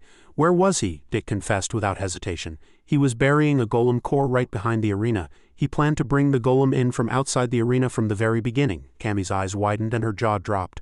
So Simon taking a defensive stance earlier was all for a purpose, Dick said excitedly. He moved toward the pre-buried golem core and created the golem from outside the arena. With the core outside, the risk of it being attacked is zero. Melon's eyes shone with pride and she exclaimed in excitement, He's a truly insane guy. Even Melon couldn't help but praise Simon. This summoning, he learned it really well. Heron stood blankly, lost in thought. Talent, wealth, social status, body, race, nationality. From birth, everyone's conditions are already different. That's why life is unfair. I know that. That's why I'm going to destroy everything. He clenched his fist, showing his firm resolve. Heron spread his arms and savored the atmosphere of this moment. To those who have never tasted despair, I want to deliver a very painful blow to those who have always lived with the wind at their backs.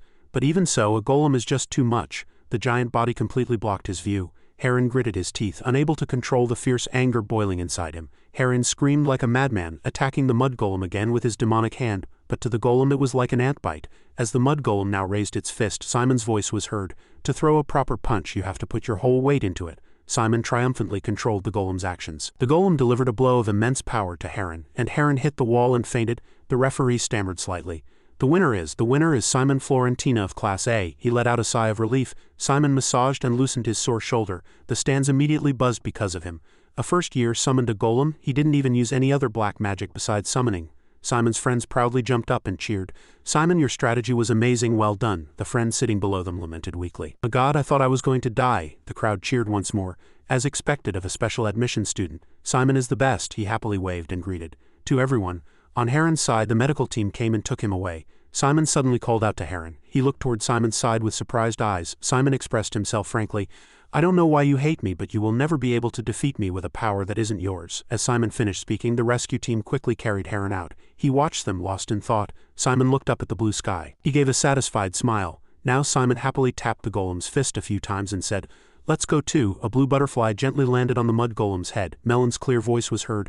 Simon, that was amazing. Why didn't you say anything to us? Simon quickly answered. Sorry for making you worry. She became embarrassed and denied it flatly. What? Who said I was worried? Cammie excitedly ran over to the golem and spoke. Hi, you're Simon's golem, right? Behind her, Simon and Melon were still bickering. Cammie turned around and asked, Simon, can I ride this golem? Melon immediately suggested. Cammie, how about later? It consumes a lot of dark energy to maintain that golem.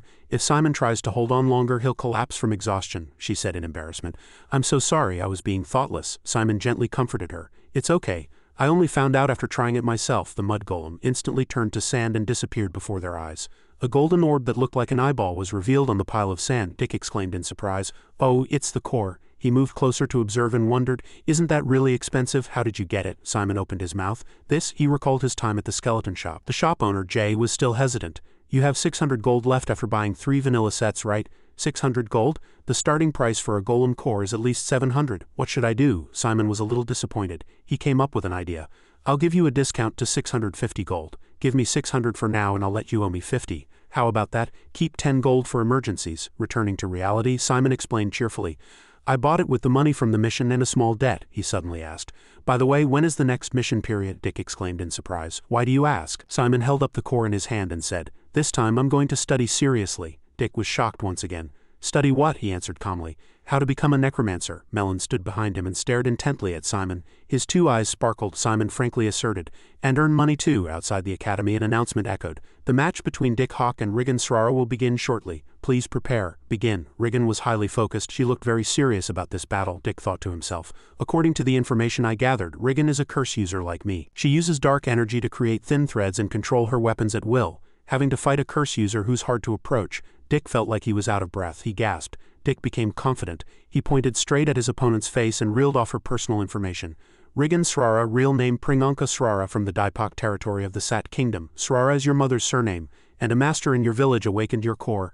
A year after that, you gained dark energy. You're very good at hunting and you like to cook. You were assigned to Class G upon entering Kizen. Your average score is around 70. Your first friend here is Nasa Abra. You want to major in hematology, but you're also very interested in combat magic. You have a minor knee injury. You're 5 feet 4 inches tall, weigh 134 pounds, and your 3 sizes are. When he got to this point, she angrily pointed the tip of her sword at Dick's face and shouted loudly, "What nonsense is this? Shut up." He held his ground and said, "You have to know your enemy better than your friends. I know my weaknesses better than anyone, so I want to learn from others." Dick slammed his staff into the ground, making it vibrate. He gripped it tightly, full of spirit.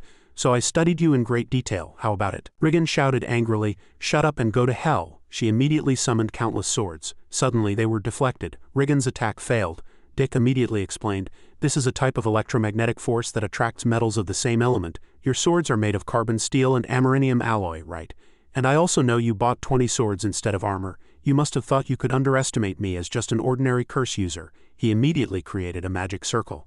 Dick continued, "But according to the information I gathered, I need a new strategy to defeat you. Your weakness is long-range accelerated attacks." A huge explosion occurred where Riggin was. The light shone dazzlingly. She was attacked, hit by a round object. Riggin lost her balance in a panic. She was hit hard in the forehead again and fell backward, unable to resist. Riggin collapsed to the ground and the referee quickly demanded, "Stop the match. Riggin Srara has fainted." An announcement immediately rang out. "Dick Hawk wins." He stood triumphantly, waving his hand and savoring the moment. Cammy forced a smile contrary to how she felt. Melon clapped reluctantly with a frown. The two friends whispered to each other, "We should be happy that our friend won." "Why is this so embarrassing? Me too," the referee announced once again.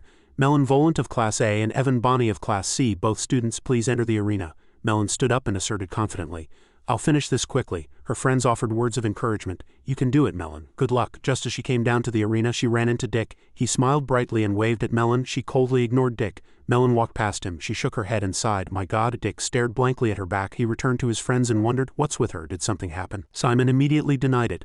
It's nothing." "Dick, I have a question. Melon's opponent wants to major in combat magic, right?" Dick confirmed immediately, without needing to think. "You can tell just by looking. The key to the match is whether she can get close to Melon or if Melon can push her away." Evan opened her mouth and expressed, "I didn't expect to fight someone so skilled from the very first match." Melon answered in surprise, "Really? Consider it an honor for your family." Evan, a commoner, scraped her toe on the ground. She declared forcefully, "Today you're going to get a lesson by getting beaten up by this commoner." As soon as she finished speaking, Evan charged forward with great spirit. Melon put one hand behind her back and dark energy began to gather there. She immediately created a magic circle. Melon commented in a sarcastic tone, "How naive." Evan was hit by a hot flame without being able to touch a single hair on Melon. She sneered and exposed her. "You were just planning to rush in, right? Trying to get the first strike by attacking thoughtlessly." Simon, sitting in the stands, widened his eyes in surprise. "To cast dark flare so quickly," Dick retorted. "No, that's a dark element flame, simpler than dark flare. It's a modern way of casting an elemental spell of a pure mage with dark energy. See the black shadow in that flame? That's its characteristic. The casting time is also short, so it can be faster than mages. I heard this spell is powerful yet easy to control the variables." Simon marveled blankly. "Amazing," Evan offered words of praise. "It's hard just to dodge. The ivory tower is on a different level as expected." She raised the corners of her mouth, still not losing faith. "Still, I have the advantage. I just need to disrupt her so she can't use dark flare." Evan was very excited. She resolved inwardly, "Just one chance, if only I can seize it." A dark red flame began to burn. Numerous auras of dark energy appeared around it. Melon opened her mouth. "I told you, you're just too naive." She stood there leisurely, unbothered. Melon used another magic circle. This time it looked much more powerful. Evan sneered. She leapt and said, "No matter how powerful a spell is, it's useless if it can't hit the target." Evan rushed toward her opponent in excitement. Surprise was evident on Melon's face. She stood blankly at her opponent's expression. Evan asked, "How about it?" She was very triumphant. "Think you can catch me?" Melon gritted her teeth and chased after her. Evan suddenly appeared behind her. She swung her hand, trying to scratch Melon. Evan asserted with conviction, "You're finished." She suddenly flinched in surprise at something. Evan widened her eyes in surprise. A sound of admiration burst out. "My God, She still threw a fierce punch toward her opponent's head. Melon bent her body with little effort and lightly dodged the attack. She smiled and asked back, "Did you think I was that bad at combat magic? So bad I couldn't even dodge that one punch?" Melon immediately paid Evan back severalfold. A loud explosion erupted. She screamed in pain. The referee quickly declared, "Match over. Melon Volant is the winner." She stood arrogantly in the middle of the arena and flipped her hair. Dick said in admiration, "She's so annoying, but she's so good I have nothing to say," Simon said weakly. "At Kizen, talent is the most important thing," he expressed himself frankly. "I don't want to be Melon's opponent later." Dick scratched his head as if embarrassed. "I know, I'd rather fight you." Suddenly a strange sound continuously echoed. The two wondered and murmured, "What's that sound?" "I was just about to ask." Cammy was trembling violently. She couldn't sit still. Cammy stammered, "Simon, Dick, and now Melon have all won. I'm the only one left. I have to do well," her two friends called out worriedly. Cammy looked like she would turn to stone. Her face turned pale and her voice kept trembling. "I'm the only one left. I can definitely do it." Simon and Dick tried to lighten the mood. "No need to feel pressured, Cammy. That's right, look over there. Look over there." They pointed to the opposite stands and said, "Professor Silas is here too. It looks like he came just in time for your match." Cammy sat blankly. It seemed like her soul had left her body. Cammy cried out in a panic, "Professor!" Suddenly an announcement echoed. "Cammy bears Ursula of Class A and Wire of Class C. Please come to the waiting room." Simon and Dick simultaneously turned pale and thought, "My God," a moment later the two whispered, "It's Wire, right? What kind of guy is he?" "Pretty average," Dick introduced in detail. "He's not particularly outstanding in any one area, but his fundamentals are very good. He'll probably fight by combining basic spells, since Cammy is a very offensive hematology mage. The problem is how she's going to break through his fundamentals," Melon said calmly. "Anyway, our Cammy's basic power is much stronger, so there's nothing to worry about. Cammy is a vampire from the Ursula family after all." Dick agreed without hesitation. "That's right, as long as she doesn't panic." At this time Cammy came down to the arena and faced Wire. He spoke first in a friendly tone, "Nice to meet you." She had no choice but to reply politely. "Nice to meet you too," Melon asked herself in surprise. "What? Is she really from the Ursula family? I thought all vampires from the Ursula family were violent." The referee quickly reminded them, "We will now begin the evaluation match between Cammy Bear's Ursula of Class A and Wire Rear of Class C." The official declaration was made. "Begin match." Cammy flinched. She was terrified but had no choice but to take a fighting stance. Melon suddenly had an idea. She explained, "Wait, if Cammy is that offense-oriented, wouldn't her defense be weak? No matter how solid his fundamentals are, I don't think he can block Cammy's blood bullets." Immediately, an opinion refuting her claim came out. That's only true if you're just comparing their skill levels." Down below, Cammy mustered her courage and fired a bullet, and the result wasn't much different from practice. A loud explosion occurred. Dick continued the story. "There's one small problem. Ear's family is very rich, so all the items he has are expensive and high quality, so he can easily block Cammy's blood bullets. The expensive equipment could block almost any blood bullet, and his shield alone looked to be worth hundreds of gold." As soon as he finished speaking, Simon and Melon couldn't hide their surprise. "What?" Dick opened his mouth wondering. "I told Cammy too, but I don't know how she's going to deal with it." Down in the arena, Cammy was crying out in fear. Wire saw her and commented to himself, "She dodges better than she looks. I don't think I can hit her with a dark arrow, and she's strangely cute too." But he chose reason. His feelings for Wire were temporary. A magic circle appeared in his hand. Dick exclaimed in surprise. He hurriedly shouted a warning, "Cammy, Wire is going to cast a curse. You have to dodge that technique no matter what." She was terrified, but she had to force herself to hold on. To end this match, Cammy frantically fired a blood bullet. A loud explosion erupted and her bullet flew straight at Wire, but his skeleton quickly stepped in and blocked it with a shield. Cammy stood there blankly, saying nothing and staring into the distance. Just when it seemed Cammy was destined to be the loser, she suddenly took out 3 spools of thread. Cammy threw them forward hard and shouted a command. "Blood thread." Silk threads unfurled at length. Wire also responded. He firmly cast a spell. A black aura began to spread from the magic circle. Cammy's spools were split in 2. The aura flew at Cammy and attacked her, and she screamed in a panic. A yellow liquid splattered all over Ear's body. He began to tremble. This is a paralysis potion." Wire hurriedly calmed himself. "It's all right. A paralysis spell lasts longer, and I have a few skeletons I can control." On Cammy's side, her hands were also trembling. Cammy thought to herself, "A curse once should be fine, right? I can still move." She resolved to herself that she could do it. Then Cammy charged forward very fiercely.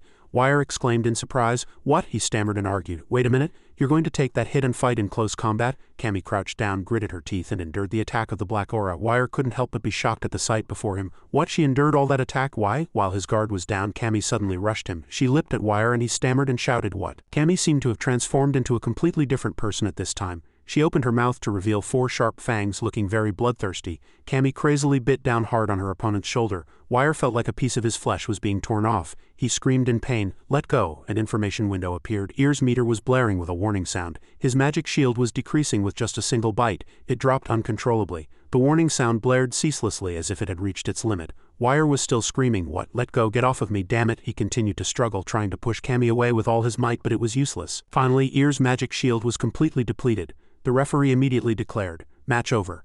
The winner is Cammy Bears Ursula." Wire was drained of energy. He collapsed to the ground and stared blankly at the sky. Cammy approached with concern and looked him over. She opened her mouth in a fluster.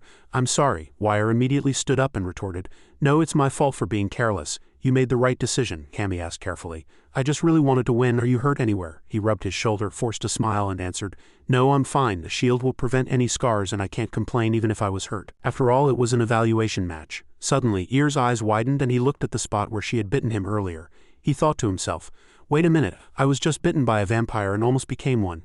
If it weren't for the shield." Cammy put her hands together, her eyes welling up with tears, and said sincerely, "I'm really sorry." It was hard to be angry at this side of Cammy. Wire suddenly became embarrassed and his cheeks turned red. Wire actually thought being bitten like this wasn't so bad. Suddenly a voice called out. Simon stood in the stands and shouted excitedly, "Cammy, are you okay? You did great." She cried out happily, "Simon, my friends, I won." Cammy waved back in response. It was easy to feel how happy she was at this time. Wire stared blankly at Cammy. As if she had just remembered, she hurriedly turned around and said, "I'm sorry, I forgot you were right next to me," he encouraged.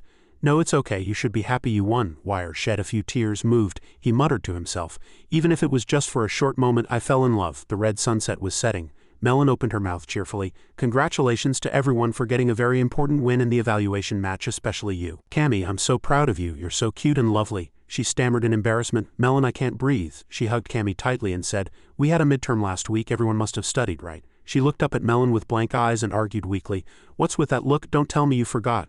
Simon froze like a stone, unable to say a word. Cammy hurriedly defended Simon. "No way, he must have just lost focus for a moment." Dick immediately wondered, "But isn't it too important to not be focused on?" Simon was still flustered. "What are you all talking about?" They immediately reminded him. "Simon, you said you'd drop out if you got a lower score than Melon in summoning studies." Simon froze at the fact that he had completely forgotten. Simon threw the door open. He thought impatiently, "I forgot about the exam because of the combat evaluation. But if I cram now, I can raise my score." Simon resolutely sat at his desk and shouted with determination, "All right, let's start." Not even a few minutes had passed before Simon put down his pen, covered his face in discouragement. He broke down mentally and said, "I don't understand any of it." At this time a voice suddenly called out, "Melon Volant." She turned at the sound and answered. "Yes," the female professor quickly announced. "A male student is looking for you." Melon asked back in surprise. "This early? Who is it?" She answered frankly, "I don't know his name, but he's a cute male student. You should probably go quickly." Melon nodded. Yes, she came outside, and what came into her sight was Simon's face. She asked in a small voice, "Are you the cute male student?" Simon turned and raised his eyebrows in wonder. Melon gave a bitter smile and argued, "What are you doing in the girls' dormitory?" Simon pointed to his own forehead and asked, "By the way, Melon, I like your hairstyle." "Did you cut your bangs?" she shouted in annoyance. "Stop with the nonsense and say what you have to say. You're learning only strange things from Dick." Simon returned to a serious demeanor. He bowed 90 degrees and said, "Please join our study group." Simon's tone was very desperate. "The other members are Cammy and Dick. Dick will join us after coming back from Razist." Melon sighed weakly. My God, she couldn't bear to see the sight before her and had no choice but to agree. "All right, I'll go after I clean up my room. You guys go first." Simon knelt in joy. "Thank you so much." Scene change. Inside the lab, Cammy's clear voice was heard. "Simon, are you here?" Simon suggested without hesitation. "Come in, Cammy." She smiled brightly. Cammy admired with interest. "We're studying together even on a weekend. I'm so happy." Simon commented cheerfully. "You really love to study," she admitted and expressed curiosity. "Are you studying hematology?" Simon suggested kindly. "Now that you're here, I'll tackle this subject first. Is it okay if I ask you things I'm curious about?" Cammy clapped her hands, very excited. "Of course, that's great. I was actually studying hematology too. I'm sorry to ask as soon as I got here, but could you look at this problem? It's about zombies." Simon gently held out his hand and demanded, "Of course, let me see." He looked at the book carefully and advised Cammy, "You have to use the decomposition formula for this problem. I just learned it yesterday myself.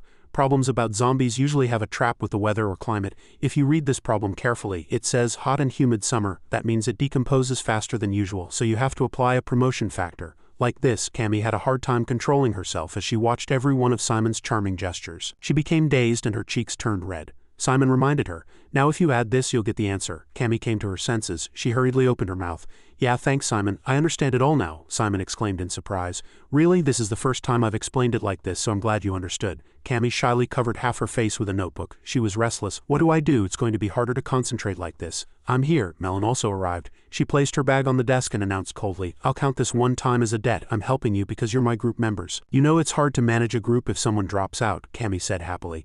"Thank you for coming, Melon," she urged comfortably. "Ask me anything you're curious about." Melon suddenly noticed the notebook in front of Cammy. She taught her friend with all her heart.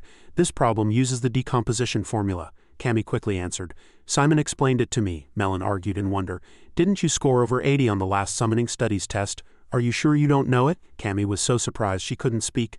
She hurriedly waved her hands and asserted. I didn't know. I only knew a little about the decomposition formula, so my answer was wrong. I got it wrong on the test too. I'm sure it was completely wrong. I keep forgetting the weather factor, so Melon patted Cammy's shoulder and reassured her. All right, calm down. I'm not blaming you. Dick just walked in and asked curiously. What's going on? Simon was slightly curious. Hey Dick, what's with that watch? Dick turned around excitedly, pointed to his large backpack and answered. It's supplies for the next combat evaluation, and snacks too. A cute box was placed in front of the group, and everyone's eyes sparkled in admiration. They gathered together at one table and focused. Simon expressed his opinion. You're always busy, Dick. You said you were doing market research in Les Hill, right? You're doing that and going to school. Isn't it hard?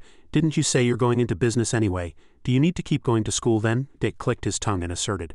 You wouldn't know, he announced confidently. What I'm preparing is a business only a Kizen student can do. Now I'm ready to start this delivery service. For example, if you need something urgently from Les Hill but can't go yourself, that's when I come in. I'll get a list of everything you need and give it to Rogers. Then you can get your things at the dorm the next day, Simon asked curiously. That's good, but did you talk to the dorm? Dick smiled and confirmed.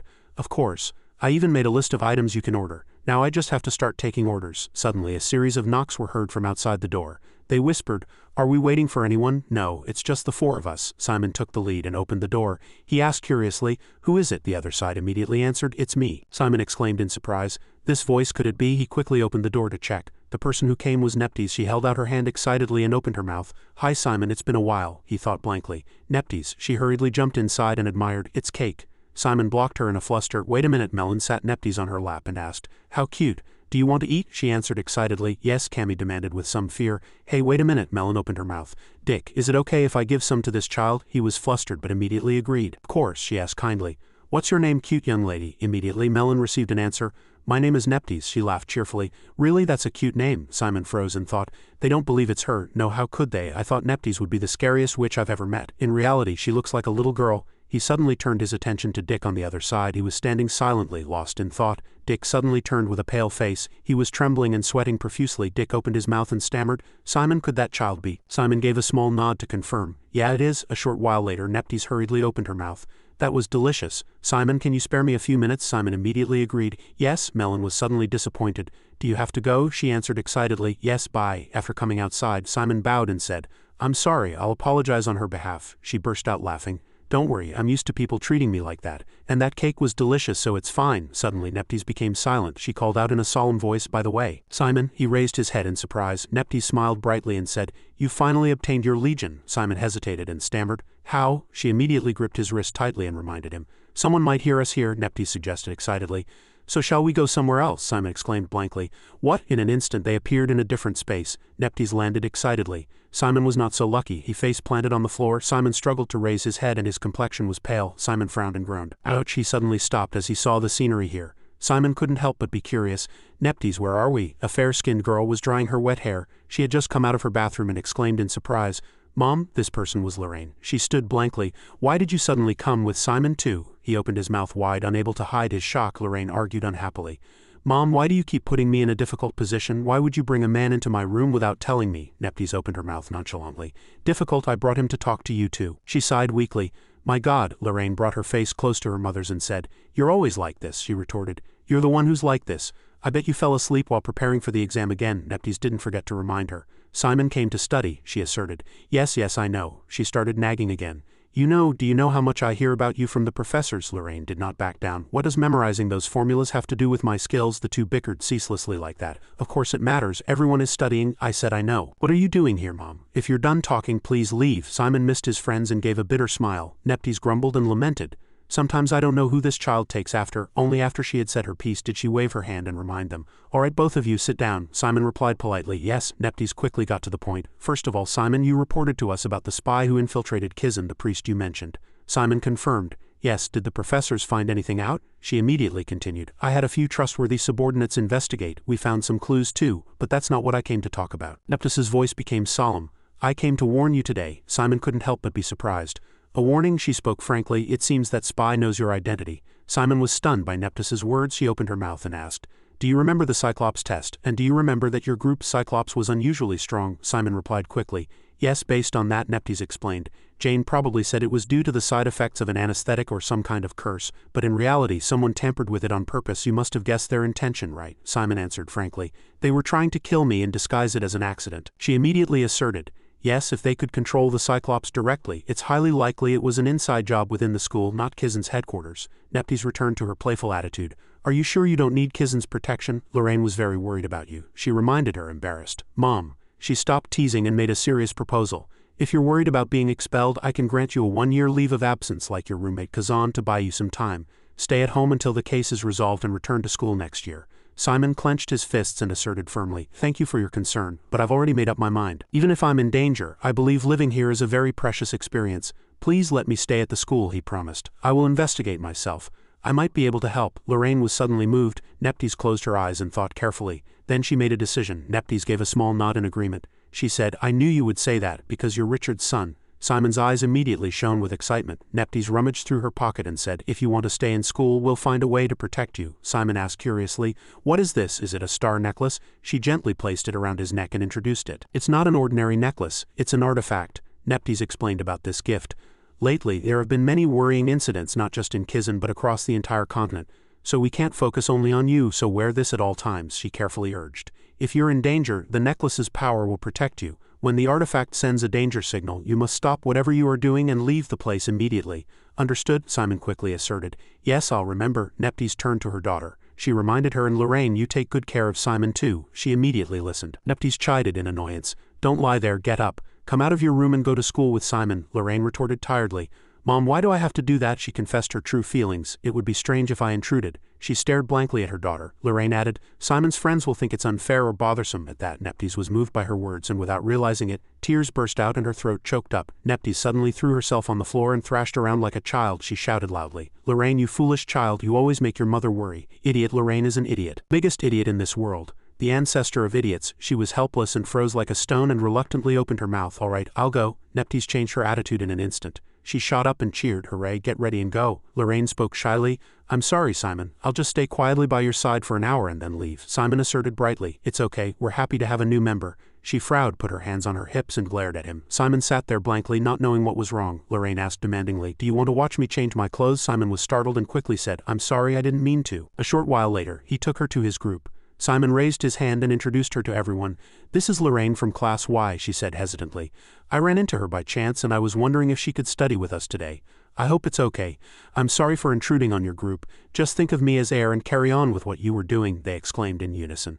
How could we do that? After settling down, Simon suddenly stopped his pen. He looked toward Lorraine and was surprised. Simon quietly asked, You still haven't solved that problem? She admitted shyly. It's a theology problem and it's a bit difficult. Cammy immediately suggested. Melon is good at theology, she exclaimed in surprise. What? Lorraine asked sincerely. Really, Melon, can you explain this problem to me? Melon kindly agreed at once, of course. She sat next to Lorraine and explained seriously. You solve it with this formula. Lorraine listened intently. She asked, So if I just use this formula I can solve all the problems? I'll have to read the problem types again to avoid being tricked. Melon praised in admiration. That's right, you're a quick learner. Then the two girls actively discussed their opinions together. Lorraine, why did you reduce the fraction here? Because that's the only way I know. Is it wrong? No, it's just that this new way of solving it is interesting. Wait a minute, if I do it like this. Cammy mustered her courage and spoke. Lorraine, do you want a snack? She took a bite and marveled. This is delicious. Where did you buy it? Dick answered brightly. In Razist. Do you need the store name? Lorraine turned to Cammy and confirmed. Ursula, then you must be a vampire. She narrowed her eyes, smiled, and asserted. Yes, I guess so. Dick chimed in too. Do you want to try this too? Simon thought to himself with satisfaction. Good, it seems everyone has gotten friendly, he marveled internally. Lorraine is amazing. She's not good at taking notes, but I think it's just because she doesn't like it. Simon wondered to himself. She must be the lazy genius type. By this time, Lorraine had almost completely blended into the group. The red sunset was setting, and the sound of Simon's group's friendly conversation echoed. It's late, let's go now. Let's each review for the remaining time. Studying with you guys is efficient. The other three cheerfully said goodbye to Simon and Lorraine. Bye, it was fun today, Lorraine. Then they went their separate ways. Lorraine quietly asked how he was. It's been a month since school started. How's school? Simon gave a happy smile. He asserted without the slightest hesitation. It's great. She revealed her curiosity. Enough to risk your life for, Simon answered with a resolute attitude. Yes, Finally, Lorraine arrived in front of her house door. She spoke sincerely. Thanks for walking me home. I had a lot of fun today. I'm sorry if I bothered you and your friends. Lorraine suddenly felt the need to remind him, but don't forget this, Simon. He waited blankly for her next words. Lorraine turned her head and left a solemn last word. Don't trust anyone. Jane announced in front of the whole class. We will now begin the competency evaluation. This is a chance to check your skills before the midterm exam, so I hope you take it seriously. The test time is 60 minutes. The test paper has questions from all 8 subjects excluding basic black magic. Within the time limit, solve all the problems with your teammates. I will now hand out the test papers. Below, Melon looked at Simon with a solemn face. She growled and reminded him, focus. Melon clearly divided the tasks. I'll take theology and Cammy will take hematology. Next is Simon. Your strength is summoning studies, so she assigned it to Simon without a second thought. The last member of the group is Dick. His share was dark dynamics. Melon finished with satisfaction. Let's divide it like this, she added a reminder. If there's a problem you don't know, star it and move on. If you're not sure, mark it with a triangle. I'll check everything again from the beginning. When Cammy finishes her part, she'll move on to toxicology. Simon will handle combat magic and Dick will handle curses and defense arts. Simon, it looks like there are the most summoning studies problems. I'm counting on you, Simon asserted confidently. Alright, leave it to me. Seeing that the students had discussed enough, Jane, short on time, quickly banged on the desk and spoke. Alright, let's officially begin. All the students looked straight ahead in unison. As soon as the time started ticking, the classroom fell silent. Everyone was highly focused. Simon flipped through page after page. In an instant, his hands were moving ceaselessly, writing down the answers on the test paper. Melon glanced at Simon. She thought to herself, he must have worked hard, but I'm not planning to give up on the bet. The last score came to Melon's mind. Right, he helped me with the Cyclops, so maybe I should go easy on him this time. No, I'll just win and call off the bet. That would be cooler, she resolved internally. I'll keep this a secret from Simon to make him feel pressured and study hard. When he finds out later, I'll look even cooler. Dick's desperate voice echoed. Melon, help me with number 25, she shouted angrily in his face. I told you to star it and move on to the next one. Dick impatiently tore at his hair. But if I can't solve it, I'll be stuck there. I can't solve the other problems like this, Melon answered firmly. Then don't solve it. The test time passed quickly. Before they knew it, it was almost time to submit. Jane announced in advance, 5 minutes left. Melon impatiently urged her teammates. For any unsolved problems, just guess number 5. For any half-finished problems, finish them. There's one essay question left, they agreed together. Jane reminded them once more, 3 minutes. Dick was still struggling with the test paper. He gritted his teeth in annoyance. At that moment, only 1 minute was left. Melon was quickly checking her own answer sheet. Cammy next to her was still writing diligently. Jane immediately slammed the desk and declared, time's up. Everyone put down your pens and raise your hands. The teaching assistants began to collect everyone's test papers. Jane spoke. The results will be announced after the midterm exam. For the remaining time, grade your own papers and correct the wrong answers. The whole class replied politely. Yes, Professor. Simon comfortably put his arms behind his head. He asked excitedly, shall we grade each other's papers? Melon immediately agreed. Let's do it. After grading, someone's desperate voice was heard. Please let the score be higher than last time. Simon's eyes lit up with joy. I did it. It's an 84. That's 8 points higher than the last test. Melon's eyes widened and her jaw dropped. What? The friends around him gathered and praised him. At this rate, you'll definitely be able to stay in school. Good job, Simon. Melon muttered unhappily. Good job. What about my plan? Emmy exclaimed in surprise. My hematology score went up too. It's an 89. Melon asked back excitedly. Really? Simon marveled. You're both amazing. Then what about curses and defense arts? Dick was sitting silently alone in a corner at this time. Melon got angry and scolded him. Hey, how could you get these questions wrong 3 in a row? What are you going to do? Dick shouted in pain. I'm sorry. She suddenly narrowed her eyes, smiled and said, all right, there were some disappointing parts, but if we work hard, I think we can even aim for first place in the class. It's thanks to Professor Jane. The professor pointed out the key points well. If we just review these problems well, we can get a high score. Don't show it to students from other classes. I'll also tell the class president so that merchant friend can't eavesdrop. Dick argued, feeling wronged. Why am I the only one left out? Melon immediately shouted. Look what you did, Dick asserted firmly. I'm innocent, Melon gently reminded them. Tomorrow is the combat evaluation match. Rest well today, especially you, Simon. You have to be more careful this time. Now everyone knows you use a golem. Simon nodded cheerfully. Got it. She put her hands on her hips and guessed. You seem confident. Simon laughed loudly and asserted. It's the same as usual, but I'll do my best. If I win tomorrow's match, I can get into the top ranks. Melon placed her hand on the desk and shouted, right, let's all win tomorrow's match and keep our first place spot in the group. The other 3 immediately placed their hands on top of hers and said, since we have to fight anyway, let's win and focus on the midterms. Fighting. Scene change, the referee announced. We will now begin the combat evaluation match between Simon Florentina of Class A and Jessica Kahn of Class H, she asked as if she couldn't understand. Are you planning to study right in front of me? 2 skeletons were protecting Simon in front. Jessica asked, do you think I'll let you be? A magic circle appeared in her hand. Jessica immediately shouted the command, poison mist. At this, Simon closed his book and exclaimed, oh, so your major is toxicology. She thought for a moment. He asserted that the poison mist had slightly drained his stamina. Simon's warning alarm suddenly went off continuously. He suddenly exclaimed happily, "This is great. I get to experience the most common problem from the toxicology exam firsthand. Let's see, this is poison mist. The caster combines poison too." Jessica gathered her power and gripped a whip that exuded a rich blue aura. Her voice echoed, "I'm not your private tutor." Jessica angrily swung the whip very fiercely. The skeletons hit by the whip immediately had their bones shattered, and countless fragments scattered in all directions. Simon suddenly exclaimed, "It's a poison whip." He excitedly held up a finger and introduced the key features to remember about the poison whip. Jessica was flustered because of Simon. "What?" he continued. "The poison whip uses a fixed-type magic circle, so if the circle's coordinates are disrupted, it's nullified. The most basic way to counter it is to shoot a dark arrow and destroy the fixed-coordinate magic circle. This poison can neutralize the remaining dark energy of a skeleton. The poison in the mist seems to be from Kabara. The skeleton's arm and chest bones won't heal, and only a few can be restored to attack." Jessica asked in horror. "What? How did you do that?" She gritted her teeth in anger and thought to herself, "I know that guy is good at combat magic, but he read my moves. This is the only way." Jessica gathered power in her feet. She stomped hard to charge. An aura of dark magic erupted from under Jessica's feet. She resolutely swung her fist. Jessica shouted loudly. Simon calmly closed his book and said, "To use dark energy to teleport." Jessica leapt and rushed fiercely at Simon. He quickly hit her once in the stomach. Simon glanced at Jessica with cold eyes and continued, "It'll be hard to change direction." Simon decisively pushed her several meters away. Jessica screamed miserably in a state of panic, and the most suitable summoning spell to deal with an airborne enemy is Simon Florentina's unique skill, fixation. Jessica relaxed her body. She thought to herself, "Really, that guy is so annoying, though I'm the loser of this match." But Jessica smiled. It was a look of reverence toward Simon. White smoke billowed from the academy's rooftop. The referee officially declared the end of the match. "The winner is Simon Florentina of Class A," he smiled and urged. "Watch out for a counterattack next time." After getting their test papers back, the entire class was chattering. Question 8, number 2, sweet. "I got it all right. The answer to this one is 4, you idiot, you good for nothing. You have to substitute the ownership value directly into the formula. Damn it, my calculator is broken." Both Simon and Dick looked drained. Simon let out a sigh of relief. "The midterm, it's finally over." He suddenly shot up and said, "Now that it's all over, I have something to say." Dick looked at Simon as if he couldn't understand him. "Go ahead," he immediately stated his opinion.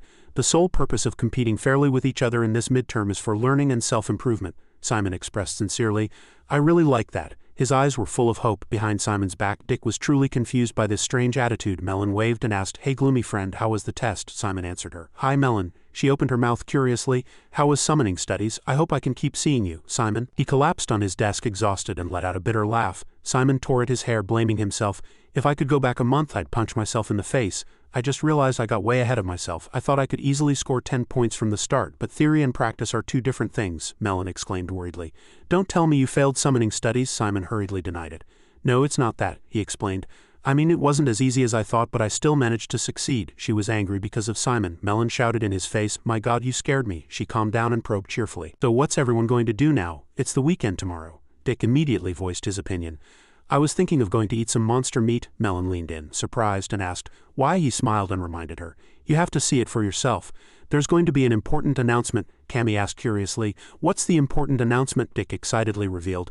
"The entire first year has to go to an island next week," she exclaimed in surprise. "An island?" he triumphantly, and immediately asserted, "It's island survival." Cammy seemed very interested in this. Dick briefly introduced it. "This project takes the entire first year to an island full of monsters, and we have to survive for 4 days. It's an evaluation of our survival skills on the island." Cammy was even more surprised than before. 4 days, Dick explained seriously. "Once we get there, we have to find our own food, build shelters, and do everything ourselves. And to get points, we'll have to hunt monsters or fight other students. This is Kizen, so of course the ones who rank last will be expelled." Cammy suddenly became worried. She lamented, "Oh no, I don't think I can do it." Melon expressed her doubt. "Simon, are you going with Dick too?" Simon hung his head and hesitated. Well, his 2 eyes sparkled. Simon exclaimed in excitement. "Sounds fun." She fell silent and asked back, "Really?" He excitedly stated his wish. "It's surviving for 4 days on a deserted island, camping, hunting, and fighting monsters." "I like it. It's something I did often when I was at home," Melon questioned seriously. "My God, but Dick, is that information 100 certain? How do you know Kizen's plans?" Dick immediately asserted. "Not 100, more like 60 to 70. She was a little confused. "Why such an ambiguous number?" he said. "Well, listen, I heard Kizen's servants secretly moving scaffolding." Melon exclaimed. "Scaffolding is the equipment used to evaluate performance," Dick quickly confirmed.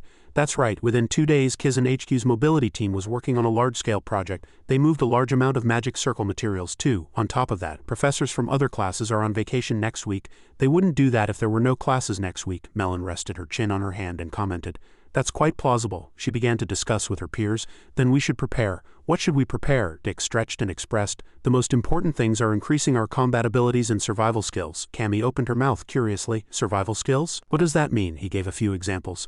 Things like building a house, starting a fire, dressing monsters, and distinguishing edible plants, Dick urged in advance.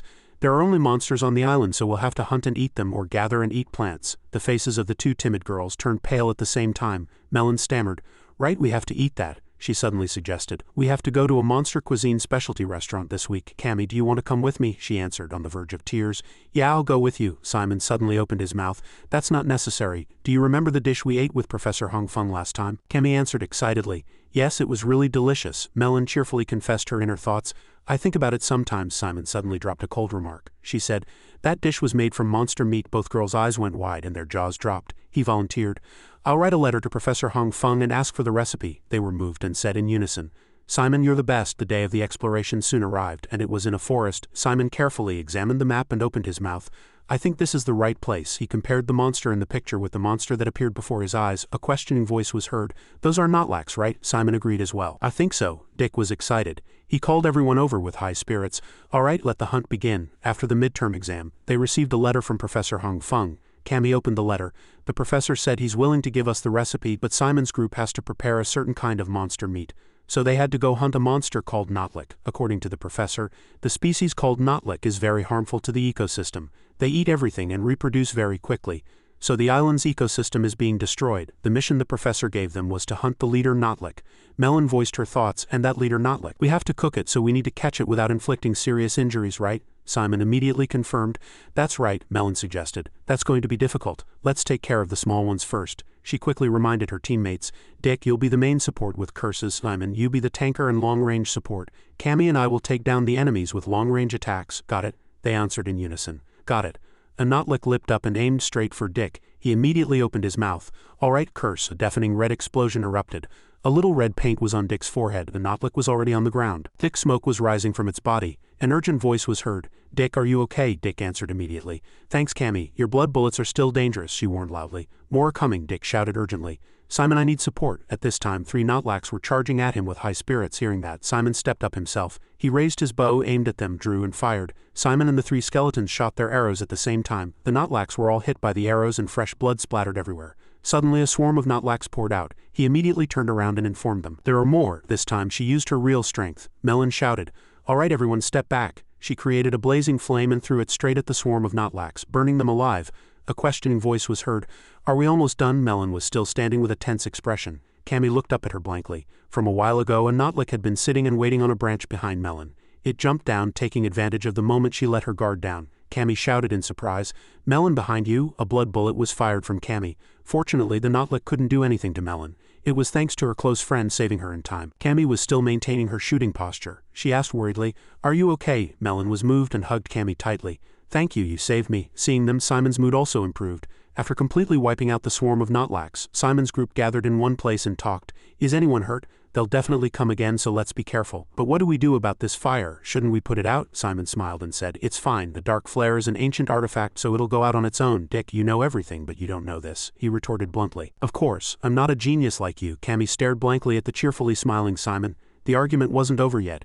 You idiot, this isn't even in the book. Cammy's heart was beating very fast and strong right now. Simon noticed her and approached to ask, Cammy, are you okay? She lowered her head and shouted. Yeah, Cammy hurriedly explained. I just used too many blood bullets, so I'm a bit dizzy. I'm okay. She suddenly buried her face in his chest. Simon was blankly unable to figure out what was happening. He asked back with concern, Are you really okay? Your face is pale. She opened her mouth, revealing 4 sharp fangs. Suddenly a calling voice was heard. Guys, look at this. Simon immediately turned around. Cammy also came to her senses and didn't bite anyone like before. Simon quickly went to where the clue was and looked. He quickly came to a conclusion. It's a Notlak's footprint. But this one is a bit big. It must be the leader Notlak. It must have been here earlier. Simon exclaimed excitedly. Great, let's follow this track. Thus no one noticed that Cammy's face was abnormally red. She was in turmoil. I've been completely fine for the past 5 years, so I thought I could control it. Cammy's gaze stopped on the young man in front of her. Why do I become like this every time I'm with Simon? Scene change. In another place, with the sound of a door being pushed open, a clear voice was heard. Professor, did you find me? When the person came, Hong Feng didn't beat around the bush and got straight to the point. I'm sorry for calling you on a weekend. Simon and his friends are coming today. Could you bring them here? Brad flinched for a moment. Yes? He had a look full of doubt. I understand you gave them a mission to catch the leader Notlick. They should be near the Notlick area by now, but Professor, how can they come here today? At Brad's words, Hong Feng smiled brightly. Those kids wanted to learn more survival skills to prepare for the island. The survival training hasn't been announced yet, but I'm really proud of them. To think they'd come to study on a weekend. Hearing that, he could only hesitate and exclaim, I understand, the other party added cheerfully. Thank you, Brad. He stood blankly, clenched the fist at his side and answered mechanically, I'll be happy to help, Professor. Scene change. Returning to the situation of Simon's group, Dick knelt down, observed the tracks on the ground and analyzed them with concentration. There are more footprints. It must be nearby. Simon smiled at those words. Yeah, I'll prepare the golem. Let's finish this quickly. The others also agreed in unison.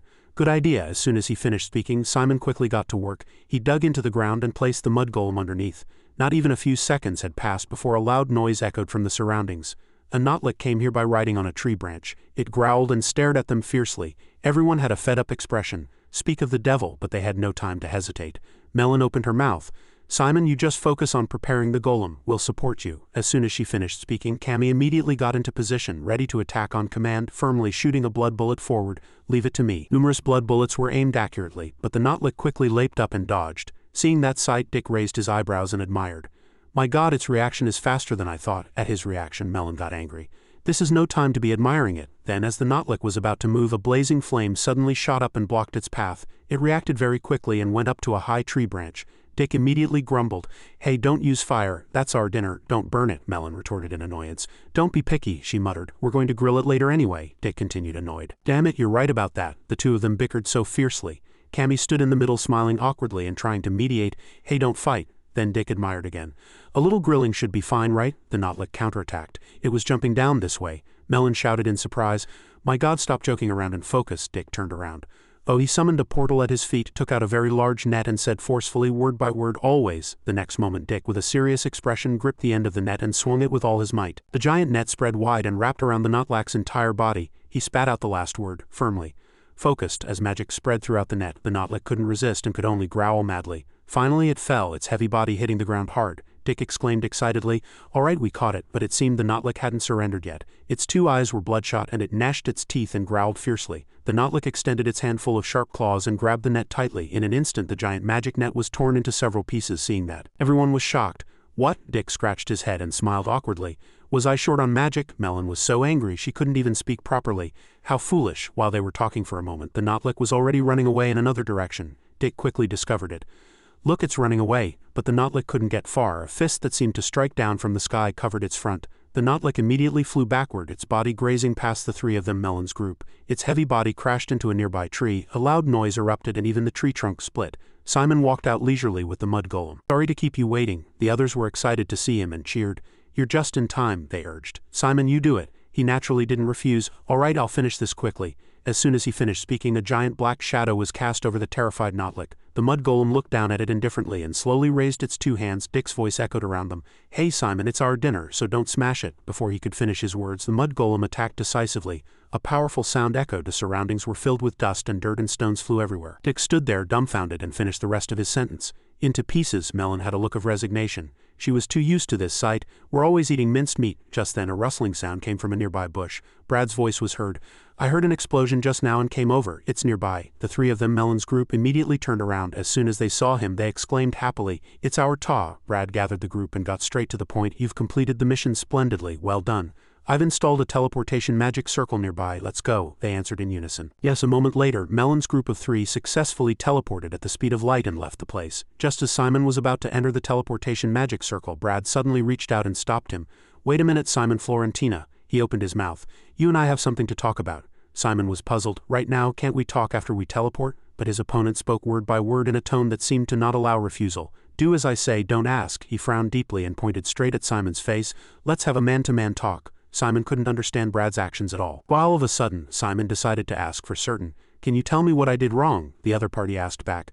Don't tell me you don't know. He shouted angrily as if very displeased. Who do you think you are, clinging to Professor Hong Feng? Having said this much, Brad poured out a long speech as if venting his pent-up anger. Asking her to teach you survival skills, you really don't know your place. Professor Hong Feng is not your private tutor. Simon vaguely understood his intention and hesitated before opening his mouth. I'm sorry for making her work on a weekend because of us, but Brad didn't give him a chance to interrupt. He shouted, punching a nearby tree trunk hard. "Shut up." The innocent tree was immediately split in two and fell onto the grass. He gritted his teeth and said, "I didn't come here to argue about that." Brad raised his voice and exclaimed, "How dare you play with Professor Hong Feng's heart?" While Simon stood there blankly, not knowing what was going on, he continued to blabber, "Do you think you're so great just because you're the top admission student? Do you know what a great honor it is to be the professor's direct disciple? But you just used the professor's kindness." After finishing his words, Brad sneered coldly, "How would a kid like you know the professor's gentle heart? Playing with the professor's heart like that, you're already disqualified as a disciple." Faced with his opponent's fierce attitude, Simon's voice grew even weaker. "I'm sorry, but I think you've misunderstood something," he said clearly. "I have rejected the offer to become the professor's disciple." Hearing this, Brad immediately froze. "What?" Simon awkwardly scratched his head and tried to explain.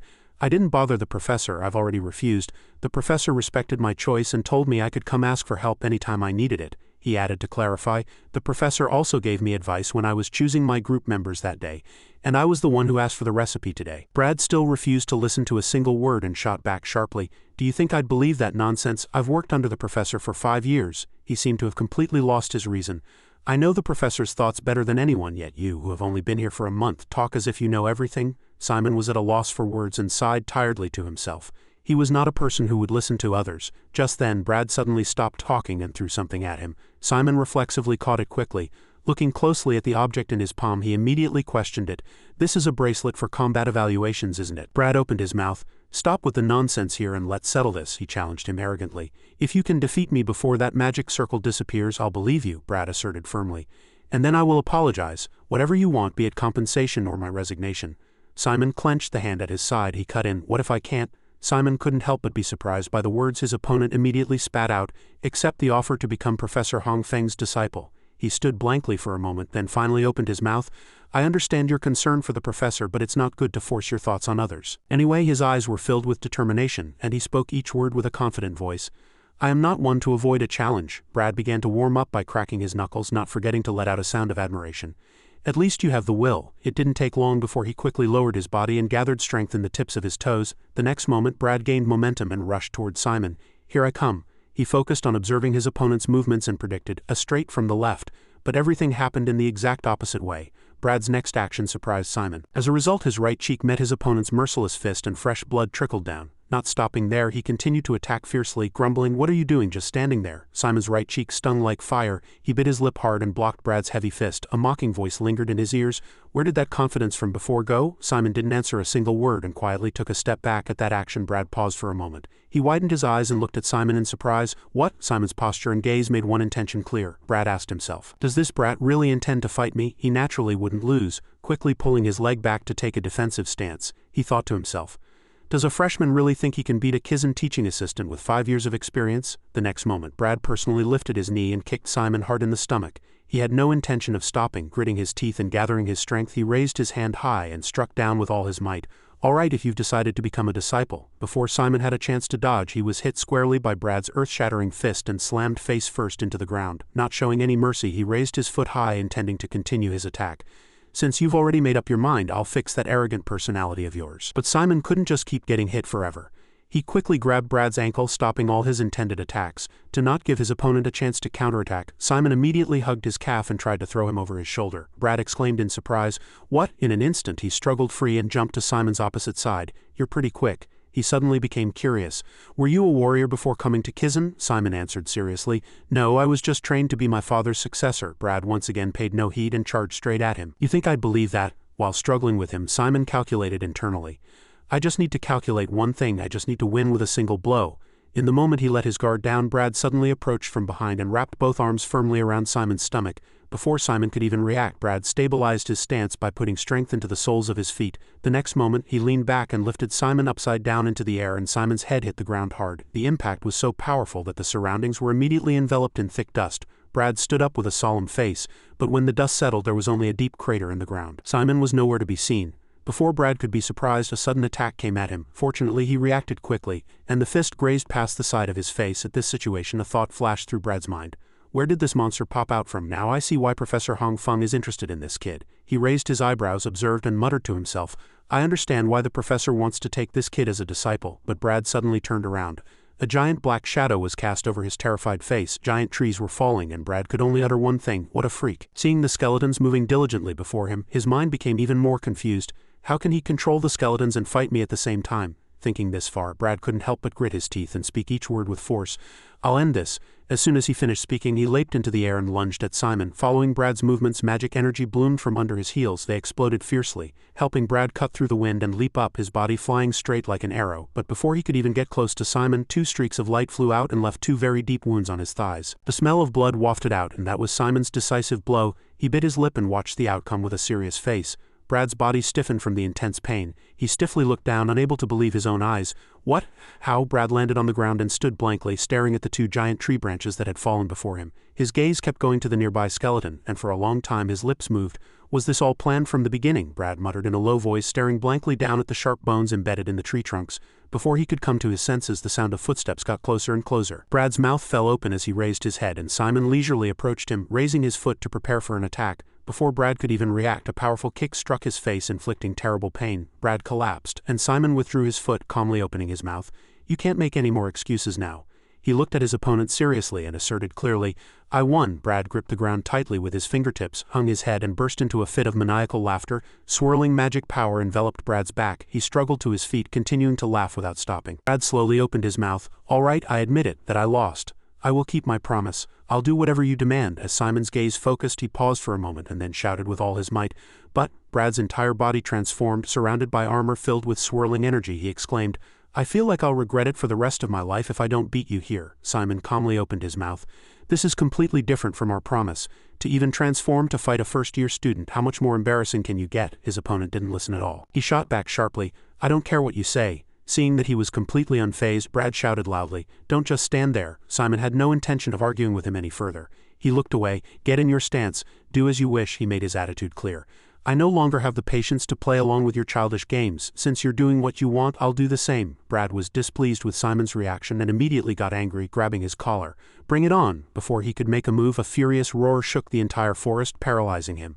Immediately after, the sound of heavy footsteps got closer and closer. It was Hong Feng who had come. She called out to teaching assistant Brad with a dark face. At this sudden appearance, her opponent was terrified and answered with a trembling voice.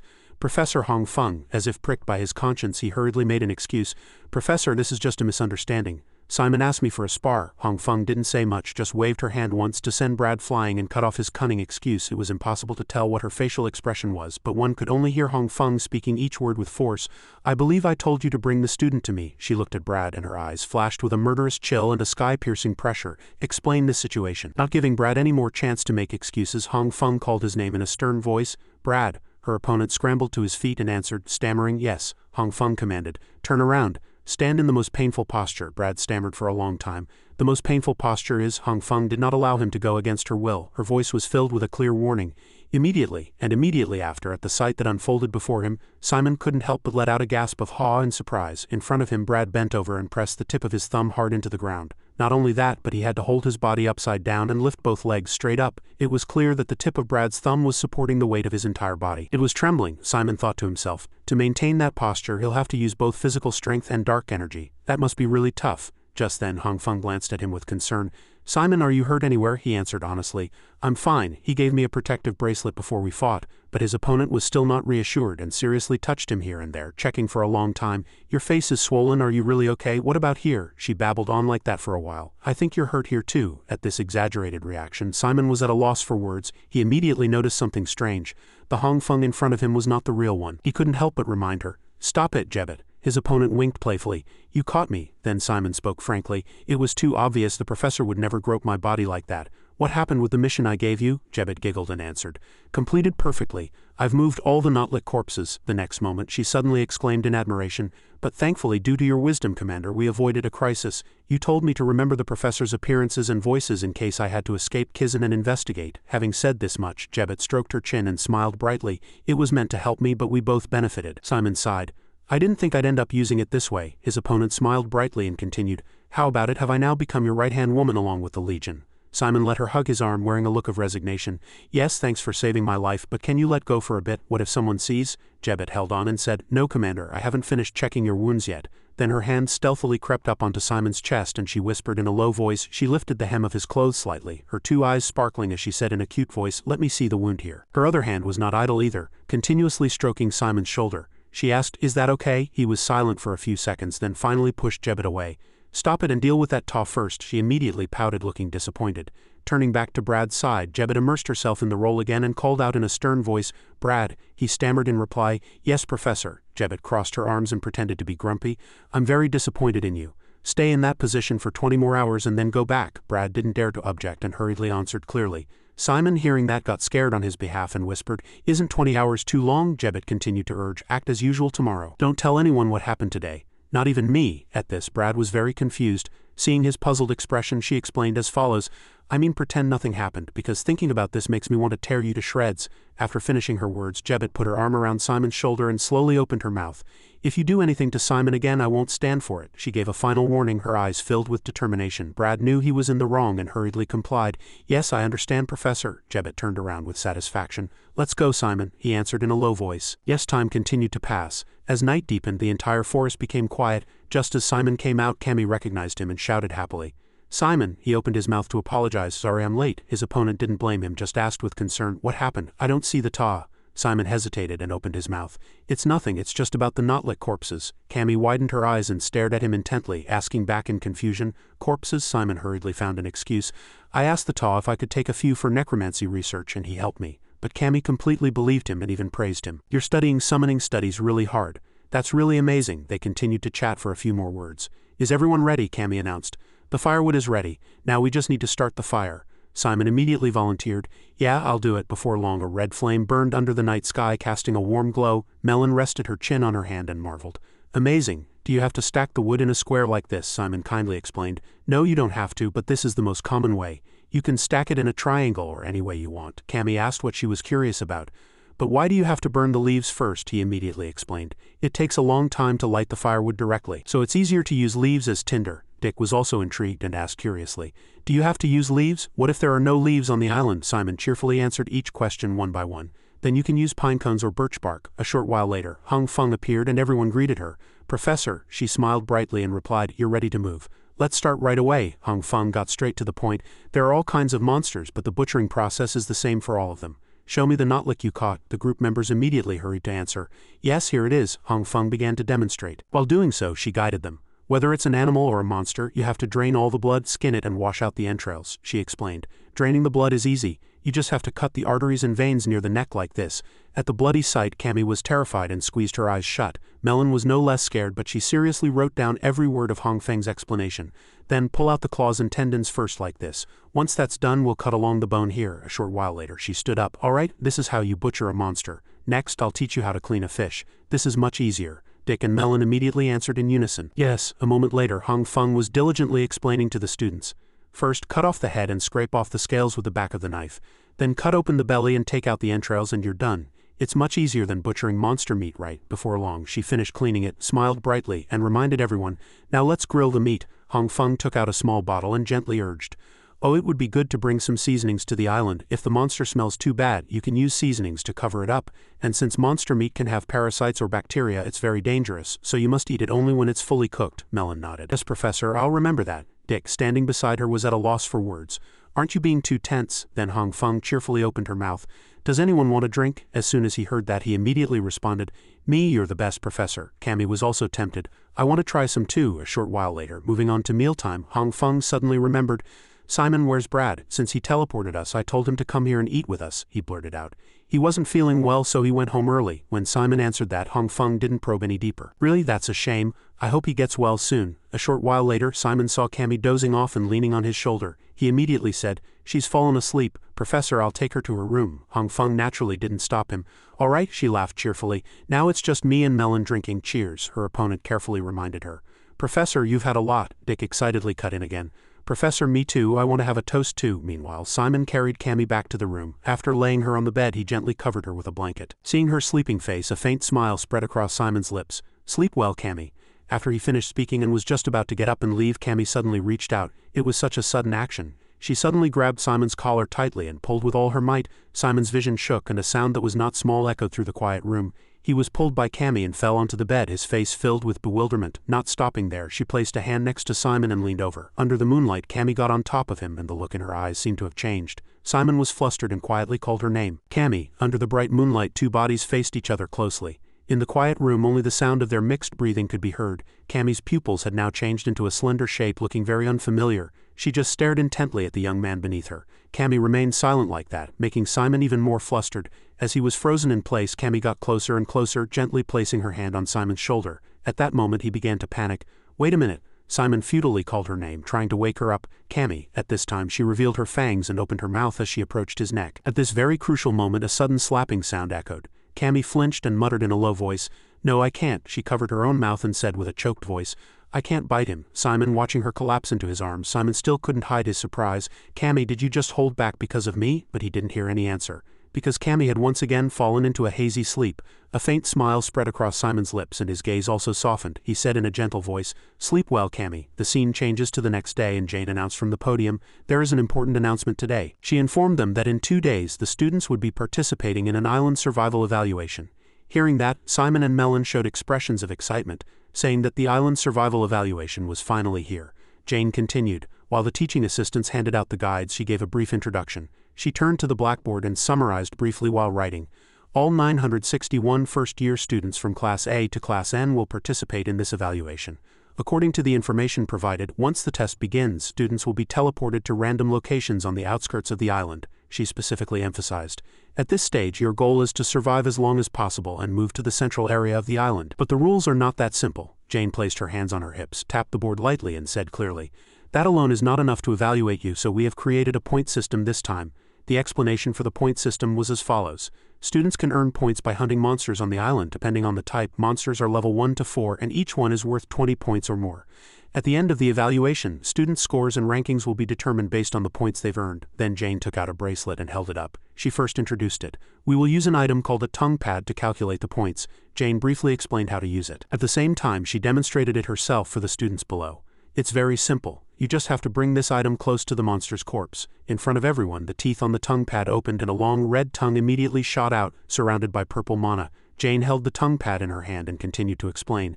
"As you can see, this automatically absorbs magic power from the corpse and displays the score in the mana language. After that, the monster's corpse will be preserved in the form of mana particles," she said clearly. "Even if it's not for points, hunting is essential to get food." The students below immediately started murmuring and talking. "You can eat monster meat." "We're eating monster meat." Simon and Dick seriously focused on Jane's explanation of the rules. Dick rested his chin on his hand, lost in thought. According to the professor's explanation, fighting other students is also a way to get points. She explained more specifically. When the protection meter reaches 0, that student's evaluation ends. They will be moved to a safe zone. At this time, the tongue pad will release all the mana it has absorbed. In other words, this meant that if you won a battle against another student, you could take the opponent's mana. Besides these rules, Jane added another way to get points. Finally, there is one mansion built by Kizen in the center of the island. This building is the only no-combat zone, where all forms of attack are nullified. Anyone who has entered the mansion at least once by the end of the test will receive 200 points. Such was her announcement. All the students below immediately buzzed and murmured, 200 points is the same as hunting at least 12 monsters. Jane didn't forget to remind them. The rules are quite simple and easy to understand, but there are many complex details, so read the guide carefully. For the rest of this class, one guest lecturer will talk about the island's ecosystem and environment. The guest lecturer came in with a gentle smile and introduced himself. "Hello, I am Edward BB. As soon as Dick saw him, he clutched his head as if he couldn't believe his eyes and exclaimed excitedly, "My God, it's really him." "Professor Jane has amazing connections," Simon asked him curiously. "Is he very famous?" Hearing that question, Dick exploded with a long explanation. "My God, how can you not know Edward? He's a legend who discovered over 10 great ruins. The best treasure hunter." Contrary to his reaction, Melon answered nonchalantly. "Really?" Meanwhile, the great treasure hunter who appeared in Dick's words had a very happy face. He scratched his head and said with a laugh, "I never thought I'd be teaching a class at Kizen. This is a really big achievement for me. Actually, my success is all thanks to my father. I was originally born into a poor family." Jane cleared her throat, subtly reminding him to get to the point. Edward laughed awkwardly. "Oh dear, I shouldn't be talking about such trivial things. I'm very proud of the fact that I've been to every corner of the Dark Alliance, or more accurately, the entire continent. And I even infiltrated the sanctuary." Listening to his long speech, Simon could only manage a polite smile. Jane reminded Mr. BB once again. Only then did Edward get back to the main topic. He explained, "In short, I'm a survival expert. I don't have powerful black magic like you, but I've survived until now all thanks to myself." Edward stuck a map on the blackboard and introduced it as he looked at it. "The name of the island you're going to is Kea. It's surrounded by several small islands. I've been to all of those islands. Naturally, I know a lot about the plants and monsters of Kea Island too," he added. The book I gave you has detailed information about the island, so use it as your textbook, but what's more important is this old man's advice. Edward hit the blackboard behind him hard. His eyes were filled with determination, as if to emphasize the importance of what he was about to say. Next, I will tell you everything about this island. A short while later, he summarized the necessary information. This is everything you need to be aware of regarding the island's environment. Any questions? A brown-haired female student raised her hand. Edward gave his permission. The brown-haired student, go ahead. She immediately stood up. You just said that this island is divided into several smaller islands. Meanwhile, Simon seemed to be paying attention to something in the guide. His gaze stopped on one page of the book. Attached there was a picture of a creature wrapped in bandages all over its body like a mummy. What is this? Does it not have a name? Pier suddenly opened his mouth. Wait, kid, Simon was surprised. Pier, how are you here? The other party didn't answer. The picture you just flipped past, show it to me up close. Simon quickly complied. As soon as he saw it clearly, Pier suddenly marveled.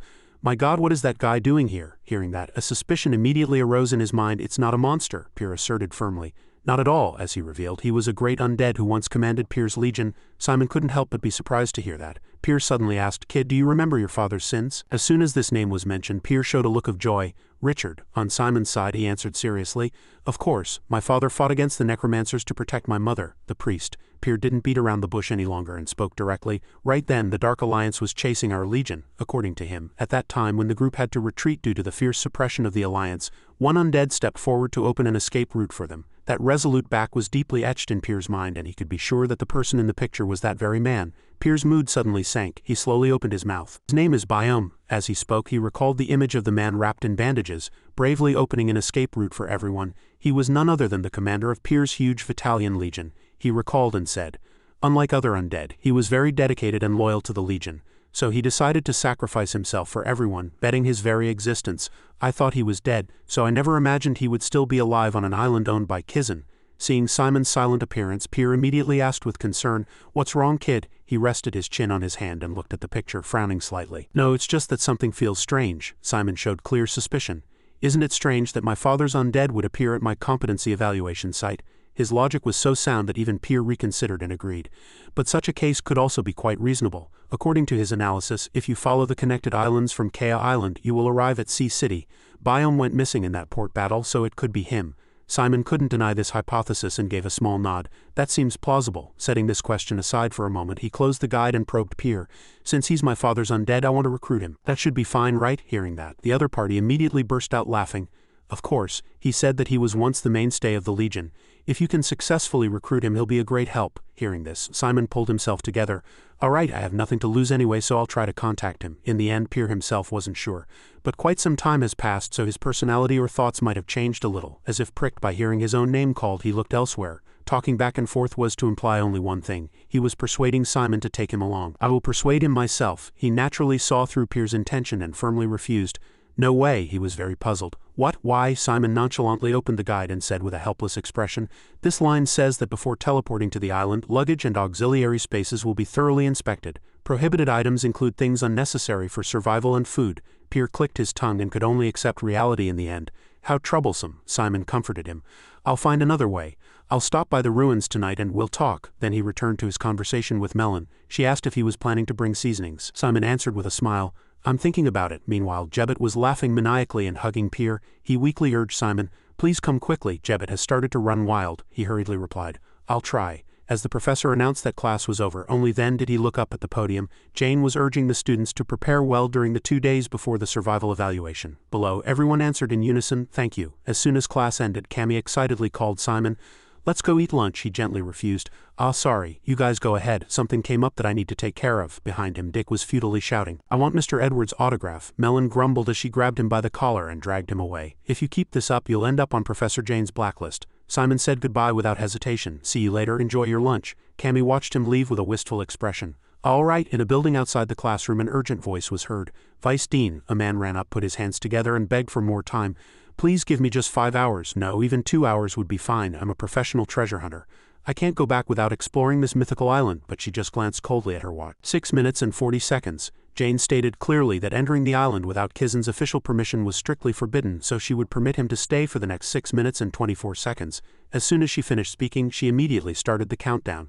6 minutes and 23 seconds. Hurry up. There was no room for negotiation. He froze on the spot. Why is she being so strict? Edward still tried to bargain. If it's about the time I can stay, couldn't you extend it? A professor named Bati also requested that I teach Class B. Perhaps Jane didn't even answer. But the chill emanating from her eyes made her intentions clear. Edward felt a shiver run down his spine, stopped bargaining, and muttered with an awkward laugh, "I guess not." Jane immediately turned around and instructed her subordinate. "Tell Professor Bati to come to my office immediately," the subordinate asked, flustered. How should I put it? She spun around, glared, and spoke each word with force. "Tell him to shut up and get to me in 10 minutes or I'll go find him myself." The subordinate hurriedly followed her instructions. Understood. Meanwhile, another person approached and reported, "Vice Dean, we have a problem over here." Edward, his face pale, asked himself, "What? Did I just say something wrong?" Over there, Jane paid him no mind at all. She was scolding her subordinate in annoyance. "Nonsense. The magic circles are overloaded because of the survival training preparations. What kind of excuse is that? Are you going to let this happen again on the day of the survival test?" The subordinate stammered and promised, "I'll resolve it immediately." Edward thought to himself, "Scary." He tried to sneak away dejectedly. Just then, Jane continued to give her subordinate a mission. "Call all the mobility teams to my office before 6 o'clock. She suddenly singled out Edward. Jane bowed her head sincerely and said, "Due to an internal issue, you'll be delayed by about 10 minutes. I apologize on behalf of Kizen." There was no way Edward would dare to refuse. He forced a smile and replied, "It's all right," he thought to himself. Is she going to torture them for being just 10 minutes late? Jane's tone, which had just been softly apologetic, quickly turned threatening. "I'm going to check on the situation, so stay right here and don't move while you wait."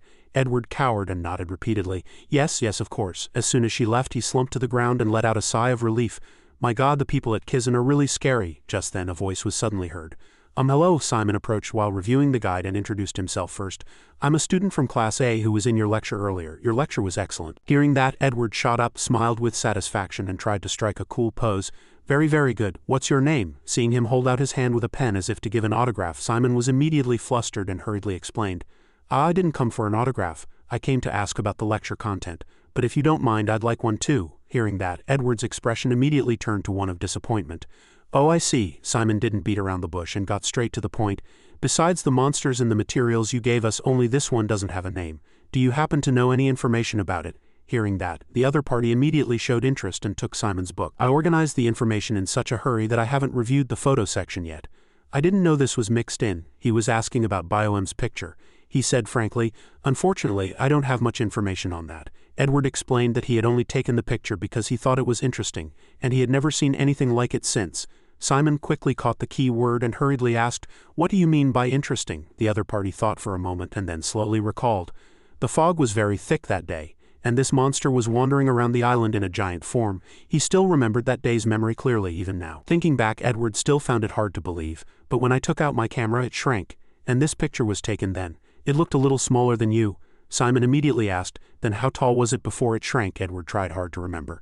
He made a rough guess and then asserted, "It was big enough to encircle the entire island." The scene changes to another place, and a huge barbell weighing about 100 kilograms fell to the floor. Someone shouted, "Hector, everyone's gathered at the door." He, drenched in sweat, let out a sigh, and with his back to the friend who had delivered the news, he ordered, "All right, in this survival evaluation, we have to eliminate that bastard Simon Florentina, no matter what it takes." When Hector said this, he practically spat out each word through gritted teeth. He clenched his fist and repeated to himself, "As long as that guy is around, we'll never be able to take over Class A or get the top scores. Class A is supervised by Kizen's Vice Dean." Hector's eyes were filled with arrogance and anger. He had made up his mind. Taking control of Class A was more important than anything else. The friend quickly replied, "Got it." Though he acted so intimidated on the outside, he was inwardly contemptuous. Even so, he's overreacting over just one ordinary opponent. Seeing Hector seriously trying to find a way to fight Simon, the friend couldn't understand at all. It must be because of the grudge between the Moore and Florentina families. Time continued to pass, and evening arrived. Outside a shabby building, the sound of footsteps echoed.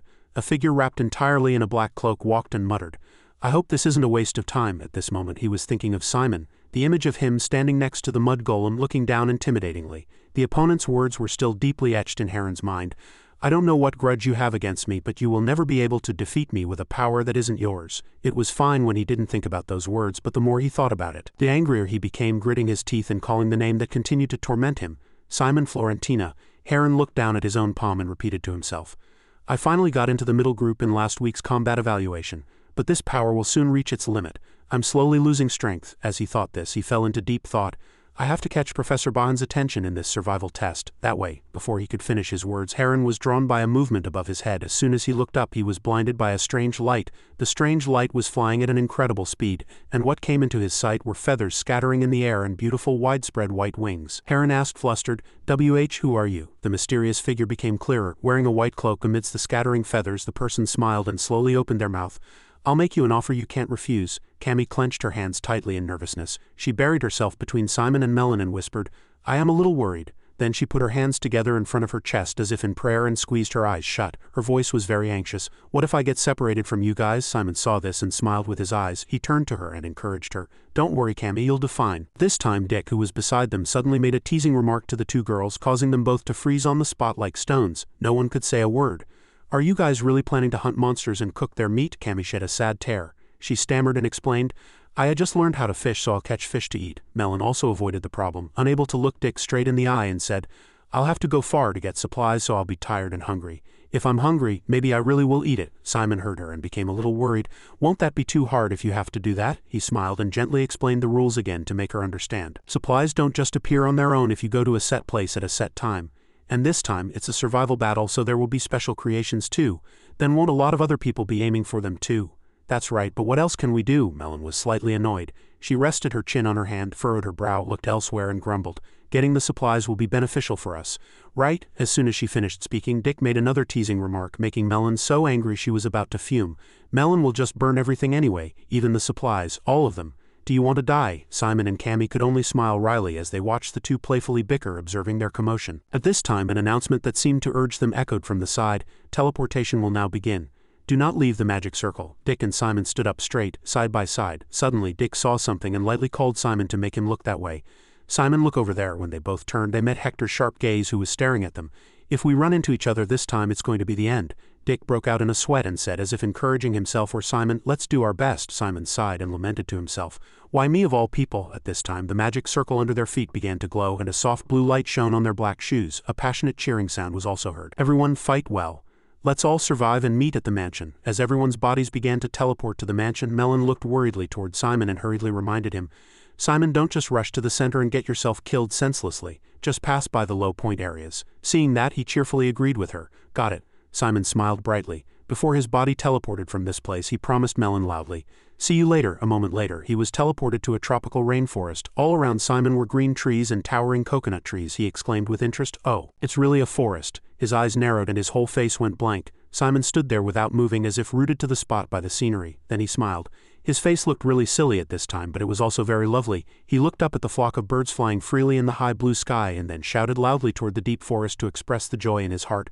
This is going to be really fun. As Simon grinned with his eyes and his face turned red with excitement, Pier called out, Kid, you seem more excited than usual today. You're not so excited that you've forgotten your goal, are you? Of course not. Still smiling, Simon quickly lifted his foot. With one step, red blood splattered up to his waist. Our goal in this survival battle is to find biome and get points. I remember everything. He bent down and to Pier's horror, picked up a long animal that had been stepped on and killed. Gross. What is that? It's today's side dish. As he said this, Simon's eyes sparkled like stars in the night sky, his hands were clenched in determination, and his spirit was high. Don't you think this survival battle will be fun, Pier? After speaking, he excitedly held up the snake that was now dinner, raising both hands straight into the air. Simon cheered for the time of this dramatic survival test, followed by his curse. This forest is my stage. Crazy bastard. Unlike the joyful and lively atmosphere of welcoming something new to the survival life on the desolate island on Simon's side over here, someone said upon seeing the slightly large and scary creatures crawling on the ground. I came here mentally prepared, but the female students were also terrified by the insects on the trees, and they all cowered and screamed. The male students were not much different, being chased by worm-like creatures up a tree, and they all screamed together as they saw the worms raising their heads from the ground. Melon was not much different from the others. Her head was also full of sweat. Her face turned pale. Now that it's here, my body won't move. As she was wandering and searching alone, she was suddenly drawn by a loud noise coming from deep in the forest. When she looked, a fight was taking place there to claim the supplies. Hector and Malcolm Landon, who was facing the other two alone with a magic circle ready in his hand.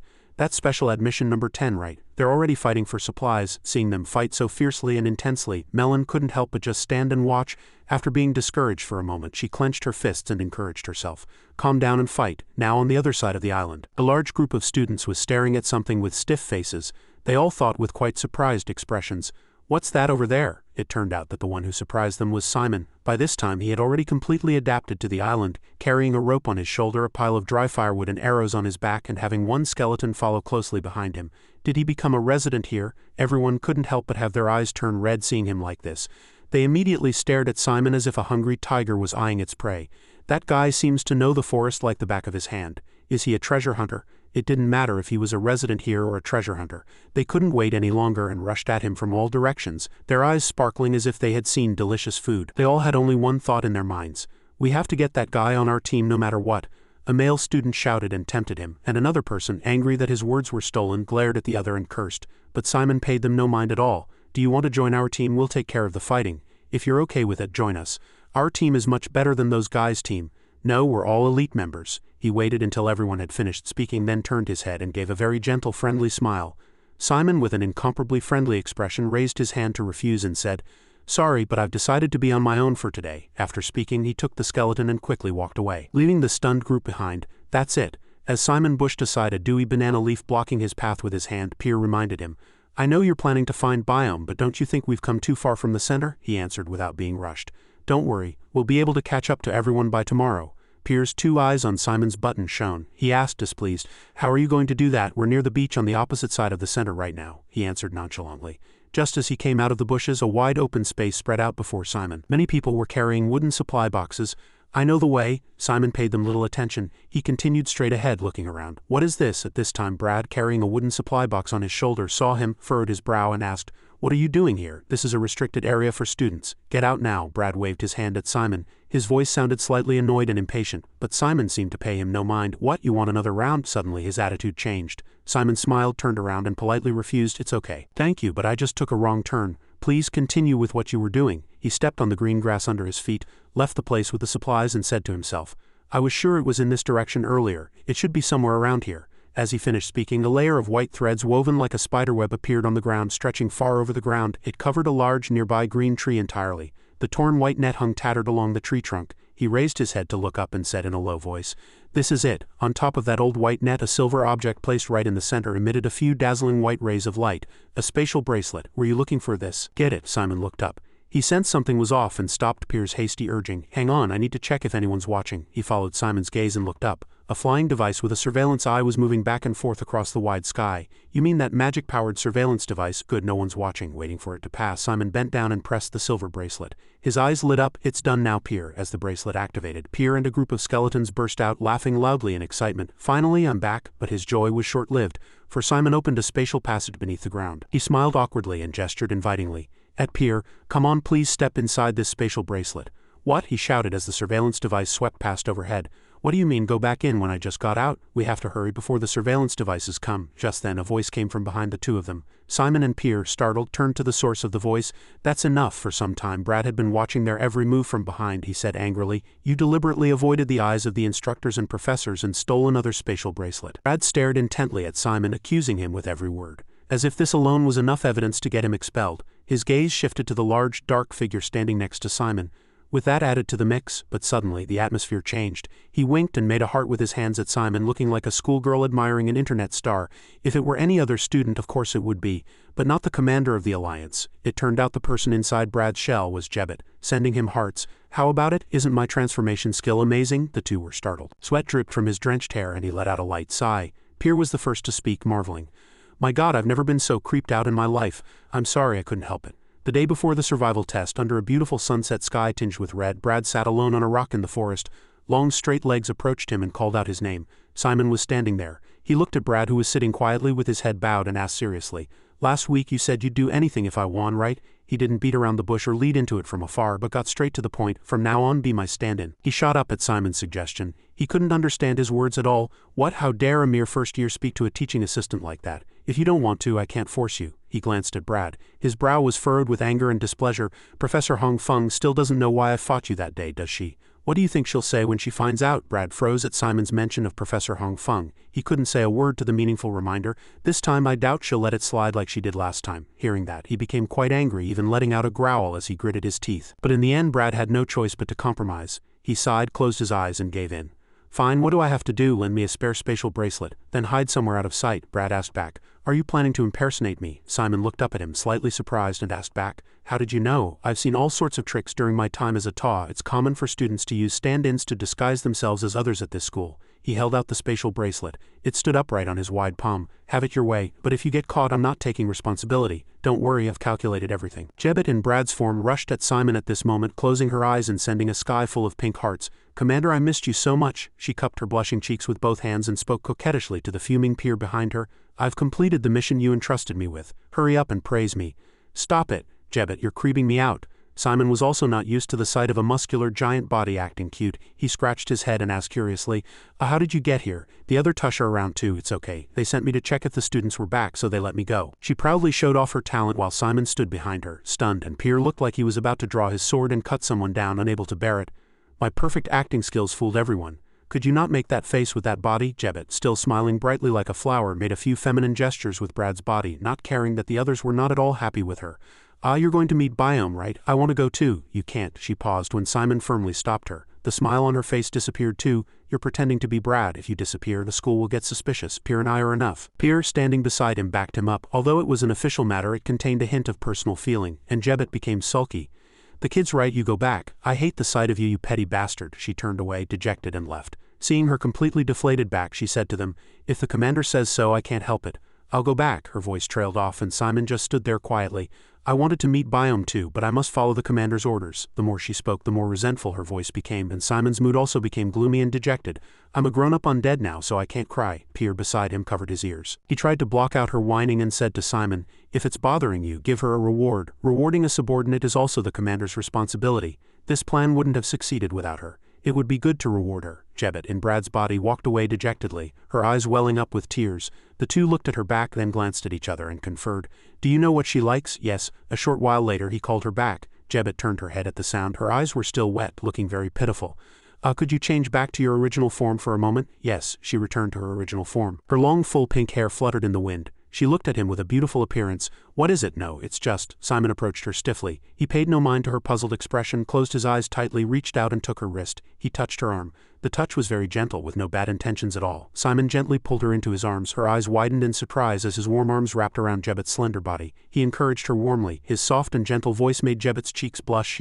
Then it's all thanks to you. Simon's face turned red with embarrassment and he pushed her away. Then he hastily commanded, now change back to Brad and return to your post. It's best not to arouse anyone's suspicion. After speaking, he didn't look at her anymore, turned around and said in a sparkling atmosphere, I'll tell you everything when I get back. Jebet cupped her cheeks. Her bangs came down and covered her expression, but her plump and attractive lips revealed a certain amount of the joy fluttering in her heart. At this time she looked at Simon walking away without looking back. Every atmosphere in her eyes was dyed a sweet pink. How can he be so lovely? The scene changed to a dark night. The sun had gone to sleep and a black night full of clouds had taken its place. Series of quiet sounds echoed over the island's forest. On the ground, Simon stood and looked with satisfaction at the sturdy raft that he and the skeleton on his shoulder had just finished. It's done. Then he excitedly crawled inside. The roof was a little low, so he seemed to be struggling a bit. Simon crawled, lifted his butt and went inside.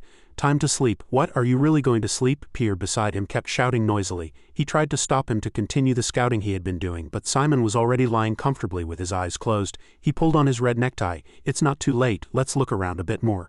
I'm sleeping early because I'm planning to leave early tomorrow. He hung Pier by his necktie, shook him slightly and said sincerely, Pier, please bear with it on the necktie. What are you doing now? What is this kid trying to do? Why is he doing this? Before Pier could finish his angry words, Simon carefully hung him on a nail protruding from the roof. He continued to shout, please stand watch for me tonight. No, I can't do that. The button kept moving, but it was fixed so tightly that there was nothing he could do. In the dark night, only Pier's angry voice echoed, I am the Lord of Vitalian. How dare you use me like this? This is an insult. At this time, Simon still said with a comfortable smile. He paid no mind to Pier's resentful words. Undead don't need sleep. Wake me up in the morning. Pier wanted to cry, but no tears came out. He could only shout helplessly in despair at the unfair treatment. Now he's even treating me as an alarm clock. The next morning, the sun was high in the sky, and the clear blue sky signaled the start of a new day. Simon stood in front of the raft and stretched comfortably.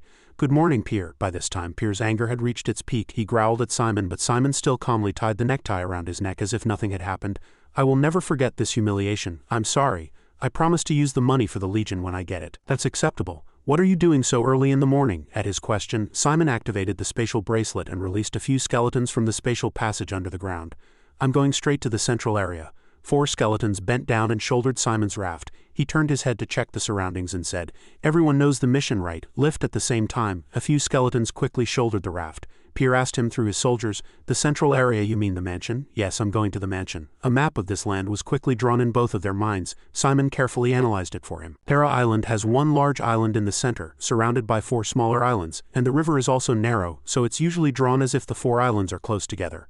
Except for the central island, the 5 surrounding islands are not all Kea. He smiled confidently. He was even more pleased to think that he had figured out the terrain here through the map he had researched. Simon explained concisely to Pier, and Kea Island energetically led the way, having a few skeletons carry the raft and follow behind. So to be precise, it should be called the Kea Archipelago. The place we're standing is just an outer island, and there's also a waterway leading to the island. They talked as they walked, and soon they arrived at the edge of the island, listening to the sound of waves crashing on the shore. It looks like the 2 islands are separated by a river, but it's actually part of the sea. Simon looked down excitedly. His eyes couldn't hide his joy. So if we follow the waterway, we can go straight to the island. No wonder the house you built looked strange. It was all planned. All right, let's go right away then. Awesome. Meanwhile, Dick was hiding in the bushes, sticking his face out to scout. There was clear fatigue on his face. Nearby, 3 male students were doing something together, and one of them lifted a wooden stake with a sharpened end. This place is still being guarded. I know there's still a chance. Dick's group was carefully hidden in a corner, quietly observing them. He was at a loss and whispered to his 2 companions, "What should we do?" The male student standing right behind him stretched his body, looked down, and hastily stopped him. "Wait, Dick, look over there." He saw someone on the water and quickly informed his companions, "There's something floating on the river." Dick cupped his hands to narrow his vision. He and his friend cast their gazes into the distance, trying to observe the person gliding forward. When they saw who it was, the friend's face turned pale, and Dick's face was filled with joy. His voice was also full of pride. "I knew it." On the sea with rough waves, Simon stood majestically on the raft, moving forward against the strong wind and white spray.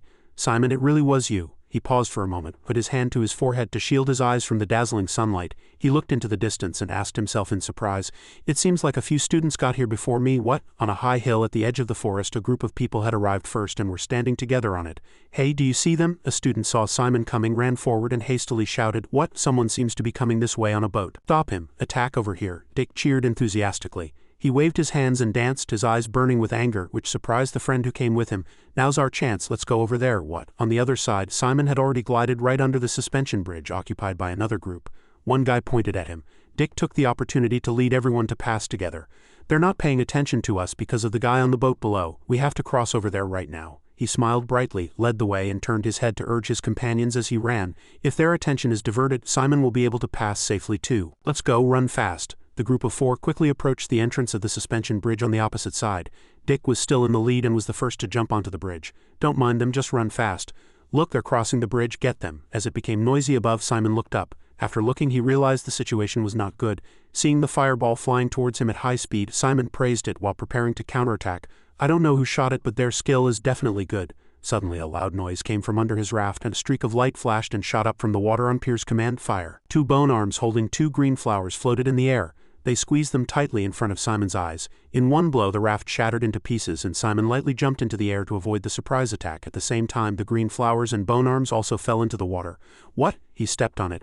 The flower sank slightly due to his weight, and amid the surprised screams of the other group, a spray of water splashed onto Simon's leather shoes.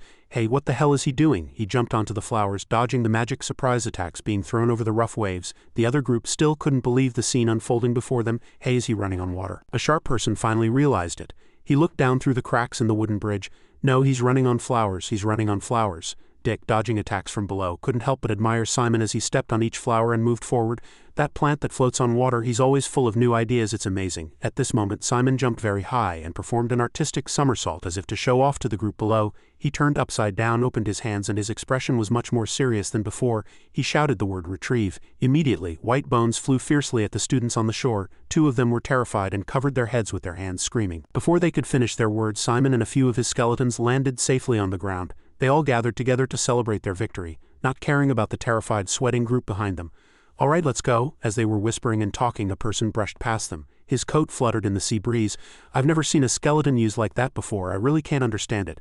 "Me neither." The other 2 finally came to their senses and rushed to stop Dick, who was crossing the bridge. "Hey, get that guy. See you later, you idiots." A black hand grabbed the shoulder of the student who was about to chase Dick. Haran turned his head to ask, as if he didn't understand, but before he could finish his words, the student was sent flying. The injuries looked quite serious. At the sound of the scream, another person stopped and stared with wide, surprised eyes. From his darkened back, a long black tentacle sprouted. He kept muttering, You're always getting in our way, don't move. He couldn't contain his anger and glared at his friend passing by with a look of harsh judgment. It doesn't matter, you always leave without telling me anyway. With black smoke trailing from his back, Heron entered the deep forest alone, which was shrouded in darkness. Something happened that made me head toward the forest. Simon and his group of skeletons had stopped for a moment, which was perfect. Yes, your judgment is correct. Since the bridge was the only entrance, there was bound to be a fight over it. His jet black leather shoes stepped on the green grass, and Simon talked with Pier while looking for a path. Thanks to that, I can search with peace of mind now, but finding a trace won't be easy, he also added his voice. The only sounds echoing in the deep forest were his even footsteps and Pier's voice. There's nothing I can do. He's the type who doesn't leave a trace, so if the other guys fight in the forest, it will provoke Biome. He gets bigger when he feels threatened or angry. Then he'll be easy to find. A moment later, he stopped. He looked up and evaluated everything according to his words. Waiting here is a good idea too. You're right, with all the students fighting here, he's bound to feel threatened. In front of him was a sheer cliff. It soared so high that he had to tilt his head back to look at it. To go up, I have to pass through here. But this is quite high. After speaking, he turned his head to look around, carefully and seriously assessing the actual situation. It should be around here. What are you looking for? He answered Pier. The reason this island is called Kega Island. Just then a skeleton discovered something and gestured to Simon. It turned out that the area ahead was the territory of the Kega tribe, and they were living there together in tents. There they are, the Kega tribe. Pier looked around and spoke to Simon in admiration. There are so many of them. Yes, he thought so too. His expression became slightly troubled. Since many Kega live here, the paper we got about this place said this was the best way to cross the canyon. But there are so many of them. At the sudden sound, Simon's group became wary. Two skeletons holding spears turned their heads, searching for a target in all directions. Kaiga slowly revealed himself. He held his hands up in front of him, looking nervous. Sorry, but I have no intention of attacking, but it seems you're planning to pass through the Kega outpost. That's right, but he made a suggestion to Simon while the tips of the two skeleton spears were still not lowered. In that case, how about we cooperate? Honestly, no matter how skilled you are, it'll be difficult to pass through there alone. Your special admission number 1, right? Cooperate? Kaiga pointed in one direction. He smiled slightly and spoke frankly to Simon. Yes, I came alone because I thought you'd be wary. The others are behind me. Is that so? After speaking, Simon turned his body, and the two skeletons, following his command, relaxed their defensive stance. He firmly refused Kaiga's offer. Thanks, but I'll go alone. Really? They're testing our teamwork skills. To go alone, you're truly insane. No, I have another way. Sorry. After the short conversation, Simon left, leaving him standing there alone, dumbfounded. Teamwork isn't a bad idea. We can just use them and then ditch them. I thought so too at first. Kaiga returned to the rendezvous point with a few friends. He carefully told his comrades about the conversation he just had. But since I have a way to pass through alone, I won't choose the riskier option. He's going alone. Isn't this the perfect chance to get him? After a short discussion, Kaiga finally decided on the team's next course of action. Forget it, it's just a waste of time. Let's stick to our plan. This is a race against time anyway. He and his friends started walking, slowly stepping one by one on the hard ground. I don't think we'll lose, but this is a sloped area, so it's important to spread out. Let's maintain the positions we decided on earlier. Got it? Got it. After finishing their discussion, the group immediately broke into a sprint. The group charged toward the blue Kega tribe in front of them. Let's go. A few Kega on guard duty growled a warning, and the group, also angered, gripped their weapons tightly. Over here, a few students from Kaiga's group also finished their preparations for battle at the signal. But before the two sides could clash, the entire ground shook ceaselessly. Both the students and the Kega were flustered. What's that sound? Then, one by one, everyone's jaws dropped. Both the students and the native Kega tribe had the same astonished expressions. It turned out to be Simon. He was riding on top of the head of a giant one-eyed golem. The golem was charging fiercely in this direction. What the? Simon was smiling innocently on the golem's head, his hair fluttering wildly in the wind, and he playfully and refreshingly brushed back the strands blowing behind him. The wind feels nice. It was pleasant where he was, but the people in Kega below were terrified. Everyone screamed and fled desperately. Why is there a golem here? As Simon's golem gave chase, one person who was in too much of a hurry fell headfirst. As the golem's foot just missed him, the Kega also led each other away in a panic. Meanwhile, the Kega chieftain stood holding a wooden staff, growling and glaring angrily at the one causing the commotion. He raised his staff high, and a golden magical light shot out from it, illuminating the entire tops of the Kega's heads. But unfortunately, Simon's golem didn't care about his petty trick. With a single kick, the Kega chieftain flew far away with its footstep, becoming a twinkling star in the distant sky. He was still leisurely riding the golem forward. Just then, Simon was drawn by the loud noises coming from behind him. He turned his head and saw a group of small Kega waving their arms and legs frantically below, and one of them had collapsed as if it had lost something important. He still had an innocent face, not understanding what those blue creatures were trying to express. What's wrong? After passing through the Kega's territory, Simon dismissed the golem. As the fine sand fell, he bent down and picked up the large eyeball. I've gathered 27 points from hunting monsters in the last 2 days. Simon stood alone in the middle of a dense forest where thick vines were entangled, blocking the path. Considering I only hunted monsters, this isn't bad, but it's still not enough to level up. he thought with concentration in the deep forest under the shade of a tall tree whose branches and leaves were wrapped in vines. I need to prepare for fights with other students too. As he was highly focused on his judgment, Simon's right side suddenly lit up. It would be best to face just 2 or 3 people. A blazing red fireball came straight for his head. Simon ducked and successfully dodged it. The fireball hit the tree trunk, which instantly burned black like charcoal. As 3 more fireballs flew in succession, Simon quietly watched them fly rapidly toward him. It's similar to Melon's dark flare. The fireballs hit the ground, instantly burning the surrounding earth and grass. Simon sprang from where he stood with the tips of his toes once again escaping the crisis. Only after getting away did he glance back, and a huge question arose in Simon's eyes. The thick, massive tree trunks where he had just been standing were all burnt. He saw the fire spreading and growing continuously and thought to himself that it was dangerous. Melon walked out from within the sea of fire. A magic circle was held in her hand. She smiled arrogantly. "Just as I thought, you always act alone, Simon." Melon, seeing her, Simon hurriedly asked about his comrade's situation over the past few days.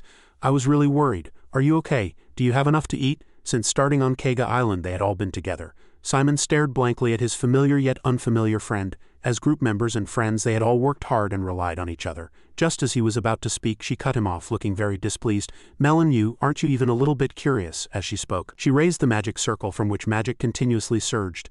"About which of us is truly the strongest?" The two faced each other in the sea of fire.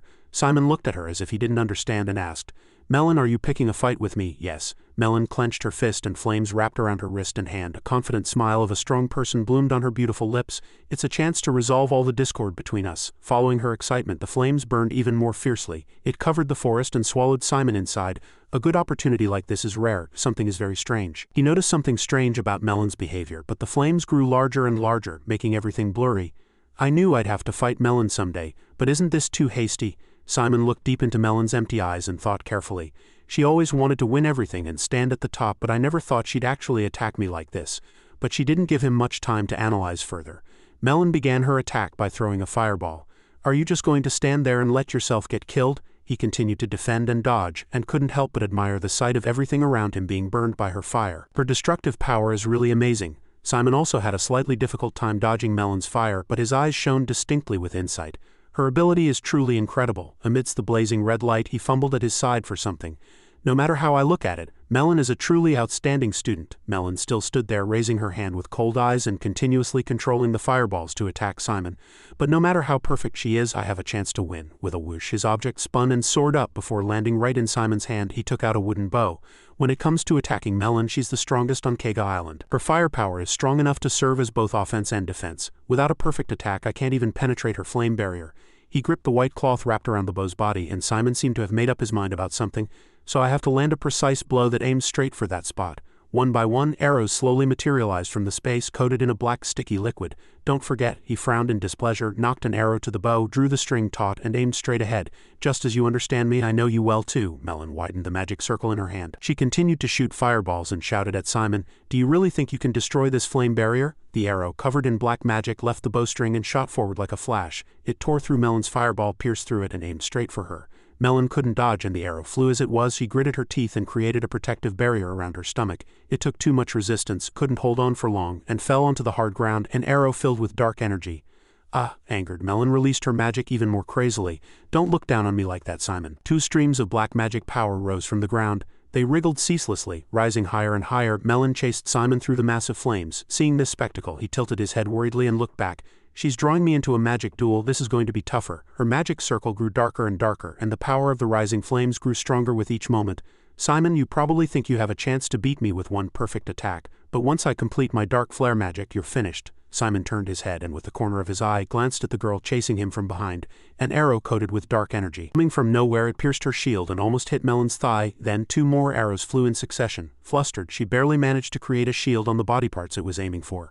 "What? Where did this come from?" Simon stood there and continued to draw his bowstring, the arrow ready to fly at any moment.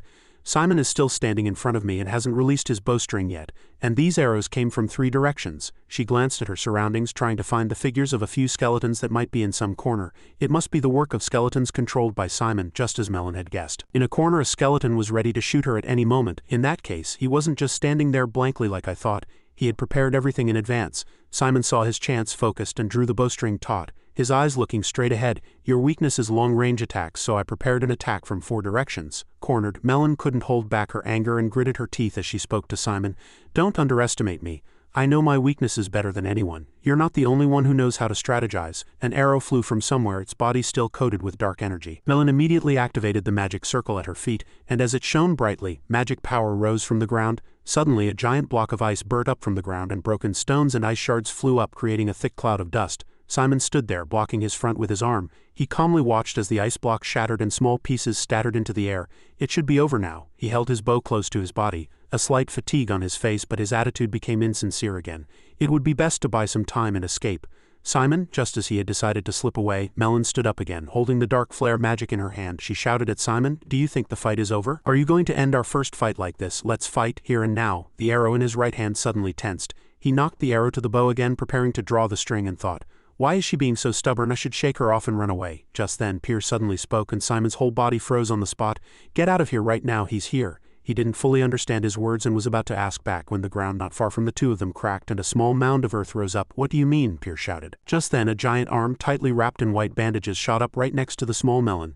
"It's Biome." Hearing that name, Simon's face turned red. His gaze turned worriedly toward Melon. He called her loudly, but she just stood there blankly, watching him shout her name, and didn't answer. "Melon." Simon gathered dark magic in his feet. He stood on his toes, pressed hard against the ground, and quickly ran, stretching his arm forward and trying to reach as far as he could. "Why? What on earth is he trying to do?" Melon was still holding the magic circle above her head, staring with a blank face at Simon's reaction as he ran toward her. "Why is he rushing over here like that? The dark flare magic is about to hit him. Does he really want to give up and end the fight here?" The dark flare magic circle was complete and she was still holding it in her hand. "If I cast this spell now, if I hit him," the more Melon thought, the more she couldn't understand Simon's expression. He was desperately trying to shout something in despair and Simon was sure to lose. Just then he rushed in time and hugged her. The two fell backward from the impact and Melon's magic circle also slowly disappeared. She thought in surprise, "Why was I fighting Simon?" just as the two fell from where Melon had just been standing. At that moment an explosion occurred where they had been and Simon embraced her, falling to the ground. His back took the full brunt of the blast with a sharp crack, but as he struggled to his feet he looked at her with concern. Melon had already lost consciousness and collapsed to the ground. "Melon, I have to get out of here." Melon was unconscious and there was no other way. Simon hoisted her onto his shoulder and gritted his teeth as he stood up. Dark magic gathered at his heels. He slightly adjusted his footing and in the next moment leapt high into the air, dodging a surprise attack from Biome, who had just shot up from where they had been standing. He gritted his teeth and stared intently at the giant arm, assessing the situation. The monster on the other side, Biome, had completely risen from the ground. It roared madly, enraged as if it would beat them to death.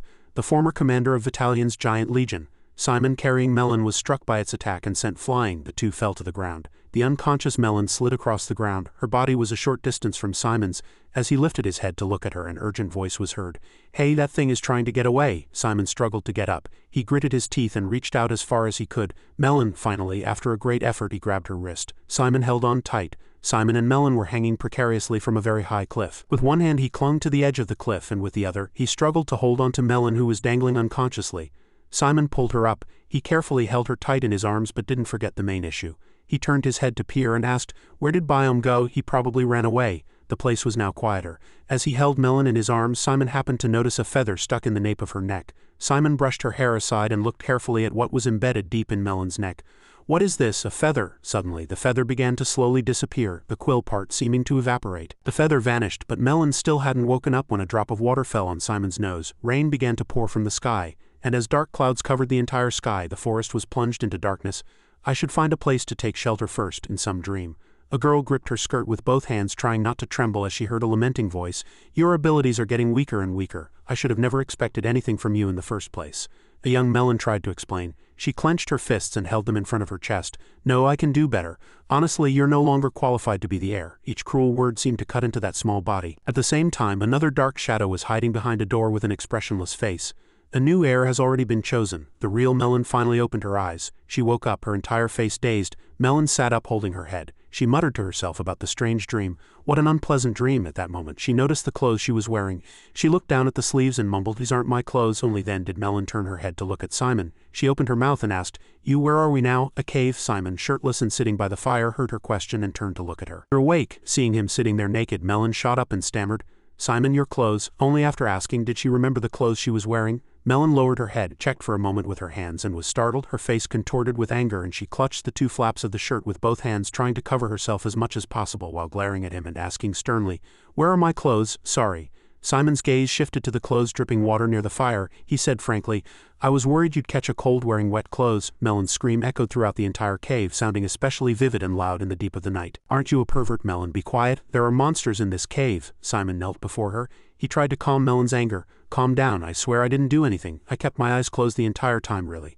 What are you talking about? I'm still. A short while later, after she had calmed down, the two sat by the fire next to a pot of stew with all sorts of things in it. Melon clenched her fists and her hands kept trembling, making Simon flustered and not knowing what to do, but she covered her face, lowered her head and said to herself, so, what on earth happened? Simon was happy again to see some progress. Just as he excitedly started to talk, well, you see, Melon sat huddled, hugging her legs with both arms and grieved.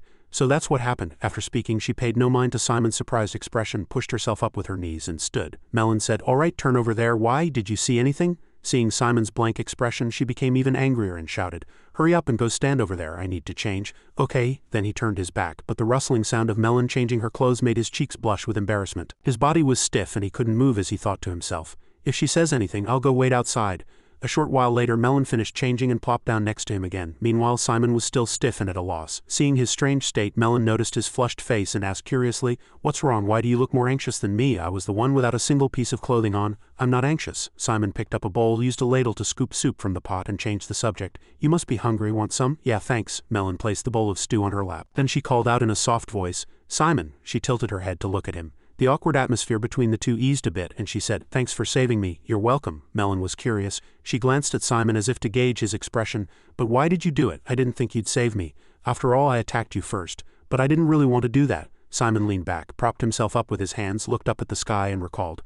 You had almost completed your dark flare magic then. I couldn't just interrupt you, hearing him say it so casually. Melon lowered her head even further. She mumbled into her mouth, I really can't stand it. Then she poured all her points onto the ground. Simon was a little surprised by the amount. Take all my points, consider it a token of my gratitude. She grabbed Simon's wrist and had his spatial bracelet absorb the points. Simon couldn't understand her actions at all and struggled to resist. Melon, what are you doing? You worked so hard to get first place in this test. That's right, but there are still 2 days left anyway. Just leave me with 1 point, Melon smiled brightly. There was no pretense or calculation in that smile. That smile was all sincerely telling him.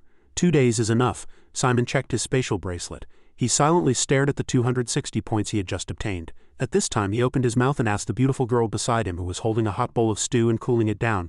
Melon, can I ask you something? She looked at him, hearing that he wanted to ask something. Her eyes were not serious but seemed to be teasing Simon. Yeah, ask away. As long as it's not a perverted question, you can ask me anything. No, it's not that kind of question. He lowered his eyes. His eyes held deep emotion. Simon was silent for a while. Only after the two sat side by side watching the rain outside the cave entrance did Simon slowly ask her, why do you try so hard to be number one? The scene changed to a forest. It wasn't raining there, but the fog was quite thick. Someone said with displeasure, where the hell is this? A group of students behind him had pale faces, and no one dared to make a sound. Everyone was terrified by someone scolding, Malcolm, stop slacking and search properly. I know, I'm doing it. Heron, this is strange. Malcolm is a special admission student after all. Over here, Heron glanced at the blonde-haired man squatting on the ground in annoyance. Everyone who saw it had the same thought. Why does he only listen to that guy? Emily approached to talk to the difficult guy, but he didn't seem to want to listen at all. Hey Heron, it's already the 3rd day. We have to go back to the rendezvous point. Stop whining. If you don't want to come with me, leave the team. She didn't back down and with the other students watching worriedly loudly scolded Heron. What? It's not even your team. Malcolm is the leader here. But hearing that unfair statement, he called out to Malcolm. Even he, who was searching for something through the grass, had to turn his head and listen. Really? Hey, what do you think? Heron looked at them triumphantly after hearing his answer. Of course, you're the leader. You're the only one here fit for that role. Heron, did you hear that loud and clear? Emily was still annoyed. She didn't submit to that groundless statement. I really don't understand. What on earth did you do to Malcolm? What, do you think I used some kind of trick? He volunteered. Heron shrugged, spread his hands and glanced at her with a provocative smile. But now that I think about it, there seems to be a black magic that can control people. The solid argument that followed left Emily and the rest of the students speechless, just standing there blankly. Even if that were true, a student like me couldn't possibly use such powerful psychological magic. That thing. After Heron finished speaking, he demanded of Emily. Hearing his words, she mustered her courage and stepped forward. If you still don't believe me, come see for yourself. You want to know if I used black magic anyway, right? Fine. She approached Malcolm, who was still squatting on the ground, and cautiously called his name. Hey Malcolm! Suddenly, Heron's firm arm grabbed hers. He pulled her toward him. The friends beside them were very flustered seeing that, and called out in a small voice, Emily! Heron lowered his head and got very close to Emily. He whispered something to her, but still didn't let go of her arm. Then he let go of her arm, smiled that evil smile again, and said to the person standing there strangely dazed beside him, See, I told you, no one here can use black magic. Now tell everyone again who the leader is. Our leader is. Now her face looked somewhat strange. Emily was smiling, but her eyes were unfocused. Of course it's you, Heron. Her friends' faces turned pale seeing that. They looked at her 180-degree change in attitude with fear. What? It would have been easier if you had just admitted it earlier. Kneel and apologize. All right. As soon as Heron finished speaking, Emily knelt and bowed her head to him. Her eyes were still wide open and her mouth was still smiling, not closed.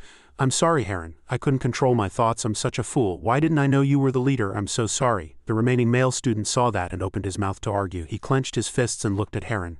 Emily, what's wrong with you? What did that bastard do to you? Heron. Only then did he sigh and lament. He furrowed his brow with displeasure. How annoying. I don't want to waste a feather, but those guys won't listen. At Heron's call, Malcolm immediately rose like a ghost and followed his master. Hey Malcolm, clean this all up. He looked down without pity at Emily, who was still prostrated on the ground with her head down, and cursed. Trash. A short while later, 3 people were lying on the ground.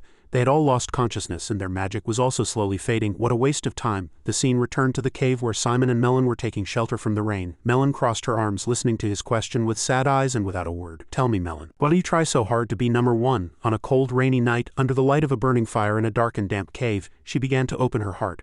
There's someone I want to defeat. Melon had her arms crossed and her long hair covered her lonely back. You mean Sohn? She didn't look at him as she asked back, and Simon also tilted his head and answered. Was my reaction that obvious, to the point that even a dense person like you noticed? I've been guessing for a long time. Then he gave a bitter smile and brought up the old story again, and Melon also burst into laughter. When we first teamed up, I brought up Sohn without knowing. That's right. Only then did Simon remember Melon's smile that day. But just thinking about it made his expression stiffen, which embarrassed her a little. Your smile back then was really scary. Melon leaned back, propped herself up with her hands, and looked at the sky outside. I've never told this story to anyone until now, but I was once the official heir of the Ivory Tower. Really? Simon listened to her story without a word. He carefully watched every expression that appeared on her face. It was decided when I was young, so everyone in the tower doted on me. I remember being a very lovable child back then. Melon was still immersed in her own memories. She tried to soothe the sorrow of her childhood, but I was too young to understand the weight of being the heir at all. I just enjoyed being doted on and growing up. I was still young then anyway. The image of that year reappeared in her memory. A girl in tattered clothes, patched here and there, stood barefoot with her whole body dirty, clutching her skirt tightly. Then one day the master of the Ivory Tower adopted a daughter. It was probably Sohn. At that time she hid by the door, secretly peeking at the newcomer. That's right, he deliberately brought her in to compete with me. The reason was very clear. So many people opposed adopting Sohn. Little Sohn, though dirty, couldn't hide her elegance. Her gaze was arrogant and cold with just a single glance. To suddenly adopt a daughter after so many years. He's really so blinded by the position of heir that he has no shame. That's what people said. Because Sohn and I weren't related by blood, my position as heir seemed quite secure on the surface. After saying this much, Melon paused for a moment. Her eyes still held an unfading sadness. But the Sohn I knew could create ice with her small, thin hands. Sohn was a genius. Then Melon quickly corrected herself. She recalled the childhood of the two. Sohn was able to create magic circles from a very early age. It would be more accurate to call her a monster. She could quietly solve the most difficult problems on her own. Unlike me, she figured out how to convert black magic in just a week. No matter how difficult a problem she faced, whether she had learned it beforehand or not, Sohn could solve it easily. Gradually, people gathered around her.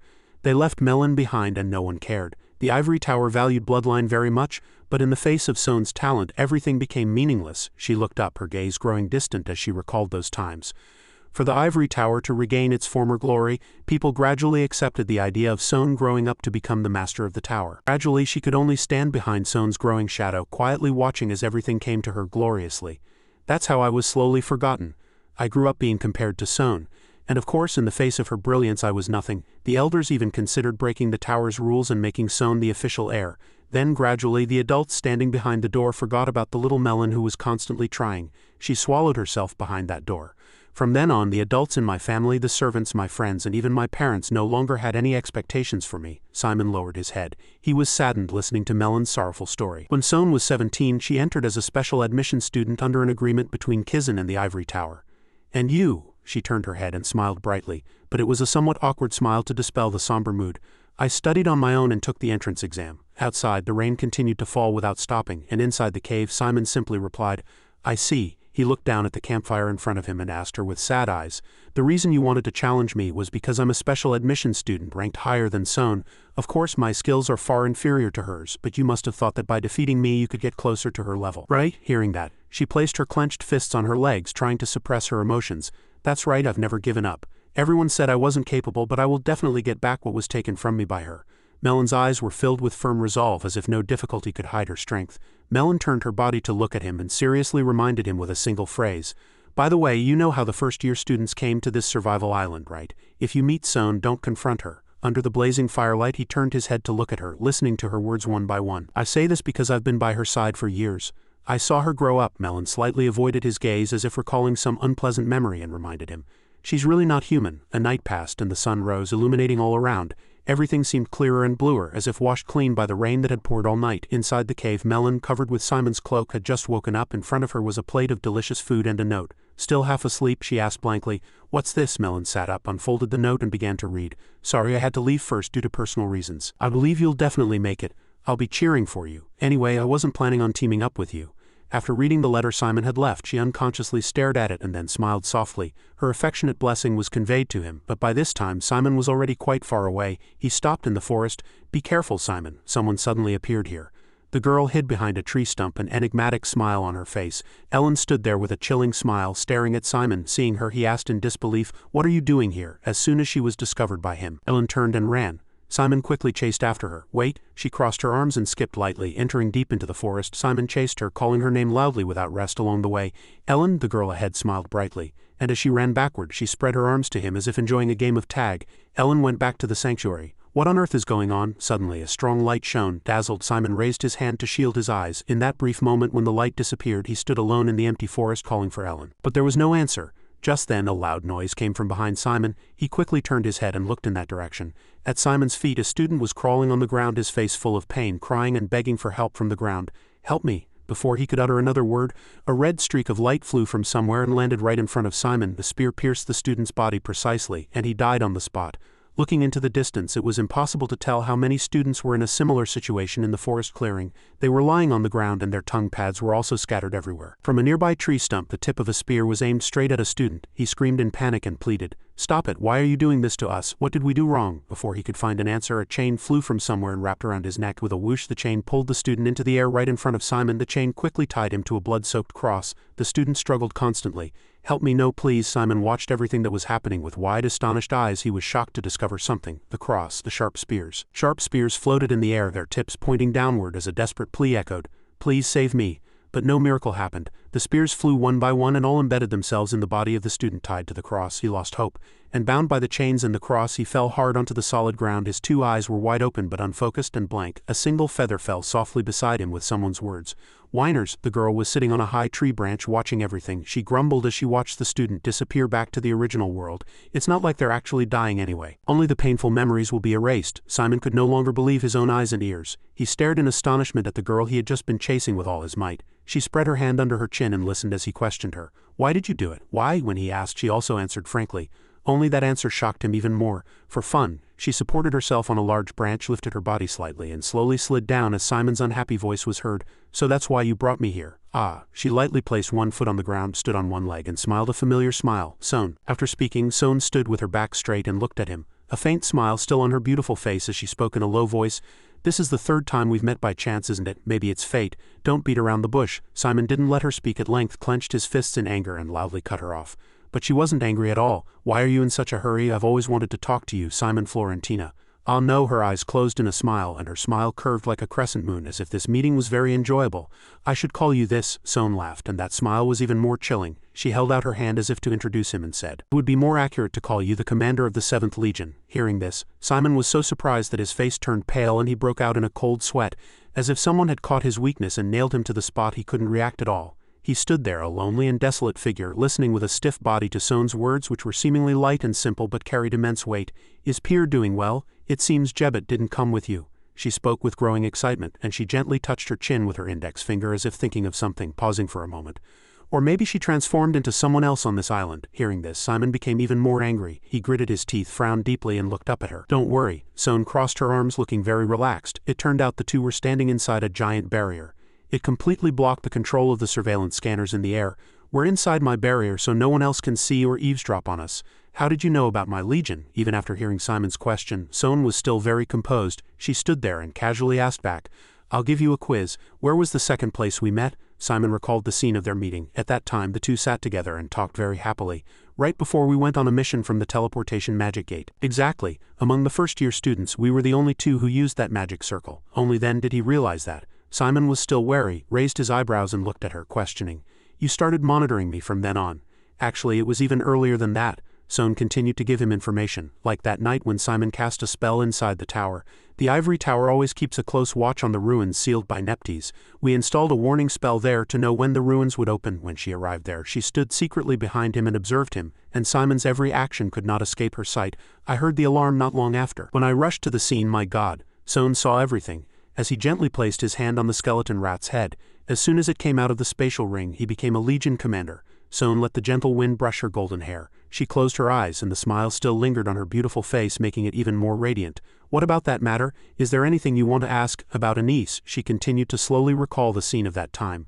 Son wore a hood and followed Simon's footsteps everywhere. I went to the Anise estate where Jebet was supposed to be monitoring you, and I was always watching you. At that time she was sitting leisurely in a chair in a dark room with her legs crossed. I received reports of your every move from those who knelt comfortably at my feet after you left. I read the memories of everyone who was there. The Lord, the guards, the Information Guild members, the dancers. At this point, as if remembering something, she clapped her hands once, and a small sound echoed in the quiet forest.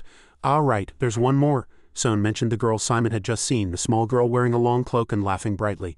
I'm talking about Ellen, whom you released. The hand hanging by his side was clenched tighter and tighter. Simon tried to suppress his anger at hearing her mention that name. Have you realized your sin? You let a priest live. Ellen just went there alone. She has no one behind her. He raised his voice. His entire face was full of anger as he shouted at her. We're in a truce, so we prioritized a peaceful resolution over causing trouble by killing someone from the sanctuary. But contrary to his emotions, Son was still calm. She raised her beautiful slender hand into the air and sneered. You talk a good game. Considering you're in contact with Pier, this is a trivial matter. The atmosphere around Son changed, and the smile on her face twisted even more, becoming chilling. Her eyes, devoid of warmth, stared straight at Simon as she questioned his sin. You have committed a first-degree treason. Simon remained unfazed, smiled faintly, and spread his arms to provoke her. Don't be ridiculous. Report me to Kizen and bring me to court. He continued to mock Son's words, but she didn't care at all, and her face became holy again as it was at first. Why did you bring me here to say such things? I think now is the time to negotiate. Simon was surprised for a moment. He stared straight at the girl standing in front of him as if he couldn't understand. Negotiate? That's right. Son laughed, but the smile didn't reach her eyes and the atmosphere changed once again. She touched her chin with her index finger and looked at him. Join our ivory tower, Simon. He stood there, still looking at Son, who was waiting for his answer in front of him, and his mind began to be complicated with all sorts of questions. Me in the ivory tower, what an interesting proposal. Simon quickly made a decision. He thought he should talk more with her, still in a not-so-gentle tone, and asked back, if you want to recruit me, send an official offer after I graduate. With the tower's wealth and power, you have enough to be competitive enough to persuade me. Son seemed slightly disappointed, closed her beautiful eyes slightly, and said to him as if sighing, I don't want a Kizen graduate. What do you mean? At this time, she was like a person concentrating on the chessboard in front of her, holding a queen in her hand, and continued to explain to Simon, Kizen is just a school after all. Have you ever wondered how an ordinary school can rule half the continent? All the white pieces in her hand gathered. One pawn and 4 knights stared at the black knight in the center of the board. Let's take the neighboring kingdom of Dressen as an example. 4 out of the 5 generals in Dressen are from Kizen, and 17 out of the 20 members of the royal family are from Kizen. Even the Minister of the Interior, the Minister of Foreign Affairs, and the Minister of Defense. Simon listened carefully to her words and could imagine the chessboard Son was manipulating. Those slender fingers were holding the chess pieces, and even the Prime Minister, the second in command of the country, was from Kizen. Her gaze stared straight at the king on the opposite side, and at this time, Son clasped her hands and slowly thought about her next move. If Dressen is in danger, where do you think their loyalty will lie, Dressen or Kizen? The chessboard was getting emptier, and one white pawn still stood proudly in its place. Son continued in a low voice, Now do you understand? So you mean, Simon, displeased, raised his voice and asked back as if he already knew it clearly. You need someone who is loyal only to the ivory tower. Hearing that, she smiled with her eyes, supported herself with her hands and turned her brightly smiling face to him, praising him. You're smart. I like that you grasped the problem quickly. Son opened her eyes slightly and looked at him, her eyes full of laughter but also tinged with a chill. Either be executed for treason or join us in the ivory tower. I don't think you have a choice. Simon looked at her without a word. He waited for her to finish the word she hadn't said yet. We are known as Kizen's people, and you're in the same class as our classmate Melon. We can support you with whatever you need, whether it's money or power. Let me ask you a question. Son tilted her head slightly, and a gentle smile spread across her lips, making her look like a truly fragile and harmless girl at this moment. What's the purpose of this proposal? Is it my power or the power of Vitalian? Both. Hearing the answer directly from her mouth, Simon gritted his teeth in anger and bit his lip so hard that it bled.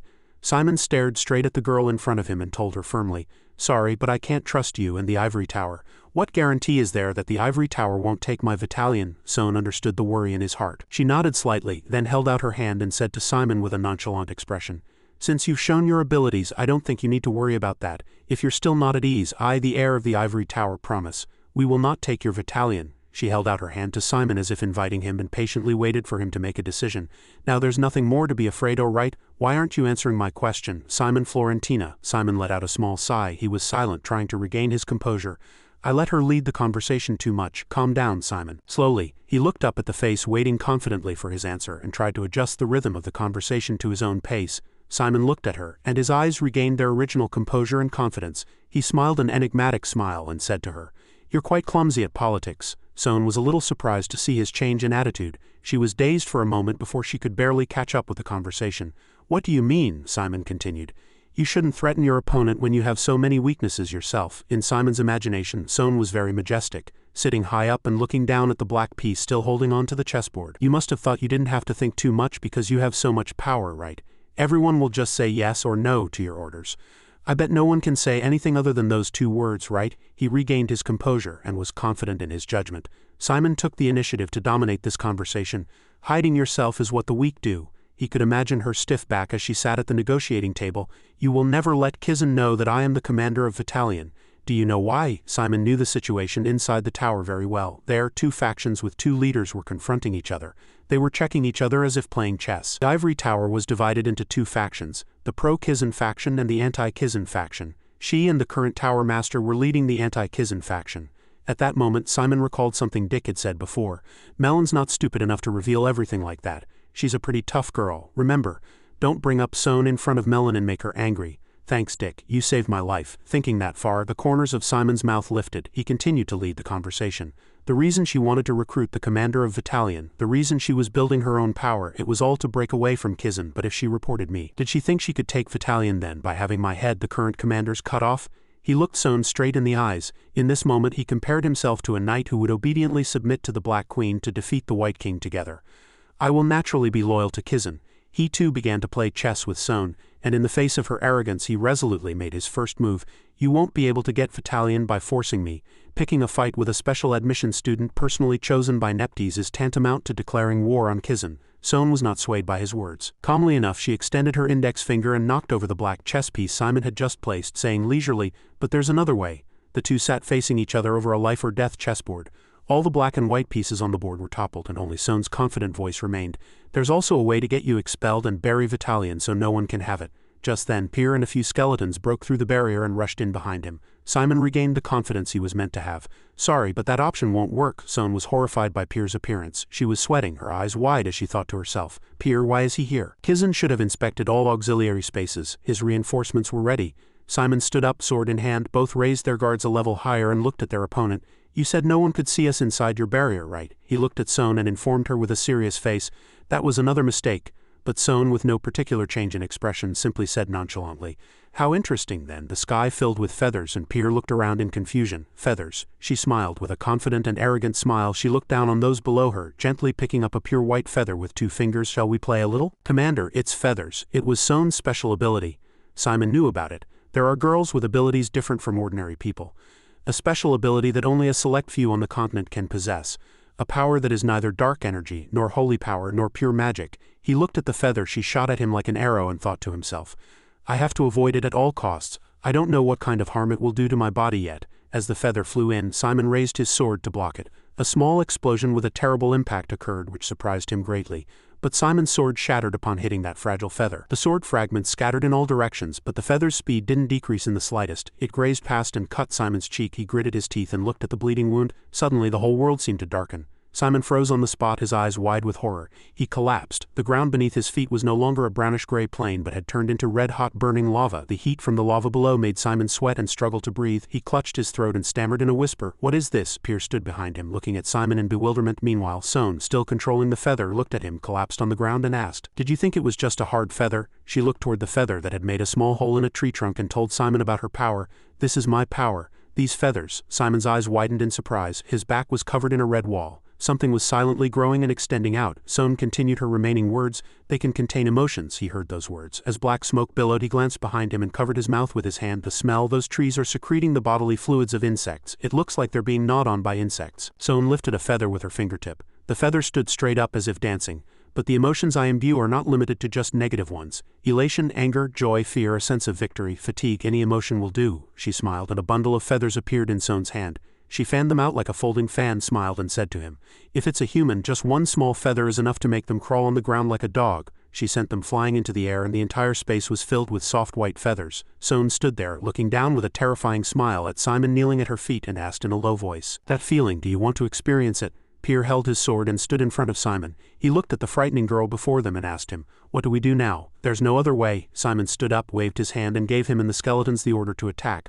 "Let's fight." Pier leaped in and slashed down hard, but Son still stood leisurely with her arms crossed as a group of feathers gathered to form the shape of giant wings, blocking all attacks. She rested her chin on her hand and looked at the group of feathers that had scattered from Pier's sword strike. "I didn't think I'd be fighting an ancient undead again here." Taking advantage of the moment, she was focused on Pier. A skeleton with a spear sneakily attacked from behind. But Son reacted quickly and spotted it. A group of skeletons stabbed their spears into the spot where she had just been standing, but Son lightly leapt into the air, floated there, and silently looked down at those trying to kill her. Without another word, she quietly spread her 5 fingers, and under her power, feathers began to appear again. As Son waved her hand, the fragile feathers turned solid, shattering the skeletons like iron arrows. At this time, a large black spider flew from somewhere, shooting a very long, pure white spiderweb this way. Then a swarm of black spiders appeared and ambushed Son. She turned her head and looked at the flying things with surprised eyes, as expected of a commander. "You have quite a large legion." She shot her feathers, and each one instantly killed a spider. Simon was somewhat surprised by her quick reaction speed. He watched her every move and marveled internally. She can fight multiple undead at the same time. She didn't just imbue those feathers with emotions. Each and every feather was shrouded in dark energy, turning frighteningly pitch black. The dark energy slowly encroached upon each pure white feather.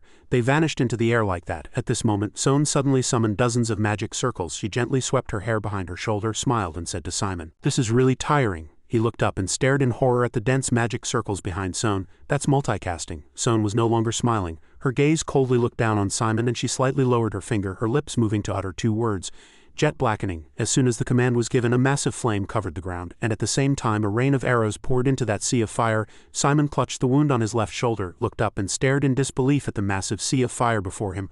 All of it is jet blackening. How can she create such a large fire when she's only a first-year student? Impossible. Pier, who had just disappeared, suddenly appeared behind Son. He ambushed her from behind. Ridiculous. He landed a blow. Son was hit and fell downwards. The two separated by quite a distance, but she quickly righted herself and leaped into the air, summoning and aiming her feathers at the charging Pier, who held his sword. The dense feathers once again blocked Pier's sword strike. He shouted in anger, "I'll show you." Pier broke through the mass of pure white feathers and stood face to face with Son. When the two were close enough, he continued, "Your skills are much better than the other students." At this moment, an unquenchable blue flame suddenly ignited in his eye sockets. He stared straight at her with his pupil-less eye sockets. "But you're still just a student." As soon as Pier finished speaking, Son leapt backward, trying to put distance between them. She gave a bitter smile, watching her feathers embed themselves all over Pier's body, his movements freezing in midair as if time had stopped. "Got you. 20 coma feathers." Son approached, bent down, and began to taunt Pier, lightly touching his skeletal face with her finger. "My ability isn't supposed to work on the undead, but unfortunately for you, you're an ancient undead." She looked at the paralyzed body, staring at the eye sockets that had just lost their blue light before her. "You appeared a very long time ago, so you must have human-like senses." Son turned around, leaving the frozen Pier in a beautiful and enchanting pose, and looked toward Simon.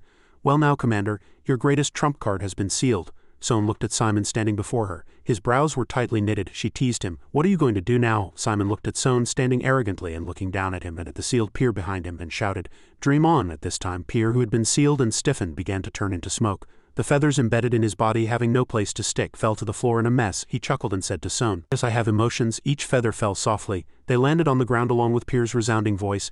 "But do you think I'd be swayed by such emotions?" His body disappeared in an explosion and then reformed once more, gripping a large sword tightly in his hand. Pier shouted, "My will is not so weak." Son watched in disbelief as he broke free from the restraints. She saw the strong light emanating from him and thought to herself, how can he shake off the emotions of 20 feathers with will alone? Pier clenched his bony hands tightly. His voice was cold and resolute.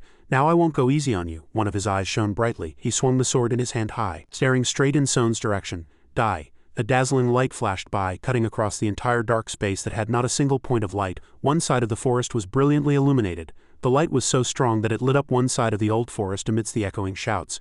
Pier, the power of the sword strike was so immense that it not only lit up the area but also sent the giant trees of the forest flying. They were uprooted and lifted from the ground. Simon shielded his eyes with his hand. He looked that way worriedly and shouted to stop him.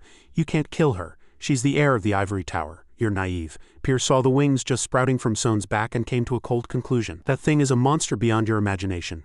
She won't die from something like this." She no longer looked human. Angel-like wings carried Son high into the air. She looked down at them and smiled. "Wings." Simon sat on the ground and looked up at Son's current form.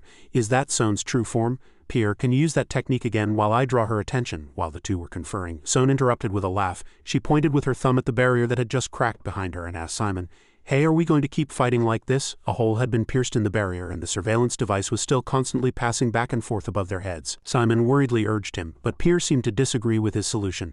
"Pier, we're going to get caught. Hurry back into the auxiliary space. Kid, getting caught is not the problem right now. That woman's feathers could kill you."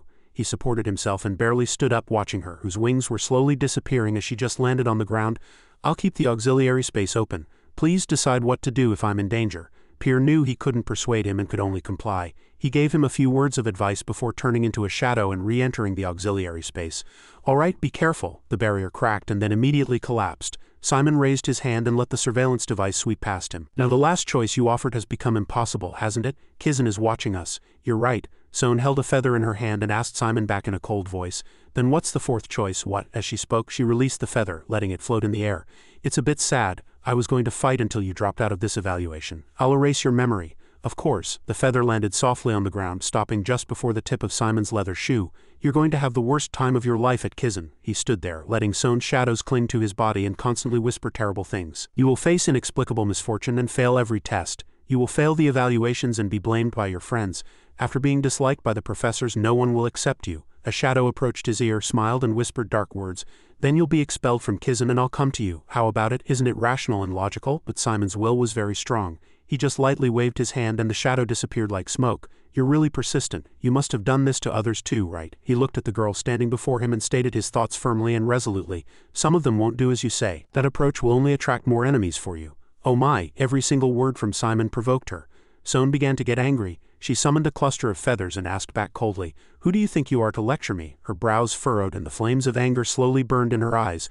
"I am the next master of the ivory tower." "Ivory." Son smiled. She waved her hand and sent a cluster of feathers flying. The motion was resolute and familiar. "You will be the one to divide the continent into three." The feathers aimed straight for Simon. The speed was so fast that he could only raise his hands, grit his teeth and block as he heard her arrogant words, "And you will usher in a new era." Once again an explosion rang out and flames soared fiercely as if to swallow the massive forest. Suddenly a voice was heard, followed by the appearance of someone wearing a crescent moon-shaped earring with a brilliantly sparkling red gem. "I think I just heard something quite interesting. Who's getting expelled from Kizen?" An elegant figure with long hair stood in front of Simon.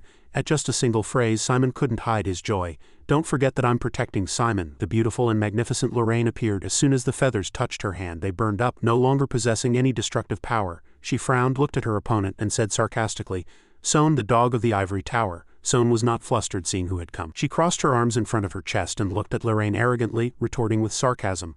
"Protection? Is it okay to show such favoritism during an official evaluation? That's not something the person who obscured the surveillance device's vision should say." Hearing her words, Son's sarcastic smile widened and her attitude became increasingly unfriendly. "Oh my, where did you learn such an attitude? Are you interrogating me? We're both just students after all. What right do you think you have? Anyone who didn't know would think you were the class president." Lorraine didn't back down either. Frowning and continuing to mock her opponent, "It might be hard for you to understand since you haven't learned anything." She saw Son's sneering and insincere attitude and got straight to the point. "Stop beating around the bush. What exactly are you doing here, and what if I don't tell you?" Seeing her lack of cooperation, Lorraine became even angrier. She threatened her opponent, "Then I'll have to step in myself." Interesting. As soon as the two finished speaking, dozens of magic circles began to spin in the air again. Lorraine lightly shrugged her left shoulder and reminded Simon, "Simon, while I take care of her, find a safe place to hide for a while." "But Lorraine," she didn't wait for him to finish speaking and glanced back. Just a look was enough to know she didn't want him to get involved. "If you don't want to be caught in the crossfire, all right." Black arrows shot out from within the magic circles. Seeing this, Son couldn't hold back a sneer. With just these few black arrows, she touched her chin, her expression one of someone who had just seen something so strange they had to hold back a laugh.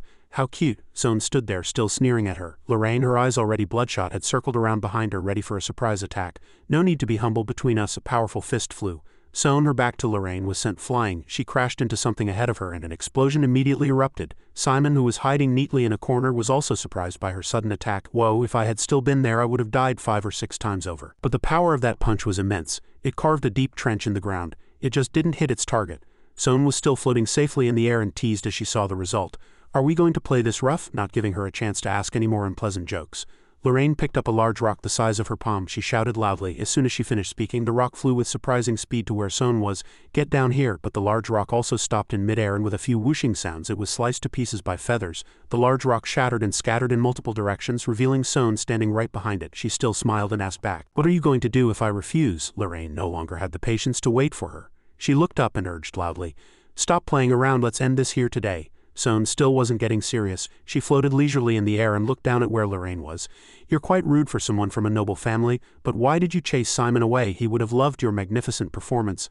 I wonder," she continued to blabber on her own in the air, letting Lorraine become increasingly furious. Sohn continued to provoke her. Her next words made Lorraine glare and look up. "Or is it because you don't want to reveal your rude personality?" A dark shadow was revealed following her emotions. Hearing such provocative words in front of the man she cared about, it stretched endlessly in Lorraine's murderous gaze. The longer the shadow grew, the wider and higher it became. Lorraine waved her hand without a word, and from within that gloomy shadow, red bloodshot eyes opened wide one by one. They stared wide-eyed in all directions, holding the power to open the demon world. As soon as she continued her verbal assault, a single red tendril shot past where Sohn was. "I wonder what chaos the world will fall into when they learn of the crazy conspiracy you and your mother are plotting." Her story had to be interrupted. Seeing those eyes continuing to gather bullets of light, she said, "Are you serious, fighting like this?" She quickly dodged the killing rays fired from the eyes, but her mouth couldn't stay quiet for a moment. "It wouldn't be good if others saw this." Lorraine stood on the ground, coldly looking up at the beams of light that were like a freshly exploded firework. "Our fates were destined to clash someday." She got on her warhorse, shouted loudly, gripped the reins tightly, and looked toward Sohn, declaring war. "Because I will become the ruler of Kizen and you will inherit the ivory tower." As soon as she finished speaking, she rode her warhorse into the barrage of countless eyes and flew straight toward the sky. "If we had fought then, millions of innocent lives would have been sacrificed." She fought a life-or-death battle, strong and resolute. "Since we two will decide the winner here, it's better to end this while we're still students." Simon stood on the ground, looked up at the two girls flying through the barrage in the sky, and lamented in a low voice, "Why do I have to feel so pathetic compared to them?" A voice was heard from within the space. He encouraged Simon, but his words made his complexion even paler. "You're a Legion commander too. You'll reach that level soon. No, maybe even higher. Why do you sound so despondent?" He saw that he was discouraged and laughed loudly, encouraging him. Simon also understood and was about to turn and leave. "That's just what you think. If you keep improving yourself bit by bit, you can catch up. I understand." He closed his eyes and looked away, considering himself an outsider to this matter. "Then let's let them sort it out themselves. In the meantime, we'll take care of our business." "You mean biome?" That's a rational thought. After saying this much, he stopped his footsteps and stood motionless on the yellow dirt floor where his clean shoes began to shake. In this chaos, biome is bound to react. As soon as he thought it, it appeared. Biome's arm shot out of the ground with a sound. I knew it. Biome revealed itself this time. It revealed its entire giant body, shattering earth and stone, and a thick cloud of dust billowed up. Simon reached out and unbuttoned his shirt, simultaneously instructing Pier to act. Pier now got it. As the button was thrown, it flew straight to where Biome was. Pier excitedly shouted and scolded his old friend. "Biome, it's me." Upon hearing his brief introduction, it revealed its white teeth in anger. "Legion Commander Pier." Simon looked up at the sky. A surveillance drone was above his head. As it swept past, he became worried. "Pier, I'm opening the auxiliary space. We don't have much time." "Got it." Pier met his old friend and greeted him warmly. The two giants stood facing each other. "What are you doing here, Biome?" "The Legion has been revived." The button was placed before it. Biome lowered its head and glanced once at the small thing. "Rejoin us, the Legion." It slowly struggled to repeat each word. The more it read, the angrier it seemed to become. "Legion, the last word." Biome spat out through gritted teeth. It seemed to have lost its reason, emitting a murderous aura. "Legion, Legion, Legion." The faded body, wrapped in bandages, was revealed. Twisted faces struggled to break out from within. "Legion, Legion, Legion." It grew increasingly out of control in its fury, and Biome's head transformed into black smoke, billowing even higher. "Damn it, what happened to him?" Pier was silent for a long time as he looked at his old comrade, and only after hearing Simon's urgent prompting did he slowly answer. "Unfortunately, that's not Biome." "What?" Its arm extended, but only the sound of cracking joints and a sky-piercing cry of resentment echoed in succession. "Legion, it hurts. Legion, it hurts. Legion, it hurts. This is a fake, but the quality is good." The thing called Biome became uncontrollable. The faces on its body were crying out together. "Legion, it hurts." It swung its arm toward where Simon and Pier were. The pressure and force of the wind it created forced the two to struggle to block it. Pier finally came to a conclusion. "That's a replica of Biome." Simon looked toward Biome. "Pier, get in. The surveillance device will spot you." He replied softly. "Got it." It suddenly turned its body and swung its arm to attack him. Simon screamed, "It's the Legion! Legion, it hurts!" Biome continued to attack without stopping. Simon shouted loudly in panic, "I don't want to get hurt." He struggled to dodge its attacks. "It hurts. Why is this replica attacking me?" Pier answered, "How should I know?" Immediately after, he shouted at Simon in an urgent voice, "It's getting faster." Not giving Simon time to think, he continued, "If we leave it like this, it'll go out of control." He stood motionless, surprised by the sight of the ground shaking heavily as Biome stomped its foot. Simon's jaw dropped, unable to believe what was happening. "No, that direction," Pier asked worriedly. "What? Where are you going?" As he ran, he answered hastily, "I have to stop Biome." Suddenly, he saw Lorraine in the chaos and shouted her name loudly. "Lorraine, over here," waving his hand in succession. He immediately sent her a rescue signal. "We're in big trouble." Lorraine came down quickly. "What's wrong?" he answered hastily. "A monster suddenly appeared and went out of control, and it's running toward where the students are. We have to stop it." Her eyes widened in surprise. Then she asked softly, "Which direction?" Simon's voice became urgent. "The south of the island." Then, while the two were standing still, Sohn quickly intervened. "How interesting," she said with a smile. "Do you think I'll let you go?" "Sohn," Simon asked urgently. "I'm sorry, but can you help us?" Her eyes widened, a deep surprise in them. "What?" Sohn flew into the sky. "How utterly ridiculous. Why should I help?" Simon raised his hand and waved it urgently.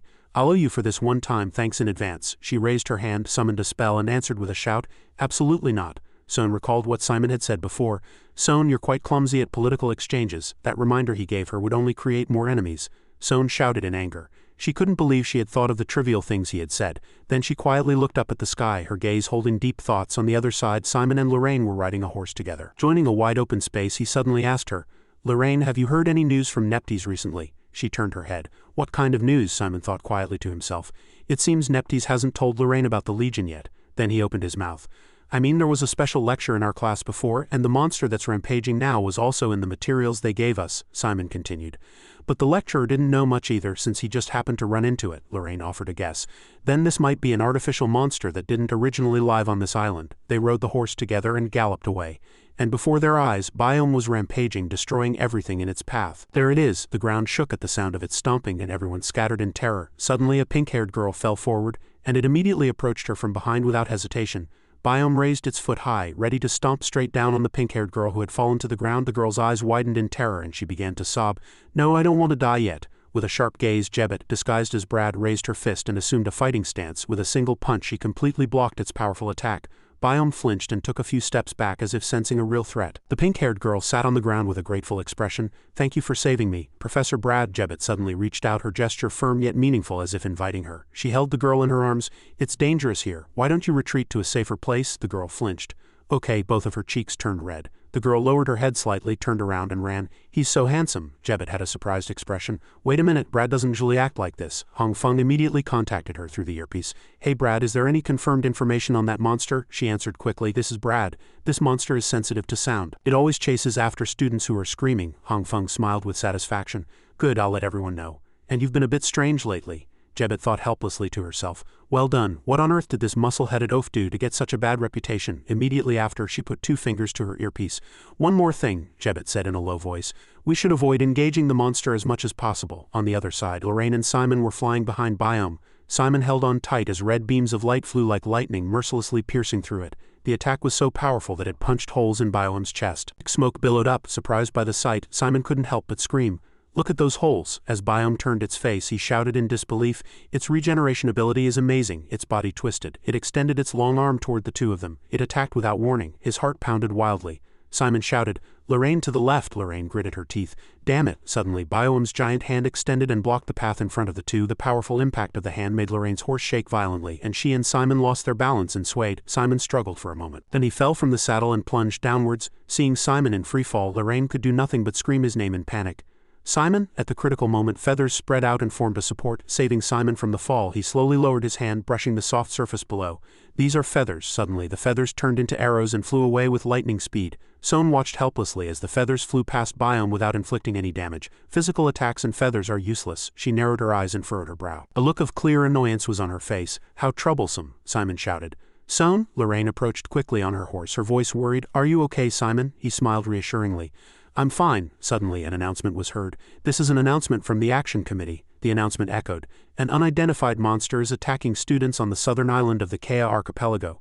Students in this area will be forcibly and randomly teleported to another island." Simon clenched his fist. The sound continued to echo. After teleportation, students will be invincible for 5 minutes. Students who refuse to be teleported, please input the refusal signal, Lorraine advised in a gentle voice. Simon, it's better if you go back and continue the test. Simon pressed his bracelet hard. She shouted angrily, "What are you doing now?" His face was resolute. "I'm sorry, but I have a reason to stay here." In the form of Brad, Jebet saw him and raised her hand, shouting loudly. Simon said quickly. "Lorraine, I'll be right back, just wait a moment, please," she sighed. "Honestly," suddenly Lorraine thrust a monocommunication device into Simon's hand. "All right, you must have a plan. Then take this." Before saying goodbye, she reminded him, "This is a monocommunication device. I don't have much mana left, so only use it when you need to," he replied. "Got it." Jebet immediately reached out and caught Simon, who had started to fall from above. As he landed in her arms, Pier shouted. "My eyes," he retorted with a pale face. "Shut up, Pier." As soon as she set him down, he immediately said in an urgent voice, "I'll be brief. That's a fake biome and we have to deal with it before it causes more damage." She smiled and replied, "As expected, I knew something was strange," Jebet asked worriedly. "That's the problem. How do we beat a monster with regeneration and enlargement abilities?" Pier laughed proudly. "Don't worry, this kid and I have a plan." He smiled brightly, a hint of mischief in his voice, and said, "By the way, kid, are you ready?" He closed his eyes tightly. "Of course," Pier laughed and said, "Good, let's begin then." Immediately, a sword appeared before the two of them. The hilt of the sword in Simon's hand was gripped tightly, and his gaze was cold and determined. Pier's voice echoed with unconcealed excitement. "Now execute that crazy plan." Simon recalled how just a few minutes ago he had been at a loss about how to deal with this monster. "At this rate it will destroy everything." Suddenly, Pier called him, his voice a mix of urgency and concern. "Hey kid," he crossed his arms. "There is one way, but it's almost impossible, so I didn't mention it." Simon pleaded, "If there's even a faint chance, we have to do it." "Tell me, Pier." He opened his mouth. "It's related to my sword." A look of surprise immediately appeared in his eyes. "Your sword," Pier continued. "That sword holds the power of destruction. It's very simple. Any creature it touches directly cannot recover or regenerate. No matter how outstanding its regeneration ability is, it is powerless before that sword of destruction." His voice lowered. "But the only problem is..." Simon frowned slightly and thought to himself, "Everyone is watching, so Pier can't come out." Pier spoke as if he had no other choice. "Yes, and my sword is a spirit sword. That means it was made as part of my body, so no one else can even lift it, let alone wield it." Simon replied, "Then what if only a part of you comes out?" He explained calmly. "You're a skeleton rat, so you can just stick out one arm, or you could reveal only your upper body in the form of bone armor. From the outside it would look like I'm wielding the sword, but in reality you'd be holding it." Pier hesitated for a moment and then opened his mouth. "That might just work. You're a real weirdo. Let's go with that crazy plan." He laughed weakly. "You call me a weirdo, I'll take that as a compliment." Simon quietly contacted Lorraine through the earpiece. His voice was urgent. "Lorraine, can you hear me?" She quickly put a hand to her ear and her voice echoed in response. "Yes, it looks like the situation is not good. The monster is heading back to the central island," he said with a confident voice. "Okay, I just figured out a way to defeat it." Lorraine couldn't help but be surprised and asked back, "How?" With a serious expression, he made an important request.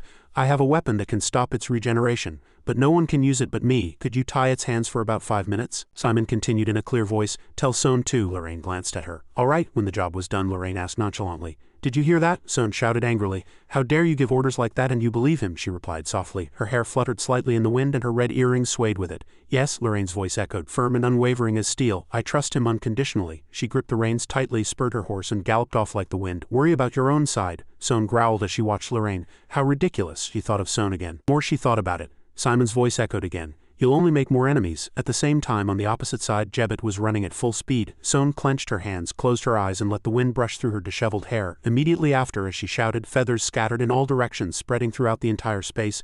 "My God!" Simon followed Biome's heavy footsteps and suddenly shouted, "I need support." She replied, "All right, leave it to me." He didn't hesitate for a moment, raised his sword high and charged. A steel-colored light flashed like lightning under the dark sky. The tip of his sword stabbed hard into its body, making a large hole in Biome's body. A streak of light mixed with blue and purple shot out from Simon's feet, burning fiercely like a magical flame erupting from the depths of his soul. With a determined gaze, he focused all his strength and attacked even more fiercely. His hair flying with each attack, a roll of bandages wrapped around Biome writhed and moved frighteningly like a crawling creature. Both Simon and Jebet, ignoring the charging roll of bandages, leaped onto its body. The commander from above answered. "Got it." Simon's eyes flashed. He quickly summoned the image reproduction technique. He grimaced, gritted his teeth, and twisted his body to dodge Biome's attack. An urging voice was heard.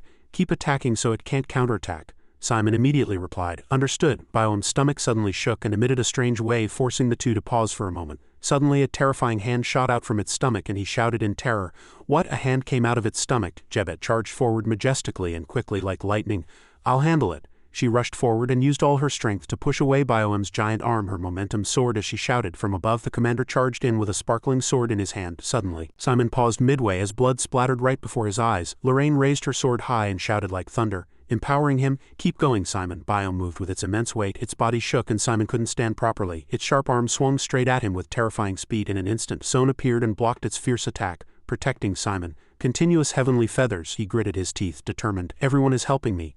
I can do this." Simon gritted his teeth, his eyes shining with firm resolve, and his face was unwavering and determined. "I have to do this no matter what." Son was lost in deep thought, her eyes shining with complex thoughts as if she couldn't understand.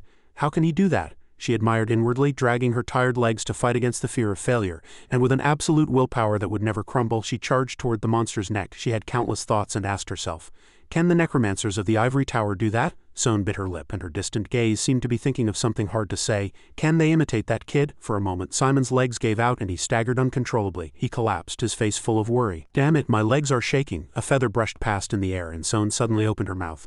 "You can't fall here." He called her name. His voice was full of surprise. "Son." Son seemed to be giving Simon strength from behind.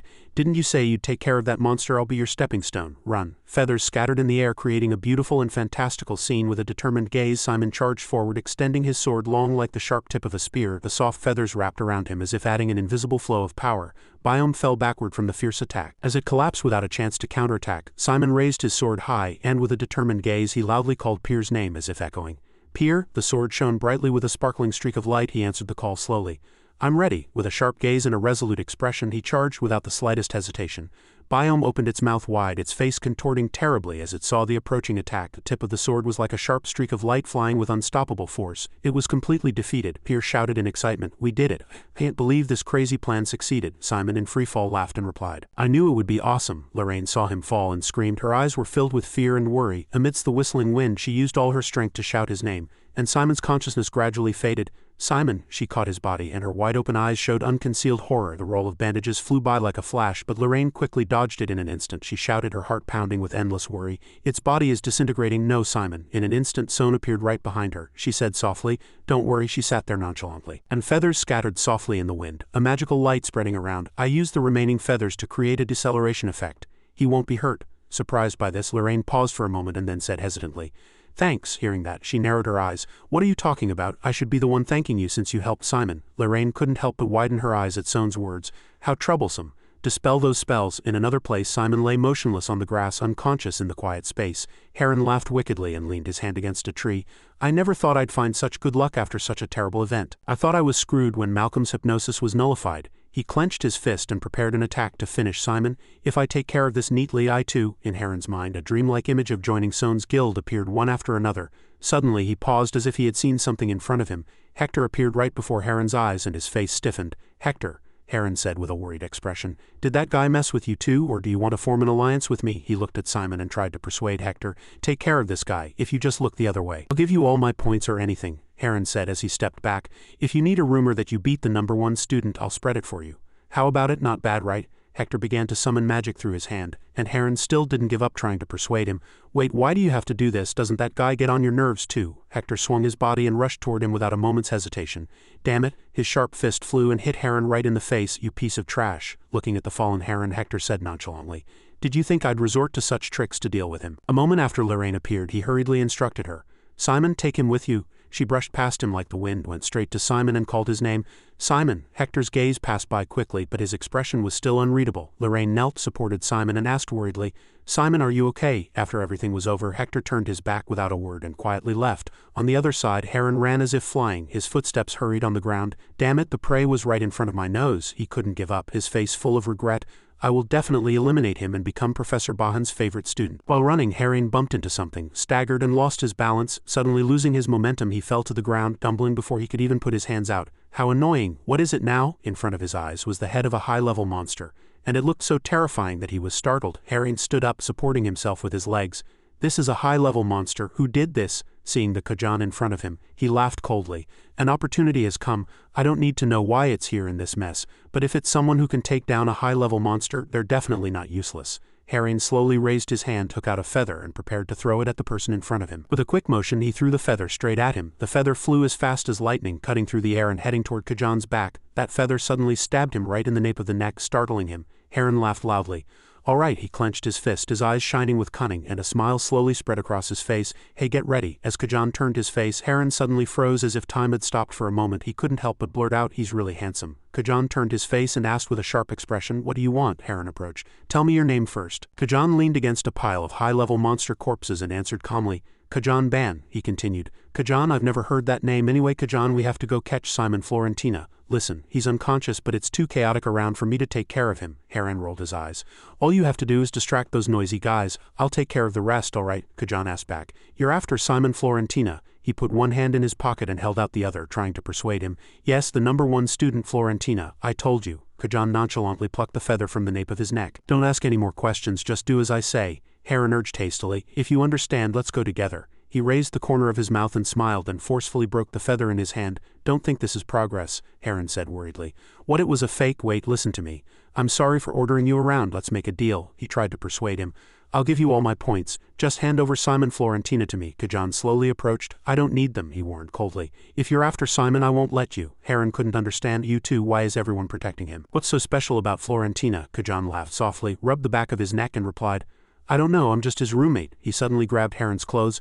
A roommate I like has moved in, so I can't let him get expelled. He shouted in fear. Wait, Kizen turned his neck. If Simon gets expelled, other annoying guys will come. Heron shouted in terror, and the sound echoed throughout the entire space. What are you talking about? K Island's untouchable mansion's central hall, a no-conflict zone. People were gathered outside the hall. With a worried expression, Cammy clenched her clasped hands tightly. Simon, seeing Cammy worried, Melon asked, Are you that worried about him? She turned her face. Melon, she handed Cammy a cup of water. Don't worry too much, he'll be here on time. Here's some hot cocoa, she replied. Thanks, Melon said nonchalantly. You get 200 points for entering the mansion, so he'll definitely come, right? Cammy asked worriedly. But there are a lot of students blocking the entrance. Will he be okay? Melon said hesitantly. If it's Simon, he'll surely, she smiled and said. Like during the combat evaluation, won't he come up with a weird idea to get in? Cammy also laughed loudly. You're right, suddenly a voice cut in. Hey, can you focus? Cammy recognized the person as Elisa from Special Class 7. You're right. She turned her back and urged before leaving. There's only 1 hour left in the current survival evaluation. So I hope everyone will step up and help defend outside the mansion. So far, they've gotten a lot of points outside. If they all come into the mansion, our points will definitely fall behind, Jebet continued. For the sake of our points, I hope everyone will cooperate, Melon acknowledged while drinking her water. She has a point. She couldn't help but admire. As expected of the daughter of the Prime Minister of the Dressen Kingdom, her political skills are no joke. I heard you got a lot of points by occupying one of the bridges early on, Melon. She stood in front of Melon with her arms crossed. Her gaze was serious. It would be a great help if you joined the defense team. You're the top student of Class A after all, Melon answered coldly. I'm not interested, Jebet smiled with interest. That's surprising. I thought you and I were similar. Don't you like it? She continued. The last time I asked you to show me the Vice Dean's test paper, you scolded me for breaking the rules. Melon laughed teasingly. Are you still hung up on that? How petty, Jebet laughed sarcastically. Understandable. You know what? You have a selfish attitude that prioritizes your own interests, she shouted in anger. What? Melon retorted. On the contrary, you're the one who thinks you're the center of the universe here. Do you think others are your underlings? She turned her body and said in a sharp voice. Don't expect everyone to listen to your orders, Jebet burst out laughing, her eyes shining with interest. Really? Okay, I'll remember this. Seeing that, Cammy asked worriedly. Are you okay, Melon? Elisa is from the special class. Did you really have to provoke her like that? She just replied. It's fine, Melon continued softly. You have to be direct with kids like that for them to understand, Cammy shouted and leaned over to look at the 3 people below. Melon, look, Simon is here. She suddenly saw Sohn. No, wait, why is he with Sohn? I told him to avoid her. Melon couldn't believe it. What? It's like Simon is being controlled by Sohn. Cammy paused, but then looked at the 3 people below and said, They look very close. Melon shouted. What? She asked with an expression of utter disbelief. What is going on? Why are those 2 so close? Suddenly, Elisa shouted from above. Hey, Special Class 1, I have a proposal for you. We have no intention of fighting you, she proposed. We'll let you pass, so cooperate with us in stopping them. When Simon asked in confusion what them meant, Elisa continued. I'm talking about the ones hiding behind you around the mansion. A group of people was hiding behind the trees, watching with serious expressions. When he asked why, Elisa answered, Because you get 200 points just for entering the mansion. You wouldn't want more competitors either, would you? Sohn, holding a feather in her hand, showed her displeasure. Nonsense. A feather flew by, grazing just past Elisa's face and embedding itself in the wall. Sohn smiled faintly and asked slowly, Who do you think you are giving orders? Elisa's face darkened. She answered in a cold voice, So this is your answer. Immediately, a ghost ship appeared on Elisa's command. Look, it's Elisa's ghost ship. Simon was still bewildered. A ship can move in the air, then Lorraine answered in a calm voice. No, it's necromancy. She continued to explain, her gaze unwavering. It moves using ghosts and dark energy as fuel. She's an ambitious necromancer. I see, Elisa shouted, unleashing her fury. From now on we will wipe out anyone who sets foot in the mansion. The remaining points will be distributed equally among everyone participating in the defense. I, Elisa, guarantee it. Without waiting any longer, she commanded decisively. The group behind her immediately rushed forward. Everyone attack. Everyone fought back without yielding. Simon shouted with all his might, "Let's go too." The group shouted in unison, their voices echoing like thunder. "That's our target. He's a student from Special Class 1 there, he's coming. Stick close, get all of them." Immediately Simon raised his hand resolutely, and a shout echoed all around. "Skeletons!" At his attack the group panicked and shouted in unison, "What is this?" Suddenly, hearing a shout from behind, Simon whipped around. "Simon, Florentina!" Hector shouted. "Let's end this contest between us right now." Simon sighed tiredly. "Why now of all times, what a pain." As Hector gathered his power, a magic sphere began to form before his eyes. A fierce stream of magic shot out from his spell, wiping out everything in its path. The stream of magic swirled and crashed down, destroying all the buildings and objects on the path. The stone golem before him was instantly shattered by the attack. Hector clenched his fist with all his might and struck the stone golem squarely. He frowned, asking in disbelief, "What, no magic core?" As Simon ran, Hector shouted in fury, his cry echoing throughout the space. "You bastard!" Veins popped on his face and Hector began to summon a powerful spell. "You think I'll just let you go?" Ash-colored mana rose above his face. Hector staggered, bewildered. Cammy shouted from above, "Simon, I'll block the attack for you." He looked up and answered. "Cammy," an urgent and worried cry burst from her. "Run quickly," Elisa commanded firmly. "That girl is blocking the way, so aim for him." A cold, resolute voice cut through everything. "How dare you!" When Melon suddenly appeared before her, she screamed, "You, what are you doing? Don't interfere, get lost." Melon smiled and answered, "Have you already forgotten what I just said? I told you. Not everyone is your pawn," she warned in a cold voice. "If you bother my friend, I will stand in your way and let him pass." Elisa gritted her teeth, trying to suppress her surging anger. "Damn it!" Then Melon cheered triumphantly, shouting, "Simon, keep running." The system voice echoed, "Class A, Simon, Florentina, mansion entry confirmed." Simon let out a long sigh, relief evident on his face. Finally, Lorraine approached, leaned down, and asked in a soft voice, "Why are you so late?" He answered, "There was a small problem." The sound of Sone's footsteps, the two stopped and turned around simultaneously.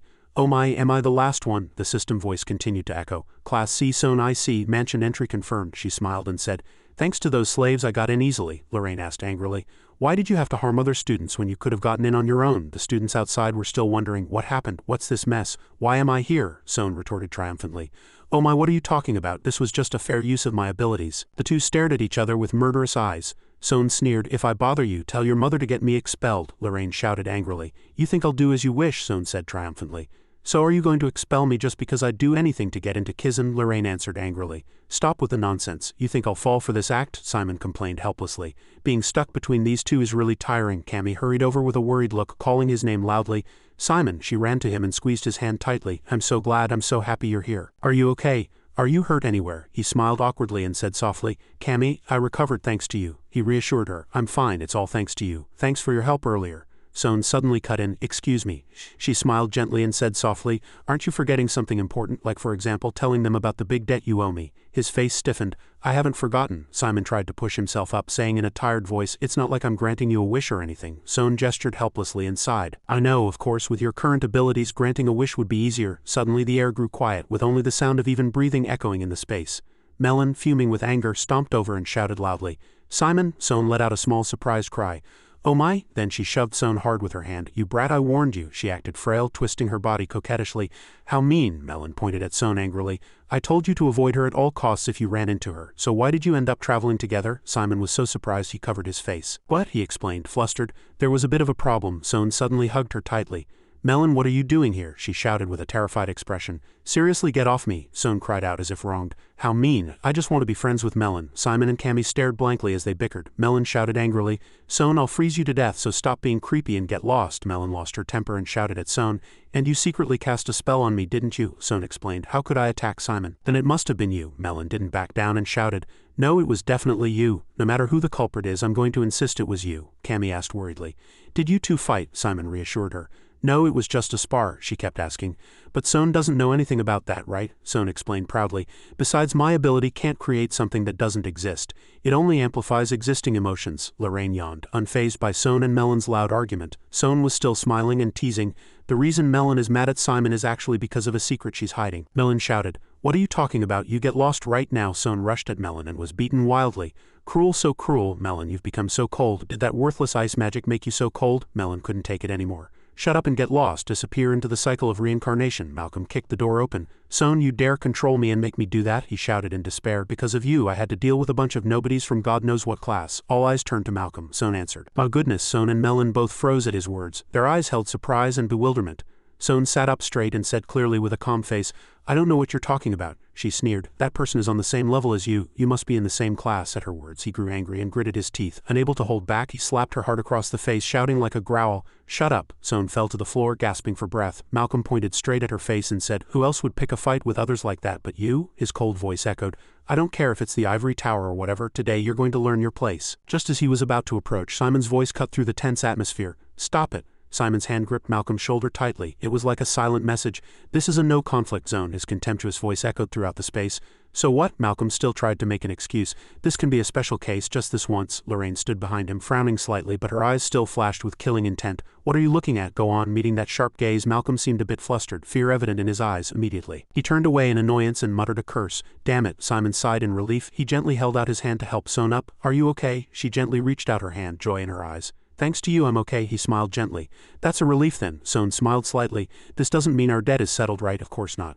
Simon is a calculating person, isn't he? She probed. That won't happen, right? Simon just smiled awkwardly, sweating profusely, unable to say a word. Son burst out laughing and gestured. I need compensation. I'll ask Special Class 10 first. Thanks to you my life has been extended. He just stood there motionless. Then she waved and said goodbye. See you later then, Melon. Melon was furious but could do nothing. Lorraine turned and said her goodbyes. I'm leaving too. See you at school, everyone. The people there also said cheerfully, yeah, thanks for your help, Lorraine. Cammy also said goodbye. See you later, Lorraine. Simon counted on his fingers. So we're even now. What about Hector and Dick? Cammy answered. He's not here yet. A heavy door opened and Elisa walked in with a sharp gaze. Cammy continued. I've been waiting for you two. Her voice, mixed with reproach, rang out clearly. But there are only 10 minutes left. Elisa gritted her teeth and growled. You dare challenge my ghost ship? Melon wore an arrogant expression and a challenging smile. If you want, you can come challenge me anytime. So angry she could only storm past Melon, who was still humming nonchalantly. When the news came, the group was about to explode with surprise. Cammy's jaw dropped. Melon, you beat Special Class 7? Simon asked back in surprise. What, really? Melon smiled triumphantly. Well, I just got the upper hand in that fight, the system voice echoed. 10 seconds remaining until the end of the island survival evaluation. Cammy realized Dick was still not there. Melon said angrily. That idiot, really. A hand slowly reached the bushes and the leaves fluttered lightly in the sunlight. Melon and Cammy's hearts pounded as if they would burst. 3-2, the system voice echoed. Class A Dick Hayward mansion entry confirmed. He stretched out his arms. I made it, an announcement was made. The island survival evaluation has ended. All students, please cease combat and wait in the safe zone. Melon asked angrily, Hey, where have you been wandering to only show up now? Dick laughed and answered, With so many things flying around, what's the rush? The system voice echoed again. Teleportation for students outside the mansion will proceed sequentially. Do not exit the teleportation magic circle once it is complete. He laughed and raised his hands. I just hid nearby and waited for an opportunity, Melon said helplessly. You're really something. Simon stretched his arms. We can finally go home, Son pointed out. Not home, the dorms? Suddenly Hector appeared from somewhere and called his name, his voice echoing in the space. Simon Florentina. Covered in dirt, he asked. That monster from the southern island, did you defeat it? Hearing that, Simon shrugged slightly and answered nonchalantly. Depends on how you look at it. He was silent. But his sharp gaze made the atmosphere heavy. Without a word, Hector turned around, his back disappearing into the heavy silence. Son received a call from her uncle. How did it go with persuading Simon Florentina? Son looked out the window. About that, it failed. Threats or coercion don't work on him, Son's uncle continued. He didn't get into Special Class 1 with nothing, I suppose. Then let's start preparing for Plan B next week, Son said coldly. Uncle, I think you're being too hasty. You seem very interested in the commander's position, Uncle. He immediately denied it. What are you talking about? You've gone too far. I'm just thinking about the future of the ivory tower. Son laughed loudly. I'm kidding, then, she said softly. As someone active in the field and as the heir to the ivory tower, I will give the next order, Son said in a firm voice. I will take full responsibility for this matter, so cancel the plan. He tried to persuade her. Reconsider that. The future of the ivory tower is at stake. Son's uncle hadn't given up yet. If he can't be our ally, he will be our enemy. We must eliminate him now before he grows stronger. Son placed her hand lightly on the chair. Eliminate an irreplaceable talent? That's ridiculous. She lay back nonchalantly in her chair. I have high hopes for your future. Simon Florentina. A few days after the survival evaluation, the sky was dyed red by the sunset. Simon and everyone quickly returned to their daily lives. The intense days felt like a dream to him and his friends. From the Cyclops efficiency evaluation to the combat evaluation and the island survival evaluation, everyone was buried in their books studying hard. It seemed the more difficult it was, the more the students' desire to become stronger burned. Watching everyone, Simon also felt a desire to become stronger. But the sound of rattling bones echoed in the quiet space. Aaron crossed his arms, his unwavering gaze showing his disappointment. He was lost in heavy thought. Not everything was going as smoothly as Simon had hoped. Suddenly, Aaron's voice echoed again. Well done, don't worry too much. Simon looked up. How, really? He crossed his arms. I'll teach you again from the beginning. Get ready. He replied cheerfully. Yes, Professor. As the mana began to spread, the bones buried in the ground suddenly shook and floated into the air. When Simon clenched his fist and shouted, mana exploded from within his body. Aaron's cost armor spoke. Cost armor is a technique that creates armor from the bones of a skeleton to protect the body. It is mainly specialized for defense, but it can be used in various ways depending on its form. He continued to analyze calmly. The armor mode you just created is also very useful in battle, Simon asked back excitedly. Really? His eyes shone and he continued to ask with excitement.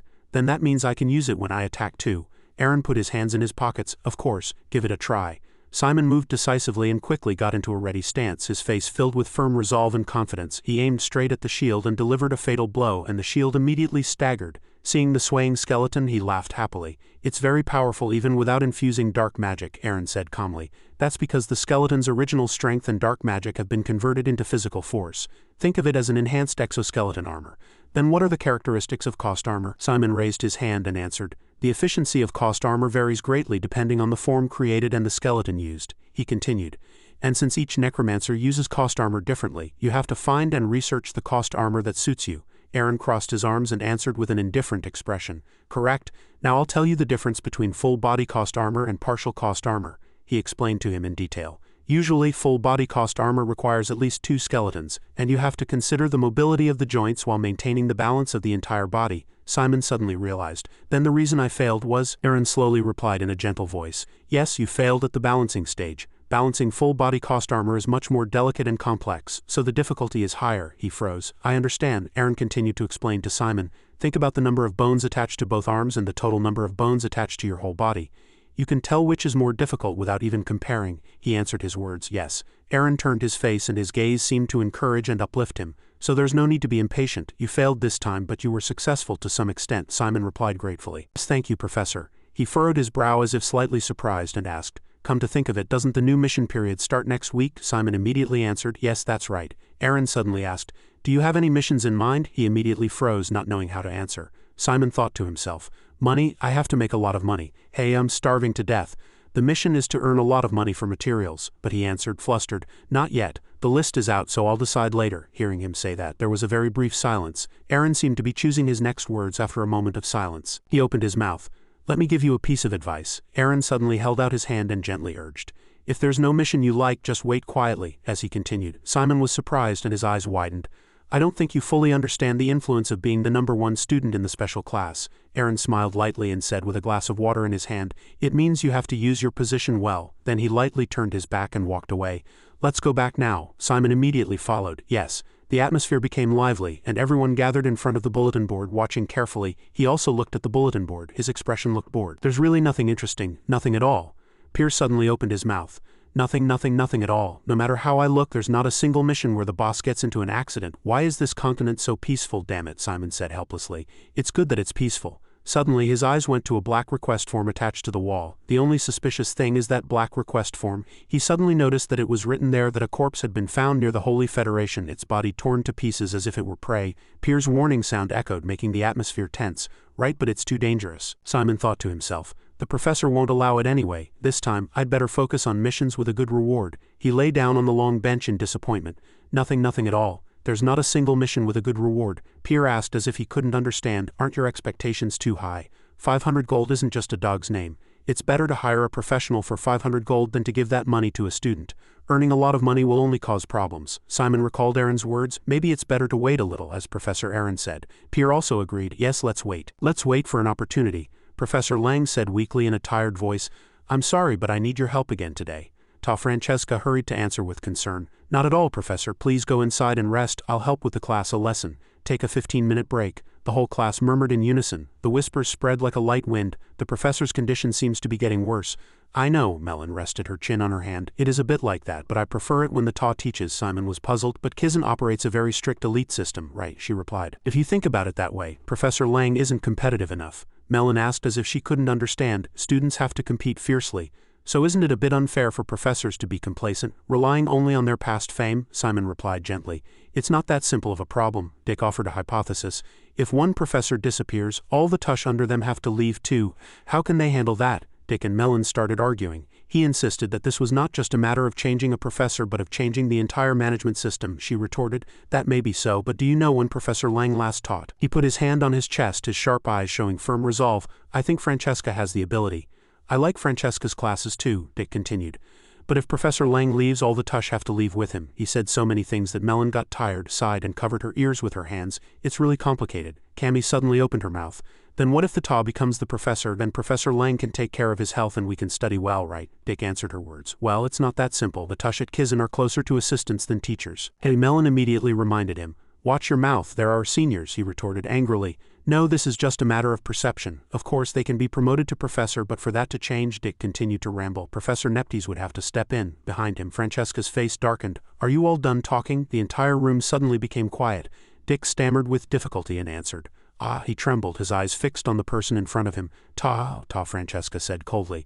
Since it's break time anyway, I won't take your little conversation seriously. But she fiddled with her glasses frame. Be careful, your voices are echoing throughout the hallway. Everyone said in unison, we're sorry. Without looking back, she turned and walked away, leaving a heavy silence behind her. Francesca suddenly turned her head, and a sharp light shot out from her eyes, sinking the entire space. Seeing her expression, Simon paused, a slight bewilderment on his face when Francesca placed the thick book on the desk. The surface of the desk shook slightly. Then let's continue the lecture. She opened her mouth gently. Let's begin the class. There is a famous saying about poison. Everything is poison and nothing is without poison. Only the dose makes a thing not a poison. Then Francesca turned around and looked down at the entire class, her gaze calm. If any substance is harmful to the human body, it can be considered a poison. Then a question arises here. She posed a question to the entire class. If everything is a poison, are the spices that humans consume also considered poison? But humans don't die from consuming different spices. Why is that? Melon immediately raised her hand and answered. Professor, it's because the amount of poison consumed did not reach the lethal dose. Francesca answered her words. That's right, for any poison. To fully exert its effect, an amount equal to the lethal dose is required. Therefore, if the lethal dose is not exceeded, the substance is usually used as medicine. When she suddenly continued to ask, Melon paused.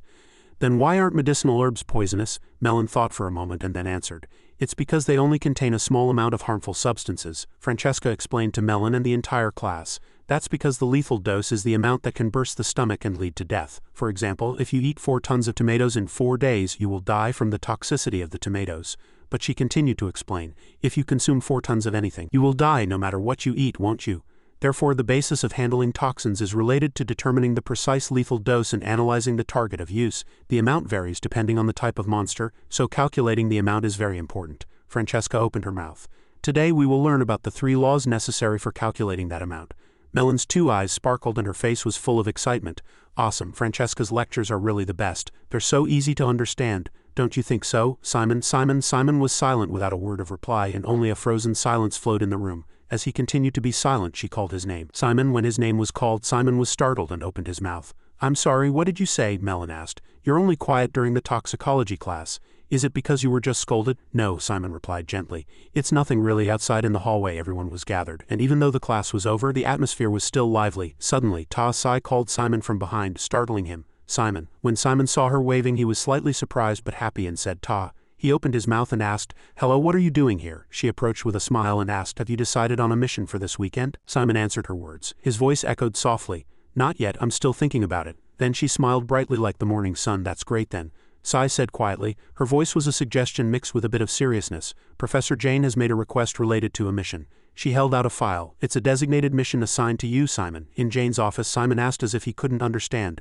A designated mission? She answered. Yes, the client specifically requested that you carry out this mission. With a suspicious look, he asked Professor Jane. Can I look at it now? She replied gently. Yes, go ahead. Simon raised his hand. Slowly opened the file and each piece of paper made a soft sound in the quiet space. He saw the words, Request for personal protection, request grade D, request reward 1,000 gold, location Bluehin Estate, details, thoroughly protect the client at the Undead exhibition. This is suddenly. Simon's eyes sparkled. 1,000 gold, wait, grade D. Jane clasped her hands and said gently.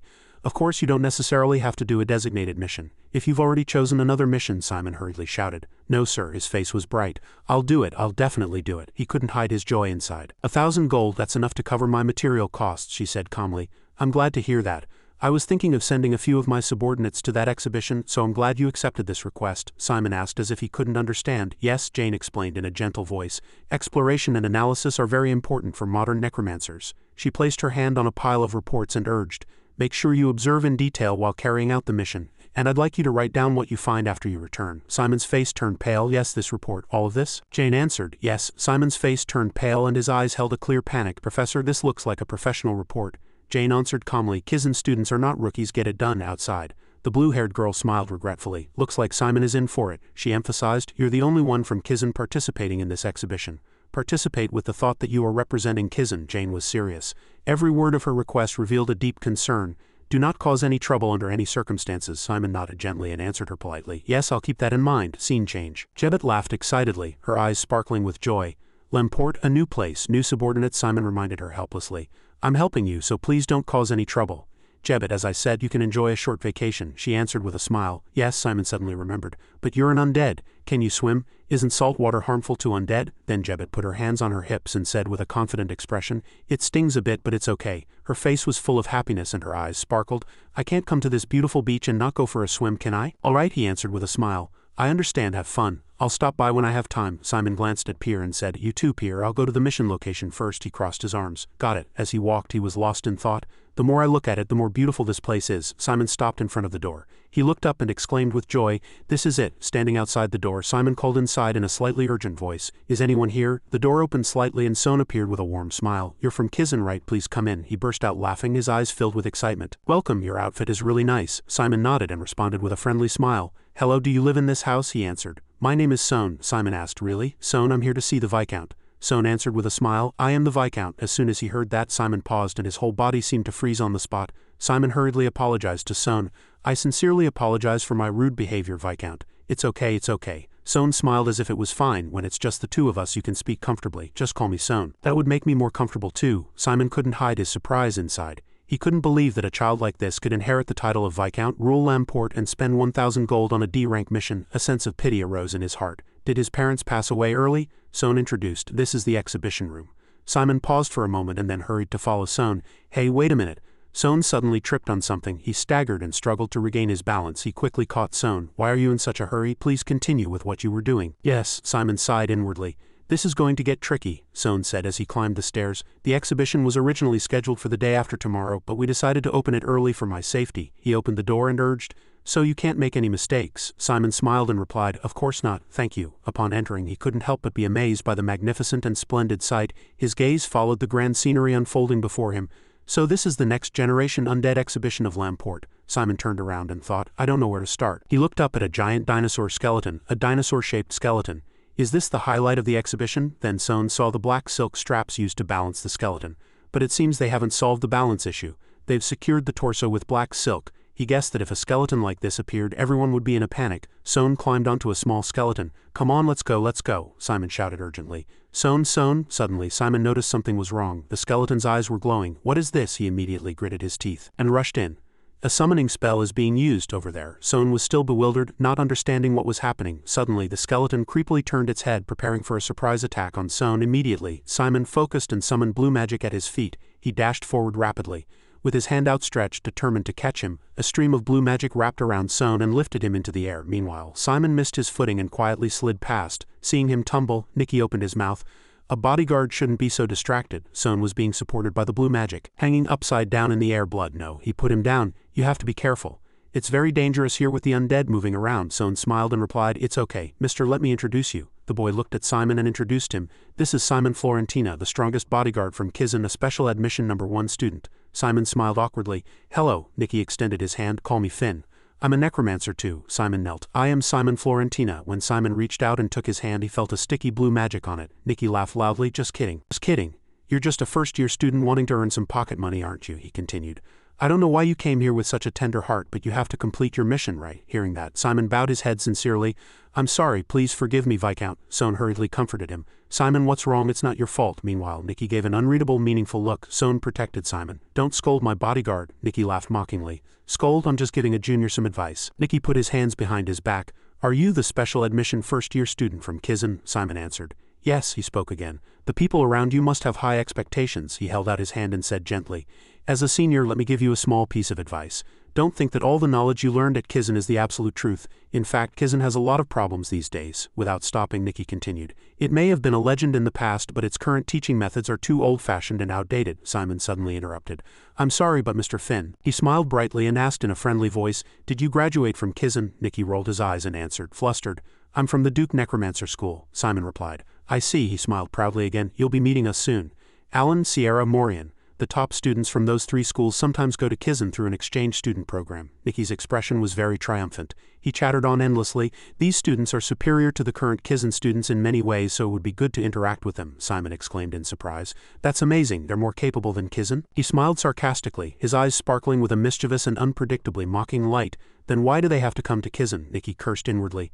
This little brat, outwardly he still smiled and said, each school has its pros and cons, so you could say it's a choice to broaden each other's horizons. Nikki raised both hands.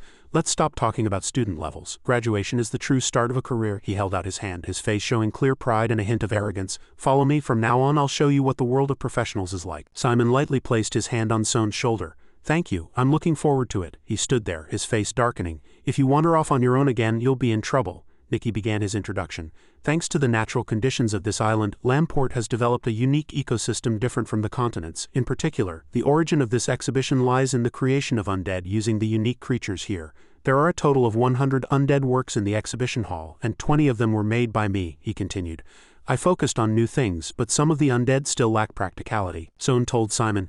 Mr. is very famous for his research in Lamport. Simon put a hand on his chin, a thoughtful expression on his face.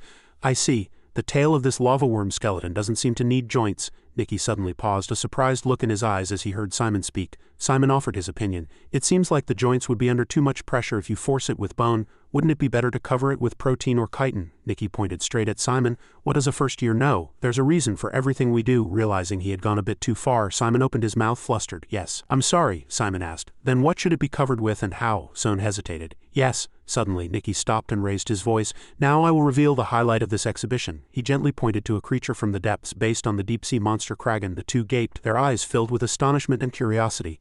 A sin undead, Nikki smiled, his face filled with pride and satisfaction. This is the monarch, Nikki continued to explain. The main material is the deep-sea monster Kraken. The core parts of its body are composed of bone, which allowed me to create a skeleton. He reached out and pressed the screen. Besides, it's not even an adult yet. No one has caught an adult yet. But that doesn't mean it should be completely ignored. Nikki put his hands in his clothes. It's not an adult, but it has surprising speed and cutting power. Then, with a quick snap of his fingers, Nikki signaled for everything to begin. Bubbles constantly boiled up from the deep sea, and the undead began to move more violently. They swam smoothly through the water with their blade-like sharp steel frames. At the same time, an unfamiliar object with enormous power suddenly rushed forward from above, denting the protective barrier. Simon raised his hand. Senior Finn, if it were for sale, how much would this undead be? Nikki laughed and answered. Are you asking as a Kizen student? Simon scratched his head. No, just out of personal interest, he replied gently. Well, this is an item of immense value, so it's not for sale. Besides, I didn't make it, so I can't easily put a price on it. But Nikki continued in a slightly more serious tone. If I had to put a value on it, at his word, Simon paused, it would be at least 10,000 gold. Simon stood like a statue, completely unresponsive even as Pier kept calling him. Hey kid, Pier couldn't stand it any longer. He stood right in front of Simon and shouted. Kid, Simon answered nonchalantly. Yes, Pier. Pier spun Simon around forcefully. Why are you spacing out like that? Have you made any progress with the cost armor training? After a tense moment, he suddenly lowered his voice. Oh, by the way, did something happen at the exhibition? Simon scratched his head. Nothing. I just saw an amazing undead. Pier was curious. What kind of amazing undead has you so preoccupied? Simon began to describe it with gestures. That undead moved like this and this. He put his hands on his waist. Pier made a face of understanding. I get it. It seems your mind has been damaged by successive failures. What a pity. Suddenly, Simon opened his mouth. By the way, Pier, I have a question. Pier turned around. What is it? Simon asked. It's about the cost armor. Right now I'm only training with regular skeletons. But can I do it with Legion skeletons? Pier answered hesitantly. It's not impossible, but his tone became serious. It's forbidden until you succeed with a regular skeleton. Simon asked. What? Why? Pier warned in a cold voice. You'll pick up bad habits. Bad habits? Jebbet suddenly appeared. Commander. She stood very close to Simon, so close to his ear that he tensed up unconsciously. What is it? Jebbet clasped her hands and smiled. Commander, you said you're going to a party tomorrow evening, right? Can you tell me what kind of party it is? Simon answered. It's a reception party hosted by the organizers.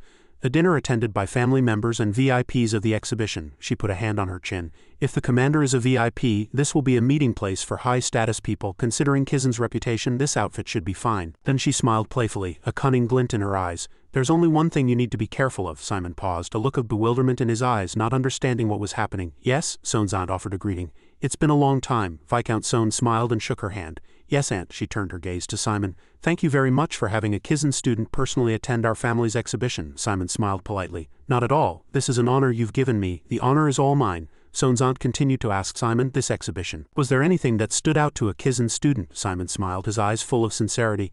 Since Viscount Sone personally organized this exhibition, you would know better than I. Then Simon turned to Sone. Isn't that right, Viscount? He smiled and replied, of course, this exhibition is a special event to showcase new undead, so especially this time Jacob saw Sone and Simon over there. She seemed to be in particularly deep thought about this young man. Ra smiled and replied, that's right, I left the organizing to the Viscount and took a step back. I'll be coordinating the protocol according to the guests' countries of origin. She continued, he knows his place very well. It seems introducing a Kizen student wasn't a bad idea. They're listening.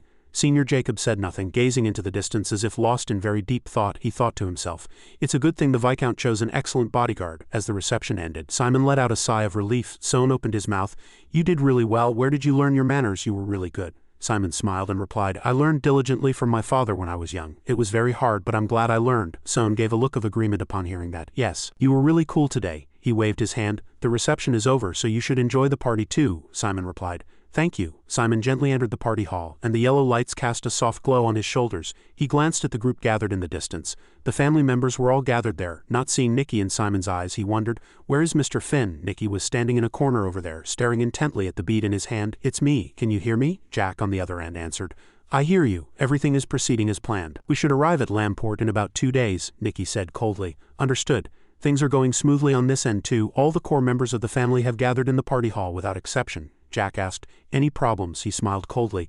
A rumor came through our information network. Then Jack suddenly mentioned Simon saying that a Kizen student had come to Lamport. Nikki smiled as if it was fine, no need to worry, even if it's Kizen. A first-year student is worthless, he said confidently. If a problem arises, I'll handle it myself. To think I'd only remember that now. Ridiculous, Jack said coldly. Shut up, Necromancer. No matter who the opponent is, we will wipe out every last ant. He continued, of course, that's assuming the deposit is confirmed over there, Nikki reassured him. Don't worry, Finch has my back, he smiled, his lips twisting into a calculating and malicious grin. Everything on this island is yours. Simon looked out the window. Today's cost armor training ended in failure again, he thought deeply to himself. Both the professor and Pier told me not to worry, the MC's voice echoed. This concludes the opening ceremony. Simon thought anxiously, his mind filled with worry. How can I not worry when I'm just treading water like this? Beside him, Sone tugged at his clothes. Simon, his eyes were wide, a look of surprise mixed with curiosity. What are you thinking about? Then Sone linked his arm with his. You've been like that for a while. Simon smiled and replied. It's nothing to worry about, it's just about school. Sone asked surprised. Is it normal for Kizen students to study so hard? Simon took the boy's hand. Well, yes, and I'm trying to catch up to the others. At those words, Sone's eyes widened as if everything connected in his mind. See, suddenly, gray clouds gathered and a sudden rain began to fall. It started to rain. Cold raindrops fell on Jebet's pale pink hair. It's cold. She gently held out her hand, catching the falling raindrops with her slender fingers. Rain after the fog from behind. Someone suddenly called out, Miss, it's dangerous, please come back. Swimming was forbidden today because of the thick sea fog, she answered. Yes, as Jebet stepped inside, murmurs began to be heard. Hey, look over there, what's that? What? People were discussing actively. Isn't it just a rock? No way, it's moving. Jebet gently raised her hand and stared at the moving thing in the distance. On the foggy horizon, numerous pirate ships slowly appeared. Wait, those are ships. They're pirate ships. Jack lifted his sword and slung it over his shoulder. Lamport, this island is not bad, he looked back at his crew. If we do this well, this island is ours. Capture all members of the Irwin family. Jack raised his hand high and his shout thundered. Wipe out the rest. Simon and the people around him didn't dare to move, staring at him with eyes full of fear. Oh my God, people watched in stunned silence as chaos erupted before their eyes. To think they broke through Lamport's coastal guard. How did pirates manage to reach the shore? Someone shouted. Commander, do something. Sone clutched Simon's clothes worriedly. Simon, Levi touched a brightly shining blue bead immediately connecting to communications. Guard, respond. Guard, this is the commander. Simon reassured Sone. It's okay. He still shouted as loudly as he could, hoping for an answer from the other side of the receiver. Respond immediately, Levi said helplessly. Damn it, is the communication down? Simon said to him. You probably won't get any news. Levi frowned, his voice a mix of surprise and doubt. Young man, what do you mean by that? After a few seconds of silence, he slowly opened his mouth. They've been killed.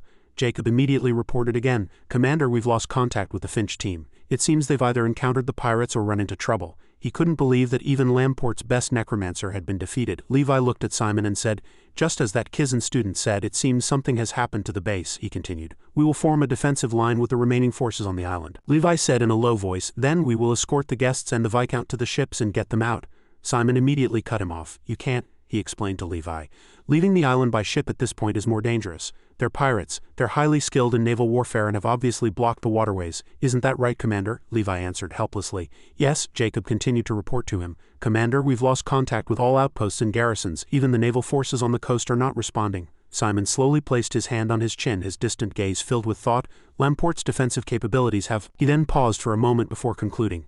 Collapsed. Simon wondered how the pirates could act so meticulously. These aren't just simple pirates. He placed his hand on his chin, tilted his head slightly, and began to analyze. From the coastal guard to the navy and Lamport's top necromancer, all forces were paralyzed at the same time. After a moment of thought, Simon's eyes suddenly widened, and he quickly turned his head. This means it's a meticulously planned operation, Simon said coldly. Or it's possible there's a traitor. It could be someone in the navy or a guest who came to the island this time. We don't know yet. Sohn's face turned pale. A betrayal, he continued, still analyzing. Unfortunately, at this point, a betrayal is much more likely. The locations of the naval units are always changing. To attack them all at once, someone must have leaked the information. The crowd fell into chaos, fear and panic clear on each of their faces. It's over now. I don't want to die. Levi tried to calm them. Everyone focus, he commanded urgently. Get ready to leave in 3 minutes, the students answered. Yes, Sohn trembled with fear-filled eyes, clutching Simon's clothes tightly as if seeking safety amid the chaos. Levi called Simon's name firmly. Kizen student, he answered. Yes, he proposed. Will you help us as well in a situation like this? Every warrior is precious. He held Sohn tightly, a difficult expression on his face. Of course I want to help, but with a hardened expression Simon answered resolutely. I came to Lamport to protect the Viscount. Sohn looked at Simon with concern. He said in a soft voice as if lost in some thought. Then Sohn said with a firm expression, as the administrator of Lamport and as your client I have a request. Simon knelt. Viscount, though tears welled in his eyes, he kept his voice steady. Please don't worry about my safety and focus on saving the people. Please save the residents of Lamport. Simon tried to persuade Sohn. Sohn, I have a bad feeling about this. Those who are after you might be among them. But he still answered firmly. I know, but saving the residents is more urgent right now, Sohn said with a tear-streaked face. I'll give you additional payment if necessary. Please, this is a request. His voice trembled, but it was filled with sincerity. Please save the residents of Lamport and this territory. In the suffocating atmosphere, Simon rose from his spot, a look of realization on his face. Sohn, he placed a hand on his chest as if confirming his sincerity. I will obey your command, Viscount, Levi proposed. I will divide the forces into 3. Our navy will gather the scattered personnel and rescue the residents. Jacob continued from the side. In that case, I will escort the Count and the VIPs to the mansion. A voice suddenly hesitated and cut in. Will that be all right? Even Mr. Finch, he beat his chest resolutely and guaranteed. It's fine. Jacob said the mansion had its own defense system and that they had some former knights among the servants on their side, so they needed to prepare thoroughly. Hearing this, Levi nodded slightly. Then that's a relief. What about the Kizen student? Just then, Simon suddenly spoke up, declaring clearly before the eyes of those present, I will go straight to the sea. All we need to do is capture the captain. Dealing with the remaining minions will be simple. Soon after, he began to act, dashing past the burning buildings and calling out urgently, Pier, can you hear me? But all that returned to Simon was a heavy, eerie silence. He called out again impatiently. Pier, a slight sense of unease began to sprout in Simon's mind. No response. Could he have been taken down before me? At the same time, the sound of a triumphant laugh from a distance made him pause in his tracks. This is a piece of cake. The navy is nothing special. Not far away, a thin and weak-looking person was being brutally beaten by a group. They sneered as they beat him. You idiots, can't you tell the difference between a war and a local mission? You should fight back, no matter how many prisoners there are. Even women and children were being roughly threatened by the group. Looks like enjoying only the good things has softened your brains. You weaklings have been contaminated by this place. Just as he witnessed that whole scene, Simon finally received a signal from Pier. Can you hear me, Simon? He asked hastily. Pier, isn't the situation too serious? The other person quickly informed him. The pirate ship came this way, but they're nothing special, so I found them easily. He paused for a moment, then informed him. Kid, those guys are slaughtering innocent residents. Pier got straight to the point. You want to save them, don't you? Simon lowered his eyes and affirmed with certainty.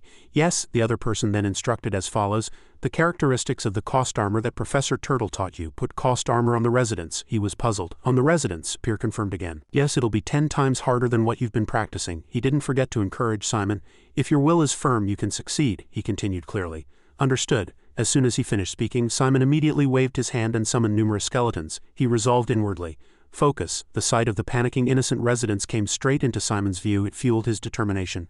I have to save the people. Simon gritted his teeth and resolutely waved his hand. We can save all of them. Over there, the scarred man swung his sword, preparing to attack, his face full of triumph. From Simon's side, numerous bone fragments shot out simultaneously at lightning speed. The woman and child, in complete despair, squeezed their eyes shut in panic, completely unaware of the white bones approaching them. The next moment, a sharp sound suddenly rang out, and Heiser was shocked to see her arm raised on its own, blocking the scarred man's sword. The opponent's face turned pale, and he moved his lips, but couldn't speak. What is this? How? Those very white bones wrapped around Heiser's body, forming armor. She gritted her teeth, her eyes filled with rage as she looked at the scarred man. Without hesitation, Heiser resolutely landed a powerful punch on the opponent's face. Seeing the scarred man fall in pain, she clenched her fist. She said to herself, I don't know what's going on, but you're helping me, right? She charged forward roughly and grabbed the scarred man by the collar. How dare you touch my child? The opponent's face was bruised, and he stammered with wide eyes at the white bones around Heiser. He was by no means willing to lose. Taking advantage of Heiser's unguarded moment, he swung his sword, trying to launch a surprise attack, and shouted with hatred, How dare you? Detecting the danger signal, Simon certainly wasn't just standing by with his arms crossed. He waved his hand and controlled it. Take this. The white bones latched onto the scarred man's companion's calf, making him deliver a painful kick. The scarred man fell to the ground. He asked with difficulty, What did you do? His companion, in a panic, hurriedly explained, It wasn't me. My leg moved on its own. Simon over here could finally breathe a sigh of relief. Pier burst out laughing. It seems we've succeeded, right after he urged. Then use the organized skeleton legion now, kid. At your current level, you don't have to worry about picking up bad habits. Pier's words lingered in Simon's ears. Then use the organized skeleton legion now, kid. His hand unconsciously clenched into a fist. Simon waved his hand, commanding the white bones, and answered clearly, Understood. In just a few seconds, the scene unfolding before him overwhelmed him, and his eyes widened, realizing he could actually put cost armor on the residents. Simon couldn't help but marvel. It's much easier than with regular skeletons. As he pictured the overall image, the individual legion-type skeletons naturally found their places. Only after witnessing everything himself did it dawn on him, I think I know why Pier forbade this. Simon looked down at his own palm, his face growing brighter. Weren't we at a level where we didn't need training in the first place? Right after, he blankly stared at the people clad in bone armor as they whizzed past, along with an angry roar. Nice to meet you, show me your strength. Where do you think you're going? The surrounding residents surrounded the scarred man, frantically hurling insults. You bastard, you're the one who touched my thigh earlier.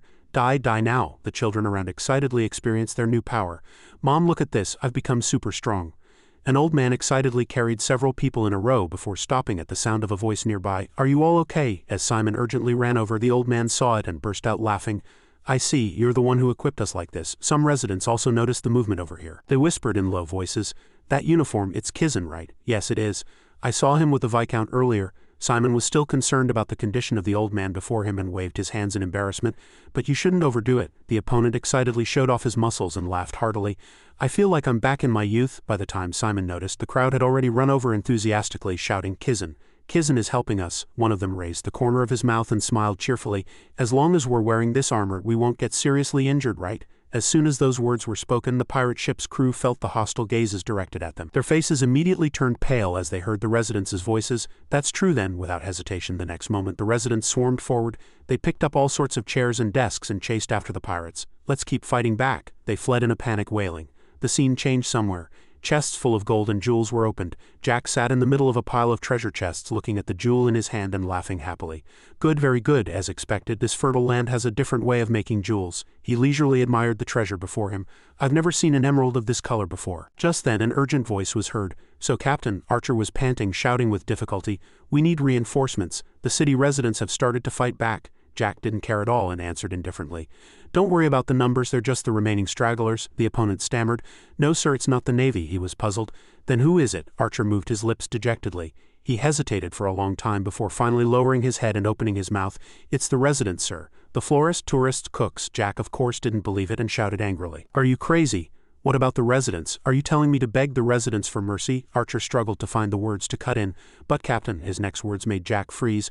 A necromancer is helping them. The scene returned to the city. The columns of smoke were still rising fiercely. The roars also grew louder. There are 2 pirates ahead. Someone immediately answered.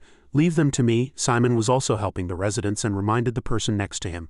Mister, that guy is coming out of the alley. The opponent nodded slightly. Got it. Just then, several pirates suddenly appeared behind them and pointed. They're just kids. Seeing that, the pirate immediately regained his confidence, lifted his chin and instructed his comrades to get that guy first. But before he could even make a move, he was ambushed by 3 fierce attacks and hit squarely in the face. It was those residents who attacked. A woman looked at Simon with concern. Kid, are you okay? Seeing the scene of them brutally beating the group of pirates, he was a bit speechless and gave a bitter smile. Yes, thanks to you. I didn't know you'd all go this far. The old man from earlier excitedly waved at Simon. Look here, I've thrown all the bombs into the sea and the other residents have all evacuated, he replied politely. Thank you, you've worked hard. The opponent was in high spirits and shouted excitedly. Now it's time to show those pirate bastards whose land this is, the child next to him responded enthusiastically. Let's go, but Simon cut them off. You can't, he hardened his face and said clearly. I will handle the pirates alone, so everyone please evacuate. Hearing that, the city residents immediately objected. How are you going to handle so many? Even if you're a Kizen student, that's too reckless. They worried in unison. Right, let's go together. Simon didn't beat around the bush any longer and resolutely retrieved the bone armor. He declared, I am here to protect all of you, the old man said with a lump in his throat. Oh my youth, the corners of Simon's mouth lifted slightly and his voice was clearly filled with sincerity. If anything happens to you, how could I face the Viscount? Since he had said that much, someone immediately compromised. All right, be careful. Simon turned and left, looking back with a slight smile. Yes, thank you. Soon after he appeared before Jack, he stood up leisurely and said, They said Kizen would solve this, but I had no intention of joining forces with guys like that. Hearing this, Simon confirmed his guess. So there was a traitor among us after all, he asked the person. Who is it? The opponent had no intention of answering and burst into a sarcastic laugh. So naive. The next moment he mercilessly swung his sword hard toward Simon and shouted, Did you think we would tell you? A large impact exploded and a thick cloud of dust billowed up, scattering gold coins in all directions. Simon was still unfazed. He used the bone armor to block the attack and muttered with a slight frown, You said you couldn't detect the color black, right? Simon couldn't help but marvel. This is the first time I've met someone who uses aura. Jack was surprised. You seem to know quite a bit about aura, don't you? Even for a necromancer, he made an objective assessment. It's really rare these days. Unexpectedly, this remark hit Jack's sore spot, and he repeated rare in a hoarse voice. Then Jack shouted roughly, Necromancers, you're the problem. You divide things into orthodox and unorthodox without any evidence, and you dismiss aura or pure magic as old-fashioned just because they're different. He paused for a moment. It felt like he had been looked down on before. After speaking, Jack aggressively raised his sword and rushed at Simon. After venting his anger, he was surprised to see his aura activate as if witnessing something incredible. As soon as the two sides clashed, he shouted in anger, This eye is really annoying. Jack was surprised by what Simon said next. That move is it the knightly swordsmanship of the Bwin kingdom? He laughed arrogantly. Well, what else am I hiding? I have the bloodline of a knight. Jack attacked Simon, fiercely rambling on. In a world dominated by necromancers, our knightly family has continued to decline. This is the trend of the times. But I didn't give up. He confessed, I practiced my family's swordsmanship, trained my body and polished my aura. I passed the test and entered the Knight Order. Jack's eyes were full of injustice. He said that out of 200 people, 198 were necromancers who had opened their cores. Jack's voice was full of dissatisfaction. Do you know how I felt when I, the orthodox one, was treated like an old-fashioned relic, forgetting the essence and only chasing reality? Have you ever heard such nonsense from them? Amid such pain, doubt sprouted within me. He stepped back, slowly uttering his final words. I threw everything away and headed for the sea. But the other party's emotional story failed to move Simon. He was even at a loss for words and thought to himself, he just lost his job and committed a crime. Simon hesitated for a moment, struggling to find the right words. That's a sad story. The very next moment he summoned a giant sand pillar and declared clearly, But that doesn't make your sins disappear. Jack was surprised for a moment and hurriedly raised his sword to block the giant sand pillar rushing toward him. He noticed Simon had teleported behind him and growled in anger. You brat! Without the slightest hesitation he summoned armor around his arm and tightly gripped Jack's neck. In an instant Simon easily knocked him down and his heavy body slammed into the sandy ground, kicking up a thick cloud of dust. Not stopping there, he continued to summon numerous magic vials along with his skeletons. The vials shattered mercilessly, and as all the liquid inside spilled out, Jack immediately grumbled how annoying. Buried under the magic liquid he gritted his teeth and growled. A knight never retreats. Jack used all his strength to jump up and shout those words. Just then Simon had already appeared behind him, delivering a sharp kick and saying in a cold tone, I suppose. With a single blow Jack was hit. His eyes rolled back and he coughed up blood. Simon paid no mind and said in a low voice, As you said, a knight, with or without a core, must train their swordsmanship, physical strength and aura. I think those are the basics. He confessed that he had never thought of knights, aura or swordsmanship as old-fashioned, just a sense of privilege about them. Looking at the defeated man on the ground, Simon said clearly, Your way of thinking is what's old-fashioned. A short while later Jack and his pirate lackeys were all arrested, bound and taken to a corner of the city. Simon slowly opened his mouth. I have a few questions for you. His gaze turned to Archer. If your captain is caught, there will be no more hope for you. You know that piracy is a serious crime, right? Simon crossed his arms and gave a final warning. If you answer my questions I can request a lenient sentence for you. Which official in Lamport did you conspire with? The other party refused to submit to the end, turning his head away resentfully without even answering. He sighed. It seems you won't cooperate willingly. Archer, still defiant, raised the corner of his mouth and sneered. If I thought I had to answer your every question, I wouldn't have become a pirate in the first place. You idiot! Simon had no intention of arguing with this group. He ordered the two skeletons behind him. Make them drink it. Archer was forced by the skeleton to drink all the magic liquid and his face turned pale. Simon's cold voice came to his ears. I may be a student, but I'm also a necromancer. He watched the entire process with a cold face and Archer coughed and asked angrily, What did you make me drink? Simon narrowed his eyes and smiled, saying nonchalantly, What do you think? It's poison. The words he uttered made Archer's face turn pale and he began to sweat profusely. It's a poison that spreads throughout the body in 15 seconds and causes a painful death within 5 minutes. Simon shook the small test tube in his hand and continued with a grin, If you tell me who the traitor is, I'll give you the antidote. Archer lowered his face and gritted his teeth for a long time. He seemed to be struggling with an intense internal conflict. Seeing that, Simon said as if he couldn't help it, "Well, if you don't want to, I can't force you. The decision is yours." Just then, Archer immediately shouted and hastily confessed, "It's Nicky," he stammered for a long time. "Nicky Fincher." That necromancer joined hands with the captain. Simon frowned slightly. "Really?" The other party, his face pale, shouted. "My life is on the line. Would I lie to you? Give me the antidote, quickly." Seeing his firm attitude, Simon had no choice but to believe him. He touched his chin, lost in thought. If he's a key figure in Lamport, he could easily find out the location of the naval outposts and the direction of troop deployment. Thinking that far, he couldn't understand. But why did he betray Lamport? Why did he betray his own territory? It makes no sense. A possibility flashed through Simon's mind. He unconsciously dropped the test tube in his hand and Archer shouted in a panic, "You damn bastard, I told you everything." "Why?" At Simon's explanation, he was stunned for a few seconds. Actually, it wasn't a deadly poison, just motion sickness medicine. Archer hadn't come to his senses even as he disappeared after leaving one last word. "You'll be back to normal in 2 hours, so rest comfortably in the closet." The scene changed to the mansion and the maids were trying to protect Sohn. The pirates saw this and laughed lecherously. "It's a futile struggle. Cooperate and we'll let you go without touching a single hair on your head." Suddenly, white bones flew out and wrapped around Lila's body, forming armor. She cried out in surprise, "What is this?" Just then, Simon appeared in time, waving from the end of the hallway and shouting loudly, "Attack!" His face was drenched in sweat and he was panting. Enla saw the person who had come and shouted with joy, "Mr. Simon." She quickly did as he said, resolutely attacking the pirates. At this time, even Lila said with a lump in her throat, "Mr. Simon?" She urgently warned him about what was behind him. Simon glanced back and a pirate was rushing at him, idly gripping his sword hilt. He was caught by the ankle, spun around and delivered a hook kick toward his opponent. The man was easily knocked down immediately. Lila quickly put Sohn down and he asked anxiously, "Mr. Simon, are you all right? Are you hurt anywhere?" Simon sighed slightly. "I'm fine. What about the Viscount?" The other party replied softly. "I'm fine." He walked over and helped Sohn up, saying with a bright smile, "Really? Then let's evacuate quickly." Simon held his hand and muttered in a low voice, "I think my bad feeling was right." A short while later he continued the evacuation work. The people shouted, "Simon, that's the last person." He nodded with satisfaction. "I know, here, you won't get hurt as long as you're wearing this. Hurry." Simon turned his head to look down the hallway and held out his hand to urge Sohn, "You too, Viscount." Just as he was running over, the ceiling suddenly began to crack. The next moment a large pirate jumped down and swung a club over Sohn's head. "Finally found you." The man laughed triumphantly and arrogantly.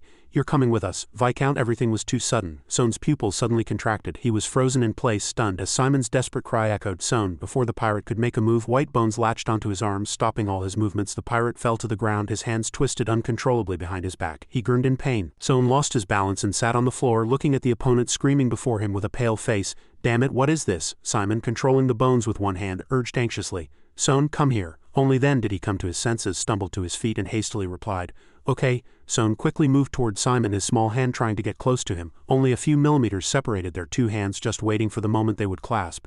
But Sohn was suddenly pulled away by some sticky liquid. The hands that were about to clasp were instantly separated and Simon cried out in surprise. "Sohn, Nicky appeared here from somewhere and said in a low voice, 'Dragon's body.'" As soon as he finished speaking, a dazzling blue light flashed, and the impact was so intense that Simon couldn't stand properly. The next moment a scream rang out, and his expression immediately changed as he rushed forward. As the streak of blue energy faded, a large hole was pierced in the floor in front of Simon. He looked down, carefully assessing the situation and muttering in a low voice, "No, it's melted." Sohn was still unharmed, fixed in place by the blue liquid, and turned around. Just then a voice was heard and a joyful expression appeared on his face.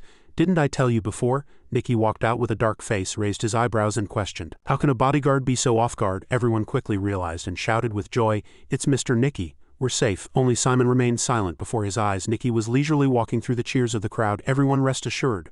I am here." Simon clenched his fists and enunciated each word with force. "Rest assured." He got straight to the point. "Please release the Viscount." Unexpectedly, the other party resolutely refused. "I'm sorry, but I can't do that." He gave a cold reason. "I can't trust you." The more Simon listened to the other party's sarcastic words, the tighter his fists clenched. "How can a bodyguard leave the Viscount and abandon his post? Cannot compromise on the Viscount's safety." Nicky still rambled on for a long time.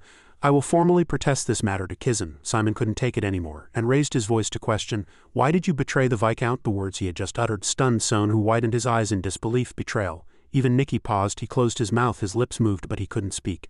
But in an instant Nicky's face contorted. He smiled madly. "All the servants in the mansion fell into chaos at once. He betrayed us." There were still people who didn't want to believe it. "It's impossible." Kizen might have misunderstood him. From upstairs, Simon said coldly, "The pirates confessed." He specifically emphasized that the Navy and the residents of Lamport had all heard it. Nicky was silent for a few seconds before finally closing his mouth firmly. "Do you have proof?" Sohn stared at him blankly and called out softly, "Uncle Nicky." He didn't have the courage to look his opponent straight in the eye. With tears in his eyes he pleaded, Please let me down." At this point, Nikki didn't seem to have any intention of hiding it anymore and laughed coldly.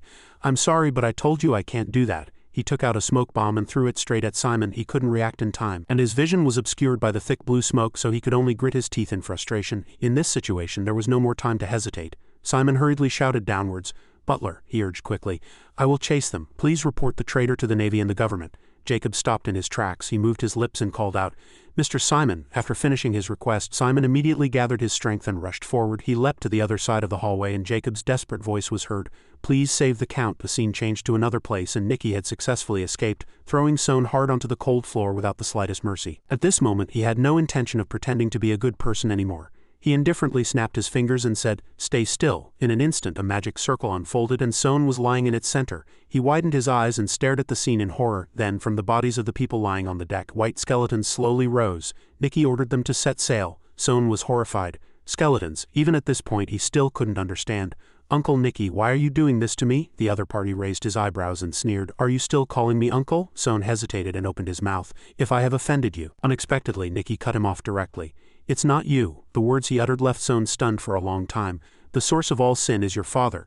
Nikki revealed the fact that his mother, that is his sister, was killed by his father. Faces from the past flashed quickly through his mind. Fragments of memories from a long time ago slowly revived. In Nikki's memory, although he came from a fallen family, he was a genius and people called him the #1 future candidate for Kizen. According to Nikki, many families wanted to recruit him, and the most active among them was the oldest family in Lamport. And they married Nikki's sister to the eldest son of that family. And he also signed a contract to become their exclusive necromancer, receiving their full support. Everything didn't stop there.